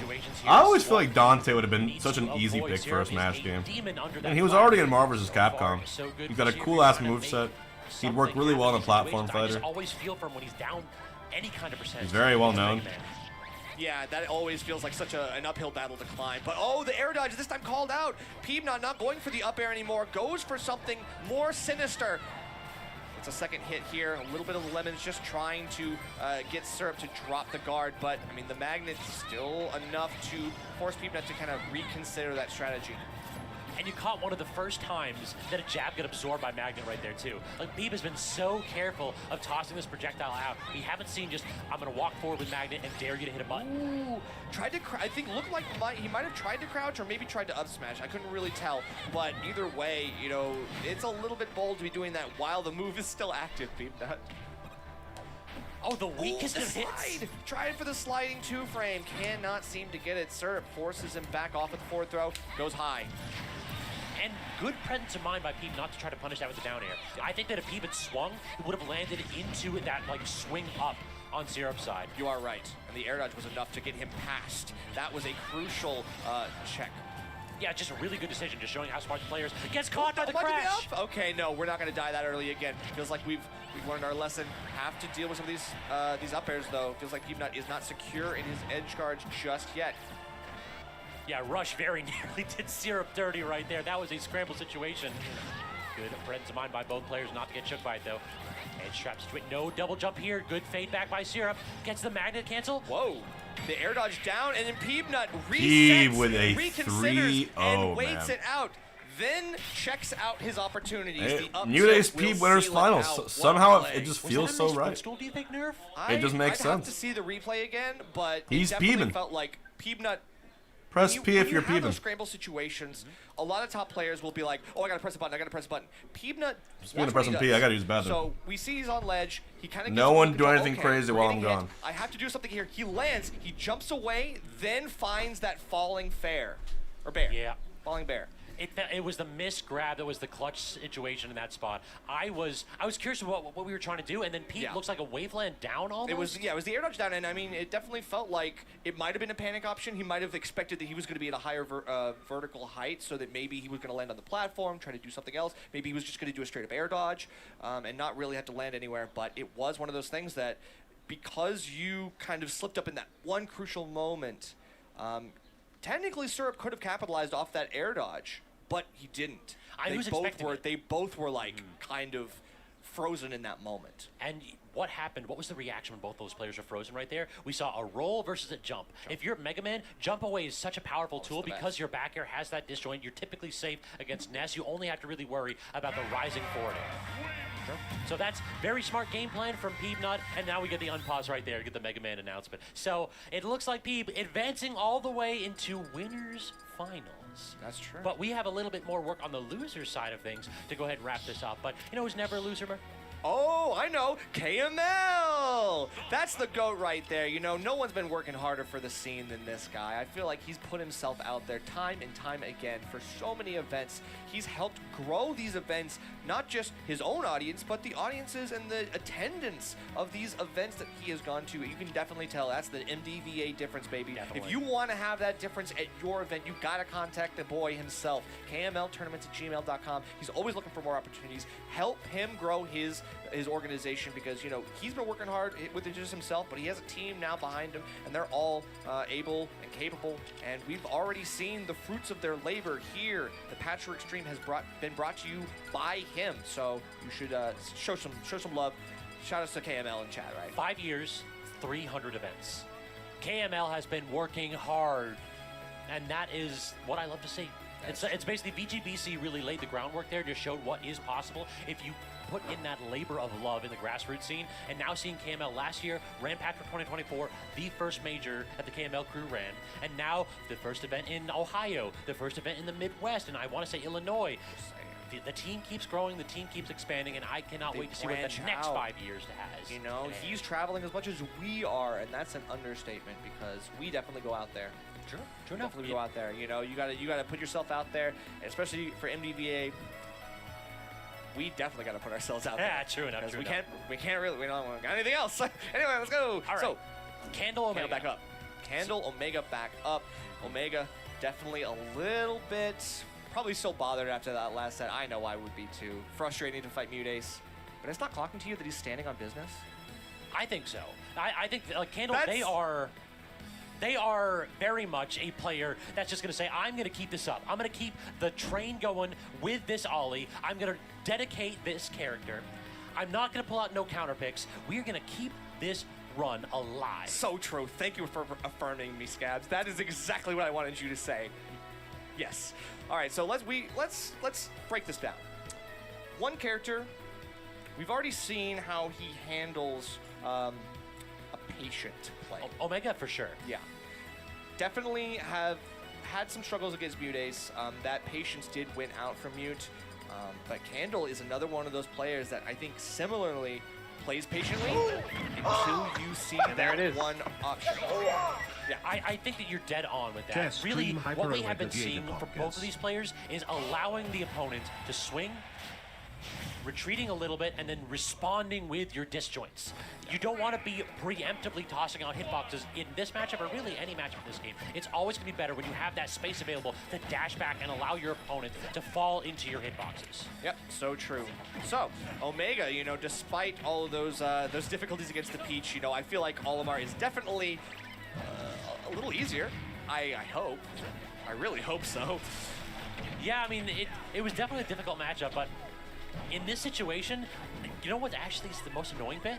Ollie is short, and that can really toss Joker for a loop in some occasions. No, you're right. I definitely agree, and we already saw how difficult the purple disjoint has been against another sortie. I feel like Omega might find the same problems that maybe Mr. E found against Candle, but I think that because you have a little bit more explosivity in Joker, I think well, you're definitely going to need it, but I think that might be we saw the explosivity right there. Character definitely exploded. He definitely exploded, situation. but it's supposed to be the other way. I know. I got to give it to you, though. All right. Still getting a couple multi-hits, good coverage options. Candle, they're playing patiently yet again. This is exactly what I would expect, setting the stage for the set. I mean, it feels like we've seen this match before with things like Shuta and Kaleo, where typically what ends up happening is that the Ollie holds down neutral and then occasionally dies at 30. Yep. That's kind of the matchup. It's explosivity is the name of the game, and right here, the problem has been Handle. They are not letting go of this neutral. No, it's certainly not, and they are again doing the right things that they were doing in the last set that we saw them in. You know, it's the micromanagement of the Pikmin, knowing when to get things like the blue grab. It just feels like Omega playing checkers and Candle's playing chess. Get up and oh no, was that not a forward tilt and a jab instead? Very smart from Omega. I and Candle both thought 1 hit, 2 hit, I can drop shield and get the punish. No such luck though. Look at all this damage off that white Pikmin. You gotta get that dude off of you. So much, yeah, 60 already. Does get the whistle, but it just sets up for the next back air. Hey, I mean, Arsene frame data, does it need any introduction? I say nay. I mean, remember when I said this character sometimes dies at 30? We're kind of seeing it right there. A little bit of big brother coming in clutch with the assist. A little help from my friends. We still got it, but Omega, it's not over yet. It is over. It is, in fact, over. It isn't actually over, yeah. I mean, Candle, after they lost that second stock, they're like, yeah, all right, that's okay. Once I feel like I can start swinging again, we're good. But at high percents, I know I got to play a little bit more safe. I know I can't really take the risk that I have, and especially off the Angel platform. There's always a renewed vigor.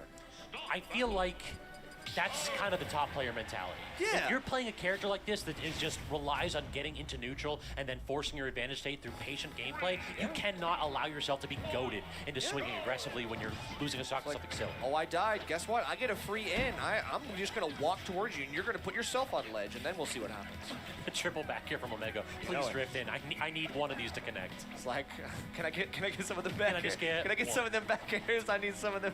All right, but hey, I don't know. Omega gonna get a grab. Very nice little snatch here, but this time we're starting to get these whistles covered. I mean, it feels like we're taking the hit on the chin, but then Omega fires right back. Good job just waiting with these drifting aerials. Omega using the mobility of Joker to its best effect. Problem is, so far for Candle, they haven't been able to get anything going, trying to play a little bit more grounded right there, and Omega switched up the game plan, drifting in, drifting out with things like neutral air and back air, and Omega struggled to get a hit game 1, game 2. It has been so different. Absolutely.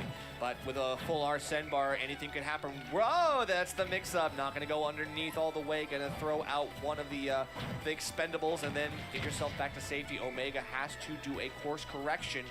Has to keep this edge guard going. Finally, we get something here. Even with the purples, that drift is not enough. You're not moving fast enough to avoid that. Arsene down here just so disjointed that in those situations, you have to get the mix-up. It's entirely, did I trick my opponents? Because they have every single tool, and you might be able to throw out a purple in the best of times, and that was not the best of times. This is the worst of times indeed. I feel like we've got that down throw holding in on the DI. Candle, they got to be careful about that one. Trying to use that invulnerability, does manage to get the aggressive purple Pikmin up there, back onto center stage. Great forward tilted edge, catching Omega, catching Candle jumping in. Very smart by Omega. For sure, for sure. Ugh. Have to wait, throwing down that, I'm back. Those Pikmin, but yeah, the fast I'm back. of Omega's Joker just allows him to kind of bypass some of these edge guard opportunities, but we're going real deep for that one. Tries to the trump too. Ooh, too short, too short, too short. Short Kings rise up, what can I say? That was a miserable moment.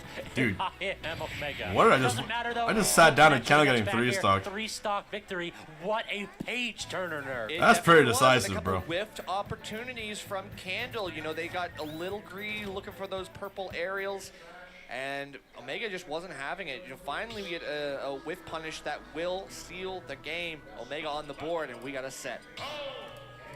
It's a situation where if you're down that much, I could kind of understand why you need to be aggressive, why you want to swing so frequently, but I mean, we're going for haymakers when in reality what you need is 3 in a row plus several different neutral exchanges. I want to play safer if I'm in that spot. I know. But this is why Candle is such an explosive player. They understand that sometimes it's best to swing for the fences or preserve your mentality for the next game. Exactly, right. I mean, sometimes you don't want to have to put in the mental energy to have to get through that stuff. You just kind of, oh, okay, we'll just run it back. In this case, we are going to indeed run it back. Small battlefield, 2 platforms, but lots of coverage from both players. Feels like almost Arsene. We've got that here. Down tilt into the purple Down board tilt here. was nice Solid damage from Candle. Trying for 2 frames. Oh, no, not enough. actually Omega, an awkward angle, trying his best to dodge Candle's edge trap and being a little Twas not overzealous enough. with the drift. Yeah, you know, I know Olimar, he's frightened. I know, but you gotta keep your cool. H-Box, do keep it your jiggle. composure. Look at this move. I will charge you 1 gifted sub for your statement. Sorry, it's even worse. Or That a gun confirmed into 20-minute the up timeout. smash? Goat. What an angle. The choice is yours. I've seen Omega get like 4 or 5 of these gun confirms from either down angles or even just dash Either back do the gun time into dash forward or pay the fine. up smash, and it does feel as though that is the choice X is factor yours. so far from Omega. Yeah, but that X factor might not be enough because a full stock lead is what separates him and this potential lead in bringing this back. Handle, they've been so dominant in this one. Even with a couple of those quick flubs, feels like they've just been gaining ground consistently. Is it just me or does it... All right. Once again, a beautiful turning point. Omega finishing that stock way too early in that situation. It's just another missed tech. I mean, Candle has missed a couple of these big That's spikes better, on Max. the stage. That one was more crucial than the last. That's better. At like low to mid% too, yeah. And to answer your question, like yes, it does. Whoever hits the haymakers tends to win the game. So will that be the reversal that Omega needed? Candle, that lead has been erased. Oh, but the extension, there it is. Lots of end lag on that move because you extended off the Pikmin, and this could be, if Candle is ready for it, their way in. That F smash was disgusting, nerd. If that connected, I think that was gone. Oh, the double dash back. You are not getting back in on me. I'm going to control this stage all the way to the end. Great negotiator. Don't get the 2-frame opportunity, double dash into the immediate pivot rounds. Yup. And Olimar having very quick smash attacks in that regard allows him that opportunities. Candle, they're doing great. Can you say? In this situation, I feel as though Candle is reliant a little bit on these evenly handed games. Perhaps. Like, Candle gave away a stock right there and it came into these last stock situation, but then we went back to a spot where Candle could play from center stage. If Candle is getting forced into these scramble situations, it feels like Omega is winning 9 out of 10 of them. Because that is true. The hitbox that we've seen cover the whistle, we haven't seen Candle really go for whistle too much since games 1 and 2. That's true. They've been kind of like forced away from that option, but still we are seeing it every once in a while. You know, in close range, they have no other option or face a lot more damage and potentially an edge guard to boot. Still, gonna wait for that pass through. Simply just wait and doesn't even try to punish the missed counter. Feels like Candle is not taking any risks right now. 0 buttons with our send out. I respect that option. Just time out this opportunity. Yeah. Wait it out, throwing a couple options and then going over the ledge. Omega still feeling a little bit more desperate every second. Has to get the kill. That was the first time we've seen really Whistle save a stock for Candle. True. Okay, but even then, you know, once you get your feet back on ground, Omega is the one who finds himself reverse edge guarded. Double ups. Oh my god, look at the damage. Yeah, that's a solid trade. You take 60 and then you get Arsene in return. I'll take it. Oh my god, but Arsene doesn't matter. Great use of that purple. Same place Joker did. That was really, really those good. techs in the corner is so devastating. 119 and still living. Yeah. Sad. Oh, but it doesn't even matter. All right. Goes deep for it yet Guys, again. who wants Omega still makes the plays, the shot. Let's say who wants Gamba, but game 5 is looking grim right now. Candle, very big. There's also a world where Candle wins the whole tournament. I talked about that. Oh, Candle hadn't been using it, but now this game it has been so clutch. But the thing is, Omega went for a grab, and it was the drift in that It's allowed Jover. him to get by. It wouldn't. The whistle would not have saved them against that grab. Good point. A couple flashing shields right there. Omega desperately looking for a parry, not going to work out. Doesn't land the aerial, does get a back air. Full stage control, intercepting that projectile. These Pikmin, mobile hurt boxes and that dash attack. Yep. Too aggressive, too little, too late. They just know like every matchup so well. Arsene left right at that moment. He's like, I don't know. I don't know about this one. You on your own, man. I can't help you here. All right. Sorry. Because it's like, It's time you see all for this pressure. Oh, Syrup Omega's Jackal. doing the right things, trying to beat out the Pikmin, trying to do anything Syrup here, but v it's the Jackal. relentless onslaught. You run underneath the Pikmin thinking, oh, I got them now. No, you get too close, and there it is. Alpha Smash. Yeah, that is always the problem. Good out-of-shield options are Ollie's greatest strength, potentially. That up smash it's just so reliable, it feels like. Yeah, I mean, it was getting a lot of leverage with the red Pikmin, but also you could just kill with the purple Pikmin. Like, there's a lot of options, and Candle saves it for the right moments. You know, this isn't like they're just throwing out smash attacks every 5 seconds. Like, is very, very, is keeping the cards close to the chest.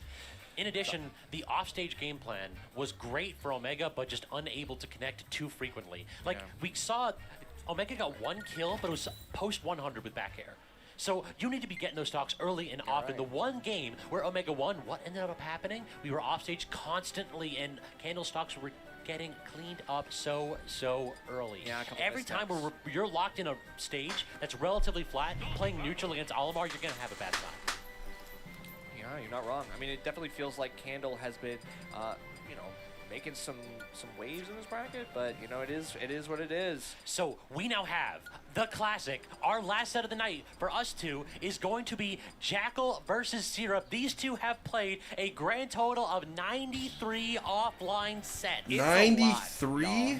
The record is 45 for Jackal and 48 for Syrup. That's pretty now, incredible. A lot of the past couple sets have been Steve versus Wolf. Yeah. In fact, they've been going back and forth. The last time that these two actually That's played gotta be one this of the specific longest records. matchup was back in February center stage. Yeah, okay. So it has been a Sup, minute. Squilliam? And Syrup did actually win that one 3-1, in fact.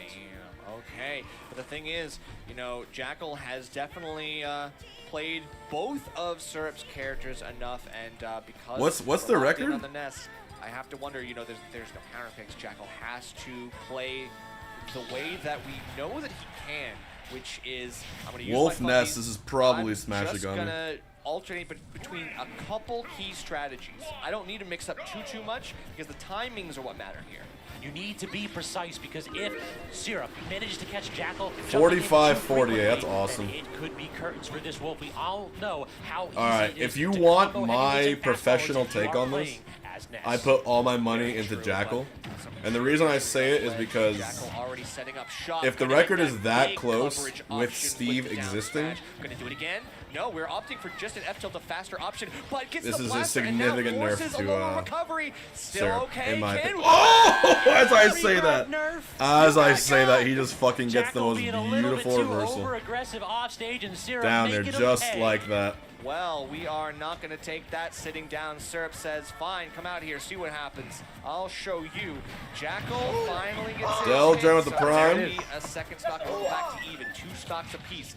Already, I mean, I'm seeing that these two have this knowledge of each other's typical strategies, game plans. We're seeing some wacky stuff already, because you got to. We're seeing a lot of movement. That's really what you need to do. If your opponent understands what aerials you like to approach with, you have to stop approaching with aerials. You have to start using movement and making sure that every time you toss out a hitbox, it is safe if it whiffs. So true, Scabs. Now we're going to back throw, get him off stage. Not going to do anything except just force the edge guard, but look at that, the poke through all the way. Big hitboxes here from Jackal. Going to have to do a little bit more, though. Stuck. Fading to the platform. Another edge guard. Uh-oh. Forcing the high recovery with that PK Thunder, and that is exactly what you want to see. You want to see a Wolf having to toss out all those resources off stage, so all they can do is drift down at you, and you can get those disjoints ripping. Especially with an active move like Nair, where you know he's locked in, he got nothing else to do. Great, I can easily wait, check you, and then hit that punish.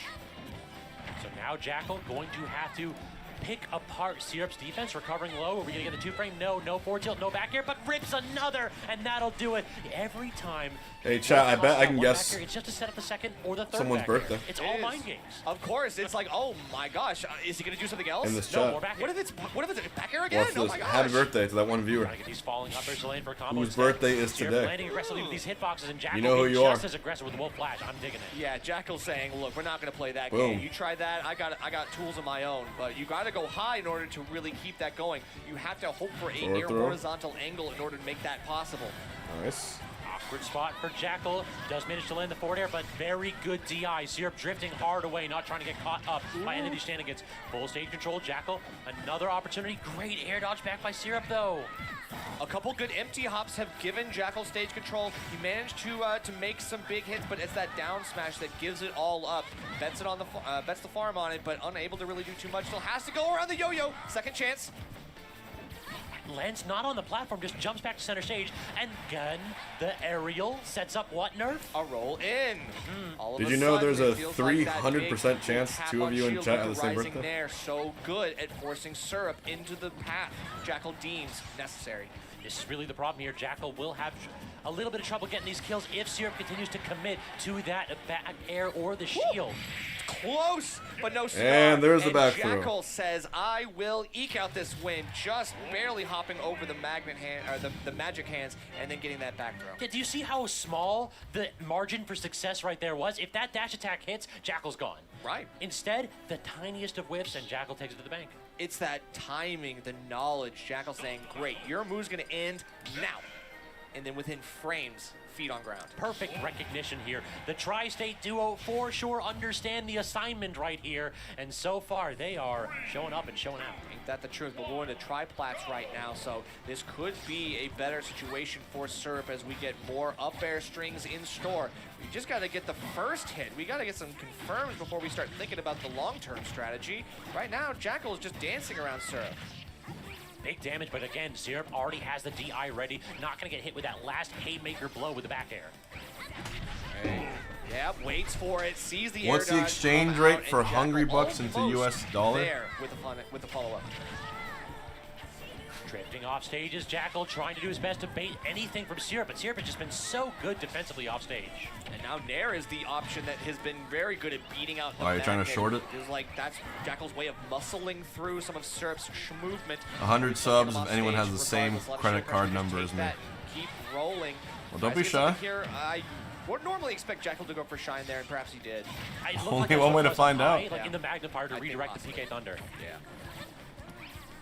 Even though Jackal has a slight lead, we've seen that leads do not matter here because eventually you're going to force the aggressive jump. All right, but surely two people have the same last four numbers of their credit card number, right? Your down throw early percent combo. Surely we can type that in the chat. Starts And it two off people here will have the same one. And keeping himself a little bit All right. safer. The last four. Not doing too I'm bad. sure there's Keeps that nothing shield up. dangerous Love the about putting discipline. that.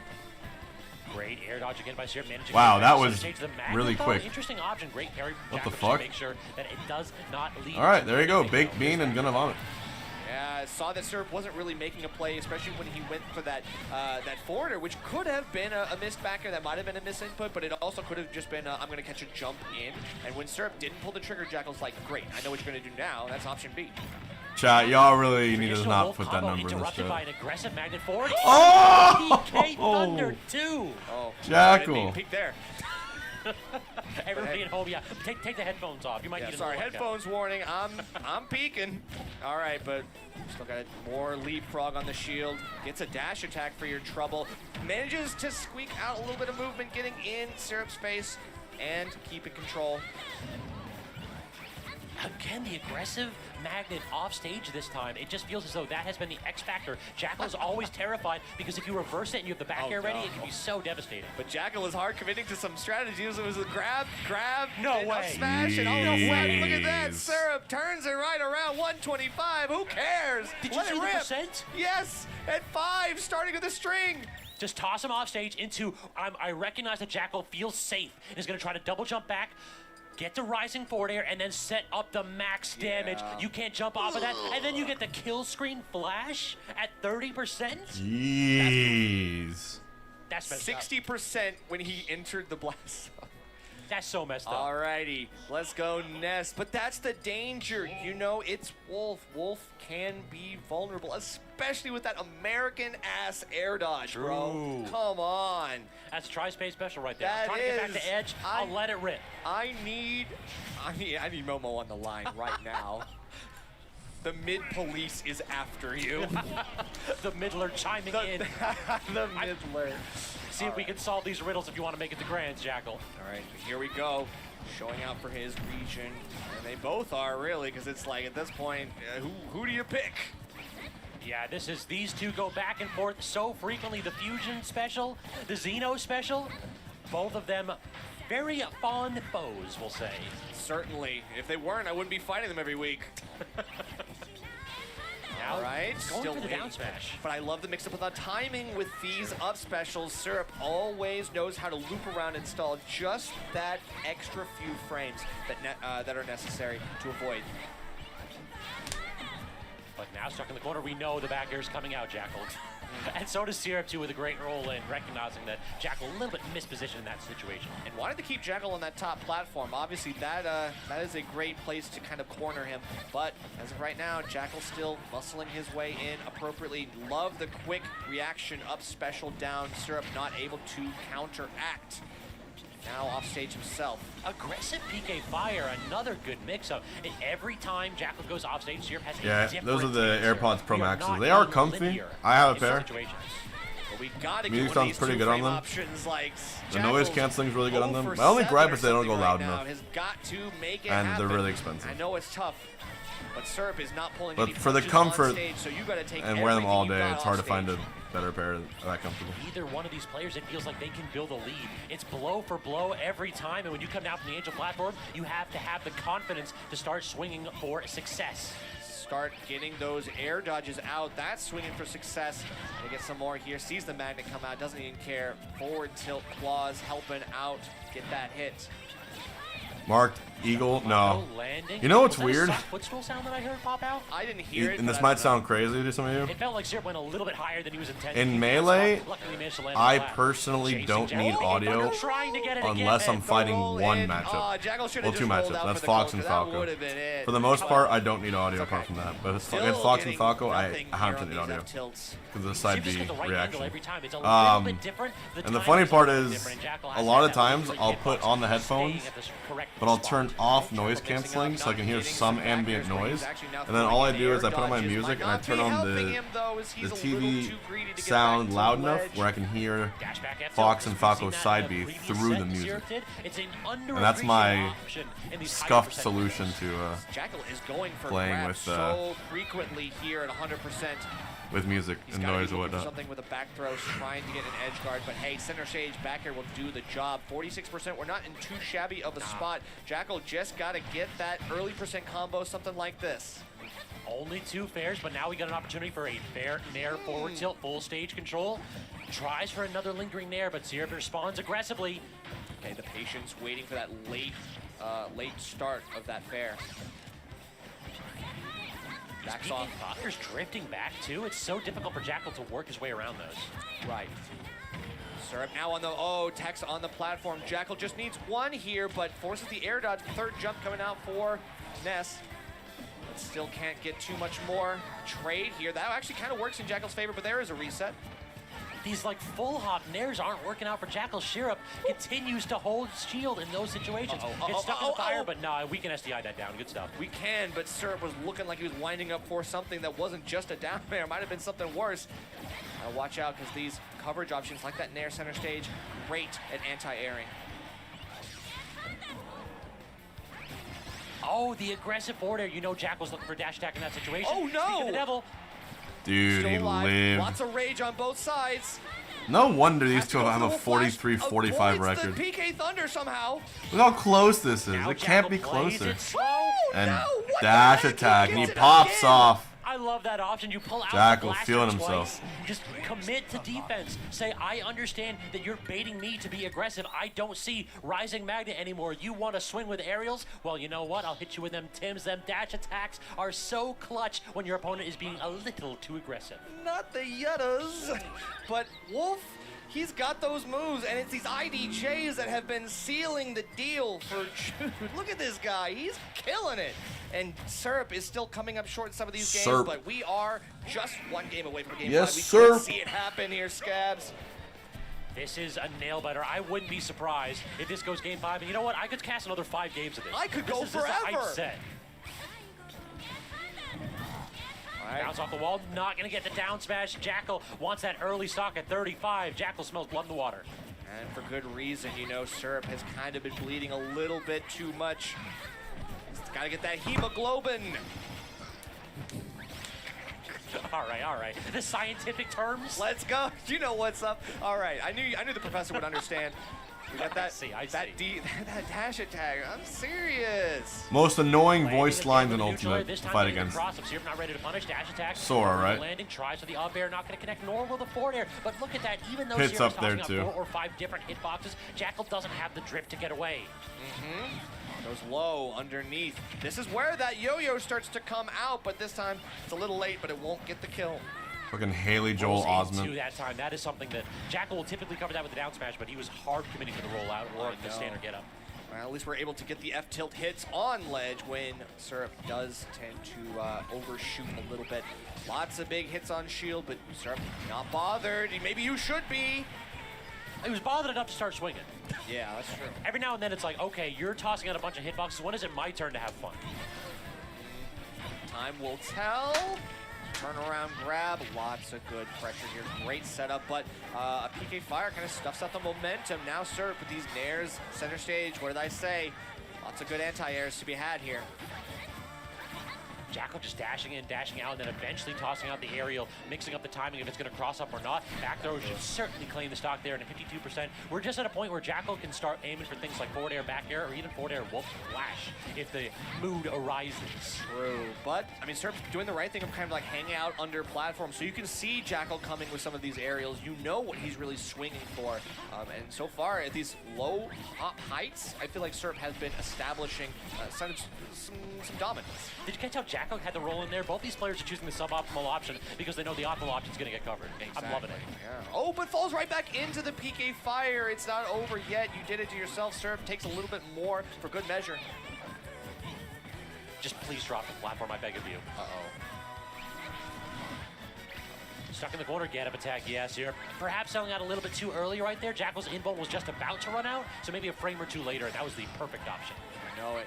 Look for some of these back here center stage. Can't get anything. Jackal again finds the dash attacks, the boots. And did you catch how the guns have been setting up jump-ins? Because Syrup is trying to predict either second shot or an immediate forward air. But those jump-ins sometimes give Jackal some punishes. This time, not so much, as Syrup is able to get the kill off of that one. This one will do it. Back throws galore. Finally feels like that's our last resort for some of these stocks and for both players. True enough, though, I do feel like Ness might kill a little bit early. Of course, but I mean, at this point, he was at a high percent. We got. Oh my God! No way! We're going to game 5. We're going to game 5. Jackal, you got a little. Yeah, you got God again. Brother. I don't know if Jackal did the double jump. Perhaps. It's time for Gamba. Never mind. So we already had Gamba. Doesn't hit the ground. Tosses out a back air. We got game 5. Double jump. No, just combos into it. And he S for Syrup, J for Jackal. These two have played 93 sets together. It's no wonder it's this close. Produces just vile things. I mean, we're seeing some nasty gameplay right here, but I couldn't have it any other way. Ended up with a game 5 determined who has the darkest soul. I mean, it's a race to the bottom here, man. I mean, we're really scraping the bottom at this point. Syrup, though, we got the wherewithal to bring this to a game 5, and what a damn set this has been. Let's get into it. Battlefield set the stage a little bit. Triplats might be the answer, as they have been in this set. It's so weird because typically, like, the stage of choice is we go PS2 for all 5 games. Instead, BF for this one, these two just know. I guess so. Okay, the roll in, but Jackal waits. Doesn't get anything just yet. They hit there. Now Syrup letting go of shield at the inopportune moments. Jackal now starting to get a little bit more falling there than he had before. Oh, God. Gotta watch out. Jump scare for sure. But now Reversal does try to land with the air dodge twice in a row, and Jackal just getting beat up for these options. Luckily, the platform kind of ate the PK Fire there, but the swing back. It's not enough to take Jackal off the top, but it is going to put some sweat on his brow. Gotta watch out for this one. Wolf flashes are getting him by, but Syrup is starting to hone in on these edge guards. I mean, Jackal just hasn't been able to hit Syrup until he got that gun. It was a solid 20 seconds of Syrup just going edge to... Oh, no! Damn. What the hell? No drift off of the up B. That is so unfortunate, but again, comes down from the Angel platform, tosses out that jump read, and gets the stock. That's exactly what you need. All right, but either way, we both lose the stock in quick succession. Got to deal with this because this has been a tense game from the get-go. Minute and a half in, and we're still keeping the train rolling. We got to keep it going. Yeah, neither one of these two players seems to be really, like, affected by what's happening on stage. Jackal got hit with PK Thunder twice, and both times just comes back and starts swinging. Exactly. They're like, look, I'm throwing caution to the wind at this point. A sane man would say, you know, maybe I should hold off for a second, but no, I'm crashing out right now. What I have been seeing a little bit too much from on Jackal, though, too many of these full hops. It feels like Syrup is starting to intercept these aerial options too frequently. Jackal got a lot of success from staying grounded and just like short hopping into the neutral air or catching jump ins with the script says it goes last stock, last hit. Been able to turn it around. There's a quick tomahawk. I have the script right in front of me. Maybe if you're not throwing a move out, maybe these jumps could end up being what you need to give Syrup some fear, and perhaps undeservedly so. But backing air. So who wins? Back airing on the shield, that part is smudged out. I spilled my coffee. Poke territory. At 133 even and up tilt will do it, but we still have to get the connection. Goes to the back. Here we go. We'll do 72%. Last stock situation. for top 4. Game 5 nerf. Ooh, the roll in. Okay. S for Syrup, J for Jackal. Who you got? Oh my God! Into the dash attack. We've seen it so many times, and it's gonna get that. We'll fly. Damage. We're gonna get it. Jackal in game 5 bets it all. He takes it. As soon as that forward air hit, I knew it was. Oh, that was Jackal sick as hasn't gone fuck. for that the whole set, except for That one was missed sick opportunity, as and you know fuck. That's been brewing What for an quite ending, some dude. Time. You can see by the expression on his face. It Hail had been Mary, brewing, side and boy, B, what a relief all to or finally nothing. Get it out there and succeed. Let's watch it in slow motion, baby. The bread and butter doesn't even matter. You don't know what's coming next. One combo to force Ness off stage. The fade back. What was the setup? Was it the down throw, right? Fake the dash back. Fake the grounded option to fade out that. Oh, fair side so B? Brilliant by Sold. Oh my God! Signed, sealed, delivered, sent to the bottom. That's big balls. That's all she wrote. And Jackal, if That is there's big a balls. shot caller in this room, we found the man. Yeah, I thought that would have bigger missed. than a 3-point. Like that's a 3-point and a foul. That's like there's not rules for that. You're alley-ooping yourself. You cloned yourself and you've alley-ooped off yourself. That is such a messed up situation to end that set. I thought that Syrup had the read. I thought that Syrup was reacting to Jackal's jump-ins and had the patience to allow Jackal just enough room to sign his own death warrant. Instead, one combo string from Wolf completely flips the script. Emperor Jackal denies your claim, and you are done here in this sun. But still not over yet. We've got Jackal still winner's side. Very excited to see where the boy goes next, because he's one of the ones that the seeding didn't expect to make it this far, but we shouldn't be surprised he has. And Syrup, somebody that I thought had the potential to win the entire tournament, out on the second half of top 8 at, I believe that's 5th place. Yeah, that's crazy. So, I mean, it's pretty wild, but I'm so glad that was how we got to end this block. What a set, what a set. That certainly was one for the books, and a stamp put on the history between these two, certainly. Jackal planting the flag and asserting dominance and having the bragging rights for just a little longer. I mean, what a way to end it. What a block. So many bangers, so many phenomenal sets. I could not have asked for a better way to kick this top 8 set up. But unfortunately, that's going to be it for us. We got 2 more phenomenal casters stepping up. Okay. It's going to be Kevin with a K and Dom stepping up to the plate. If you did enjoy the commentary, stick with us. Our break will be very short. And if you have any notes, hit us up on socials. You can find me at SSB_scabs. And you can find me at NerfCast on Twitter. Make sure to hit us up for any and all opportunities. If you want to see us work your events, we are always looking to collab and work with y'all. So Exactly. for Patchwork 2025, all patched up, but one place to be, right here. Stay with us. Man. There you go. Ultimate top 4. I do like poker. I do indeed. You guys down for a quick and dirty run really quick? Quick and dirty?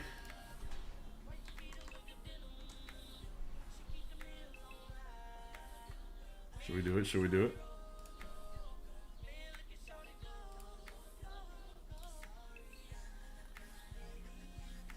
Yo, 2D Chuck, thank you so much for the gifted sub, bro. Whoops.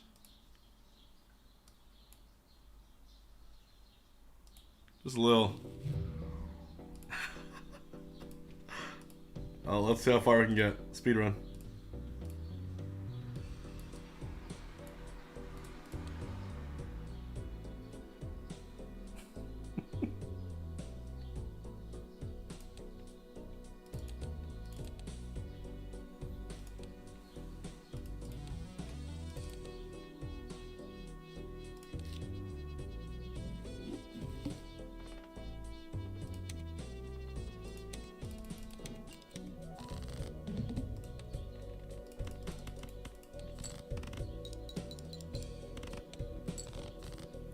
This is great downtime.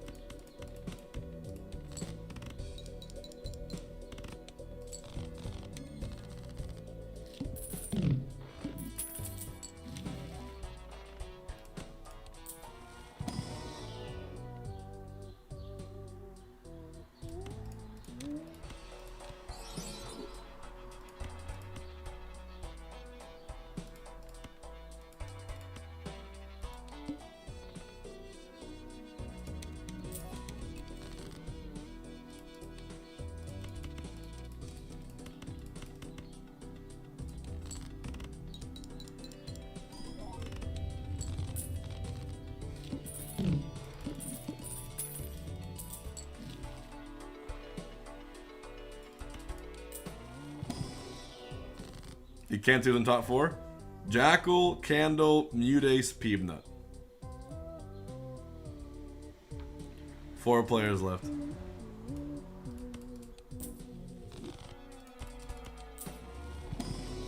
Gamba for winners finals, I'm down.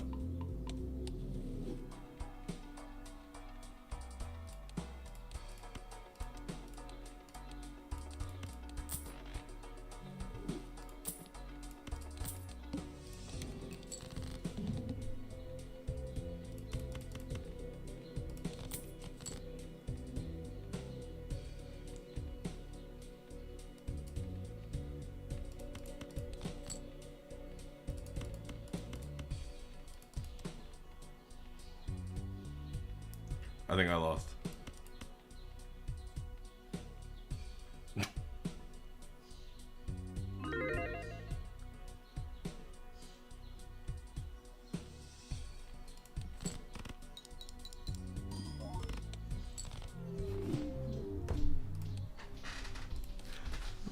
Fucking needle. It was horseshit, chat. I don't worry, I got this. We're just gonna cheese our way into. There it goes. Boom. Good Joker. Boom.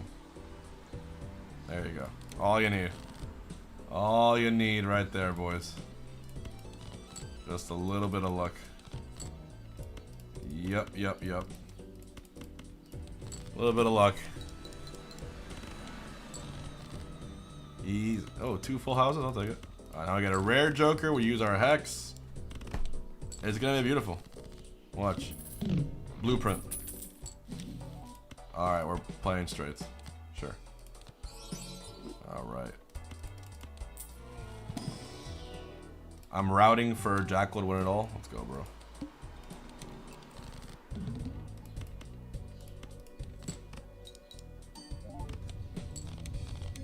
Nice.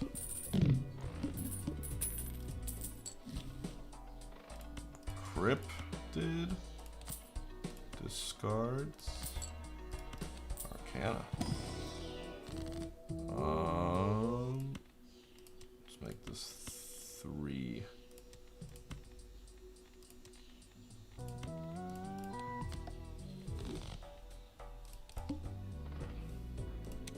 It's not melee, what do you mean? It looks like melee.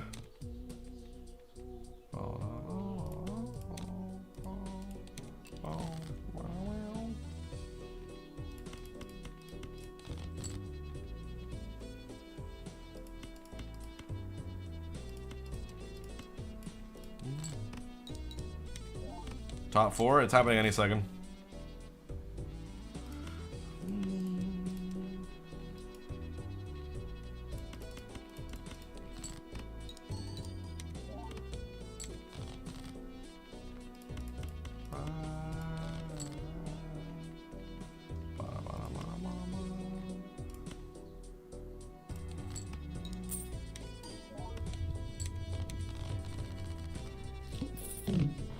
There's doing a caster swap.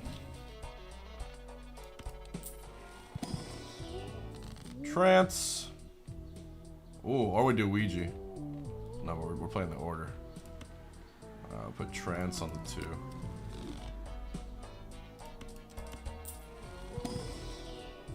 Oh my god. Onk.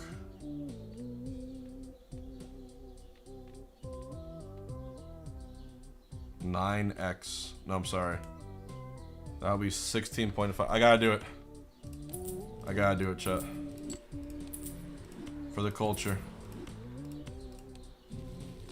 Alright, there we go. 16X. And all we do is we take the grabber.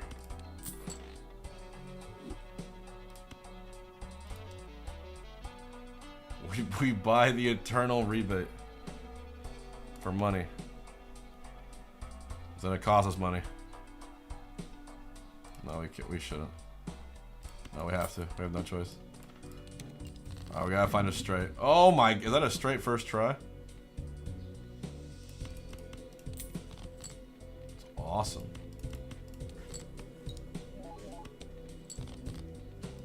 Cryptid. Boom. Delicious. Now we do this. That's a straight. What do we got?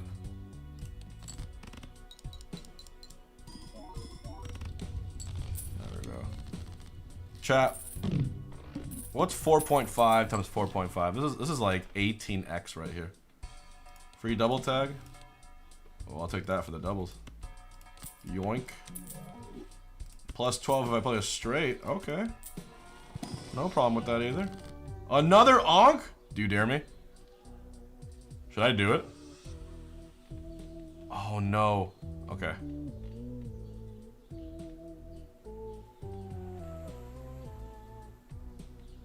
Shit, why did I... Oh no, it would destroy all of theirs, never mind. No, it wouldn't be worth. Alright, let's do emulate. There we go.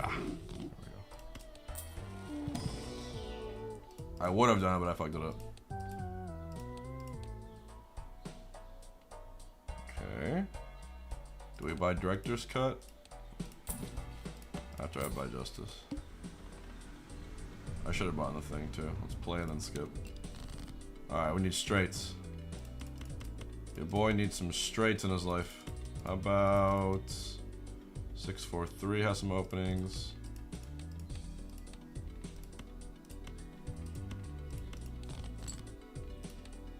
Okay.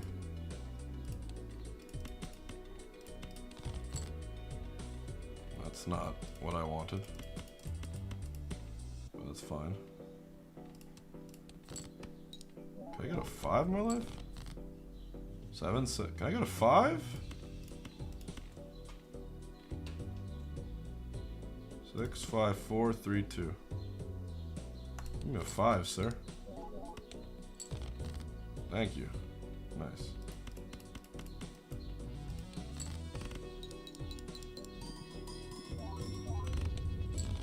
Nice, that explodes. Oh, it's time! Even though I want to keep playing.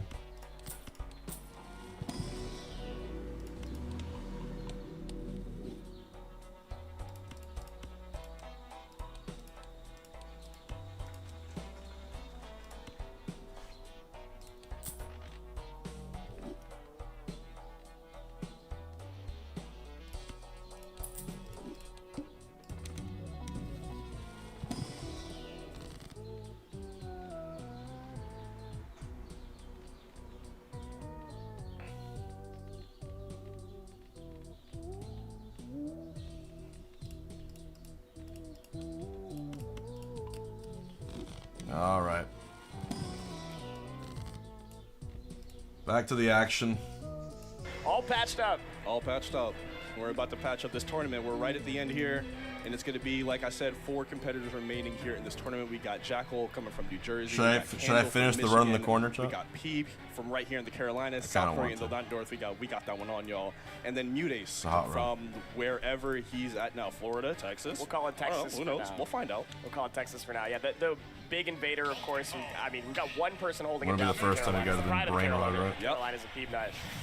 But for now, we'll see how he fares against somebody that ultimately has been a fairly big bracket demon for him in Mutace. 7-1. All right, here we go. In Mutace's favor. Yeah, it's not very often you can find someone that's able to take 7 sets off of Peeb, especially with that level of disparity. So his work is definitely cut out for him as we go into this game 1 of winners finals. Start with 0 discards. Am I correct again? And this is for a ticket to Grand Finals winner's side. You know Peeb wants to break down home for the hometown. Okay, well, again, you can only fight off the voodoo magic for so long. It's crazy. Pulled 2 Mr. Saturns in like the last game of their last set. They pulled a bomb and 5 Stitch Faces in a game before that. Insanity. At Patchwork specifically, how lucky Mutace gets with every pull. I feel like he's lucky everywhere. Like we're getting to that point where if Mutace just needs something to happen, he can usually will into existence. Right now, Peabnut holding center stage. This ultimately is going to be a matchup of how much Peabnut can press every single advantage state, because if you are on stage in neutral or, God forbid, shielding against Peach, it's going to be very, very difficult for you to deal with. And if you're juggled, even worse. Yeah, playing defense or being forced to play defense against Peach is objectively the wrong answer. You got to be able to press the buttons, beat her to the spots, or else it's just going to be a whirlwind. You know, she's a moving fortress. not something you would expect coming out of a character. Okay, he did make it back. Good. It does get scary with that down air, though. You know, you never want to be in that position if you don't have to be. Yeah, I usually also don't trust Peach to recover when she's not currently on screen, like vertically. Yeah. Like horizontally, she got that all day. I'm never concerned. But as soon as she dips below the camera, it's like, oh well. Does she have those? We'll see. But trying to get back to center stage. Happy to play to the corners right now, but ultimately, if you can get that center position and press Mutace into a bad area, then you're not playing defense against Peach. You're not in that position that you have to be in, which is difficult. And this is really the danger spot right here. Off stage versus Peach is so difficult to deal with that turn. Yeah, it is, but you saw Peep maneuver on that masterfully, and he's able to turn it into a stock of his own on the left-hand side. So you're already going to get the early advantage here, but now we have to start building up that extra credit damage. That low percent Kung Fu, shout out to Rod. We're gonna have to find a way to make it work here so we can get some damage because Peach is not shy of damage output at all. So the bigger that you make that lead, the better. Well, no better character to pellet on damage than the character with pellets. Just 2% at a time, playing very slow, not letting Mutace in, but so slowly approaching with shield. Mutace is so I just threw my run. Yeah, that's one of his superpowers, I feel like. Besides being able to, you know, will the powers of the universe against you specifically. It was fun while it lasted. So good in those last situations. We've seen it time and time again, year after year. They're just so good in the clutch. But what they don't get enough credit for, I feel like, is how good they are outside of the clutch. You know, like just being able to wait out these certain situations, not fall into those traps that clutch many players and many other parts of the game. And this is a very different skill set in that regard than we just saw in Mutace's set against Omega, where playing in every single moment. Omega only knows how to press the gas, and Mutace knows how to respond to that. But Peabnut is always the driver of the momentum in every game he plays. And so Mutace has to be the one to respond to playing slower, to whatever Peabnut's pace is. And right now, it's not looking too easy to do so. Peabnut's still pressing right now, 84%. Finally on the back foot. Mutace juggling. Not a lot of great tools for Mega Man to get back down to the ground, but a B reverse leaf shield gets him out of danger, if only for momentarily. All right, 90% to 46, already in the corner. You would ideally like to play this lead out from center, but if Peep is comfortable in this from these positions where it seems like he should be because he got out of the corner and just went right back to the left-hand side. But yeah, if you're comfortable playing there, then you keep playing there. Establish that game early. But now it's dead even here in percent, practically 98 or at 92-89. Got Mutace off stage. See if he can convert anything here from the ledge. Nothing. Just playing it patient. Getting back to center. I think that's a totally fair way to play this out.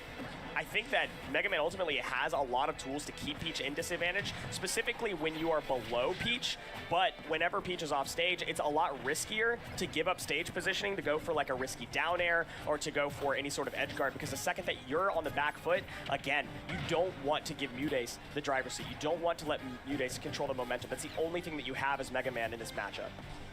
The ability to control pace. Did I pay out Gamba? All right, gonna push Mute off stage yet again. Hopefully this is the time to get a conversion for stock right here. But no, I cannot reach not the gonna be able to get any dice there either. Ooh, no tag, but thankfully it's not a stock just yet. But your off stage is almost just as bad, especially when Mutace has that turnip in hand. Okay. Just a little bit of ticky-tacky on there, but fighting back with the leaf shield. And there we go. Converts it. Something, anything. But it took you 157% to get to that point. Peach is going to be able to rip that stock off very quickly. Next strong hit will probably do it, especially on the sides right here. Looking for that float back here, probably some sort of mix-up to find one. Oh, I think even a Nair at Super Lizard Ledge could do it here. Yeah, it's definitely not quite as strong a position as Peabnut had in stock 1. Now that we come to stock 2 right now, anything will do. Any sort of Nair, like you said, any aerial will easily take the stock. Right now, playing so unbelievably patient, though. Yeah. Peabnut not getting anywhere close enough, and Mutace said, I don't care if you're not getting close to me, I'm going to get close to you. Yeah, I will close that space. But, like, what are you going to do against Peach, though, right? Exactly. Like, I feel like you have to sort of demand that space away from her because we all know what she's capable of in the close quarters combat. So I'm not trying to deal with that. I know you weren't. I know Peeb isn't. So I'm just going to stay as far away from her as possible. And if she manages to get in, cool, good on you. You know, you made that happen. But I'm not going to make it happen myself. And that ultimately is also information for the next time, right? That's the one thing that Mutace did that broke Peabnut's, I guess, momentum for that moment. And so Peeb's going to think twice now, especially on a long stage like PS2, about giving any sort of space. Run all the way to the corners if you have to, but don't be in Mutace's burst range. Keeping this tether right now with Crash Bombers, with Metal Blades. finally getting up close and personal, but the leaf shield isn't going to connect. Yeah, whenever Peab decides it's time to get close, it's really just so he can force some sort of reset situation. He's not really going in looking for any sort of like aggressive option, not really trying to push. Oh, but now we're off stage, and look at that damage deficit just be erased entirely. And now we're in the corner, fighting his way out with the leaf shield, though. This is a critical juncture in this first game. The first game in the set will dictate a lot of... wait, hold on, wait a minute. There's 15 seconds? Whoa, wait a minute, God, wait a minute. Are we sure the timer's right? Have we been in timeout mode for the past minute and a half and we just didn't notice? Did we set the time correctly? We got 5 seconds left. Do they know how much time is left? Wait. They gotta know now. Peabnut is running. You have Umbrella. It's the only thing you can do. Oh my God. And Wait, that was a timeout? One. I'm gonna be honest, that did not feel like 7 minutes. No, it didn't. Is the clock wrong? Because I think the thing is, when you're watching Mudace play in Advantage, it does feel like a sport. It feels like you're watching basketball, a lot of back and forth. But whenever Peabnut is in Advantage, it's a sermon. You are sat, you are listening, and then suddenly 2 hours have passed and you don't even realize it. I don't go to church. I haven't gone in years, brother, don't worry. God is nowhere near this venue, as indicated from some of that gameplay we saw in that game. Going the full timer to get the victory. Do what you got to do. It's timeout meta. We're in 2025. Yeah. We know it. We are done. Timeout meta. It doesn't matter who was going to make it to this top 4. You know, Lima's out of the bracket, but it would have been happening with Lima too. But Peabnut's carrying the torch for the Carolinas and for the timeout Carolinas at that. Hell yeah. All right, but we're gonna go to shiny PS2 this time around. We're gonna take a small battlefield. Should work out a little better for Mudace in terms of being able to secure those kills, just because the blast zones are different here. It's also a slightly smaller bottom platform on the stage, so you don't have as much space for Peabnut to run away. It makes the gameplay a whole lot more volatile, which I think Mudace, like we talked about, generally strives in the clutch situations. And if you can force any sort of advantage to make things a lot trickier or dicier for Peabnut, that's probably going to benefit you. Yeah, definitely. All right, waiting for the tech right there, but the tech doesn't come out. Definitely throw off the game plan a little bit because there's no follow-up off that down throw. But it's okay, because we're still getting that damage somehow, some way. Peab trying to take back the steering wheel right now, but can't find any way to do so. Mudace continuing to press. Finding an edge guard here. Nothing doing. Peab's going to be able to get back with the platforms. We are all peebing on this fine day. Here, as Peabnut, again, trying to find momentum, but doesn't have it yet, right? Mute is still kind of, I think, maintaining the momentum for this, keeping the pace. Having the percentage advantage is definitely helpful for that, but Peab hasn't been able to really take over just yet. Definitely not. Nair is going to send Peab way off stage. Got to do a little trick recovery to get around all of the options we had available to him, but he finds a way. Back on the stage at 145. You're not going to be able to hold on the stock for too much longer. Nope. Speak of the devil, they will appear. Float back air from Peach yet again, claims another stock. Going to be a very useful option against Peabnut, right? Mega Man does not have a lot of great out-of-shield options, and definitely nothing that's fast enough to punish instant float cancel back air. All right, quick little 29. Rack on some damage. This is, I think, the first time that Mudace has had the stock advantage and continuing to rack up a whole lot more extra credit than Peabnut was able to do in any of the stocks of Game 1. That's just the inherent advantage the character has, right? Because, again, Peach from, like, 0 up until, like, 70 is a god character, essentially. So once you fall behind against Peach, that lead is going to balloon. Best believe it. Oh, yeah. Just sneaking behind that regular get up. The classic. I have a backdoor got kills. I guess what I'm going to try to do here. It really is the classic. Just it's like take a guess.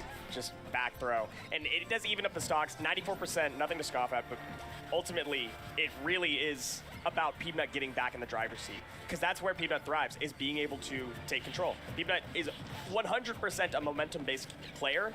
In that, not that they like just continue to press the attack with momentum, but when they have momentum, they get to keep it. They don't give you any of it. And their bag of trips are very, very deep. So when you're in the lead, you get more liberty with actually being able to go into the bags, pick something out.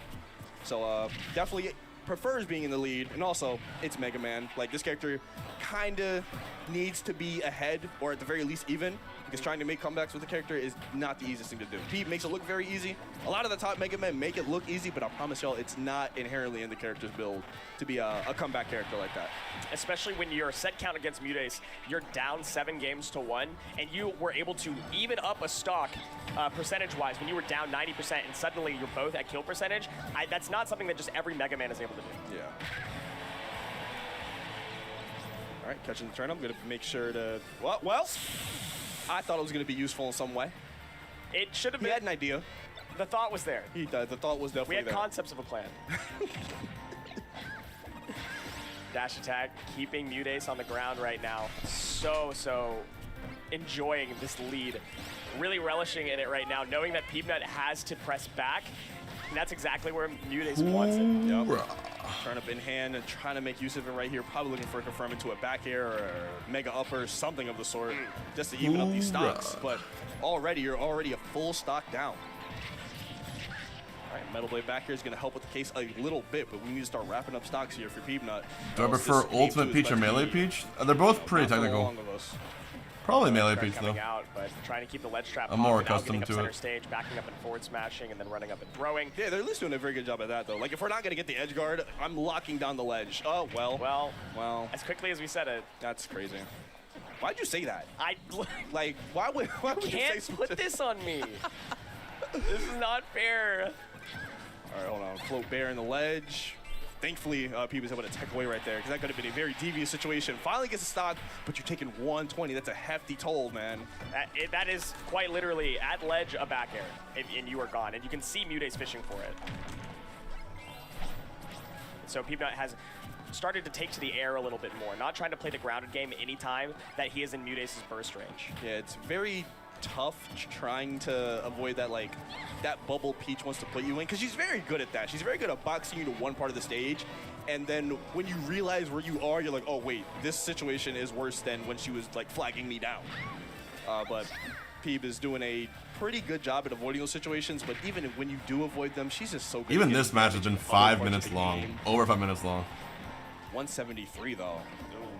It is the nature of Mega Man as a zoner. Game right here, floating air on the neutral get up, somehow missing. He doesn't really miss those. No. So you gotta take that one and run to the bank. Go ahead and cash that one in. Yeah, Peabnut is definitely taking this How one he's to the so bank, good, this fucking 50% kid. and rising. Oh! I wanted to end it all right there. Luckily, why do I feel like Pete's gonna lose this? And the A button for why do I feel like Pete's gonna lose? Because they have the Metal Blade in hand. And speaking of the Metal Blade, back in Peabnut's possession. In game 2, in his possession. What the fuck was that? What was that? 55. I gotta see that again. Oh, wait, that was disgusting. It's not even like full coverage. It was just a read. Wait, that was fucking incredible. Reverse back throw down into bear. He had the plan from the moment he jumped off stage. Dude, Peeb's a monster. Insane that it worked out that well. And Peabnut steals the second Solo game. Mega Man has a legitimate chance of winning a major today. I'm already gonna be facing backwards. Prime. I'm gonna access my best aerial. And there it is. Steal the game. I'm talking about going to the bank. It's Sunday. I don't care. Where I'm going to the might be bank. a menace. Oh my God! Did anyone By the clip time that? You finished that bit. I hope they did. Already, Peabnut's lost the stock. Yeah, I don't think he was a big fan of losing all of his savings after that game too. He's fighting back. He's fighting the government. Give me my damn money. Mutace was up 150. To go to the loser side of bracket. It makes it a whole lot harder to get the three-peat on Patchwork, you know? Oh yeah, they are fighting for the three-peat, huh? Yeah, but Peabnut's fighting for the title back for the region. Okay. All right. I don't know. It feels like people just get hit by that. Like people just do that up tilt, and it reaches these like these small battlefield like PS2 level platforms. Yeah. And it's like virtually lagless, so you just pop another one. Right. If you press a button on landing, I just get a free 30. Which is, by the way, crazy to say that it's virtually lagless. I don't know why they did that. No, but it does look like it. When you get hit by it, it feels like you can't punish it. Yeah, right. And when you have that landing lag basically stuffed out by the platformer, as we keep seeing right there, it is virtually lagless if you get hit by it. But it is just crazy to think about this move that is so iconic for how much landing lag it has. Okay. Back in the driver's seat, though, Mutace. We saw this is how game 2 went. I'm not counting Peabnut out at any moment, at any time anymore. Yeah, when we get, I was about to say, when we get 2 full stocks up, then we'll start talking about, is that a stitch? Yo, come on, man. This is crazy. Can we check the disc? Hey, reverse 3-0, anyone?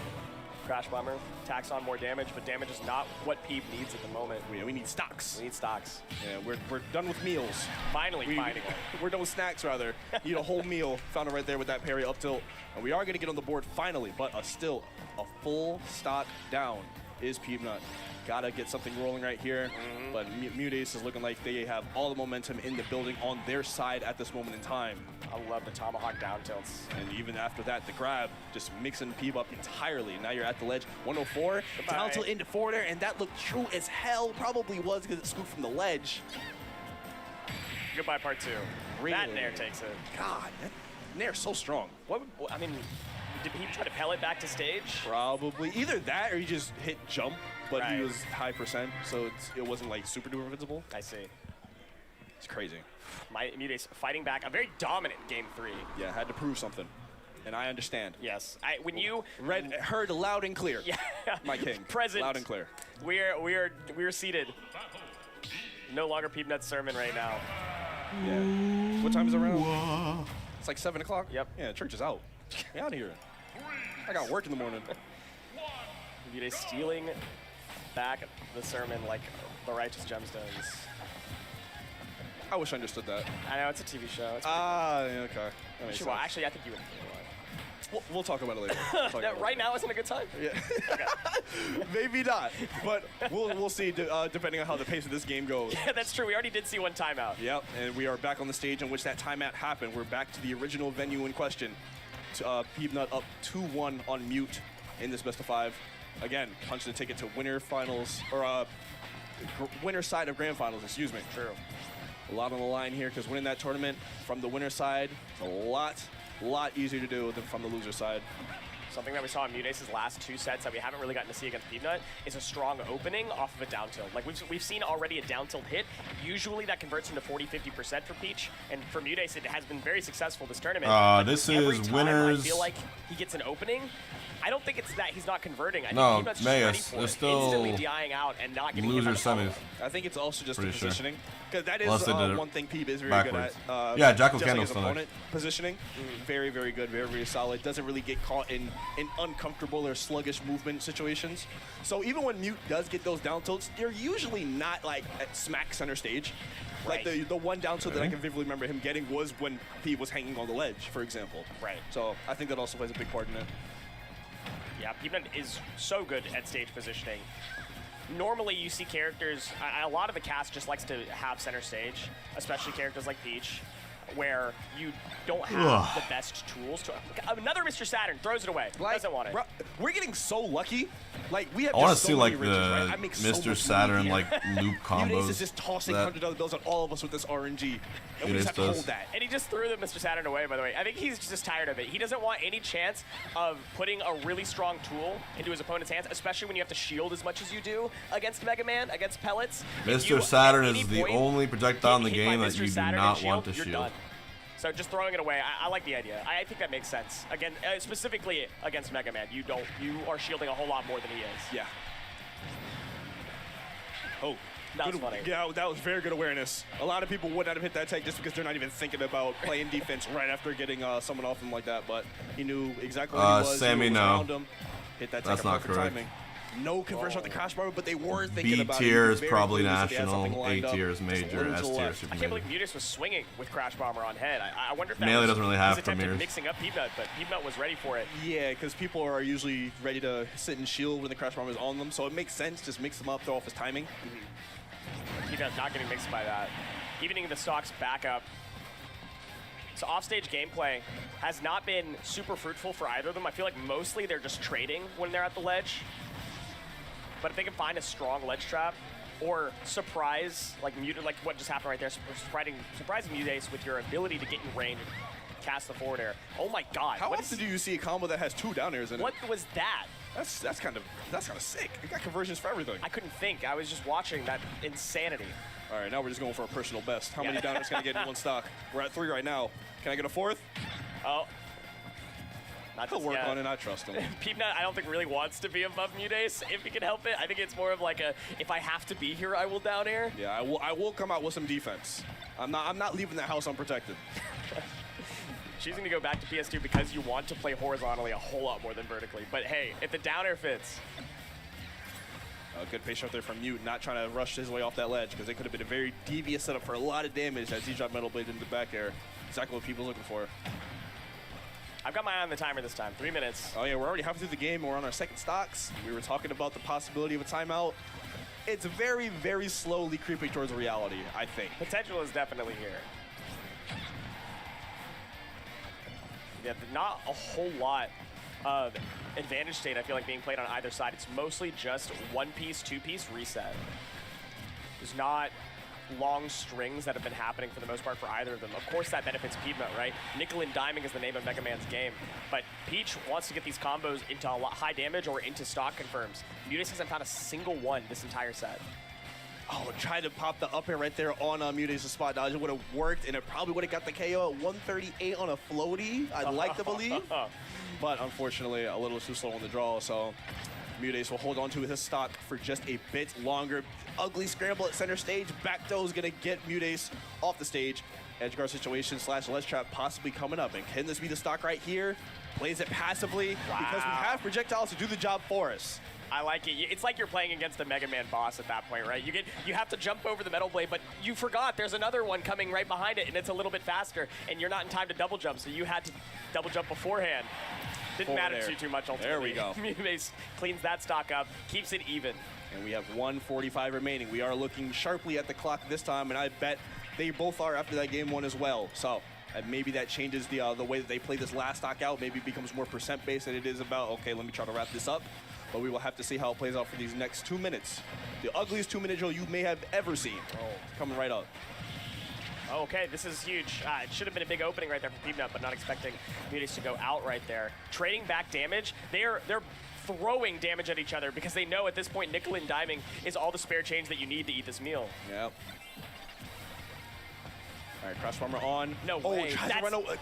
That's such unfortunate timing on their part. They were probably tracking it mentally and just lapsed a little bit. Because you clearly run away because you don't want to give Peab crash bomber extensions, but then he got one anyway. Right, or at the very least percentage. With 50 seconds left on the clock, I feel like Mudace at this point, I mean, patient as he is, isn't playing so much for nickel and diming anymore. He's looking for whole quarters, $half. I didn't even know they still made $half. You're still looking for him. That's crazy. Maybe that's the issue. Does anyone in chat have a $half 30 seconds within arm's reach? And almost 30% up. Oh, and that's going to be it, yeah. Ooh, a little pop-off from Peabnut. 30 minutes left. Peabnut and Grams. Shooter, anything Mega Man wants to follow Mega Man is cheating. Yeah. It's cheating straight I got up. some water. But it's okay. I'm fine with cheating and stealing even on a Sunday. It does not matter. Anything to get the dub, and Peab is going to bring home the dub to the Carolinas. Grand Finals winner's side. Rocking it for the homeboys. It's the first time I feel like that the Carolinas have been in grand finals of a Patchwork. I'm not sure that was Peabnut in grands for 2023? 2023, I actually don't know. I would have to go back. We'll go back and do our research because it's already very quickly becoming a lot of history for this event. Makes me very happy for these guys, very proud of these guys. And if we get someone from the Carolinas in grands, which you already have, awesome. If they can win, imagine, we're already halfway there. Even better. It could very well happen. Even better. You know, the last time that Mudace and Peabnut actually played each other was last Patchwork, and Mudace won that one. Peabnut hasn't beaten Mudace since September of 2023. I just remembered a comment that Mute made after the last time they played in this very building. He was like, you play like a roach. And I was like, wait, what? That sounds crazy. But the way that he was describing it, it was basically the concept of like zoning and whiff punishing. He was basically just regurgitating all of that, and then he called it roaching because he didn't like it. But thank you for reminding me of that. That's a quote and a half from Mudace. That's crazy. I love that. Peabnut finding his first win on Mudace in over 2 years. Or nearly 2 years, I should say. Yeah, that's a tough streak. That's like one of the worst people to never really get the number on, just because once you're in that spot where you recognize it's a streak, how do you adjust to beat Mudace? That's not an easy thing to do. No. It's really not. But Peab's been having an incredible season, right? Like second place at Comic Palooza, entering on the winner side of Grands at Comic Palooza. I mean, the only way that Shiny Mark could even win that was essentially through threatening timeouts the entire time. Yeah, so shocking. interacting with Peabnut clearly wasn't the answer there, and I don't know. Peabnut is just looking hot. That's all I'll say. He's good. He's looking real nice. He's looking hot, and the gameplay is looking even hotter. So now we have one side of our winners finals, or our grand finals. Sorry, I keep saying that for some reason. I don't know. we have one side of it decided. Now we get to go to the Shark Tank. The losers Candle bracket. and Part of the bracket Jackal. you really do not want to spend any sort of time in, and a lot of our competitors here have spent an extended period of time down there. Who we got up first? We got Candle versus Jackal. That's our loser semis matchup right now. Both of the invaders, I'm not going to call Mutace an invader at this moment because he's won the last 2 Patchworks, but the invader side of the bracket is on the loser side right now. Candle from Wisconsin, repping the Midwest, the last representative from the Midwest, and then Jackal, of course, from New Jersey, having to do a home state takedown just to make it here. Yeah, poor Syrup had to go in the body bag. Again, lying, cheating, and stealing on a Sunday. Fair flash? I'll close my eyes. I'll look the other way. It was dope. And y'all can't lie and say it wasn't. That was dope. That was the best ender to a set you've seen all year. Oh my god. So sick. Oh my. I'm happy to see Jackal here. I feel like Jackal doesn't go to a whole lot. Yeah. He did, of course, have his Japan trip, but I feel like at all the majors that he's gone to recently, he's like notably underplaced his seed. Like Cav Clash 6, he placed like super far below his seed. He placed under his seed as Kakaribi, and he just ultimately hasn't attended a lot out of region. So coming back here and then already beating his seed by quite a bit. He was 12th seed coming into this tournament, and he's already guaranteed at least 4th. Props to him. And doing it in flashy fashion, pun intended. All right, but it's going to be a tough one because this man Candle, they don't stop. They just keep burning.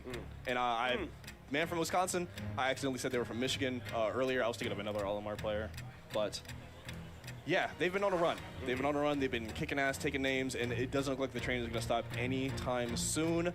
But if you're on the side of Jackal, I don't know if he's played against the Buzz's Olimar specifically. I feel like he wouldn't get the Olimar a whole lot, even back in the day. No, it's Rosalina mostly. Yeah, it's usually Rosa or Min, but never the Olimar. Almost but never. either way, it's gonna be a tough task. Because we have sat in the crowd and watched Candle beat a lot of people where we went, oh, this guy's beating the Buzz. I think we'll be fine here. And then he just smokes them. Oh my, he's got wins on Hurt. He knocked Hurt out of Riptide. He has got wins on Akola. Actually beat Mutace at Comicpalooza. I mean, this guy is the bracket scourge of the Midwest. There it is. Just going elsewhere and ruining people's runs. Yeah, just taking all 23 of those Copel, 700. Yo, Copel, you had a sick run today. Also, I saw you play Puff. Game 1 is you attempted the Puff against Louis Money's Rob, which was essentially suicide, but best wolf on it was dope as shit, dude. But we're going to see what he can do here. Maybe he can keep the train rolling like he has against everyone else this weekend. Up air. I mean, K-Rule getting 13th at a We've got 2 reds out right at a major is dope. A lot dope. of damage we're trying to put down. 1 purple in the back just in case we find a cheeky opening. And those openings are more frequent than you think. Yeah. A Candle is not shy of swinging that back air is what I was literally about to say. And then we start swinging some back airs. Fair confirmed, there really are Going nuts. against Candle this time, unfortunately. Dimming the flame just a little bit. All right, up throw upper, going to take the easy damage. Don't want to try to reset or overextend. I don't know, man. And like give an opening for a whistle. I become a K-Rule believer every once in a while. You think it won't happen to you, and then it does. Especially against characters that have like these single hit options, right? All, except for I guess, you know, down air technically. All of Wolf's aerials are single hits. So if you mistime anything with the whistle, you're gonna get reversal. Yep. Candle cleaning up the stock though, 76% on the back end of it. Jackal looking to follow up. Not much in the way of edge guarding you can do against Olimar. Not like we saw against Jackal against Cola, where the edge guarding with the Nair was a big part of it. But ledge trapping is always a big part of Wolf's game plan, and Candle eats it. 1 stock down fully. Yeah, they're going to have to make something happen right here, being a full stock down. But again, I've seen them make these comebacks yesterday and today, so got full faith in them to be able to bring it back at this point. It's just a matter of putting 1 and 2 together, trying to find 3. Well, fully yellow and a blue.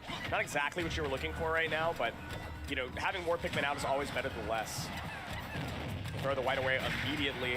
Don't need more damage at this point, you just need power. This is such a huge lead. That actually snowballed out of control, like very, very quickly. I almost didn't realize how much damage Jackal was getting until I looked down, and now Candle is a full stock down, still trying to find that adjustment. Blue Pikmin is out of there, and you're about to follow your brother up there. Go off the top. Jackal takes the Got first an game early ass fight fairly to tomorrow. dominantly. Neither of these players has a lot of like matchup experience Jackal. in region against the opposing characters. It's Jackal. kind of surprising, I think, for Candle, just because Wolves is just so ever present. You'd think it would be, Yeah. but not having a lot of top level Wolves in region, and then same situation for Jackal. There's not really top level Olimars that play in New Jersey that often, or at least not against Jackal. Yeah. But right now, Candle is looking to tame the Wolf. Going into game 2, trying to figure out what's going to change, introducing a top platform into the situation. Yeah, put the roof back on it. No more convertible gameplay. Too windy outside for all that. Let's start a shielding. You know, no need to follow. We just need to get out of there real quick. I get it. Really not able to find his way out. Blue Pikmin, gonna look for a grab.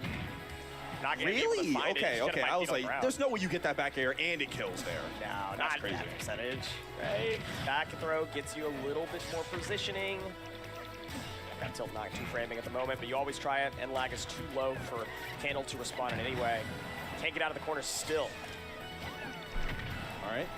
Late nair, I love that. Just use that nair against these hitboxes with no recovery. And I like the idea of using the reverse Firewolf right there to try to scoop, because we all know about how strong it is. And if I'm facing outward, you get caught, goodbye. You're gone at much earlier percents than 150. Yeah, Characters that have like very on, that's meaty a lot of neutral damage. airs, So Jackal you know, was shielding like nairs Candle that to find a linger, grab to make anything of it. can And probably so Jackal contest stands Olimar pretty well. advantage a little bit longer too. 177%. That's though. because What you does have a it good way to matter? get the Finally closing with a Pikmin dash off you. attack. Boots. Comes through every single time. All right, but Candle is going to try to find an opening for themselves here. Jabs on shield, not going to find the mark. So now we're taking a lot of extra damage on Olimar's tiny frame. Really cannot afford to take. Using the whistle specifically to get out of combos, because there's no point using it in neutral when you're worried that you're going to get hit, because the big thing that Wolf can do with that great aerial speed, with that mix-up on the fall speed, is mixing up the timing of those aerials. Oh, that actually caught.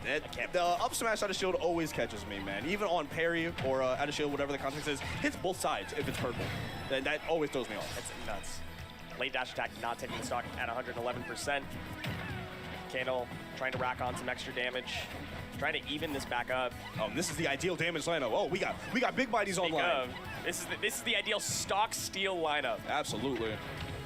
The red's gone now. It's just purple. Yeah, 82, and we throw the yellow away. I believe blue is next. At least it should be, if I remember my order correctly. But as soon as we get that blue online, Candle is going to be in a prime position to start taking stocks away after they do a tiny bit more damage. Tri-State Twister not online, and there's the blue picking that we were looking for. The white is gone. Now it's just blue and purple. Purple to force you to shield, blue to scare you off the shield. Oh, it actually killed. Okay. Every time that Candle gets the perfect Pikmin lineup, every time Candle gets the options needed, Jackal puts them off stage and then takes the stock instantly. That was actually a very tricky way of getting back on the stage, jumping from the ledge, air dodging back down. Oh, attacking on that damage, but doesn't want to overextend again, like we said. All right, hey, what do you mean? We still have a chance. But it's all right. Looked scary for a little bit. I don't know how Wolf didn't grab that ledge, but it's all good. It's all good. Jackal's going to make it back to the ledge right here. Trying to find a way to get back to center stage so we can try to tackle some damage. But Candle is locking it down. Key in pocket. You're not going to be able to get this off me, brother.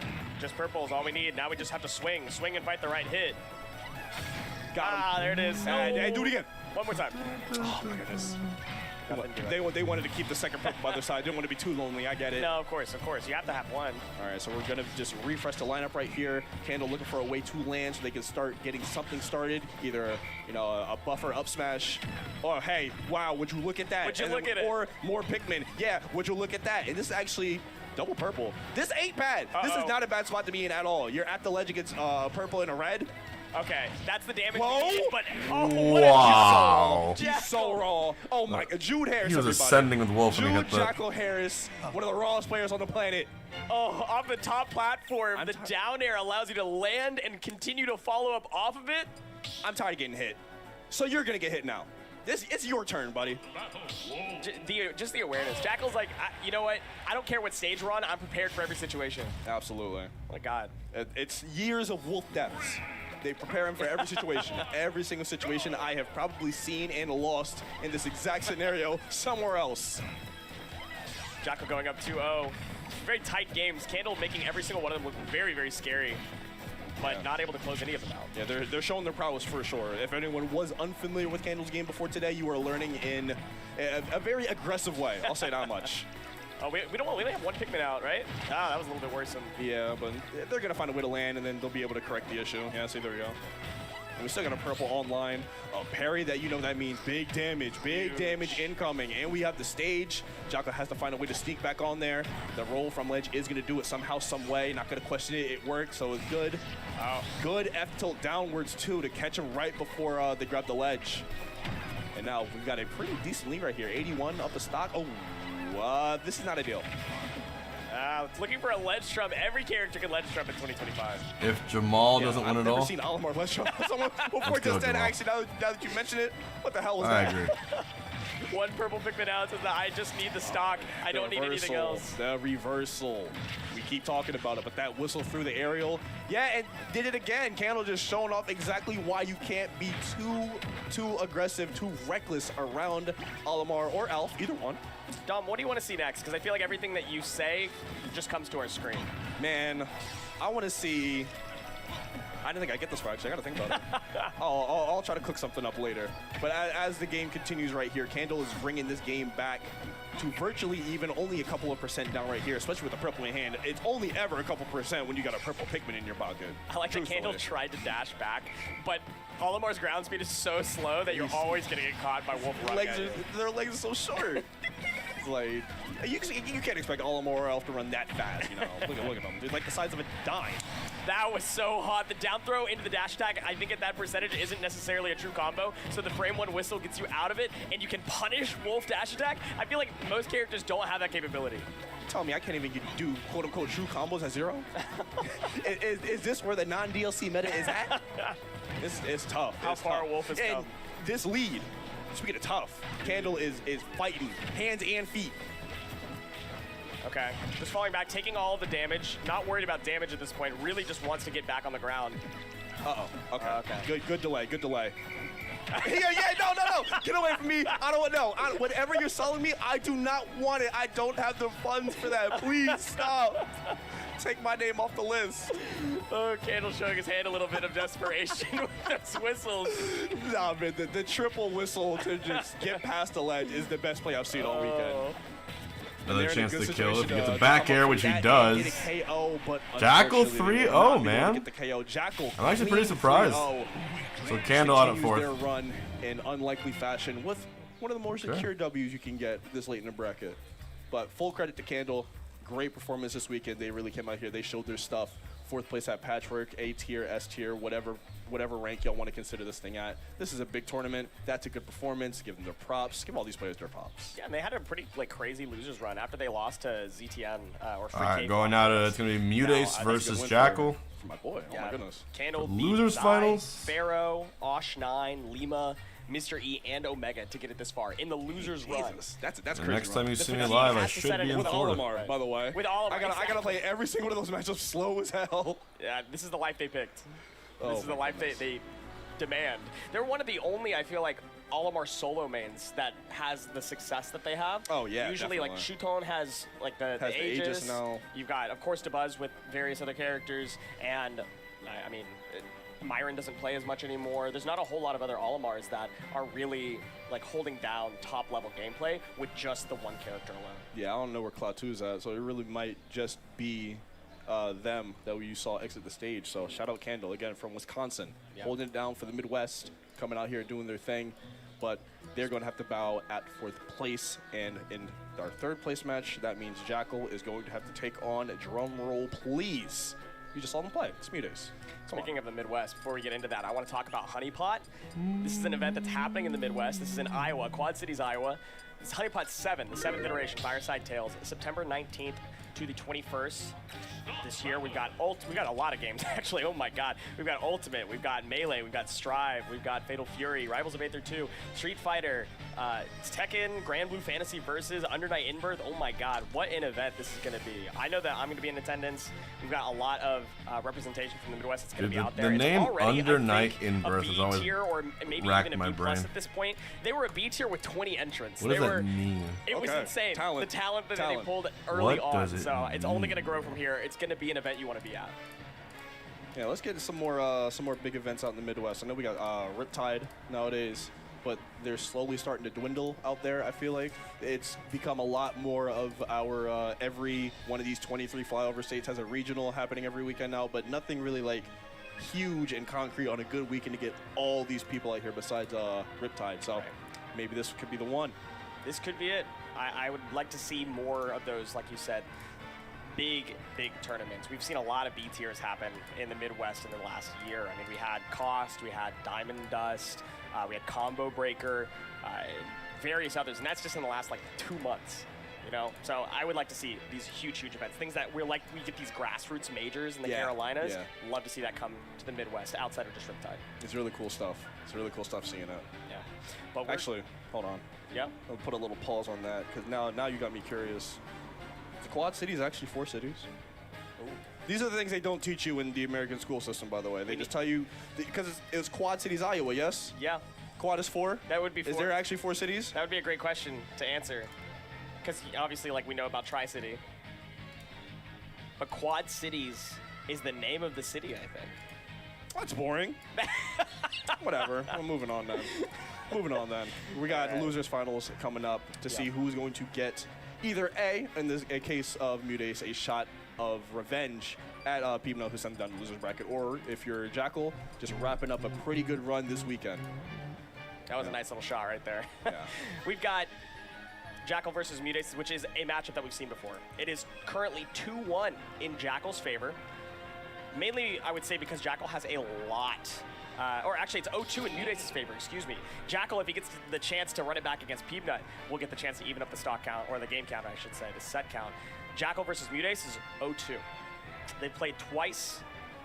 I think Jackal has some decent practice against like Ling up in the tri-state area. So we'll see if there's anything that they can bring back to the table as we start game 1. And I know this is, I was talking about runbacks. This itself is a runback because Mutace is the one that put Jackal in losers. And I got to see that one front row seats. Mutace, again, known for it, cheating and stealing on the last stock. You ever seen float nair shield poke the top of someone's head at 185? Like, that's just crazy. Both of these guys, I guess, have stolen away the last hit of a last game. Yeah. So I'm hoping to see something equally as explosive as we get further into this one. And I bet the way that they've both been playing since that moment, we're probably going to get something in that venue, in that direction. But we're going to have to see how it plays out right here. Jackal off to a pretty good start, 50% lead right here. But you got to play this very, very interesting sort of keep away game against Peach because, again, you can't be too passive, but you still have to be able to beat her to the spots and make sure she can't apply all that pressure. Oh, man. Yeah, and all that pressure is what she's applying right now. The ledge trap, you can't get away from it. Yo, And there it Twix, is. Makes it back Requiem, off. thanks for the prime, man. That up B. Up smash Happy gets to you a see little you bit more winning stage positioning, but tourneys ultimately, again. nothing I you am can also follow up happy on to just see yet. myself winning tourney. And if Mutace is just going to swing back. I agree. That's all that's really going to happen. How are you going to swing, and what are you going to follow it up with? Finally, Jackal swings in the right way. Mutace wasn't ready for the additional follow-up. Jackal continuing to run this advantage. Shine extensions. Love that. That's 2025 Wolf for you. I think they're doing that like 2 years ago, but okay, you know what I mean. Look, in bracket, though, in losers finals of a major, I'm going to say no. Okay, catches a jump from ledge, being a little bit greedy there, just trying to put on some damage. But Mutace is going to be able to capitalize. 66, though, not too bad for being able to put on some damage before the stock comes off. And even better when you're able to convert it into a forward air, back air like that. Huge lead from Jackal right now, full stock up.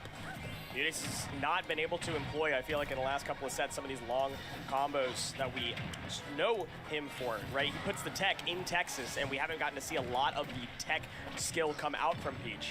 Just a lot of these 2- and 3-hit combos playing a whole lot safer because you can't fish for down tilts against characters that outbox you. Trying to find a way back down. They've been doing a good job at throwing all this damage so far on this second stop. But I'm not going to give Mutace a fair fight if I can help it. I know this mentality Jackal's in right now. They've seen the horrors, and we have all seen the horrors that this man is capable of. Float nair out of shield, just barely going to get gripped into that blast zone. Oh, Oh, Yo, he's wrong. Oh, man. That's not even true. Stop Another lying to one. yourselves. He's raw as Oh, hell. wait, that might be true on That's true. Peach No, that's specifically, true. because That's Peach true. is a floaty. That's universal. Yeah, no, it's not universal. That's Oh, universal. No, down throw, shit. Down throw flash. He's works brave for today, everyone. man. He If, just- if you DI wrong, yeah. Well, No, but on floating specifically, on like Jigglypuff and Peach, I think it is true. I think it's actually true no matter what the DI is. Look, man, I'm not taking this. yeah, no, I'm doing a little bit of gaslighting. You can tell that it wasn't like universally true. Damn. Because when that setup happens and you get the kill screen, typically it's because you're going down. Right. If you're going out, that means something went horribly wrong. That's true. That's true. Yeah, the down one is the one that actually can be true on floatier characters. That's but so messed up that it just straight up just floated him into the blast zone too. Like, oh my god. so unlucky. Oh man, we're up in games, we're up in swag, and we're up in this game 2 right now, going into small battlefield. Jackal really is kind of aura farming his way to Grand. Bro, he's so nasty. Stealing away the first game, again, just as he stole away the last set. Jackal making a flashy entrance, continuing to flash on his opponent. Yeah, epilepsy warning on screen right now. There will be a lot of flashing lights in this set whenever Jackal is on screen. Usually it's red and blue, but right now, Muday's looking black and blue. Finally turning something back around. Getting an advantage, holding it for all it's worth, and swings against the Nair. One of those hits harder, one of those hits further. That is one of those KOs where everyone in the venue just recoils a little bit. The anti-air Peach forward air, oh, nasty. And even nastier than that, the extra damage that you get on top of that on a fresh stock, 58%. Oh, like that. another Peach one. Nair flash, Another one. Flash counter.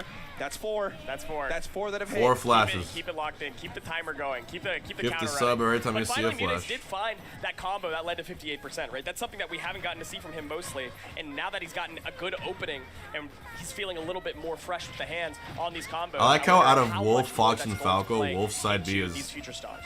not even close the coolest out of all 3. I mean, right now, Jackal's not That's not making even a it contest. like worthwhile, right? The 58% doesn't mean too much if you can't control the stage with it, if you can't control the tempo with it.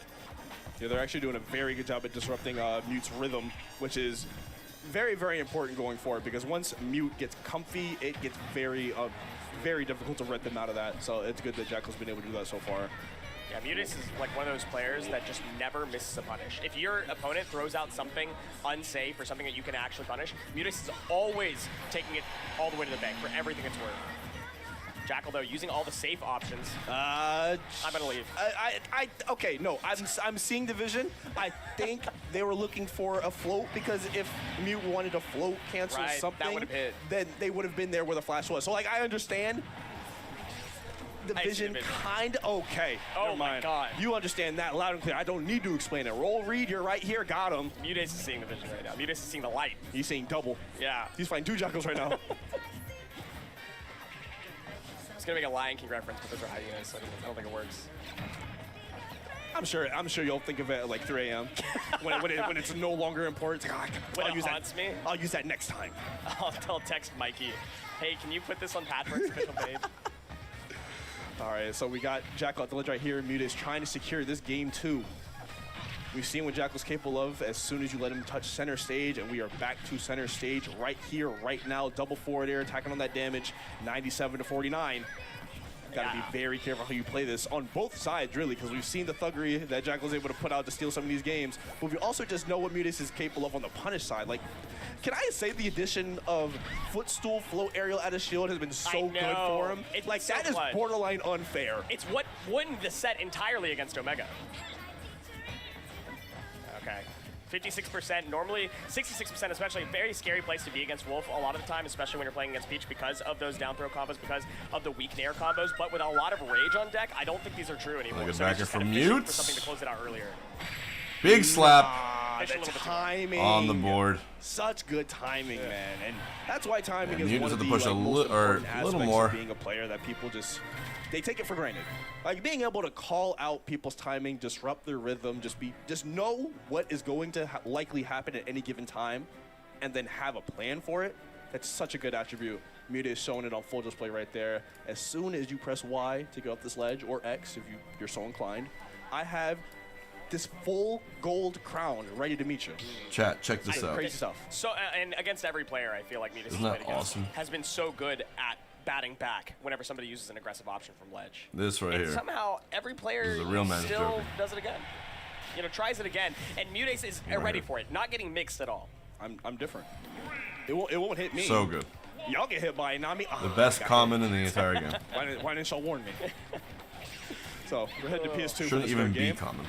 1-1 in the set. 2 more W's on either side is going to dictate the trajectory of the rest of this tournament. And you know, we got 2 players that desperately want to see that grand finals. It doesn't matter how you get there, they just need to get there.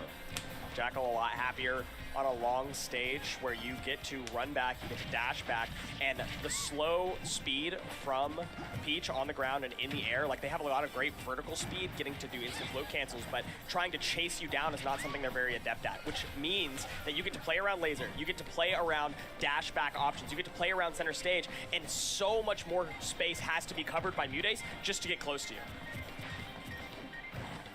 Oh, super late in there. Tough to even get a reaction out to punish that if it was even possible at all. I also like, you know, you're talking about footstool nair out of shield and how that's such a good option. Peach is also one of those that if you miss it, like you can't punish. You're not even in a bad position because you can just instant float cancel fastball back down to the ground. Yeah. So like it's not even a bad choice at any given time. Double turnip toss. I want to go back and look at how much damage those 2 turnip tosses did, but I don't want to make myself mad.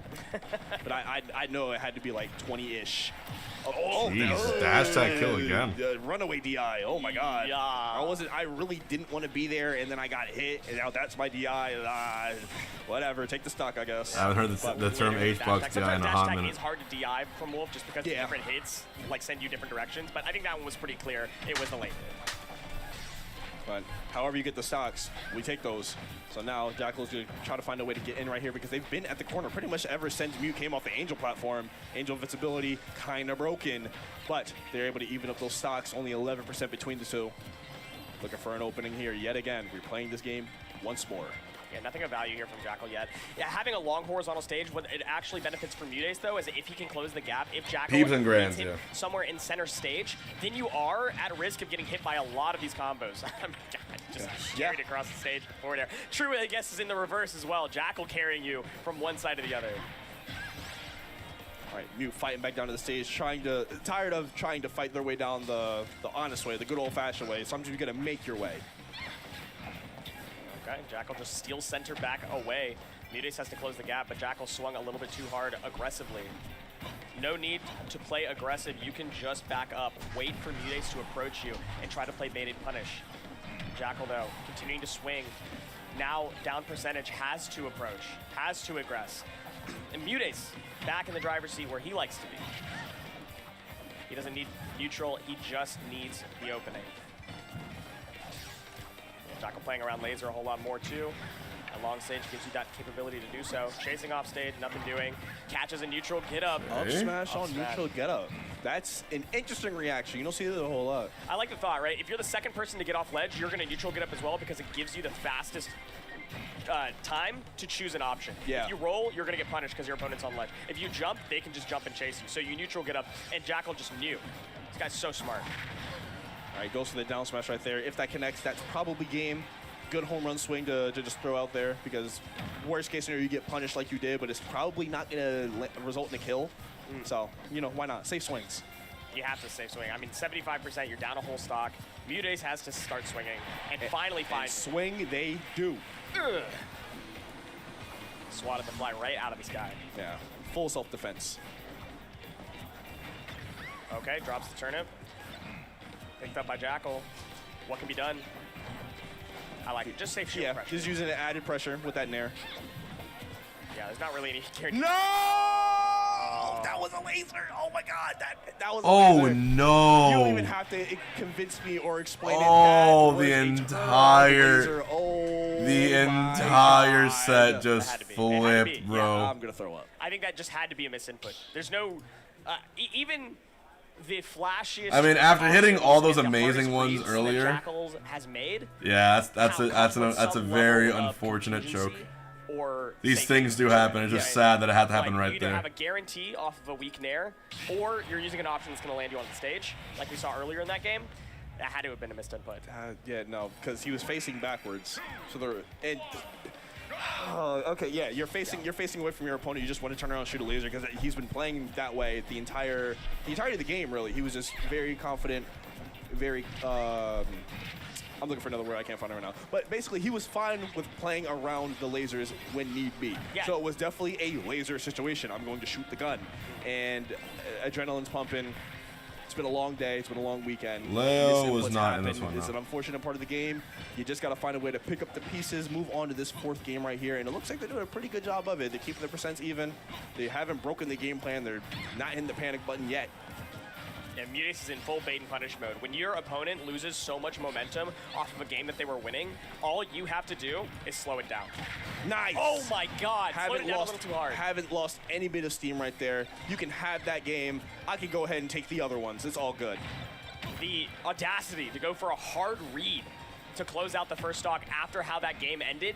Jackal's mental, I mean, you'd think this guy is doing meditation exercises between every game. 5, by the way. yeah, keep the counter going. The fifth flash. That actually hits. 5. And recovering back to stage right there. It's always very, very scary trying to get around Peach's edgeguard shenanigans, especially since she's not really tethered to them. The turnip is already covering so many angles by itself, and you just have to be concerned with grabbing the ledge. But even then, she makes that difficult for your character like Wolf, where you don't really get to choose when you snap as freely as you would like to. You think that these guys have played against each other like a whole lot, as opposed to just the 2 sets that they have to their name, with the way that they are just reading each other. Mudace went for a double jump back air to catch Jackal out of the sky. Jackal's finding reads I'll on take the ledge another game like 5, it's nobody's man. business. And Mudace is not an easy player to read, This so has been it's fun. just insane. That's a lot of research coming in. That's just a lot of vibe checking, going the right way. And we're just using all that to our full advantage. Dash stack into up tilt. I love that combo. I love when I finally get to see that combo connect. All right, forward out of shield, rising. That's nice. No, I I was like about to say, like, that's a max damage right there for that situation, probably. But I was a little bit afraid for the stock for a quick second. It was cute. It was cute, but nothing doing. Mudace, though, I'm sure knew that wasn't going to take the stock either, and is just looking to continue racking on that kind of like optimal damage like you're talking about, because you have to nickel and dime your way back to the win. All right, just getting out of the situation. Don't want to get caught by any anti-air forwarders like they did that last game twice, or 2 games ago rather. That back air on shield is so scary. Now it's like shield pokeable, right? Which one? Quickly. Oh, I don't know. Yeah. I got mixed. Okay. Oh, Nice okay. nair Nair to on the shield. ledge jump. All right, 88% is nothing to the queen. All right, she can do it. She can do it. Most of these guys love swinging off ledge. That's what I'm learning. I mean, the benefit that you get, like the reversal, is so sweet. But man, if you get called out and you lose your stock for that, ugh, danger. It always feels rough, but it's so nice to do. It feels Oh, so cozy. baby. Have you ever Who's tried it? going to Grands? You ever tried swinging off ledge just for no reason? Who's going? Cozy is not the word I would use to describe it. It's more like you haven't been J living for like us. Jackal, No, it's like M for heroin. Mudace. Speak it It's like that into sweet. existence. I don't know how much I can talk about that actually. It's like a drug. It's something that feels so good because of the instant gratification of what it gives to you. That's not Chicago, man. Hold on. Old Kevin would not have said something like that. That's. Oh my God. The city has changed. Put it away. No. Game 5. Game Oh my 5 God. territory. We are officially in dangerous waters here, ladies, gentlemen, all of the identifiers. I hope you're having a great time. I hope you've enjoyed the set so far, because it all comes down to this. A ticket to grand finals is on the line. 3 stocks for the rest of your life. And I'm going to keep it a buck with you. It feels like Jackal has won all 4 You games. ain't Right? nothing It really but a does. hound It doesn't dog. feel like Mudace has gotten to do anything that he wants to do Right at any point. He's just had to fight tooth and nail and get lucky to get to Game 5. Yeah, and that just speaks to really both players at this point. Jackal, obviously, because it speaks to how dominating he's been in the set, but also Mudace, the fortitude. Just to be able to adapt to these situations, be able to fight his way out of the room time and time and time again. It's beautiful stuff. We're here in a Game 5, and we're going to see where exactly this leads us. 22% lead for Mudace. Jackal trying to fight his way back to it. They're just throwing out these strong hitboxes, these solid moves at center stage. Nothing really connecting until that back air comes through. There's a palpable desire for the three-peat from Mudace. You can feel it in the way he's playing.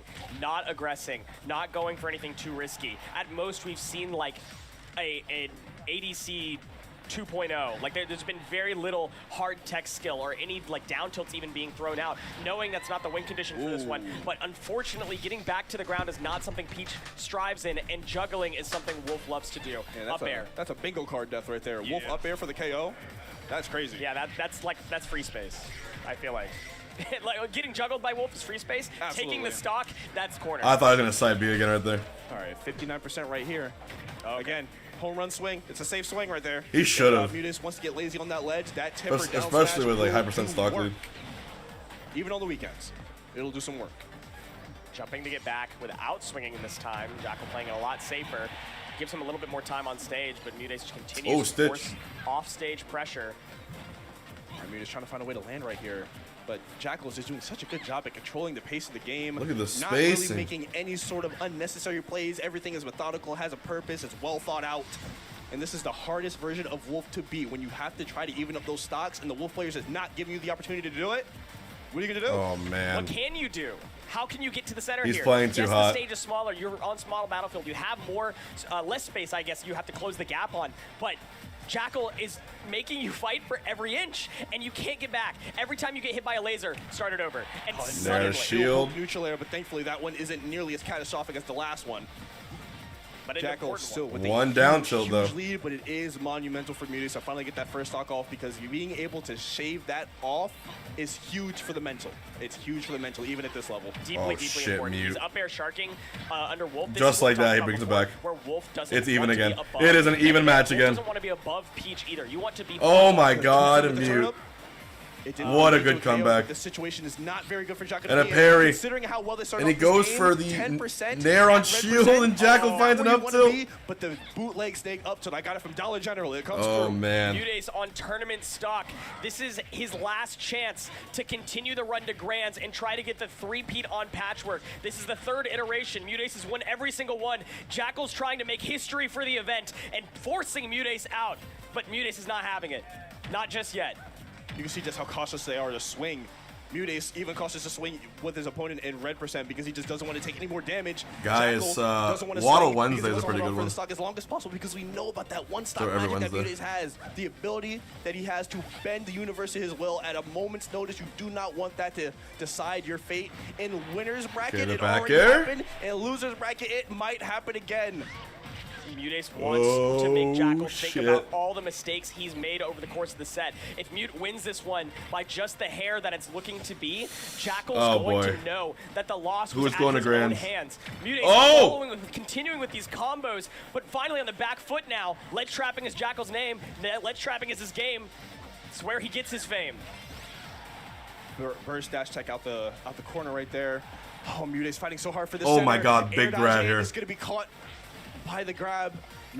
Turnip drop. Situation. Very, very, very He careful. jumps A lot of up people mash options right there. Oh, the down tilt. Anti-air down tilt He from hasn't Peach? been using she hasn't been using the down tilt at all. Finally finds the opening with it. That's so important. And Jackal, afraid to my swing, God. finally finds a swing with the back Bro. air off stage. Mudace, one more chance to get back to the center. One more chance. Ooh. The med back air doesn't quite hit the down tilt, connects again. Above, Mudace is where you don't want to be. Jackal resets on horizontal, is in the corner. Mudace not giving up center stage, not making it easy. The scramble situation on Mute shield. the last What hit are they gonna god. do? He's Who's the gonna last take the hit back god. air? Is fishing right now. Mudace wants Ooh! it. We're both throwing What out the back fuck? airs. My back air is better than yours. I'm going to prove to you why in just a short time. Dude! They are Oh selling my out. God! Float forward air. Oh my Center, God, Mudace dude. Clutches it. Mute Ace Fighting out is of a just dark room too for 30 good minutes. in the clutch. finally finds the door. Holy fuck. Oh my God. Wow. All of those demons in that dark room. Absolutely insane Jackal, set. unfortunately, had some of them of his own. The scramble. Time was for Grands, baby. just Last set of the so night much before I pack up nothing and head to happening. Orlando. Rolls, shield flashes, the back air barely touching the shield, not finding anything out of shield, and then drifting back just far enough from that up tilt to slap your way back in. Oh my God. Oh, that was good.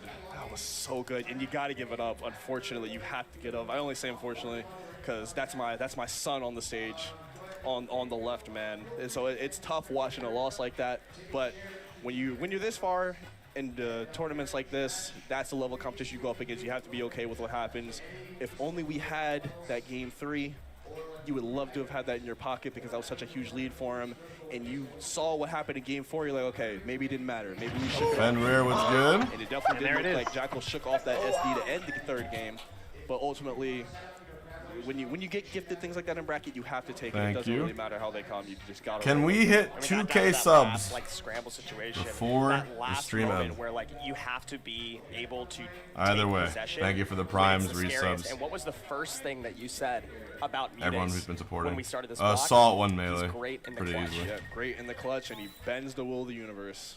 Yeah, you know what? It's what he does. That's true. You don't need one for the other, but it's very, very nice to have both. You know, as much as he pulls turnips from the ground and always gets what he wants, that time it felt like he actually just moved the stage a little bit away from Jackal so that he falls off with the wolf flash. Like, it does feel like he's bending the will of the universe to his hand. And what better place than the place where you've won every title so far at Patchwork? And we're going to see whether or not he can do the 3-peat. Or it's a chance. 3, right? Yeah, 3-peat. 3-peat. But before we head into grand finals, we gotta pay the bills, gotta keep the lights on. Production, slide please, thank you. You're already watching the channel. Why not go ahead and support? Like, follow, subscribe, VG Bootcamp. One of the bastions of the Smash scene, been doing it for God knows how long at this point. They were out here when it was still standard definition on the television.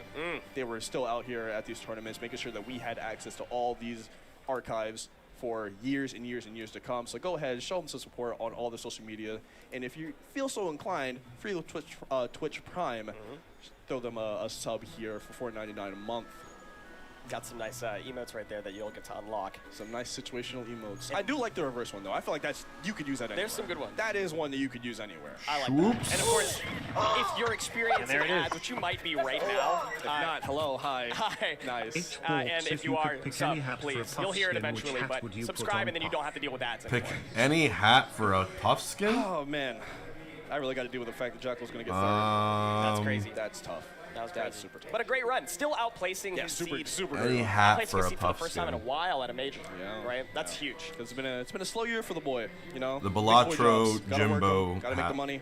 I come out of the events when I Joker can. hat. But when With the bells Jackal is able to and go little- to these events, as you can see, Airman. good stuff happens. Good stuff happens. That is a top level player. One of the best wolves in the scene. Really flip a coin between him and Ouch at this point. That's where I'm at. Great run. But I'm biased, so that's not where I'm at. I'm gonna pick the guy with the long flowing hair every day of the week. What a run. Great stuff from Jackal. Ending at 3rd. Making the Tri-State continue to have a name. One of these elsewhere, bad even boys. When Tweak cannot continue to hold the candle. Yep. Tri-State's in good hands, though. Yeah. Tri-State, they have crafted a very, very promising class of competitors that have just waited for the opportunity to not be struck down by a certain competitor from Burlington, New Jersey. So now that the scene is essentially opened up for that #1 spot to be taken, you probably saw the #1 contender for that spot coming up. Yep, that's true. We've got Grands coming up right now. We have Mudace versus Peabnut. We already saw Hype train incoming one last time. It was a barn burner. It was looking close. If you want to get gifted, put a smiley face. If you already are, put an H-box wailing. Let's see if we hit so it. I'm curious to see what Mudace's Last one adaptation of is the coming night. back into this, knowing that he can't get all the combos I'll stop that he wants, bothering you. knowing that timeout is something that he has to worry about, knowing that Peabnut can control the pace of the game. I'd kind of like to see some different We stage shall picks see. if they're available, something to maybe put Peabnut on the back foot or make his adjustments to control the momentum a lot more difficult. But I think we're just going to start at PS2, send it back. We'll see what the adaptation is in-game. And I think this is the ideal situation for Peeb, not just because he's coming from the winner side, you have the extra to work with, obviously, yes, but to play that level or to play that style that he figured out that he needs to have in order to beat Mute consistently. Mega Man, here we go. You can play that Grand game finals. play it for a lot longer when you have those extra games to play with, right? So even if I play the slow game for 5, even if you win from the side of Mute, all right, let's load it back up. Let's queue it up. Let's do it again. Yeah. And we're going to get here started. Patchwork 2025 grand finale. Who wins set Peabnut one? Coming from winners, Mudace coming from losers. Is Peabnut going to be able to defend the home region of the Carolinas, or is Mudace going to continue his dominance here at this very, very special event? At some point, you have to wonder when the fatigue is going to set in. Mudace has been battling non-stop on this stage for so long, playing a couple more sets than Peabnut has had to. And the loser side, a whole nother one where you have to fight from being down, from being below, to get the title that you currently hold. It's such a slog. That's the messed up part about all this. It feels like once you get to a certain part of competition, players start to have infinite stamina. And these are definitely two players where I really never really see their gameplay deteriorate. It's usually, we know when Mute's gameplay is going to take a downturn because he'll let us know. My hands hurt when I woke up. We know what that means. Exactly. But other than that, fully healthy, these two really don't ever waver. It's part of what makes them such great competitors. They are very consistent. That's true. It maybe not so much in the consistency of their placements at events, but when they're on the screen, like in game, you know what you're gonna get. You know exactly what you're gonna get. And there's never a miss between the two of them. They're not throwing away games or throwing away stocks. They're not doing anything crazy, flashy that's going to put them in a bad position. They're always looking for guarantees. Start of a juggle right now. Again, we've talked about it before. I'm going to continue to talk about it. Mudace does not want to be above Peabnut. At all, ever, in any context. No. It's always bad to be above Mega Man when you're a character as floaty as Peach. Yeah, and when your airspeed is so bad, like you can't float away. Exactly. Like if you can't really decide or dictate your landing spot, then a character like Mega Man will eat that alive every single day of the week. We have so many tools for that. That float bear from center stage is not going to do it. But huge lead for Mudace right now, 64%, man. But what does it matter, right? This is up tilt kill percentage for Mega Man. It's up tilt kill percentage. Forward air and back air off the stage are looking mighty tasty at the moment. Yeah. Really for both sides, both those options will look really nice at this current moment in time. Oh, you heard it. You heard the phantom hit. Oh my God. That was so close. I cannot believe that did not connect with the actual hurt box. All right, there we go. Float bear. Got him. That one hit straight in the face. 170%. There was no shot you're living, but Peabnut trying to close it back out. What's the fair? I'm waiting for a fair. There it is. Back throw, unfortunately whiffs, but he is able to sneak behind the regular get up, get the back throw, and now we get to run the whole situation back. Baiting it out. Baiting out the back throw again from the corner, then running back and getting the backer, but Mudace unfazed, able to get back onto this platform, and finally back to center stage without too much worry. Wanted to start a combo off of that nair, but Peabnut knowing that you cannot get that true combo with that distance, and just shielding. Starting at advantage state again, that up air should take the stock, and it does. That's the issue. Can't be above Peabnut, and Peabnut says, if you don't want to be this above is me, already I'll on put myself timeout below pace. you. Went off stage for that one. Both players have only just now lost their first stock. Some trickery moving right there. People definitely don't expect you to do that either. Like when people want the vertical kills, they'll usually announce it some way, but to go off stage to get the vertical kill, that's tricky stuff. Evens up the stocks. I wonder if there's ever been a grand finals set that went 10 games and it was all timeouts. I can't believe, I'm going to call it out. Probably 3 minutes not, and 30 right? seconds left. Yeah. How is this much time passed already and we just started stock 2? They've let us know exactly the pace that they needed to play at in winners finals. So we can kind of just expect it to be that way for the continuation of this set and a possible second set in the resets. So yeah, it shouldn't be the meta's definitely in a grim timeout spot, alert I will at say. 3 minutes on the clock, but again, if you've read the book, don't be surprised at the ending. It really speaks to how Peabnut has been playing, right? Just continuing to back up, using all of the. Oh God! Again, I don't need to say it again. You're at the mercy of RNG when that move hits. You can't do anything. Yeah, you just have to sit there and pray and hope that they decide that you get to live for a little longer. Because if not, you could be gone at very, very uncomfortable percents. And Mudace doesn't have as many cheeky ways to steal stocks away from Mega Man with Peach's tools, right? Like, you can't do a juggle into a guaranteed kill option. You have to look for a fancy ledge trap or a cool edge guard or a guaranteed turnip combo into death. And 140%, it's going to be difficult for you to find any of those without a lead. Okay, yeah, force starter shield into the leaf shield, yep. Get that guaranteed stuff. I don't need to do too much damage, I just need to make sure you are taking damage for these silly options that you're picking. Metal Blade just forcing back, just ticking on damage, not needing a whole lot. Back throw puts him off stage. There's not really any follow-up that you can guarantee here. that was bold. The double jump air dodge back onto the stage, didn't even get hard punished for it. And that was the first time he'd used it, to be fair. Like, Yeah. So it was a good mix-up option that clearly Mudace wasn't ready for either. Although next interaction, a little more damage than that up there will kill next time. That's not where you want to be, though, right? A minute and 40 left. If your guaranteed kill confirms are off of up throw at 200% or hitting a stray back air, yeah, you're probably in a tough spot if that's the case. And that's what we're looking at for KOs. We were probably wrong a very long time ago. Yeah, this is not good. Mudace is struggling now. You can see that he's holding tournament hand because he wants to get the guaranteed like 50-60% combo. It's the only way he can tack on enough damage to not have to worry about timeout and to potentially put himself into a stock take position. Metal Blade isn't turnip, but you can combo with it. Trying to find some sort of opener here, but Peep is playing so anti-Princess. It's actually Hello? Huh? Hey. Hello? Is this There's a minute left. Wait, bro, you're witnessing the it was just over. Oh the my first God. solo Right Mega off. Man Actually, win. With the Kill Spark, he might have actually lived, right? Because doesn't the Kill Spark like give you more influence over your DI or slightly less knockback or something like that? I'm gonna be completely honest with you. This game released December 7th, 2018. I missed the dono. And we are in June of 2025, and I still do not know with 100% certainty how any of that stuff works. Oh my God. The day I found out that the red kill screen isn't guaranteed kill, I stopped paying attention. Fair. Honestly fair. Like I said, if we Getting into get 100, I'll do the only up melee challenge with Falcon. Peabnut yeeted Mudace At least when I get back to Orlando. And he's only two games away from stealing the title back from Texas and bringing it back home to the Carolinas. Again, best trophy in the scene. There's a lot to fight for on the line right here, and you can see Mudace is not willing to let that title go. Not one bit. Still fighting for it. Even if it looked dire after that first game, that's fine. There's only one match. I got 6 more left in me. Peabnut, again, had not won a game against Mudace since 2023, before we started this tournament. In fact, the last Patchwork they played at, Mudace won. And something has changed in the water. Something has shifted with Peabnut's game plan in this matchup, and it's not even just looking doable anymore, it's looking easy. Yeah, he is making it look pretty effortless at times. I will say. It's terrifying, especially when you're getting as many kills with up air as you are. That's scary.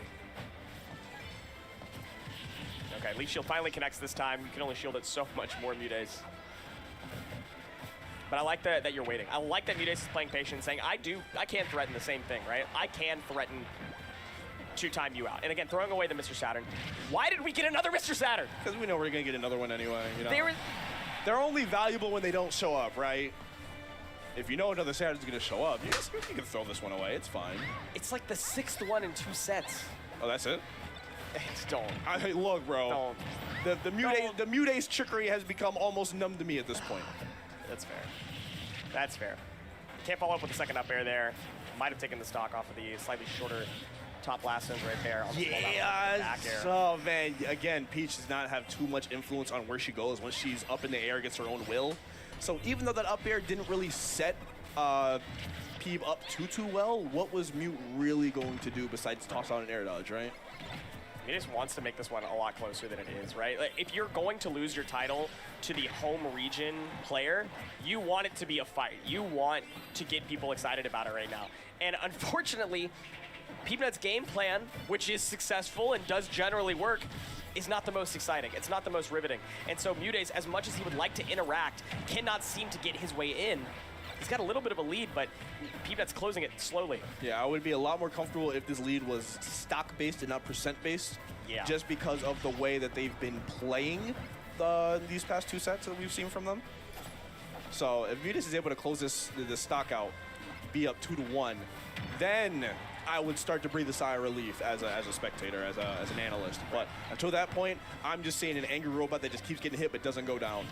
Yeah, no way. And here we are. No here we shot. are. Reverse the situation. And, whoa, the drift back was beautiful. Let's go. Tax him on with the last bits of the umbrella, so Peabnut can't find a rising aerial option, and it gives Mudace another Happy chance we to play extend this lead, or at the very least only not lose up it. Oh my the God, melee it's even challenge again. where we All right, float in air, catch the landing. Peabnut way off stage, and he's not Well, going to at least tomorrow we do So it. Mute's Where finally with the stock lead. it's a mod for Melee. Have you heard of the game called Only Up? If I got this in the mail, I'd be looking to send it back. How long? You have to climb to the absolute very top of this gigantic world. Someone modded it for Melee, and you use Captain Falcon. And apparently, like Zane and Moki were trying to do it for like 3 hours the other day. Suddenly, you're on the back foot, fishing for I think it would be a pretty funny ass content because you know that if you have because it's a rage game. It's gonna yeah, it's like getting over it, but with Melee. So if we get 100, I'll install it for a Monday stream. We'll play it tomorrow. Getting right back in the fight. I thought for sure they would try to sell out the center stage right there just so they didn't have to scrap with Peeb. But they're showing still a lot of comfort in that position right there, not shying away from it. Avoids that back air, trying to get up from the ledge. So we're still able to hold on to this stock. 131 still on it. 147 crash bomber. And forget that, we're basically 5 away from 2K. The assist button coming out after that forward smash from Peeb. Oh, it didn't do the job, but ooh, it's okay. It's been a long stream. 8 hours. The air dodge perfectly, it lingers for long enough that you're gonna get hit. Yeah, I think. Yeah, if you mess up once, you fall all the way down. The second that you get hit by that F smash.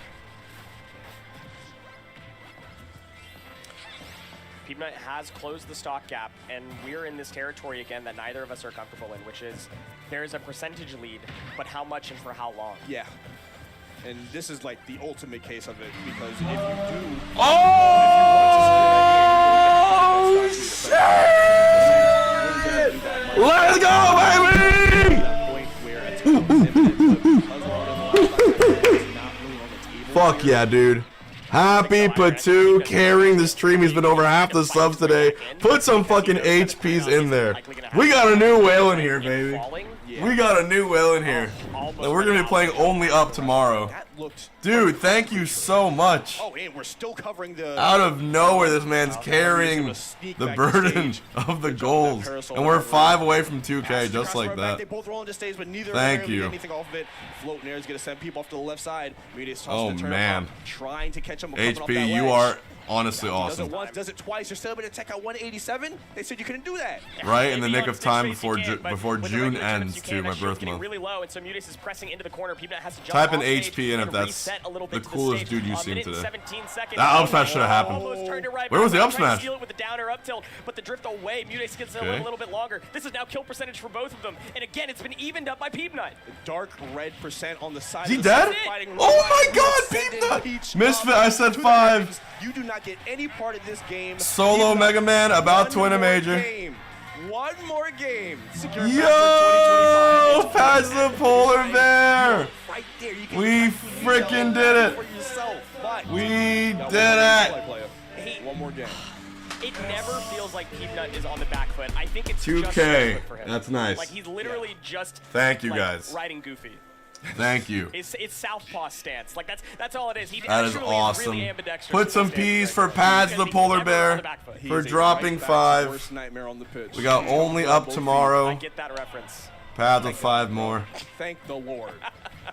And I'm probably gonna play in the Meow Weekly tomorrow if my fob controller lets me, and I make it in time to Orlando to set it all up. Thank you guys. Honestly, into the neutral air, not going to get too much off of it. Nice to have this level of support after that. After a long stream. Afterwards, we dash attacking, I guess. Hey, top man, the most underrated. Even Sludge Demon, 2002. No one's ever talks about the Mega Man dash. Thank you. What is going on? John Long gone. Oh my! What the fuck? What the fuck? Doing their job for a little bit. People's been doing their job. Hey yo! Trying to finish it right here. Good morning, everyone. John Long gone, thank you. What's good? More primes. M's for Misfit. Jeez. Mad damage. What is this train? And the stock on top of it, 2 more. What is this train? Thank you, Misfit. In the sights oh, I love you guys. To bring the trophy back to the I love you guys. And it's this is just wonderful. On more and more damage. And there it is. I don't know how much more we can get excited at this point because at this point, Peabnut's plan is to pump the brakes and play bait and punish. Yep. I'm not going to do anything stupid right here. Thank you very much. In this game plan whatsoever. We already ran the numbers. Yeah, this is the best way to play. Appreciate for reminding me what the sub goal was. Let me play it any other way. And now we're back at 08. Badge. Stage, crash See you, bomb, bud. back safely, but not Level really 8 hype combo train off again. of it, but Mude still finds the opening, does reset the edge. Peeb might end this tournament with a 3-0. All right, Leaf Shield. A solo Mega Man major win and a 3-0. We're already going to forward throw back off stage. Mudace. My next Melee tournament offline is Gommel this All weekend. things considered. If they're able to wrap up the So stock I'm in a flying to timely manner, Orlando tomorrow morning.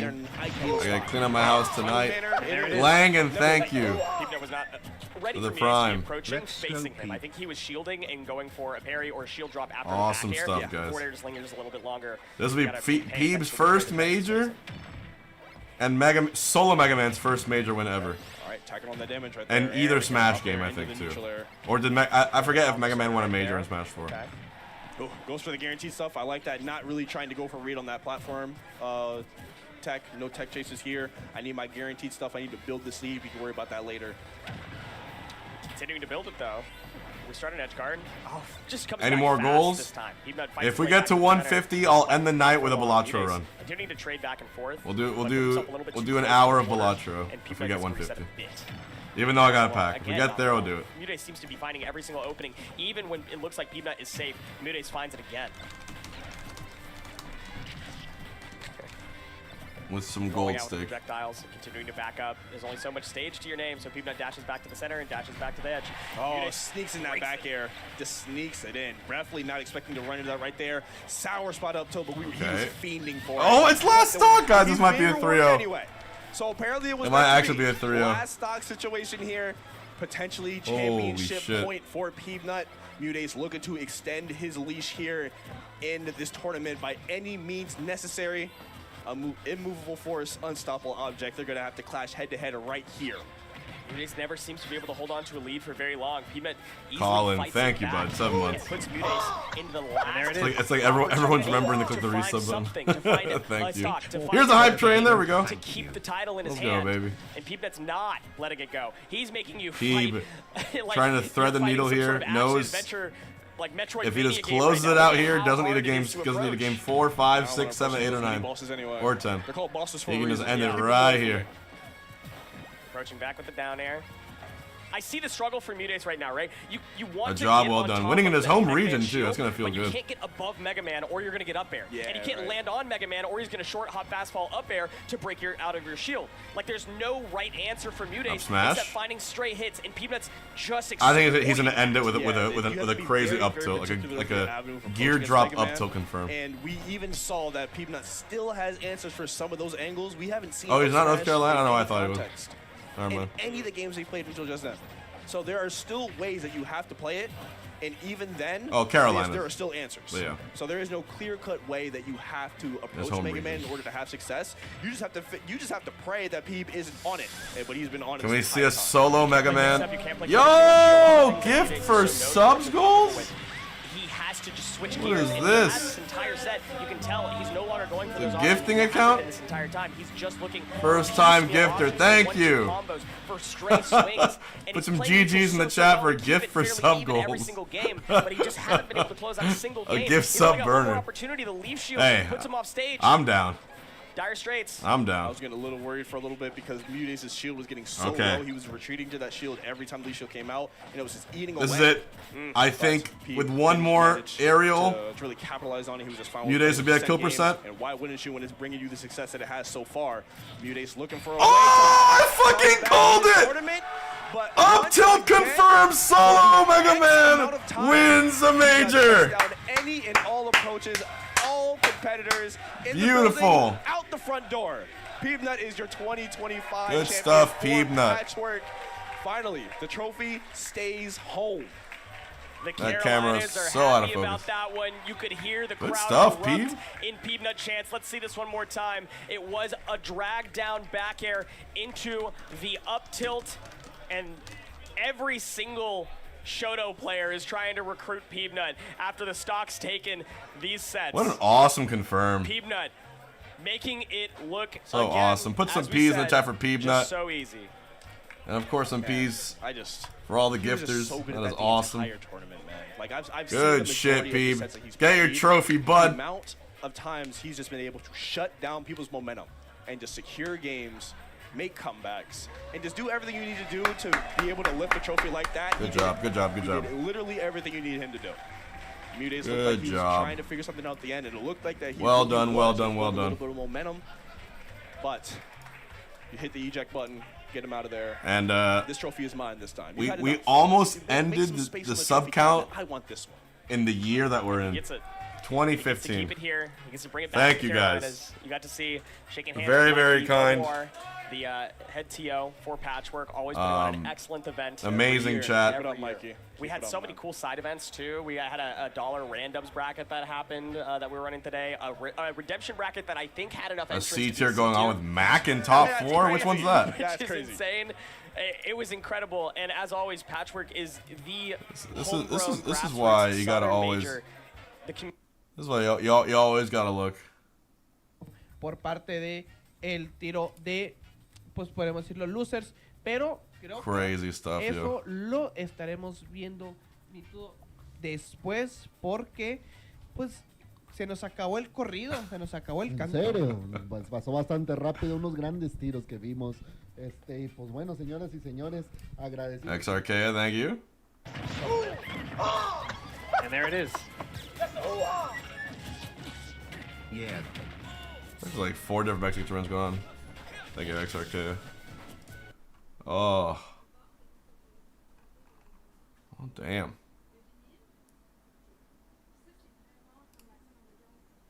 This one?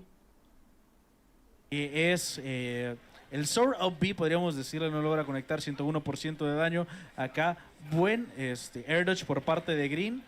Up It's smash all para good. punishar ese intento de down tilt. Se traba un poquito en la plataforma. Eso si hubiera conectado el switch. I have to clean and pack anyway. Oh. Well, guys. It was a fun stream.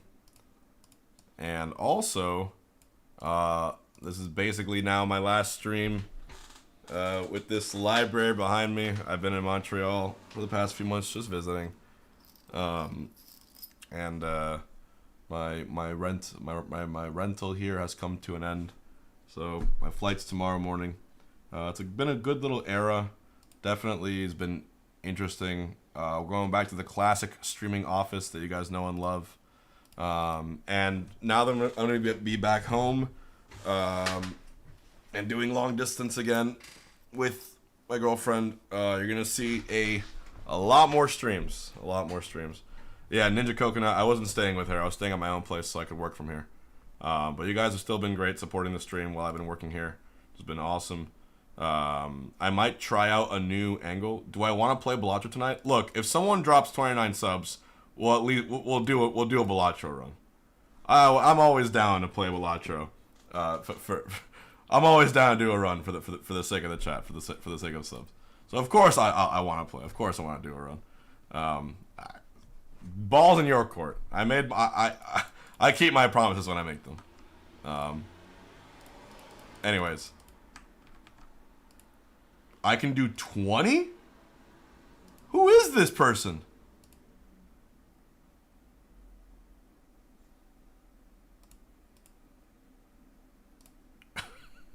We're doing only Up Falcon tomorrow. Yeah, they're a whale alt from the YouTube chat. Out of nowhere. Well, Happy Patu, if Gift for subs goals does 20 and you do 9, we're turning on Balatro right the fuck now. Everyone hold. let me hover my mouse over it so we can do it. This is actually how it's gonna end here. That'll be funny as shit. And after that Balatro tournament, we need a good run. Anything you'd recommend for a Ness main? Switching characters. Watch Sarah videos, dude. Ness is actually a solo mainable character. He's very, very good. I'm very bad at Ultimate, so I'm probably the wrong guy to ask. My best score in Balatro ever, with or without coaching? With coaching, I got an E139. On seeded run, I got 9inf. Unseeded with coaching, E139. And then unseeded, no coaching. On my own, I got E49 one time. Peeb.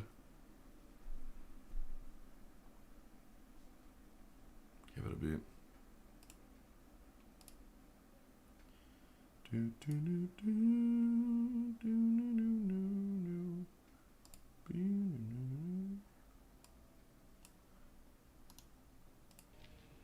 Yeah. Happy, I don't know. It's just a mystery. Holy shit, they weren't even kidding. What the fuck? What the fuck? Who is this? Who is this? Well, everyone type in GG's in the chat if you want Balatro. If HP comes through with the 9, I'm putting it up right now. We're doing some gold runs at least for an hour. You guys are fucking amazing. Let's do it. Let's do it. Let's fucking do it. Y'all are crazy. Crazy stream, dude. As always. Some things never actually change. You guys are crazy. You guys are actually crazy. Alright. You know what? Usually I would turn off YouTube here, but because that guy came from YouTube, we're gonna leave on the YouTube stream, and they can watch me play Balatro too. Hello from France. Hello. We are playing Gold Stake Balatro. That's gonna be awesome. Boom, boom, boom. We're balaling. Shoutouts to YouTube chat. I like it here better. Can someone please give a gift sub to gift for subs goals? Shit, if not, I'll do it. You deserve it, man. Thank you for the wailing out of nowhere. I really do mean that. Alright. Either HP or gifts, choose a stake for us to play. If not, I can choose one at random. I think it'd be random. No, I want to do gold stake. Red deck, blue stake. I want to do gold stake. How about we do gold nebula? Anon, thank you. And there it is. Oh shit. Anon, and we got Anon here too? Let's go. Alright. Let's give it a decent effort here. Options, settings. There we go. Let the music jam. Alright, we're gonna go. How about Nebula? How about we do Gold Stake Nebula and I show you how to destroy Gold Stake? Cause now I got really good at Gold Stake now. I think I did. Let's give it a shot. Yeah, actually goated shit.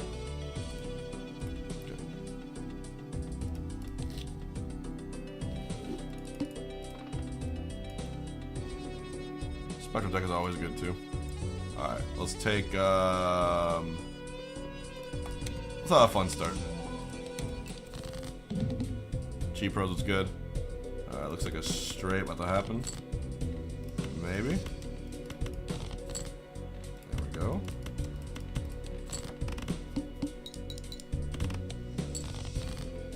And let's do a little club flush.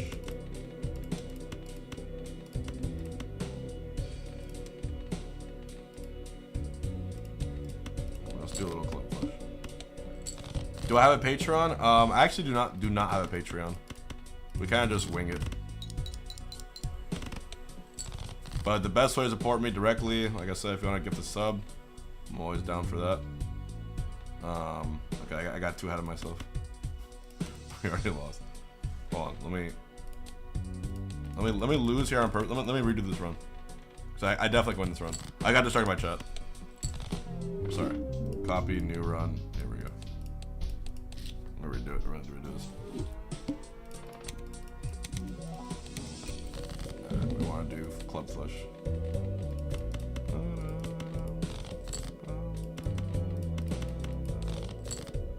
Alright. And then we want to do diamond flush. Yes. Or heart flush.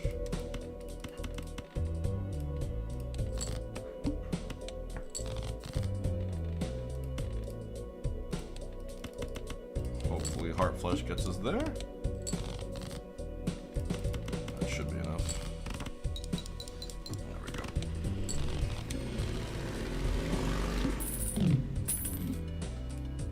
Alrighty. Okay. I do like that card because we are actually playing pairs. And we want to start with some money. So let's start with the devil. Let's skip this blind. Go here and see if we can start just playing some pairs and taking our sweet time. We could play a straight here, but we're gonna play some pairs. Let's just see. Alright, yep, that's enough for us to, at least little by little, get a victory. Barely. Should probably... Oh yeah, I could have done 2 pair, you're right. Yeah, discard these really quick. Let's do a 2 pair here.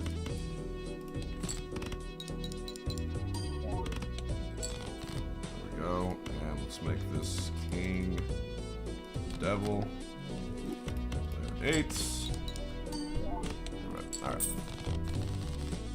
Everyone salute our 78 sub train brought to you by Gift for sub goals and Happy Patu. Awesome. Holy shit. I know we shouldn't. I know we shouldn't. But chat, look how shiny it is. Look how shiny it is. It's eternal. Alright, lucky pair build incoming. Because why not?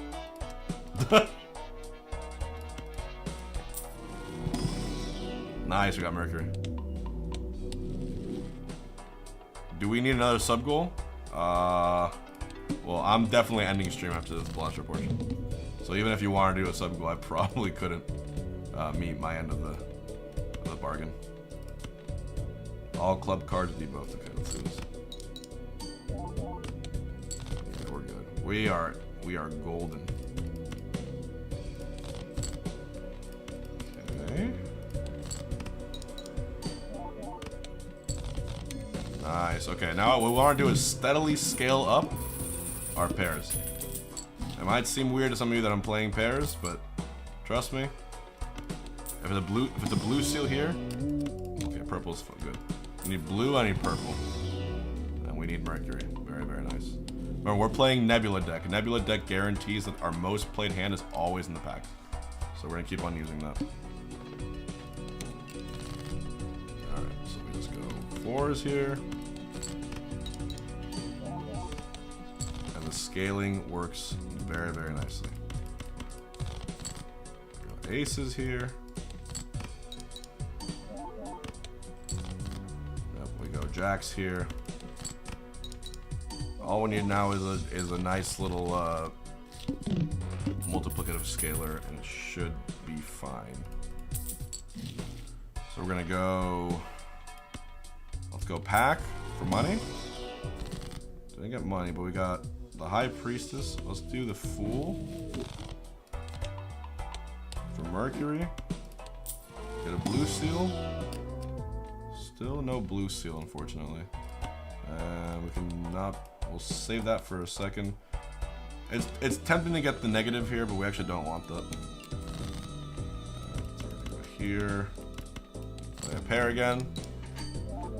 And with these two multiplicative jokers, you're gonna notice that it kind of goes up nicely. Pair is a really, really good build to play on the gold stake, as I have learned. It's not stressful. Actually, I should use my discards for my gold. That's what I gotta do. I'll take a free Mercury though. Boss blind, decrease the level. I actually don't want to deal with that boss, so I'm gonna do that. But first, buy the pack. Hopefully, Arcane Temperance. I'll take it. $10. $10 is $10. Let's buy Luchador. Let's buy Buffoon pack. Oh my god. I mean, low-key? Let's buy that. Low-key? Maybe? goal now is going to be to try to play our pairs with as many kings in the hand as possible. So let's start with that.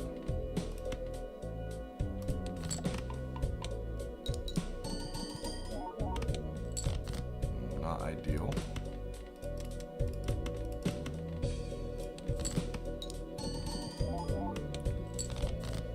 Alright, I'm gonna sell Luchador. Actually, I'm dumb. I forgot that I bought. I should have just used it. No one gets arm. Wow. Baron not super helpful unless I get either shoot the moon or raised arm. Ooh, hello. Okay. Let's think here for a second. Let's first of all spec it up. My god, we're gonna immolate for sure here for the money. Then we're gonna Celestial. Gonna get our Mercury again, go back to level 5. We're not gonna buy just yet unless we see Bloodstone is bait. Oh my god, I just realized. It is not bait. I just realized what we had here. Okay, that is rare footage of it not being bait at all. Alright, so we want to play any pair that has a heart on it. Essentially. Like this.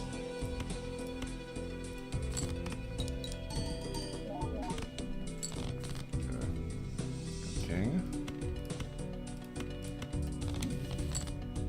World.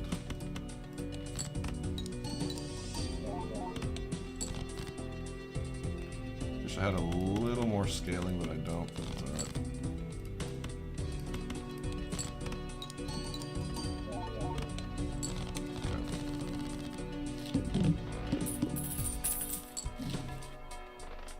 Vagabond. Okay, we're gonna go Arcana first. We're gonna go. Well, we could do Sun, but Bloodstone's temporary. I think it'll be more worth to probably do Death here. We're gonna sell the world, or just Emperor. Hanged Man might help too, but make the deck a little smaller. Deathing a King could be smart. Baron is really not giving me that much at all right now. Because my pair build is only still at 6%, at 6. But I guess for the long term of things, could Emperor look for money?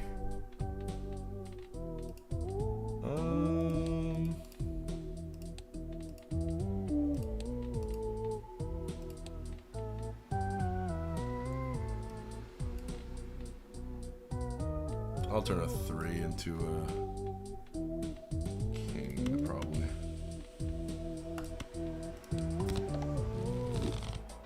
We'll go Spectral.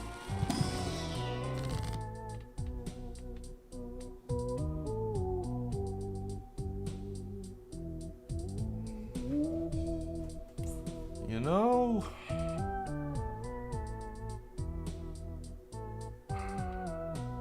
no, that'd be kind of deadly, I think. I don't think I want to do that. I'm not using the Baron, and Bloodstone's not being that helpful. Use the Drunkard. Ectoplasm is there too, but I don't want to hit Ectoplasm on a temp. And -1 hand size, but you don't really need hand size.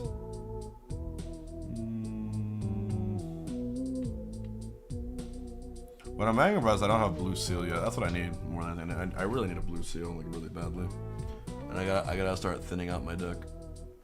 Okay. So I'm gonna go. I'm gonna skip this one. Yeah, that'll be a bad idea, I think, long term. Okay, let's try this again.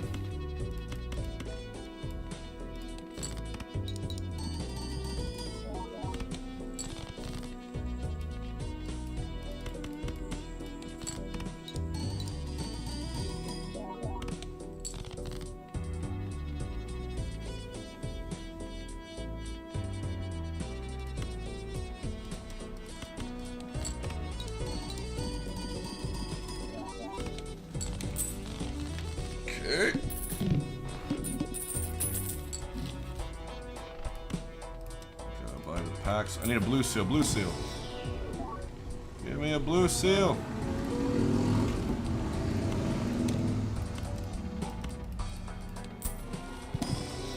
Damn. No luck. That's pretty good actually for econ. We probably should play that for econ.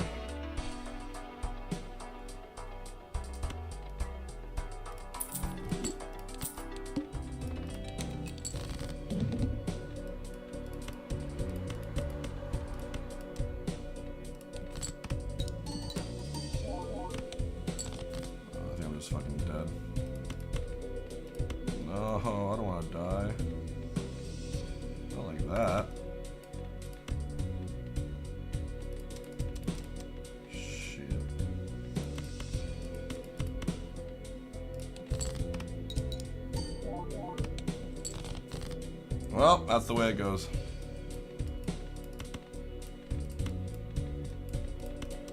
This is what happens when I have a single fucking blue seal, or I didn't see one magician or one blue seal in 12 shops.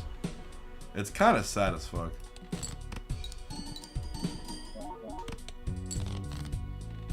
Good God. Yeah, dude.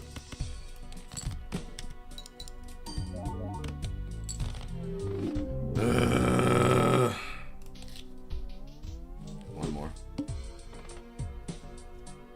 Fucking hate that shit. Like, why is it so hard to find a single blue seal? Okay.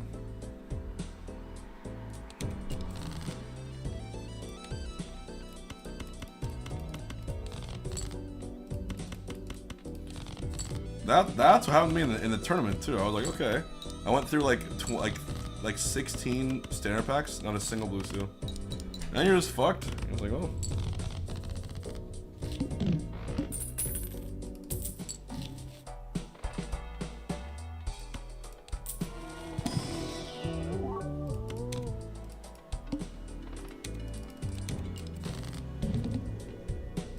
Put some GGs for a gift for sub goals. Thank you for the kindness.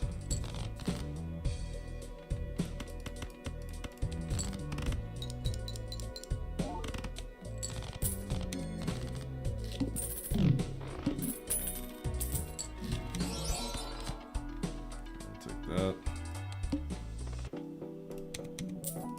Try to save a little bit of money.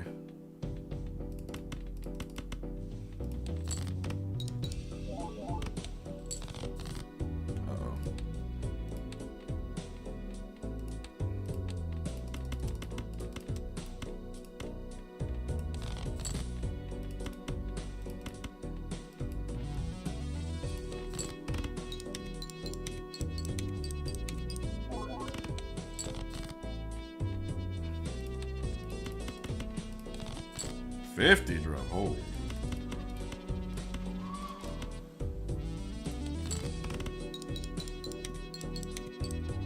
We'll see you then, legend.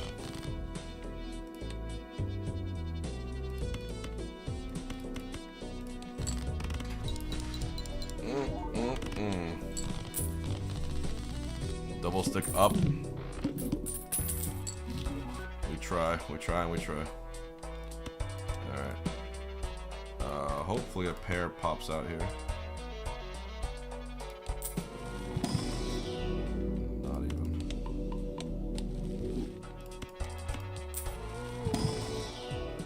Nope. Sure, let's go broke.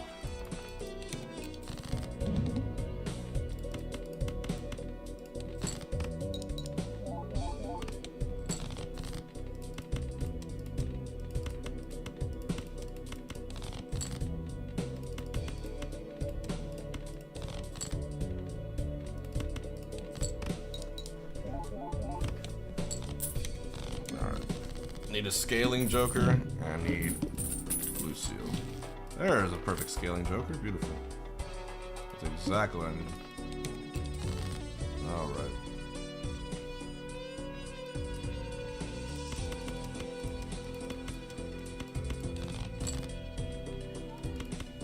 So let's start scaling.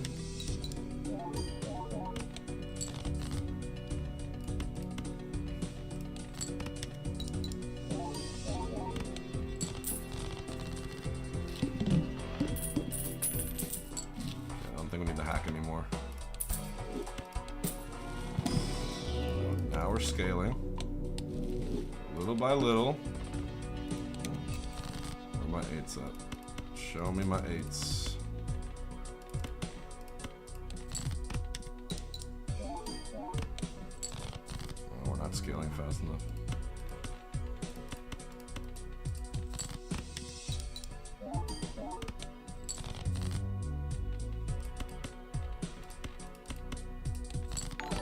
Josh, man, with the raid, right on time to see me lose. Let's go. Sup?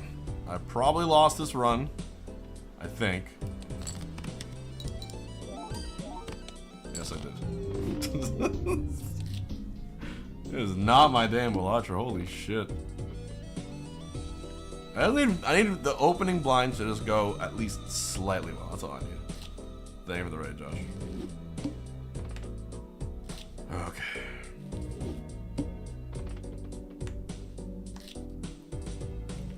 At least one gold stake win, bro.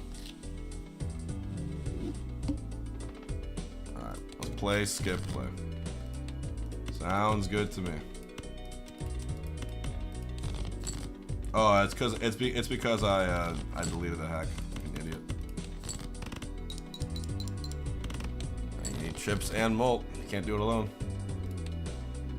Right, play the kings. Nebula. Upstand. Alright, Buffoon pack. I'll take a credit card.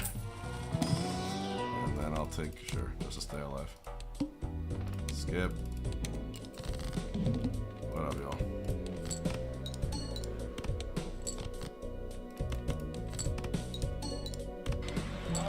Brown Town with 5, thank you.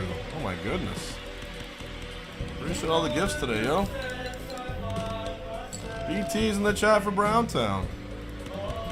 Okay, okay, okay. Okay. Look at all this.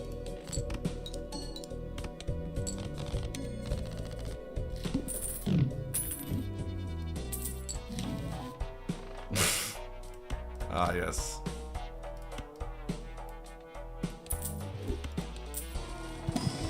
Temporary brainstorm. Oh, but you see this chat? Creates a random rare joker, sets money to 0. We're already at 0. Yeah, Brown Town's been wailing. Natural blueprint. Probably the most useless. That's fine. Right now, it's most useless. Only right now. All right.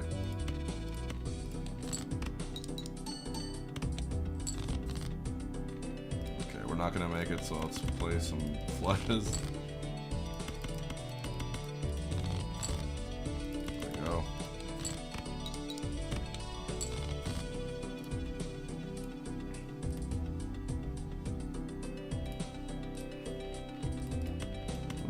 Spades.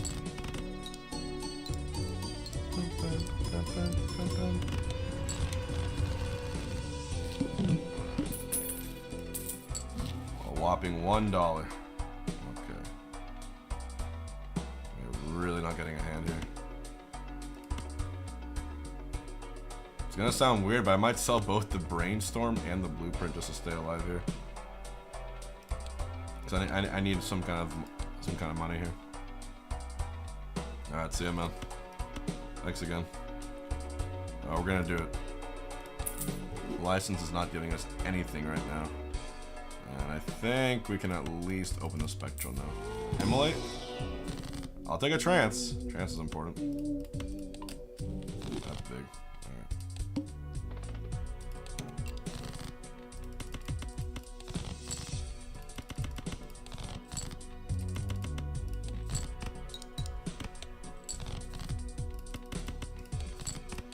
Run is so cursed.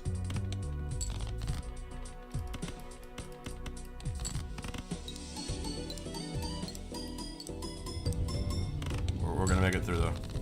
We're gonna figure a way out. Okay, there's sell this for $5. We probably losing to Psychic. But I got overstock.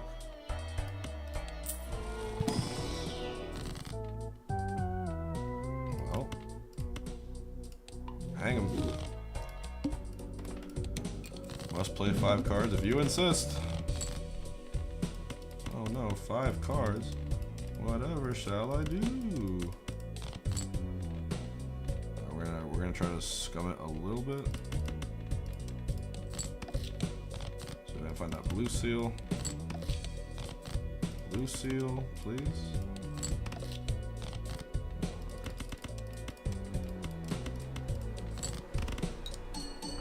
What's the name of that song you used for my 5-sub alert?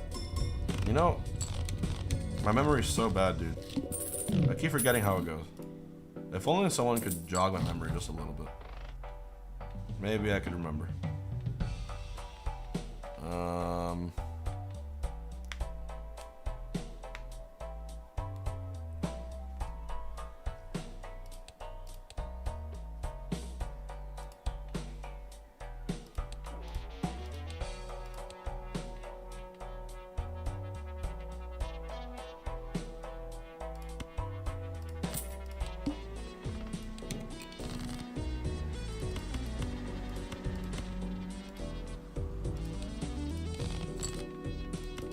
So lucky.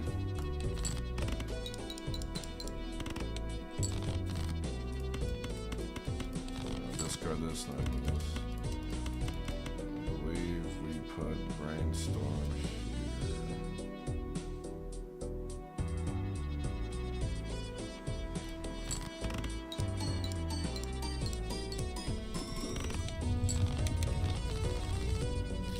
Yeah, tournament finished. Peabnut won solo. I'm getting destroyed right now. All right, let's sell this popcorn. We're staying alive by the skin of our teeth. It's looking pretty bad.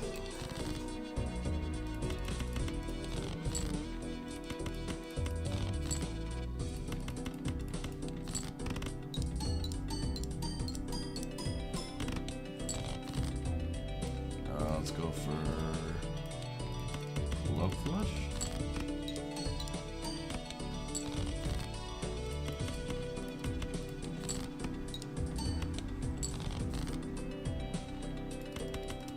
This run is basically cooked. It was weird because I was on such a good run the other day.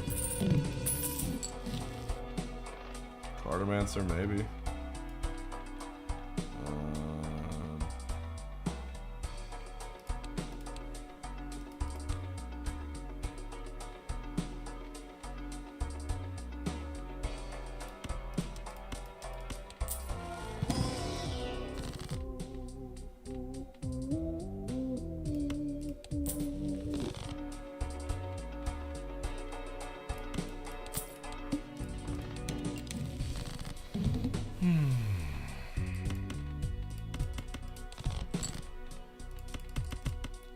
Again.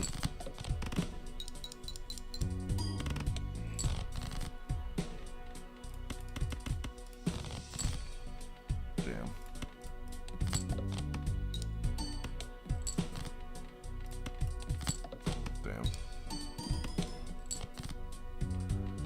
Wow.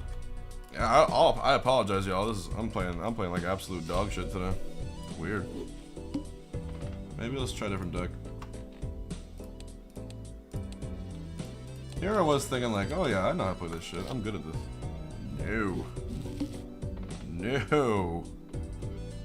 These seeds are fucking awful, dude.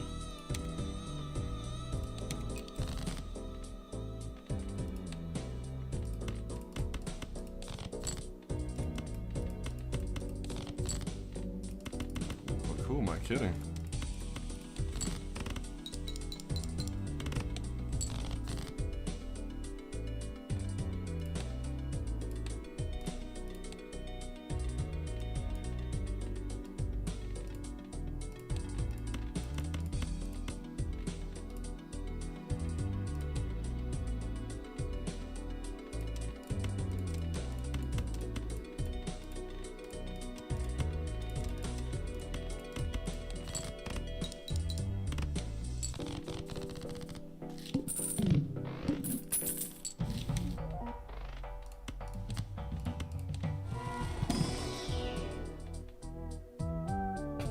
It's time.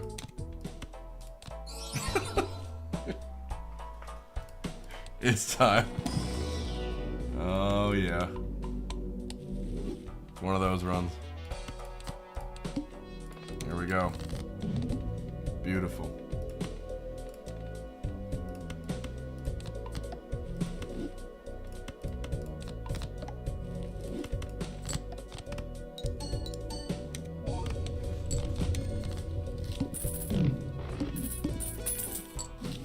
All right. Mr. Bones. Fibonacci. Well, you don't cost $1 or Eternal Infinite. All right.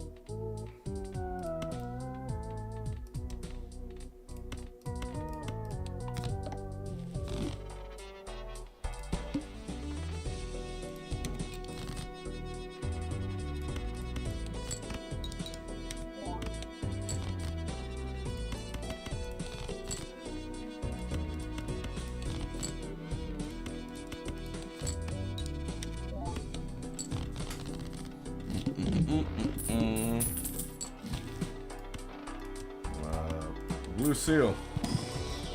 Fuck, dude. Why are they so hard to find?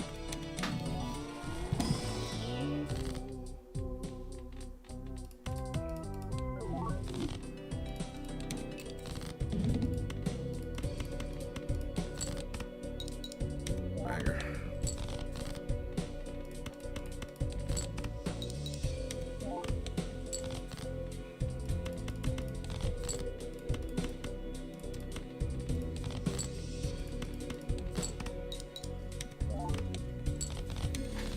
Okay.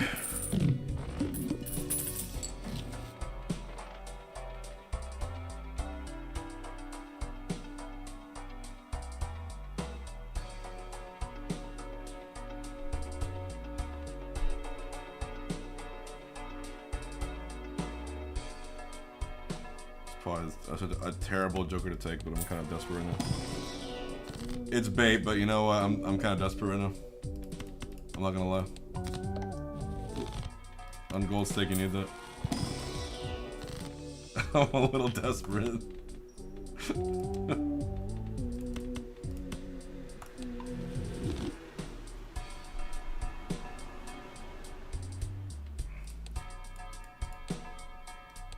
That's definitely bait though. I need a hand right now. Oh my god. That is just, that's just lovely. Okay.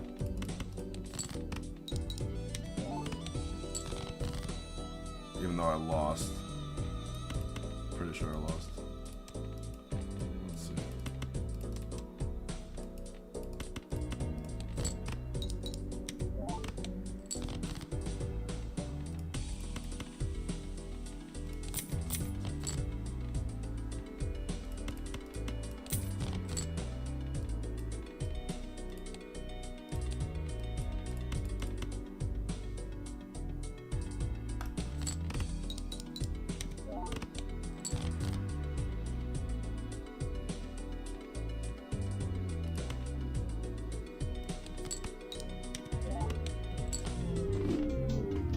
What is going on today, dude? I can't win a run to save my life. What the fuck? I'm not even doing anything bad. I'm just like trying to win. This is weird. I know it's hard, but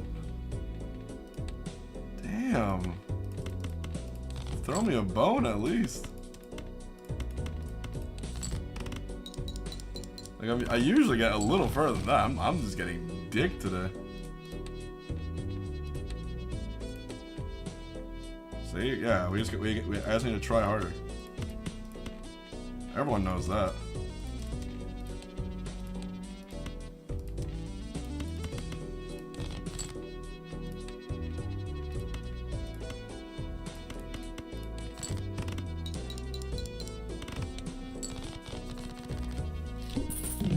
Alright, be good to me.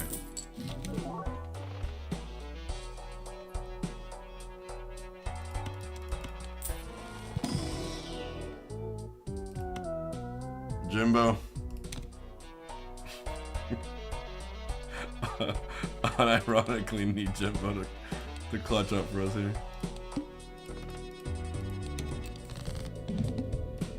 It's a start. It's a start. It's a good start. Holy shit, that's terrible.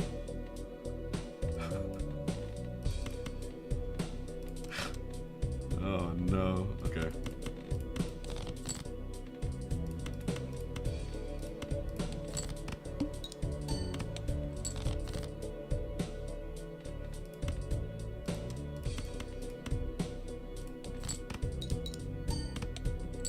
Trust the process, chat.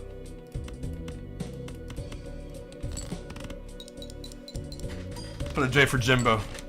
Jimbo carrying. Never doubt him. Oh my god. I mean, sure. Oh my, what?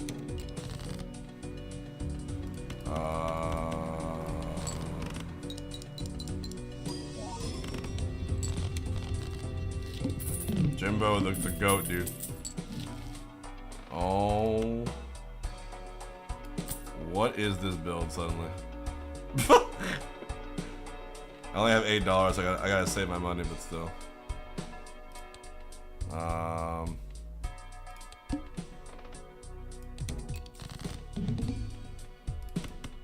How many points is that worth? That's lit. And we got the investment tag. Alright, now I want you to put the word back on the street that we're back in town. The boys are back in town. Let them know. Alright. Let's try to salvage this run. Let's make a hangman. Make our smaller deck is always good. Wheel here would be idiotic, so let's do it. Alright, and then let's go next.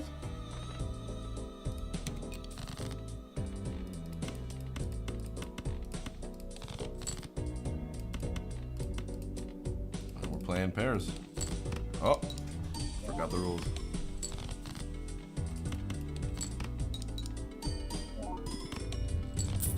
I know this Joker is doing nothing right now, but we're keeping him along for the ride because we respect him. Now we got our Mercury. Okay. Now all we gotta do is start scaling up, and we should be good. Scaling Joker, come on. That. Oh my God, are we doing it? You know what? I have been a red card hater from day one, but there's a time and place. And on gold stake, we gotta put some respect on his name. This is what the streets are saying.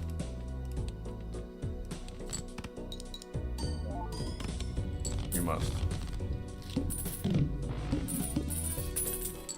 So we'll open a pack. Like a mega.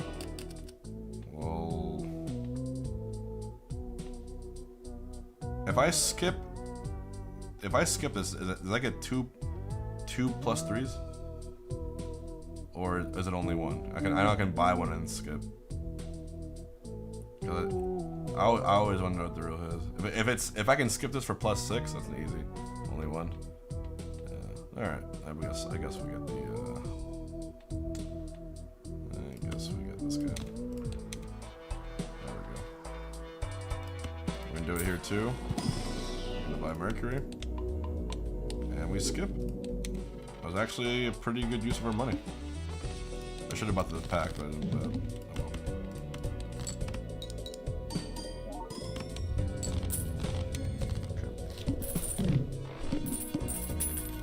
This run has some legs.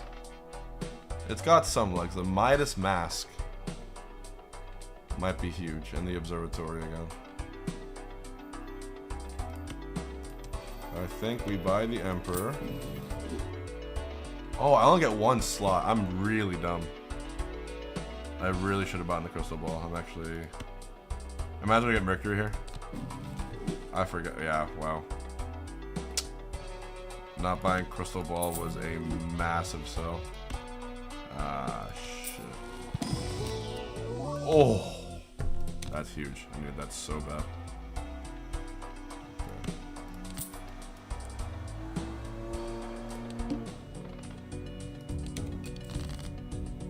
Okay, let's see how we do here now.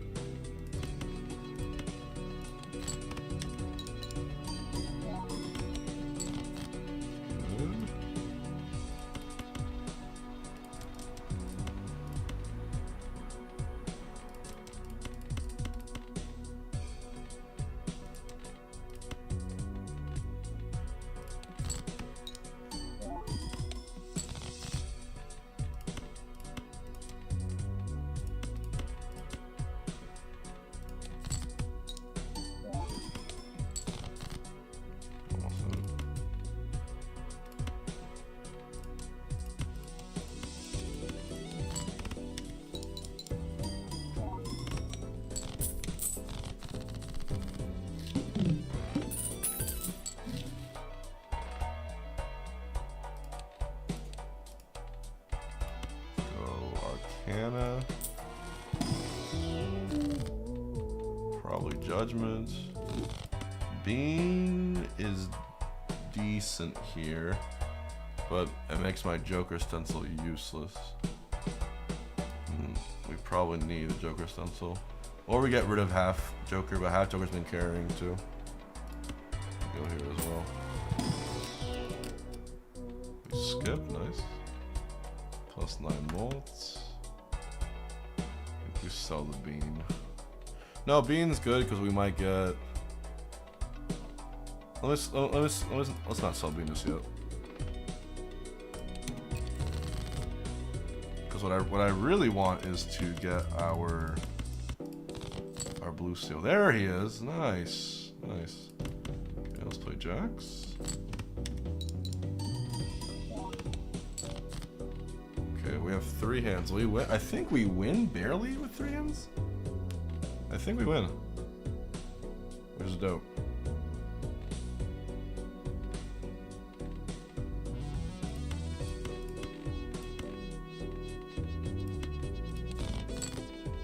Nice. Okay.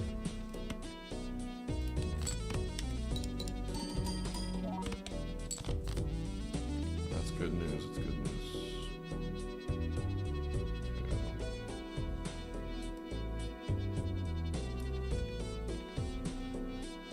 It's better to, we get more money overall just doing this.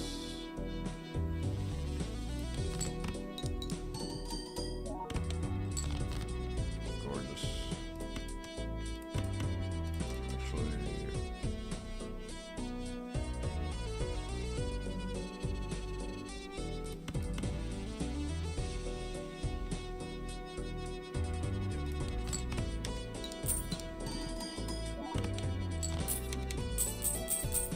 that's more like it. Alright, Turtle Bean, I'll never doubt you ever again.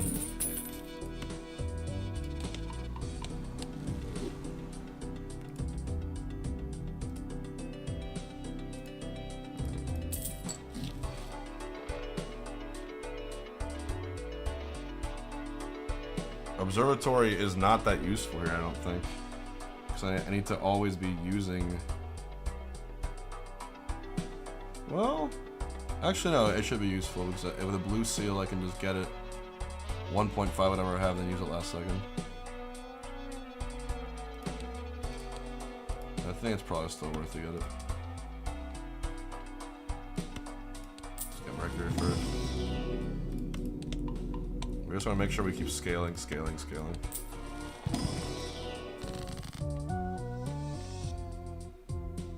Let's do another Mercury.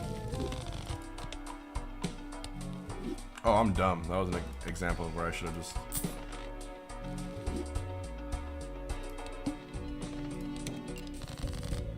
That's fine.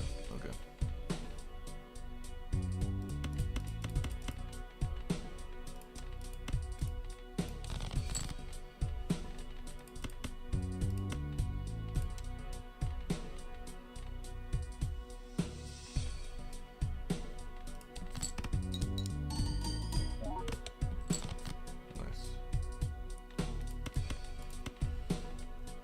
Ugh.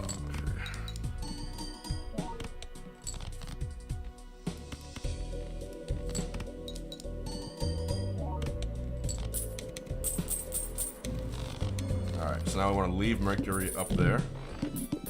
So now we get 1.5 for our hand. So we bought the observatory. We already have Nebula. So now we go Celestial. Get more Mercury. We only have one blue seal. Pray for a blue seal, or we skip. Skip. Go next. This is good. This build's actually not bad. We're probably gonna sell the Joker something soon. It's actually not a bad build so far.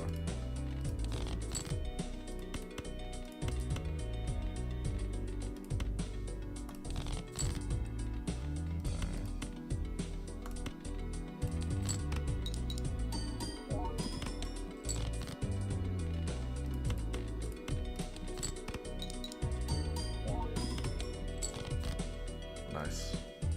So now we use it. And we got another 4 coming up here. Do you understand, chat? Do we understand?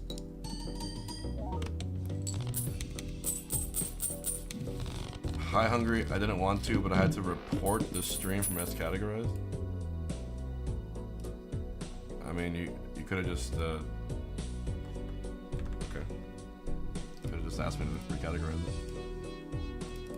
All right. I really should have bought that. Oh, that crystal ball. Like every other Nebula doesn't have it. Easy skip.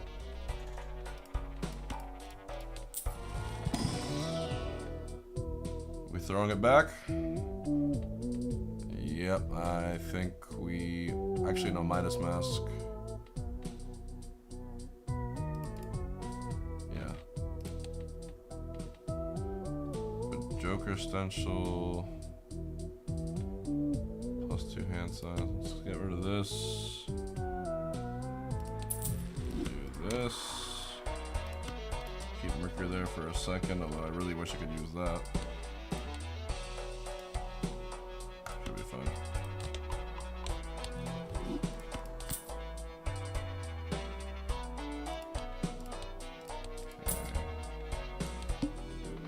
Okay. Hopefully we're still nice. Good call there to scale that. Let's make the 7s lucky. See what happens. I can't do that. Please? Nice, I'll take that. Definitely take that. And the 2s? Maybe? What else do I have? Oh, I should probably get some more. No, I'll just...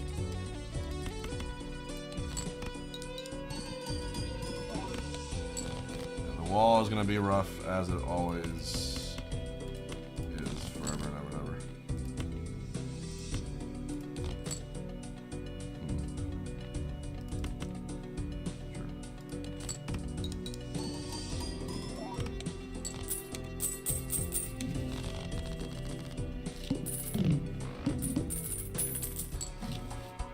The wall is next. Wow, fucking wall. All right. How do I maximize points here? I think we sell Bean. Times 2 times 1.5. So these are equal right now. What I could do is sell half Joker. Because then we'd get times 3 times 1.5. But we lose the original +20 mode. The original +20 mode's kind of carrying hard right now. And we need red card for scaling.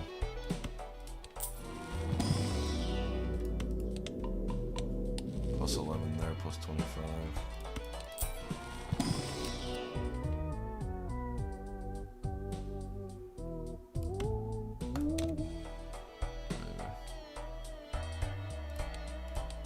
Buy blank.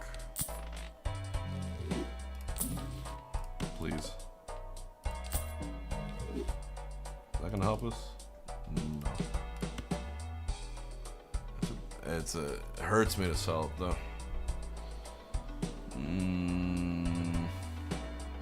Red card's at 15.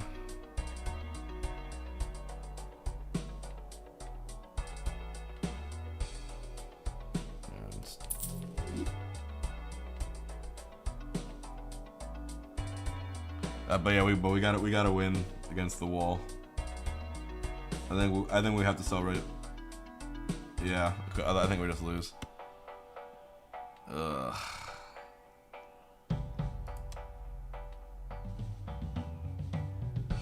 My thinking is, this is plus 15, this is plus 20. It's not that much of a difference. And I think this one's eating my money. This one can go above 20. I think we barely scrape by if we sell half Joker. You know what I mean? We sell half Joker and we hopefully we try to get 25k per hand. Hopefully. I'm gonna try doing that. I'll do one reroll for good luck. Yeah, I can't afford that right now. Alright, let's see what happens. And now, what's good about this is I get room to, like, really use some of my discards here. Like that, because now I'm not restricted by playing. We're gonna make it. We're gonna make it. Holy shit, that was really smart. We're gonna fucking make it, chat.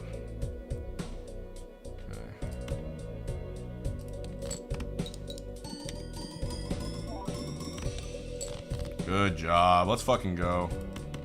Let's see if I can find a... Okay, just play my queens and call it a day.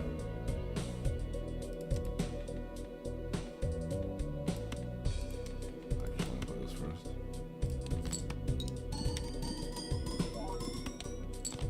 Almost worked.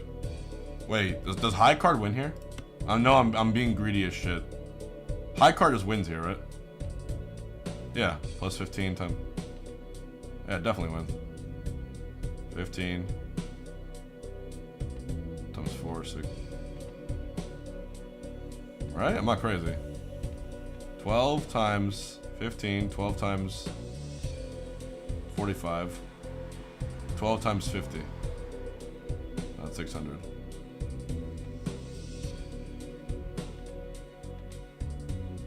Oh yeah. 12 times 75, 12 times 110, 12. That's gotta win, right? I might. Alright, hold on. I think I'm gonna get saves coming ready. I know, I'm just being a greedy fuck right now. I really don't. I'm doing all this for potentially $23 extra. Yeah, didn't we just play high card just now? Didn't we just play high card and it went from 92 to 98 just now? On regular 8? Fuck it. Oh, I forgot this is foil. I'm stupid as shit. Alright. Alright. I'm so dumb. Okay. Alright, this is looking suddenly a lot healthier. Blue. That's okay. We don't need this guy. We just skip and add +3.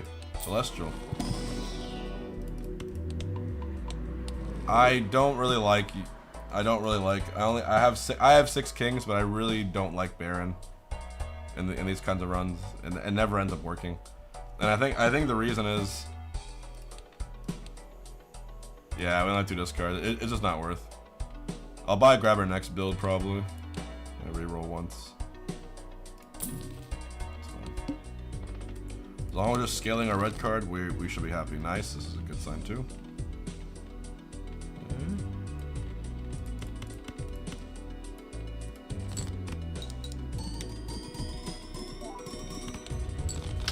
I didn't want it to win! No, I didn't want it to. Oh, what a waste. Alright. We might be suffering from success. This is nice. This is actually perfect because it's the same thing.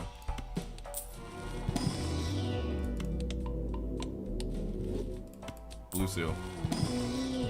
Finally.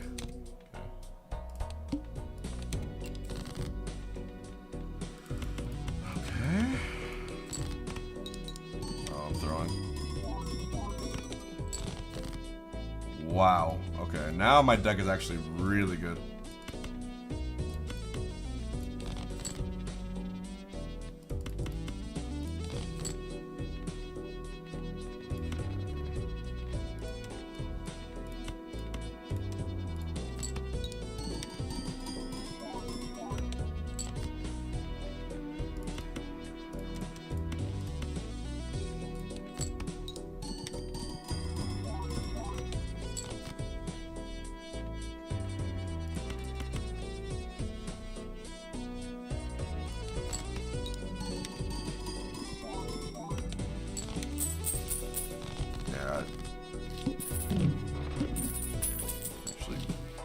grabber here is gonna come in handy. Open this up. Mercury. More Mercury. This run is definitely winnable. Just gotta be careful here. The hook, we're fine. We should be fine. Oh. Is it me or is Supernova strictly better? Yeah, it is. Supernova is the best scaling joker for gold. The 3x from Stencil. Oh, right, because our pair is plus 15. Is it better?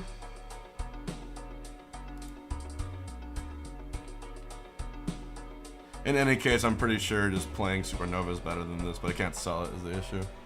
Then I have Throwback. Throwbacks give me 1.5x molt, which is actually identical to this. This guy existing is doing nothing currently.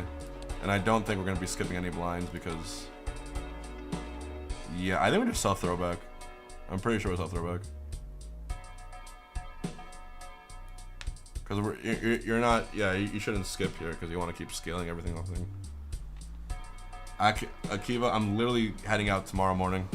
I have a long night. I gotta pack everything. I have like 4 hours of packing and cleaning to do. And then going back to the mix. So funny you asked that. Okay, I think... Yeah, this... Because of the existence of Stencil. Yeah, trust my gut here. Supernova, we could buy it, but I don't think we need to. Especially Infinite. We'll stick to the red card. Okay, let's try and win this. Okay. Jacks are discarded.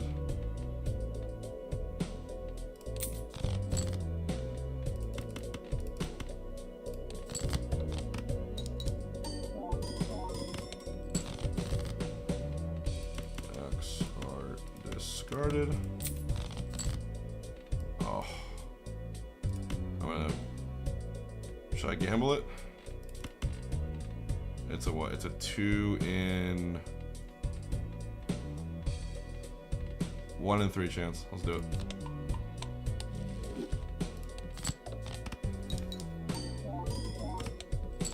Fuck.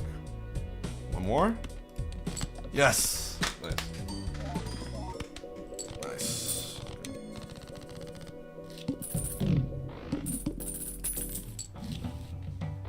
Fool. I'm such a fool for you. Oh, we're stuck. Free roll. Mime. Mime might go crazy.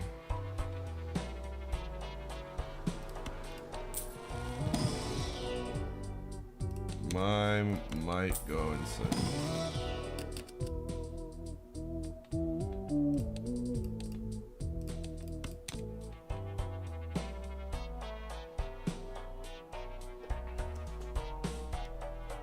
It's a rental. I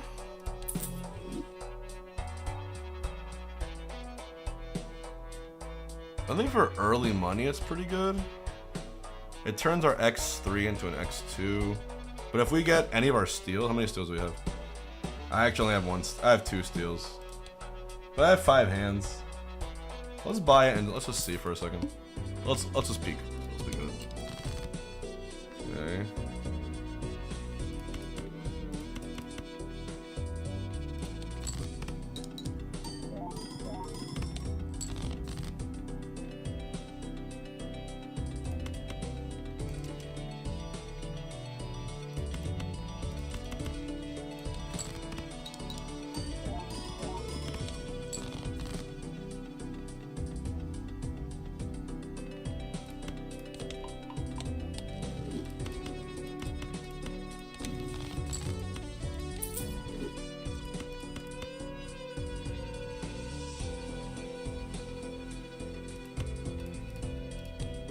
I'll probably win, it's fine. Oh, nice.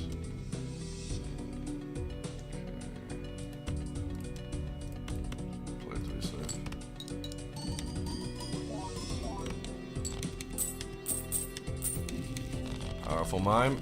Okay, we're getting about 50k per hand, even with mime present. So that's good. I mean...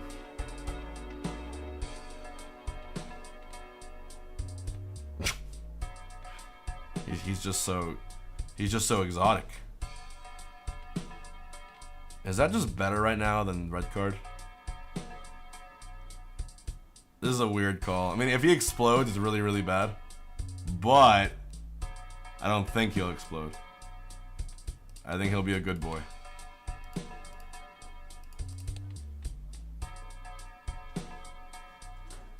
There's an extra 1.5. Let's go here first.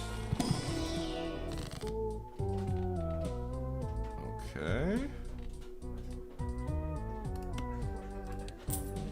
Easy hermit. Wheel for the one time. Okay. Yeah, the mime isn't really doing too much because I only have one slot here anyway. It'll just give me a few more bucks and maybe help me out with the steal.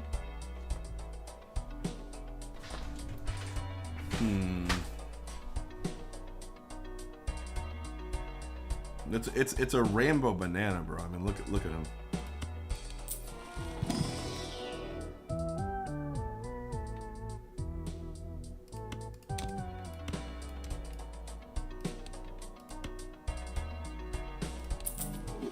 Okay, I think we go.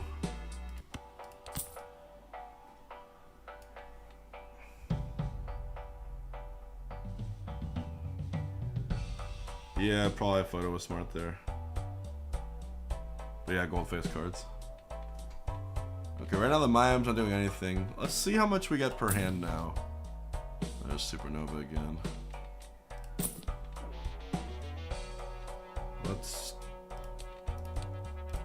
Let's just see what a single hand gives us here. Do a quick test.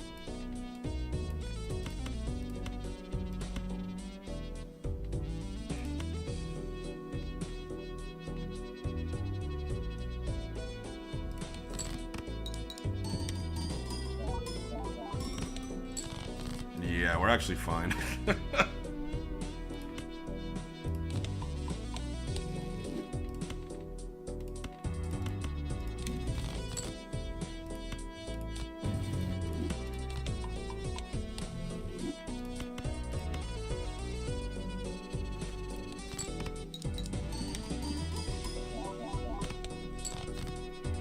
Without Mercury, we get 63 per.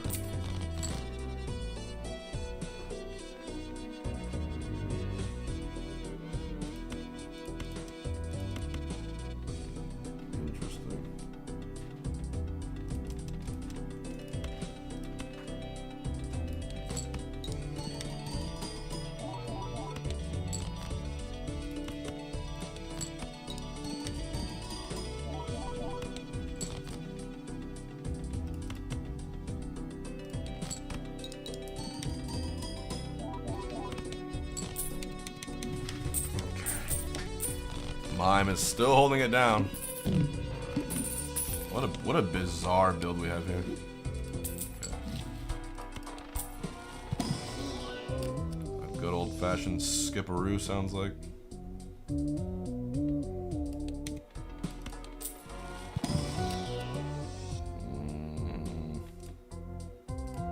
more purple.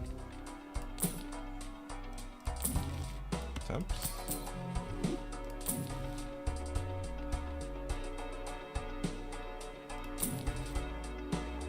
Bloody Stone.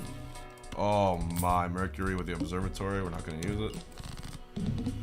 Oh, times are good. Times are good. Times are good at H-Box High.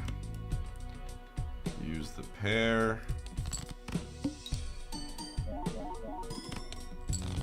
Yeah, we're pretty much fine. I think.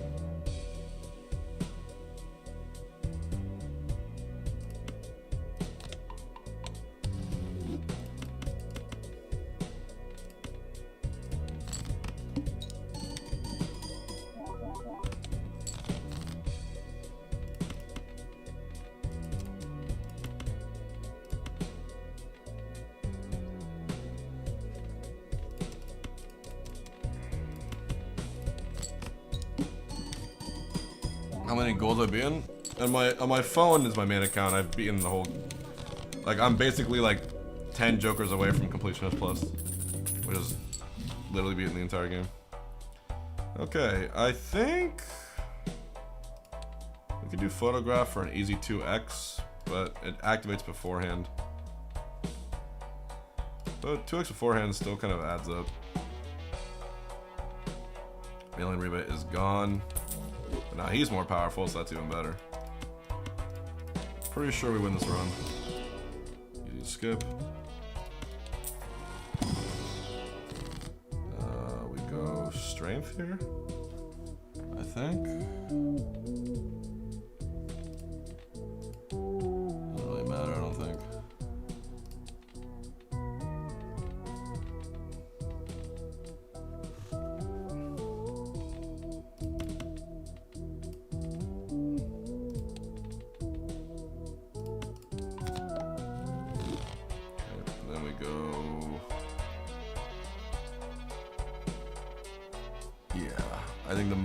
We have enough money to win. We're almost done. Flips and shuffles all Joker cards. Like, we're completely fine. As long as this guy is to the left, which he will be, we should be okay. It's probably, we can try selling Mime. Adding in this guy. There's death. It's okay. Next. Let's see where our baseline is at.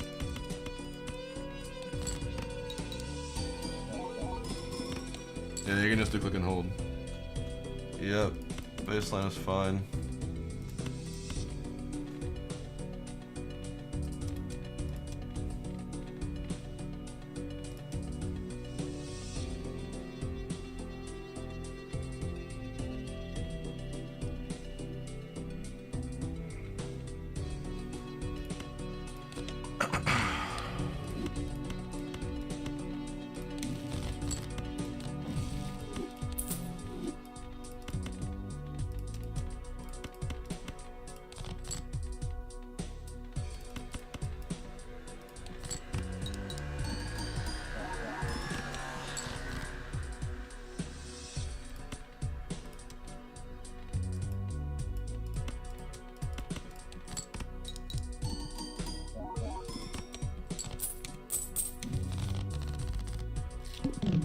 Cut it a little close. Oh, I should not have slowed them that. Well, that helps a lot.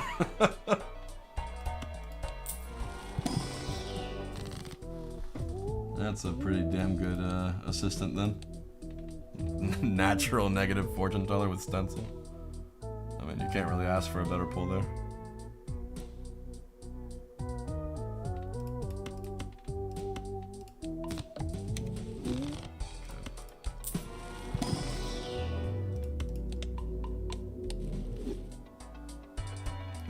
If I saw a red card, no, I think adding these two times 2 is still better. Because we go 1.5x, but we're losing half of our initial molt. 25, 27, 16. Is that better? To lose half on? I think it breaks to around even. Let's see how we do here. Let's see what our baseline is.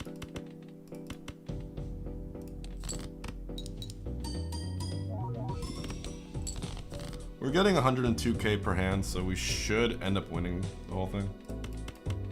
Like, we should be fine.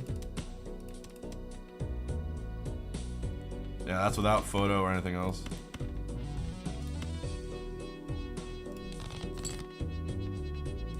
Let's try that.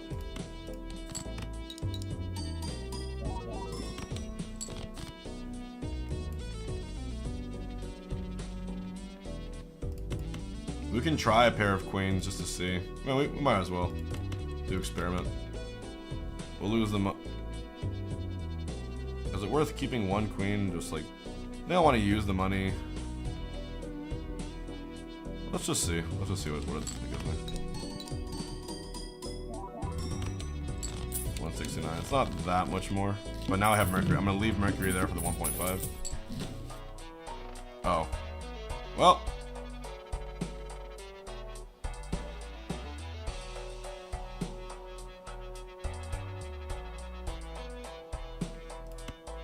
Alright, I have an extra slot. Well, that was fun. Sometimes the game just wants you to win, chat.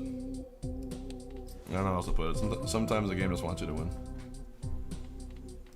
And it's just one of those things. He's like, you know what? We're gonna reward you for your good efforts. All right. So let me show you, by the way, what you should do. Here's the problem. I could select this, and then I'm gonna not know where this guy is. Okay? So for those new Balatro players, there's a strategy that you do. And I'm pretty sure it was built into the game. So you gotta sell this guy after it starts. The problem is you're gonna sell him, it's gonna flip, you're not gonna know where he goes, right? So what you do is you select this, and you grab him really quickly, and then you got your nose.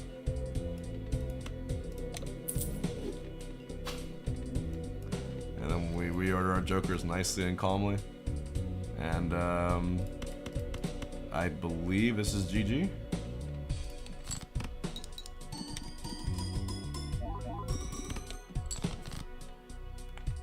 I promise you guys I'd win. I promise you guys I'd win one. Alright. Press 1 for the run.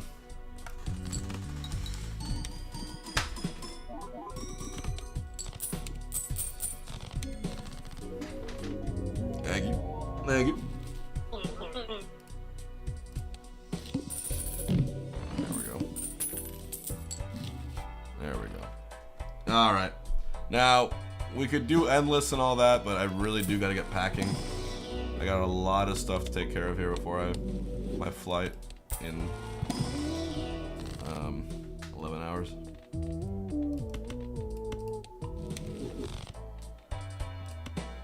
Crystal ball.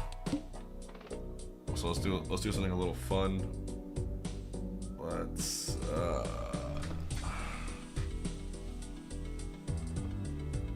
skip for the rare, play this.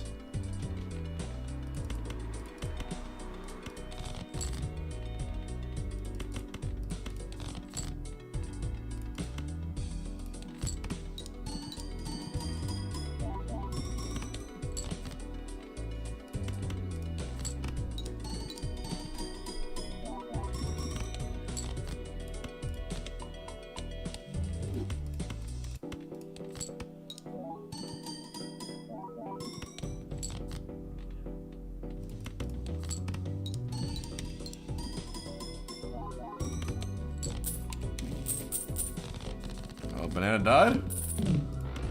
The banana died right after we won. What a homie. Jim Jonkler.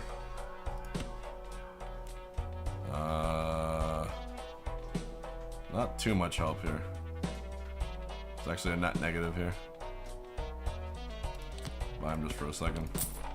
Get that. Works.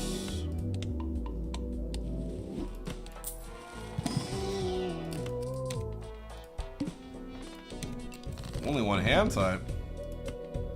Whatever shall I do? Oh no. Probably not enough to win, so let's just give it a little. There we go. Yeah, not enough to win.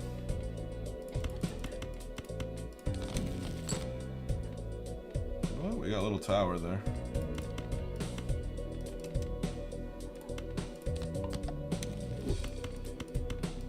Little Eiffel Tower. Oh, we got a Glass King. Alright, send it.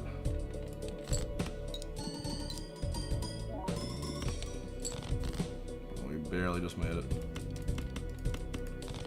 By the skin of our teeth.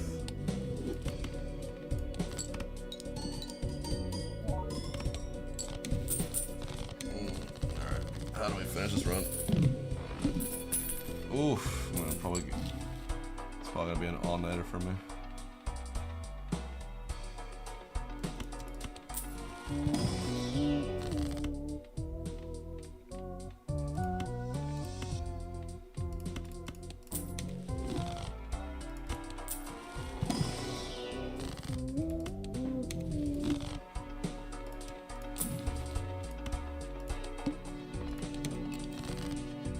A single six. Show me a single six. Nice.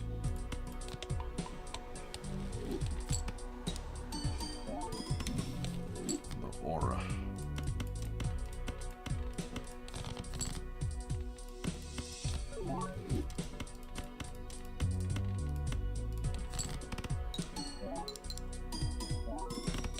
Oops. No, definitely cooked. Garlac, thank you. And there it is.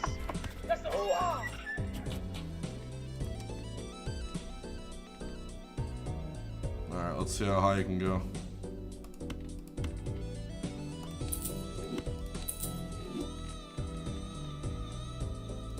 Fly high.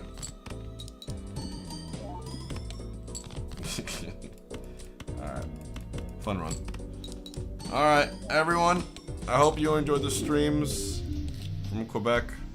I know I did. Been an awesome time. I wanted to win one run at least before we called it a night. That was good. Thank you for tuning in. Honestly, thank you. If everything goes well, I should be live tomorrow from Orlando. Alright? So send me good thoughts as I try to Opposite of everything I did before. make everything work out. Alright?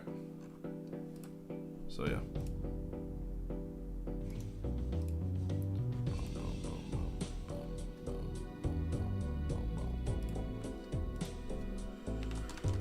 Good. What's in Orlando? My house.